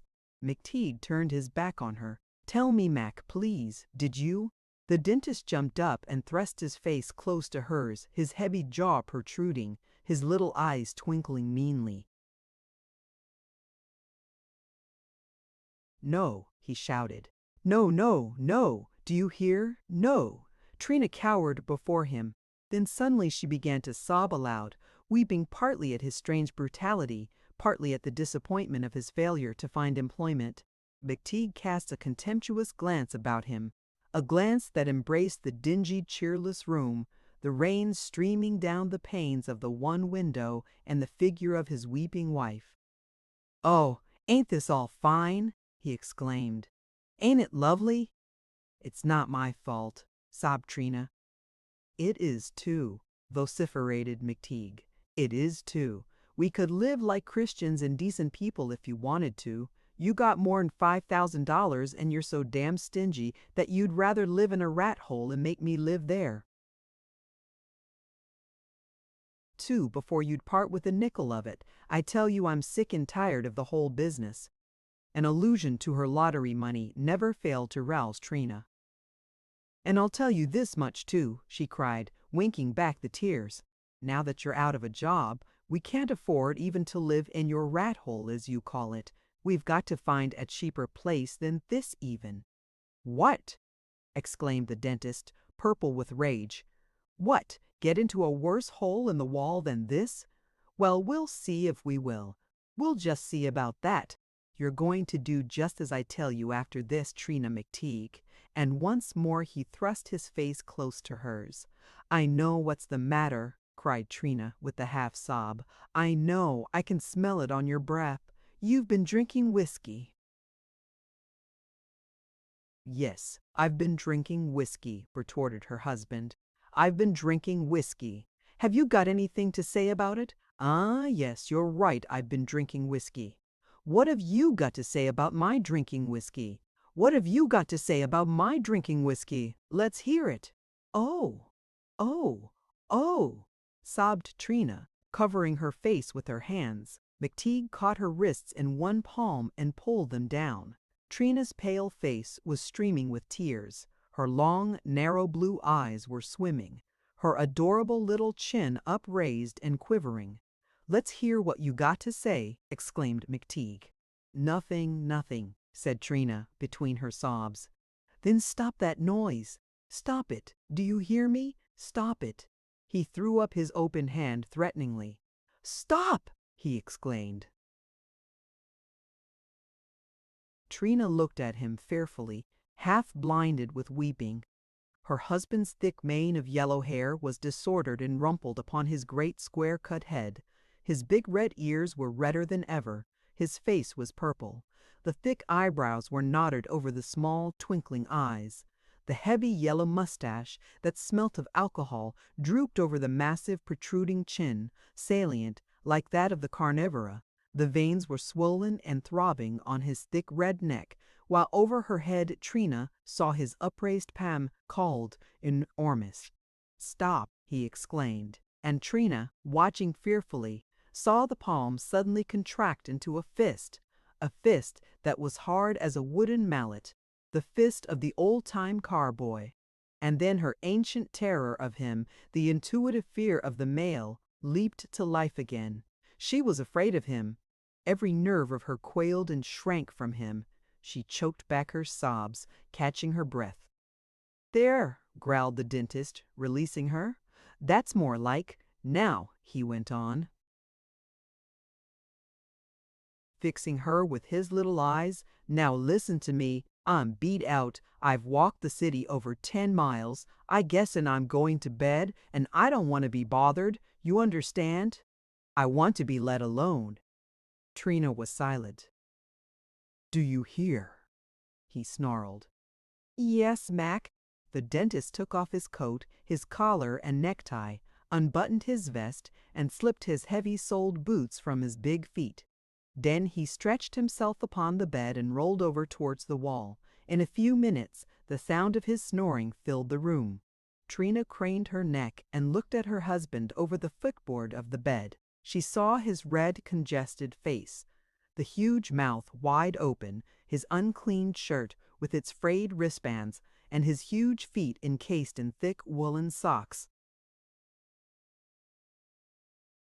Then her grief and the sense of her unhappiness returned, more poignant than ever. She stretched her arms out in front of her on her work table and, burying her face in them, cried and sobbed as though her heart would break. The rain continued. The panes of the single window ran with sheets of water. The eaves dripped incessantly. It grew darker. The tiny, grimy room, full of the smells of cooking and of non-poisonous paint, took on an aspect of desolation and cheerlessness lamentable beyond words. The canary in its little gilt prison chittered feebly from time to time. Sprawled at full length upon the bed, the dentist snored and snored, stupefied, inert, his legs wide apart, his hands lying palm upward at his sides. At last Trina raised her head with a long, trembling breath. She rose and, going over to the washstand, poured some water from the pitcher into the basin and washed her face and swollen eyelids and rearranged her hair. Suddenly, as she was about to return to her work, she was struck with an idea. "I wonder," she said to herself, "I wonder where he got the money to buy his whiskey." She searched the pockets of his coat, which he had flung into a corner of the room, and even came up to him as he lay upon the bed and went through the pockets of his vest and trousers. She found nothing. "I wonder," she murmured, "I wonder if he's got any money he don't tell me about. I'll have to look out for that." Chapter 16. A week passed, then a fortnight, then a month. It was a month of the greatest anxiety and unquietude for Trina. Mcteague was out of a job, could find nothing to do, and Trina, who saw the impossibility of saving as much money as usual out of her earnings under the present conditions, was on the lookout for cheaper quarters. In spite of his outcries and sulky resistance, Trina had induced her husband to consent to such a move, bewildering him with a torrent of phrases and marvelous columns of figures, by which he proved conclusively that they were in a condition but one, removed from downright destitution. The dentist continued idle. Since his ill success with the manufacturers of surgical instruments, he had made but 2 attempts to secure a job. Trina had gone to see Uncle Alberman and had obtained for Mcteague a position in the shipping department of the wholesale toy store. However, it was a position that involved a certain amount of ciphering, and Mcteague had been obliged to throw it up in 2 days. Then for a time they had entertained a wild idea that a place on the police force could be secured for Mcteague. He could pass the physical examination with flying colors, and Ryer, who had become the secretary of the Polk Street Improvement Club, promised the requisite political pull.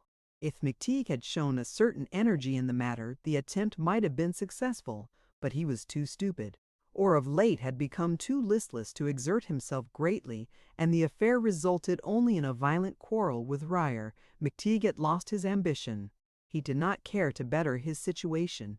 All he wanted was a warm place to sleep and 3 good meals a day. At the very first, he had chafed at his idleness and had spent the days with his wife in their one narrow room.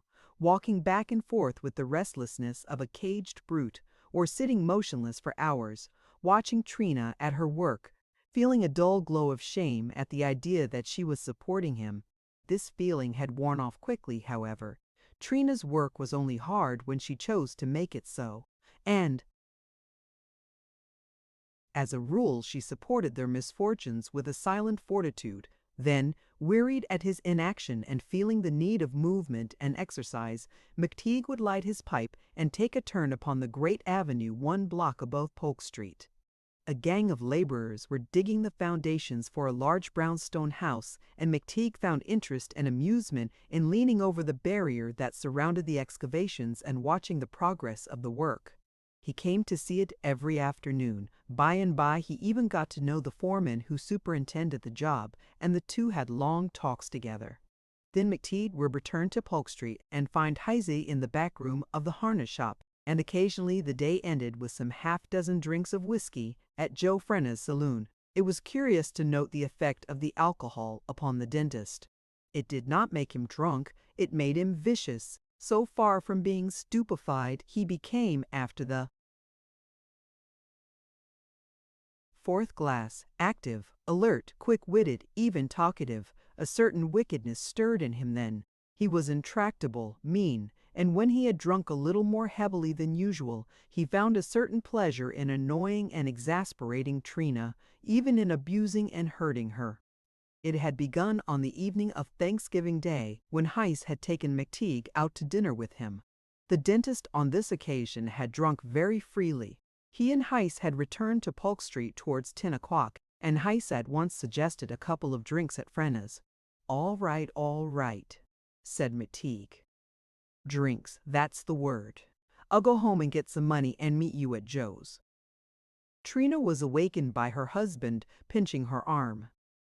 "Oh, Mac," she cried, jumping up in bed with a little scream. "How you hurt!" "Oh, that hurt me dreadfully. Give me a little money," answered the dentist, grinning and pinching her again. "I haven't a cent. There's not a— Oh, Mac, will you stop? I won't have you pinch me that way." "Hurry up," answered her husband calmly, nipping the flesh of her shoulder between his thumb and finger.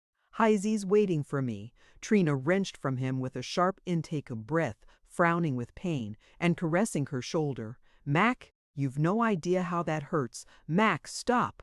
"Give me some money, then." In the end, Trina had to comply. She gave him $50 from her dress pocket, protesting that it was the only piece of money she had. "One more, just for luck," said Mcteague, pinching her again. And another. How can you hurt a woman so?" exclaimed Trina, beginning to cry with the pain. "Ah, now, Scry," retorted the dentist. "That's right, Scry. I never saw such a little fool." He went out, slamming the door in disgust. But Mcteague never became a drunkard in the generally received sense of the term. He did not drink to excess more than 2 or 3 times in a month, and never upon any occasion did he become maudlin or staggering. Perhaps his nerves were naturally too dull to admit of any excitation. Perhaps he did not really care for the whiskey, and only drank because Heise and the other men at Frenna's did. Trina could often reproach him with drinking too much. She never could say that he was drunk. The alcohol had its effect for all that. It roused the man, or rather the brute in the man, and now not only roused it, but goaded it to evil. Mcteague's nature changed. It was not only the alcohol, it was idleness and a general throwing off of the good influence his wife had had over him in the days of their prosperity. Mcteague dislikes Trina. She was a perpetual irritation to him. She annoyed him because she was so small, so prettily made, so invariably correct and precise. Her avarice incessantly harassed him. Her industry was a constant reproach to him. She seemed to flaunt her work defiantly in his face. It was the red flag in the eyes of the bull. One time, when he had just come back from Frenna's and had been sitting in the chair near her, silently watching her at her work, he exclaimed all of a sudden, "Stop working. Stop it, I tell you. Put 'em away. Put 'em all away or I'll pinch you." "But why?" Trina protested. The dentist cuffed her ears. "I won't have you work." He took her knife and her paint pots away and made her sit idly in the window the rest of the afternoon. It was, however, only when his wits had been stirred with alcohol that the dentist was brutal to his wife. At other times, say 3 weeks of every month, she was merely an encumbrance to him. They often quarreled about Trina's money, her savings. The dentist was bent upon having at least a part of them. What he would do with the money once he had it, he did not precisely know.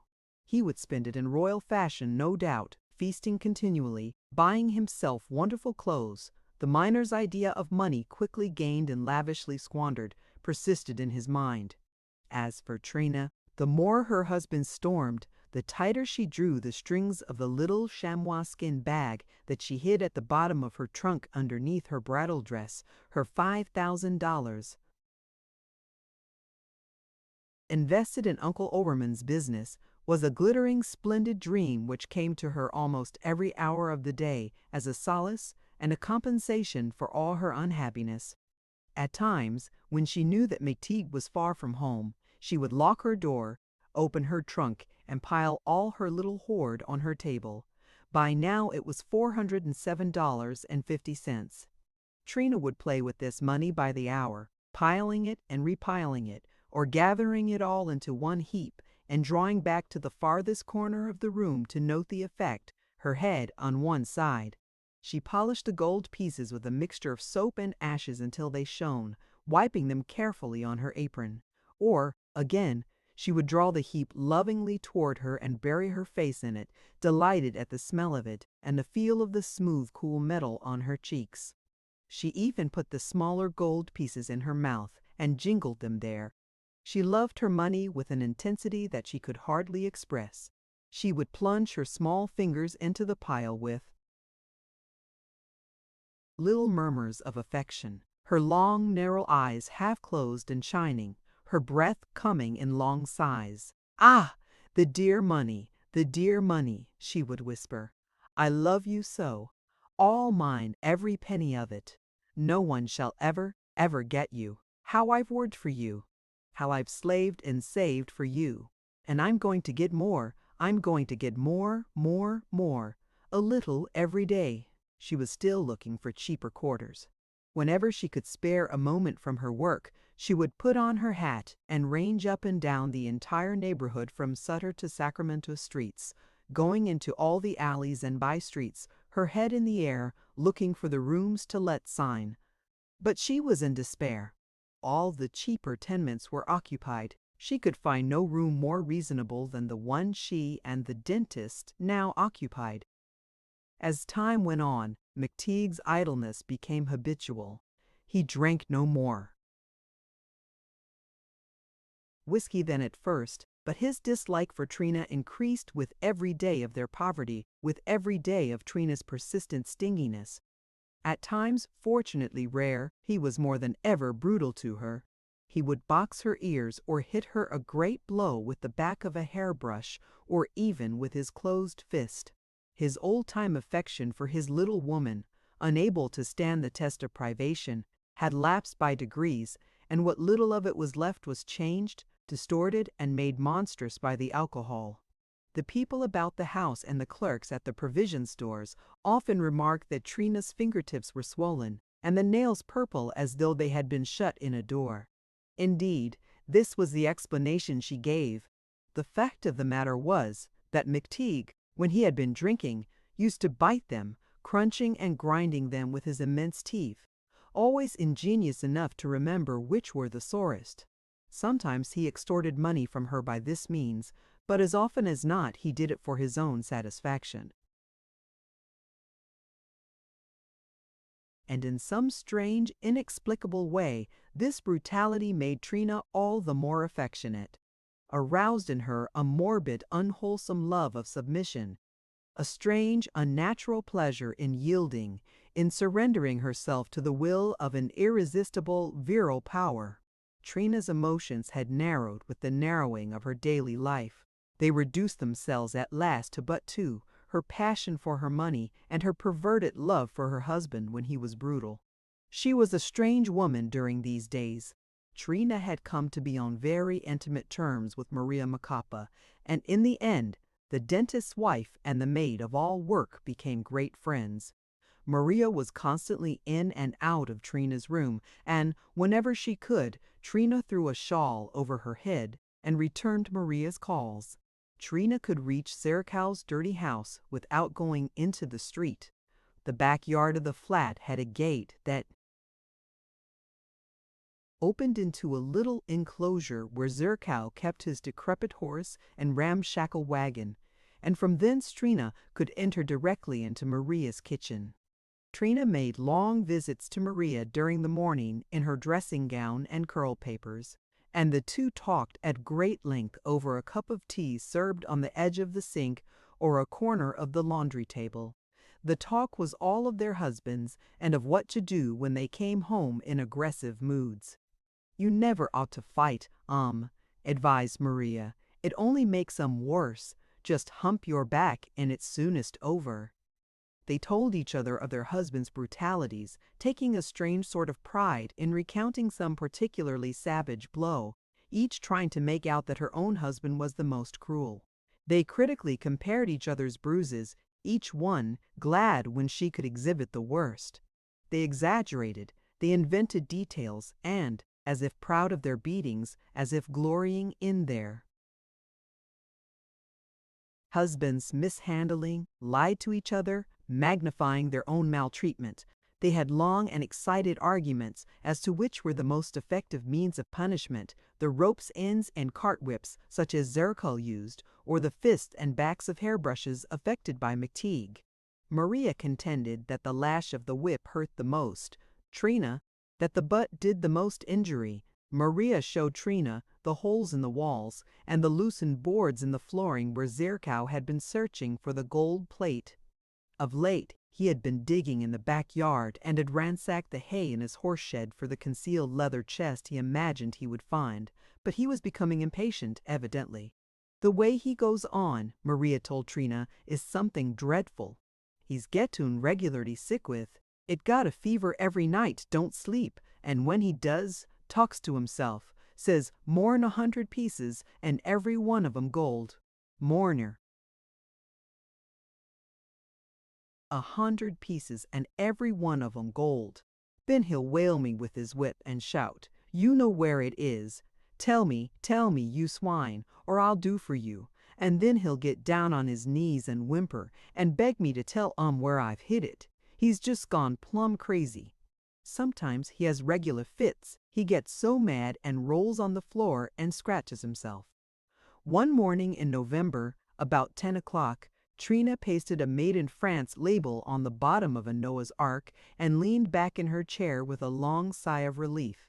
She had just finished a large Christmas order for Uncle Obermann, and there was nothing else she could do that morning. The bed had not yet been made, nor had the breakfast things been washed.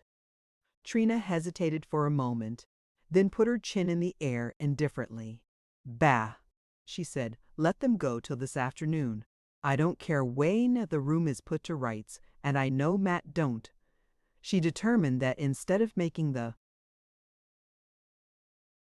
bed or washing the dishes, she would go and call on Miss Baker on the floor below. The little dressmaker might ask her to stay to lunch, and that would be something saved, as the dentist had announced his intention that morning of taking a long walk out to the Presidio to be gone all day. But Trina rapped on Miss Baker's door in vain that morning. She was out. Perhaps she was gone to the florist's to buy some geranium seeds. However, old Grannis's door stood a little ajar, and on hearing Trina at Miss Baker's room, the old Englishman came out into the hall.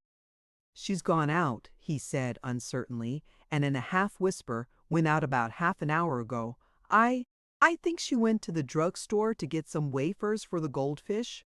"Don't you go to your dog hospital any more, Mr. Grannis?" said Trina, leaning against the balustrade in the hall, willing to talk a moment. Old Grannis stood in the doorway of his room, in his carpet slippers and faded corduroy jacket that he wore when at home. "Why?" he said, hesitating, tapping his chin thoughtfully. "You see, I'm thinking of giving up the little hospital." "Giving it up?" "You see, the people at the bookstore where I buy my pamphlets have found out. I told them of my contrivance for binding books, and one of the members of the firm came up to look at it. He offered me quite a sum if I would sell him the right of it, the patent of it, quite a sum. In fact, yes, quite a sum, quite." He rubbed his chin tremulously and looked about him on the floor. "Why, isn't that fine?" said Trina good-naturedly. "I'm very glad, Mr. Grannis. Is it a good price?" "Quite a sum, quite. In fact, I never dreamed of having so much money." "Now, see here, Mr. Grannis," said Trina decisively, "I want to give you a good piece of advice. Here are you and Miss Baker." The old Englishman started nervously. "You and Miss Baker that have been in love with each other for— Oh, Mrs. Mcteague, that subject, if you would please, Miss Baker is such an estimable lady." "Fiddlesticks," said Trina. "You're in love with each other, and the whole flat knows it, and you two have been living here side by side year in and year out, and you've never said a word to each other. It's all nonsense. Now, I want you should go right in and speak to her just as soon as she comes home, and say you've come into money and you want her to marry you." "Impossible, impossible," exclaimed the old Englishman, alarmed and perturbed. "It's quite out of the question. I wouldn't presume. Well, do you love her or not? Really, Mrs. Mcteague, you must excuse me. It's a matter so personal, so Oh, yes, I love her." "Oh, yes, indeed," he exclaimed suddenly. "Well, then, she loves you. She told me so." "Oh, she did. She said those very words." Miss Baker had said nothing of the kind, would have died sooner than have made such a confession. But Trina had drawn her own conclusions, like every other lodger of the flat, and thought the time was come for decided action. "Now you do just as I tell you, and when she comes home go right in and see her, and have it over with. Now don't say another word. I'm going, but you do just as I tell you." Trina turned about and went downstairs. She had decided, since Miss Baker was not at home, that she would run over and see Maria. Possibly she could have lunched there. At any rate, Maria would offer her a cup of tea. Old Grannis stood for a long time just as Trina had left him, his hands trembling, the blood coming and going in his withered cheeks. She told her that he could get no farther. Then he faced about and entered his room, closing the door behind him. For a long time he sat in his armchair, drawn close to the wall in front of the table on which stood his piles of pamphlets and his little binding apparatus. "I wonder," said Trina, as she crossed the yard back of Zerclaw's house, "I wonder what rent Zerclaw and Maria pay for this place. I'll bet it's cheaper than where Mac and I are." Trina found Maria sitting in front of the kitchen stove, her chin upon her breast. Trina went up to her. She was dead. And as Trina touched her shoulder, her head rolled sideways and showed a fearful gash in her throat under her ear. All the front of her dress was soaked through and through.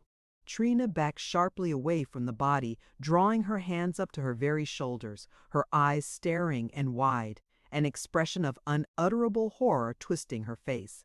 "Oh, ha!" she exclaimed in a long breath, her voice hardly rising above a whisper. "Oh, ha! Isn't that horrible?" Suddenly she turned and fled through the front part of the house to the street door that opened upon the little alley. She looked wildly about her. Directly across the way a butcher's boy was getting into his two-wheeled cart drawn up in front of the opposite house, while nearby a peddler of wild game was coming down the street, a brace of ducks in his hand. "Oh, say," gasped Trina, trying to get her voice. "Say, come over here quick." The butcher's boy paused, one foot on the wheel, and stared. Trina beckoned frantically. Come over here quick." The young fellow swung himself into his seat. "What's the matter with that woman?" he said half aloud. "There's a murder been done," cried Trina, swaying in the doorway. The young fellow drove away, his head over his shoulder, staring at Trina with eyes that were fixed and absolutely devoid of expression. "What's the matter with that woman?" he said again to himself as he turned the corner. Trina wondered why she didn't scream, how she could keep from it, how, at such a moment as this, she could remember that it was improper to make a disturbance and create a scene in the street. The peddler of wild game was looking at her suspiciously. It would not do to tell him. He would go away like the butcher's boy. "Now wait a minute," Trina said to herself, speaking aloud. She put her hands to her head. "Now wait a minute. It won't do for me to lose my wits now. What must I do?" She looked about her. There was the same familiar aspect of Polk Street. She could see it at the end of the alley, the big market opposite the flat. The delivery carts rattling up and down, the great ladies from the avenue at their morning shopping, the cable cars trundling past, loaded with passengers. She saw a little boy in a flat leather cap, whistling and calling for an unseen dog, slapping his small knee from time to time. 2 men came out of Frenna's saloon, laughing heartily. Heise the harness maker stood in the vestibule of his shop, a bundle of whittlings in his apron of greasy ticking. And all this was going on. People were laughing and living, buying and selling, walking about out there on the sunny sidewalks, while behind her and there, Hasty started back from the sudden apparition of a white-lipped woman in a blue dressing gown that seemed to rise up before him from his very doorstep. "Well, Mrs. Mcteague, you did scare me, oh, come over here, quick." Trina put her hand to her neck, swallowing something that seemed to be choking her. "Maria's killed Zerkow's wife, I found." "Her. Get out," exclaimed Heise. "You're joking. Come over here over into the house. I found her. She's dead." Heise dashed across the street on the run, with Trina at his heels, a trail of spilled whittlings marking his course. The two ran down the alley. The wild game peddler, a woman who had been washing down the steps in a neighboring house, and a man in a broad-brimmed hat stood at Zerkal's doorway, looking in from time to time and talking together. They seemed puzzled. "Anything wrong in here?" asked the wild game peddler as Heise and Trina came up. 2 more men stopped on the corner of the alley and Polk Street and looked at the group. A woman with a towel round her head raised a window opposite Zerko's house and called to the woman who had been washing the steps. "What is it, Mrs. Flint?" Heise's was already inside the house. He turned to Trina, panting from his run. "Where did you say? Where was it? Where?" "In there," said Trina, "farther in the next room." They burst into the kitchen. "Lord!" ejaculated Heise, stopping a yard or so from the body and bending down to peer into the gray face with its brown lips. "By God, he's killed her. Coo, Zerko, by God, he's killed her. Cut her throat, he always said he would. Zerko, by God, he's killed her. Cut her throat, he always said he would. Zerko. He's killed her. Her throat's cut. Good Lord, how she did bleed. By God, he's done for her in good shape this time." "Oh, I told her," cried Trina. "He's done for her serse this time. She said she could always manage. Oh, it's horrible. He's done for her sure this trip. Cut her throat. Lord, how she has BLED'd. Did you ever see so much that's murder, that's cold-blooded murder? He's killed her. Say, we must get a policeman. Come on." They turned back through the house. 6 people, the wild game peddler, the man with the broad-brimmed hat, the washwoman, and 3 other men were in the front room of the junk shop. A bank of excited faces surged at the door. Beyond this, outside, the crowd was packed solid from one end of the meter alley to the other. Out in Polk Street, the cable cars were nearly blocked and were bunting away slowly through the throng with clanging bells. Every window had its group, and as Trina and the harness maker tried to force the way from the door of the junk shop, the throng suddenly parted right and left before the passage of two blue-coated policemen who clove a passage through the press, working their elbows energetically. They were accompanied by a third man in citizen's clothes. Heiss and Trina went back into the kitchen with the two policemen. The third man in citizen's clothes cleared the intruders from the front room of the junk shop and kept the crowd back, his arm across the open door. "Woo!" whistled one of the officers as they came out into the kitchen. "Cutting scrape? By George, somebody's been using his knife all right." He turned to the other officer. "Better get the wagon. There's a box on the second corner." "Salve. Now then," he continued, turning to Trina and the harness maker and taking out his notebook and pencil, "I want your names and addresses." It was a day of tremendous excitement for the entire street. Long after the patrol wagon had driven away, the crowd remained. In fact, until 7 o'clock that evening, groups collected about the door of the junk shop, where a policeman stood guard, asking all manner of questions, advancing all manner of opinions. "Do you think they'll get him?" asked Ryer of the policeman. A dozen necks craned forward eagerly. "Hall, we'll get him all right, easy enough," answered the other with a grand air. "What? What's that? What did he say?" asked the people on the outskirts of group. Those in front passed the answer back. "He says they'll get him all right, easy enough." The group looked at the policeman admiringly. He skipped to San Jose, where the rumor started, and how, no one knew. But everyone seemed persuaded that Zirko had gone to San Jose. But what did he kill her for? Was he drunk? No, he was crazy, I tell you, crazy in the head. Thought she was hiding some money from him. Frenna did a big business all day long. The murder was the one subject of conversation. Little parties were made up in his saloon parties of twos and threes to go over and have a look at the outside of the junk shop. Heiss was the most important man the length and breadth of Polk Street. Almost invariably he accompanied these parties, telling again and again of the part he had played in the affair. It was about 11 o'clock. I was standing in front of the shop when Mrs. Mcteague, you know, the dentist's wife, came running across the street, and so on and so on. The next day came a fresh sensation. Polk Street read of it in the morning papers. Towards midnight on the day of the murder, Zerkov's body had been found floating in the bay near Black Point. No one knew whether he had drowned himself or fallen from one of the wharves. Clutched in both his hands was a sack full of old and rusty pans, tin dishes, fully 100 of them, tin cans, and iron knives and forks, collected from some dump heap. "And all this," exclaimed Trina, "on account of a set of gold dishes that never existed." Chapter 17. One day, about a fortnight after the coroner's inquest had been held, and when the excitement of the terrible affair was calming down and Polk Street beginning to resume its monotonous routine, old Grannis sat in his clean, well-kept little room, in his cushioned armchair, his hands lying idly upon his knees. It was evening, not quite time to light the lamps. Old Grannis had drawn his chair close to the wall, so close, in fact, that he could hear Miss Baker's grenadine brushing against the other side of the thin partition at his very elbow, while she rocked gently back and forth, a cup of tea in her hands. Old Grannis's occupation was gone.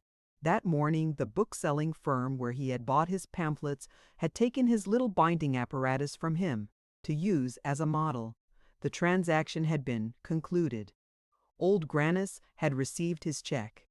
It was large enough, to be sure, but when all was over, he returned to his room and sat there sad and unoccupied, looking at the pattern in the carpet and counting the heads of the tacks in the zinc guard that was fastened to the wall behind his little stove. By and by he heard Miss Baker moving about. It was 5 o'clock, the time when she was accustomed to make her cup of tea and keep company with him on her side of the partition. Old Grannis drew up his chair to the wall near where he knew she was sitting. The minutes passed, side by side, and separated by only a couple of inches of board, the two old people sat there together while the afternoon grew darker. But for old Grannis all was different that evening. There was nothing for him to do. His hands lay idly in his lap. His table, with its pile of pamphlets, was in a far corner of the room, and, from time to time, stirred with an uncertain trouble, he turned his head and looked at it sadly, reflecting that he would never use it again. The absence of his accustomed work seemed to leave something out of his life. It did not appear to him that he could be the same to Miss Baker now. Their little habits were disarranged, their customs broken up. He could no longer fancy himself so near to her. They would drift apart now, and she would no longer make herself a cup of tea and keep company with him when she knew that he would never again sit before his table binding uncut pamphlets. He had sold his happiness for money. He had bartered all his tardy romance for some miserable banknotes. He had not foreseen that it would be like this. A vast regret welled up within him. What was that on the back of his hand? He wiped it dry with his ancient silk handkerchief. Old Grannis leant his face in his hands. Not only did an inexplicable regret stir within him, but a certain great tenderness came upon him. The tears that swam in his faded blue eyes were not altogether those of unhappiness. No, this long-delayed affection that had come upon him in his later years filled him with a joy for which tears seemed to be the natural expression. For 30 years his eyes had not been wet, but tonight he felt as if he were young again. He had never loved before, and there was still a part of him that was only 20 years of age. He could not tell whether he was profoundly sad or deeply happy, but he was not ashamed of the tears that brought the smart to his eyes and the ache to his throat. He did not hear the timid rapping on his door, and it was not until the door itself opened that he looked up quickly and saw the little retired dressmaker standing on the threshold, carrying a cup of tea on a tiny Japanese tray. She held it toward him. "I was making some tea," she said, "and I thought you would like to have a cup." Never after could the little dressmaker understand how she had brought herself to do this thing. One moment she had been sitting quietly on her side of the partition, stirring her cup of tea with one of her Gorham spoons. She was quiet, she was peaceful. The evening was closing down tranquilly. Her room was the picture of calmness and order. The geraniums blooming in the starch boxes in the window, the aged goldfish occasionally turning his iridescent flake to catch a sudden glow of the setting sun. The next moment she had been all trepidation. It seemed to her the most natural thing in the world to make a steaming cup of tea and carry it into old Grannis next door. It seemed to her that he was wanting her, that she ought to go to him. With the brusque resolve and intrepidity that sometimes seizes upon very timid people, the courage of the coward greater than all others, she had presented herself at the old Englishman's half-open door, and, when he had not heeded her knock, had pushed it open, and at last, after all these years, stood upon the threshold of his room. She had found courage enough to explain her intrusion. "I was making some tea, and I thought you would like to have a cup." Old Grannis dropped his hands upon either arm of his chair, and, leaning forward a little, looked at her blankly. He did not speak. The retired dressmaker's courage had carried her thus far. Now it deserted her as abruptly as it had come. Her cheeks became scarlet, her funny little false curls trembled with her agitation. What she had done seemed to her indecorous beyond expression. It was an enormity. Fancy, she had gone into his room, Mr. Grannis's room. She had done this, she who could not pass him on the stairs without a qualm. What to do she did not know. She stood, a fixture, on the threshold of his room, without even resolution enough to beat a retreat. Helplessly, and with a little quaver in her voice, she repeated obstinately, "I was making some tea, and I thought you would like to have a cup of tea." Her agitation betrayed itself in the repetition of the word. She felt that she could not hold the tray out another instant. Already she was trembling so that half the tea was spilled. Old Grannis still kept silence. still bending forward with wide eyes, his hands gripping the arms of his chair. Then, with the tea tray still held straight before her, the little dressmaker exclaimed tearfully, "Oh, I didn't know it would seem like this. I only meant to be kind and bring you some tea, and now it seems so improper. I'm so ashamed. I don't know what you will think of me." She caught her breath. "Improper," she managed to exclaim. "Unlady like you can never think well of me. I'll go. I'll go." She turned about. "Stop," cried old Grannis, finding his voice at last. Miss Baker paused, looking at him over her shoulder, her eyes very wide open, blinking through her tears, for all the world like a frightened child. "Stop!" exclaimed the old Englishman, rising to his feet. "I didn't know it was you at first. I hadn't dreamed. I couldn't believe you would be so good, so kind to me. Oh," he cried, with a sudden sharp breath, "oh, you are kind. You have made me very happy." "No, no," exclaimed Miss Baker, ready to sob. "It was unladylike. You must think ill of me." She stood in the hall. The tears were running down her cheeks, and she had no free hand to dry them. "I'll take the tray from you," cried old Grannis, coming forward. A tremulous joy came upon him. Never in his life had he been so happy. At last it had come when he had least expected it. That which he had longed for and hoped for through so many years, behold, it was come tonight. He felt his awkwardness leaving him. He was almost certain that the little dressmaker loved him, and the thought gave him boldness. He came toward her and took the tray from her hands and, turning back into the room with it, made as if to set it upon his table. But the piles of his pamphlets were in the way. Both of his hands were occupied with the tray. He could not make a place for it on the table. He stood for a moment uncertain, his embarrassment returning. "Oh, won't you please?" He turned his head, looking appealingly at the little old dressmaker. "Wait, I'll help you," she said. She came into the room, up to the table, and moved the pamphlets to one side. "Thanks, thanks," murmured old Grannis, setting down the tray. Now, I will go back," she exclaimed hurriedly. "No, no," returned the old Englishman. Don't go. I've been so lonely tonight, and last night too, all this year, all my life," he suddenly cried. I've forgotten the sugar, but I never take sugar in my tea. But it's rather cold, and I've spilled it, almost all of it. I'll drink it from the saucer." Old Grannis had drawn up his armchair for her.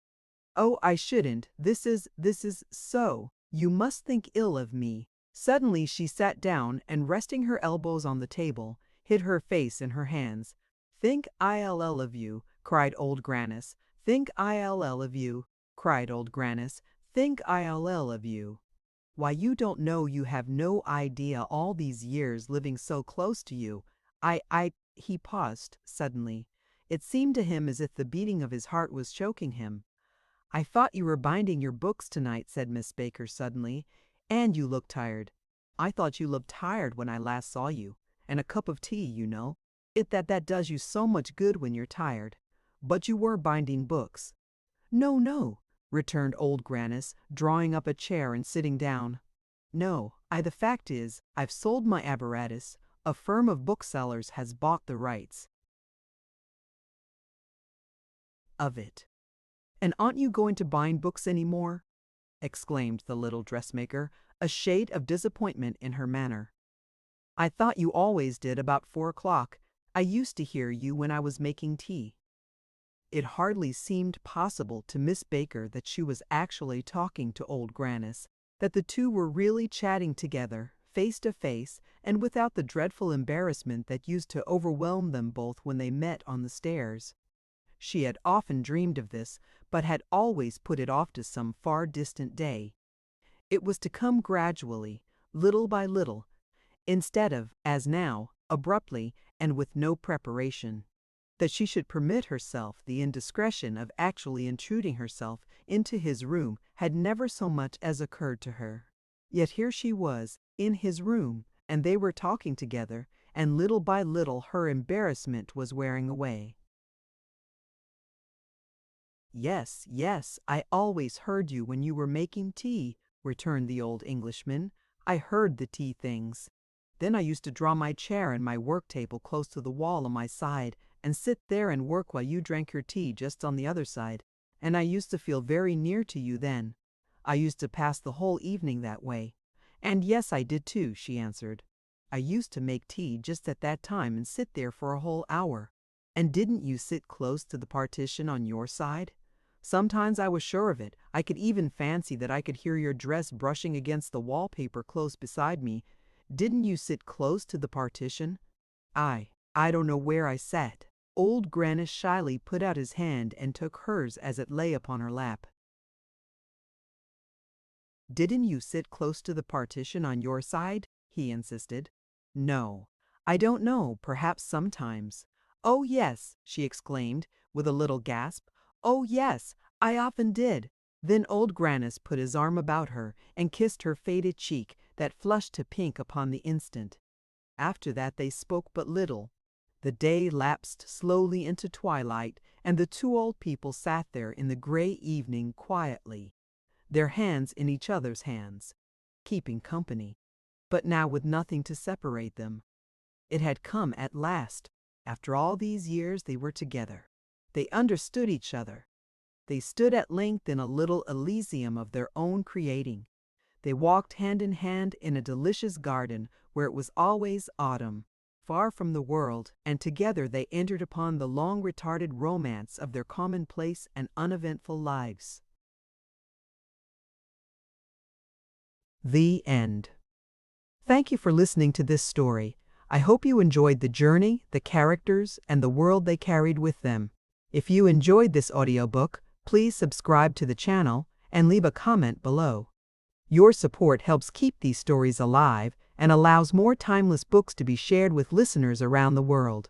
Until next time, thank you for listening.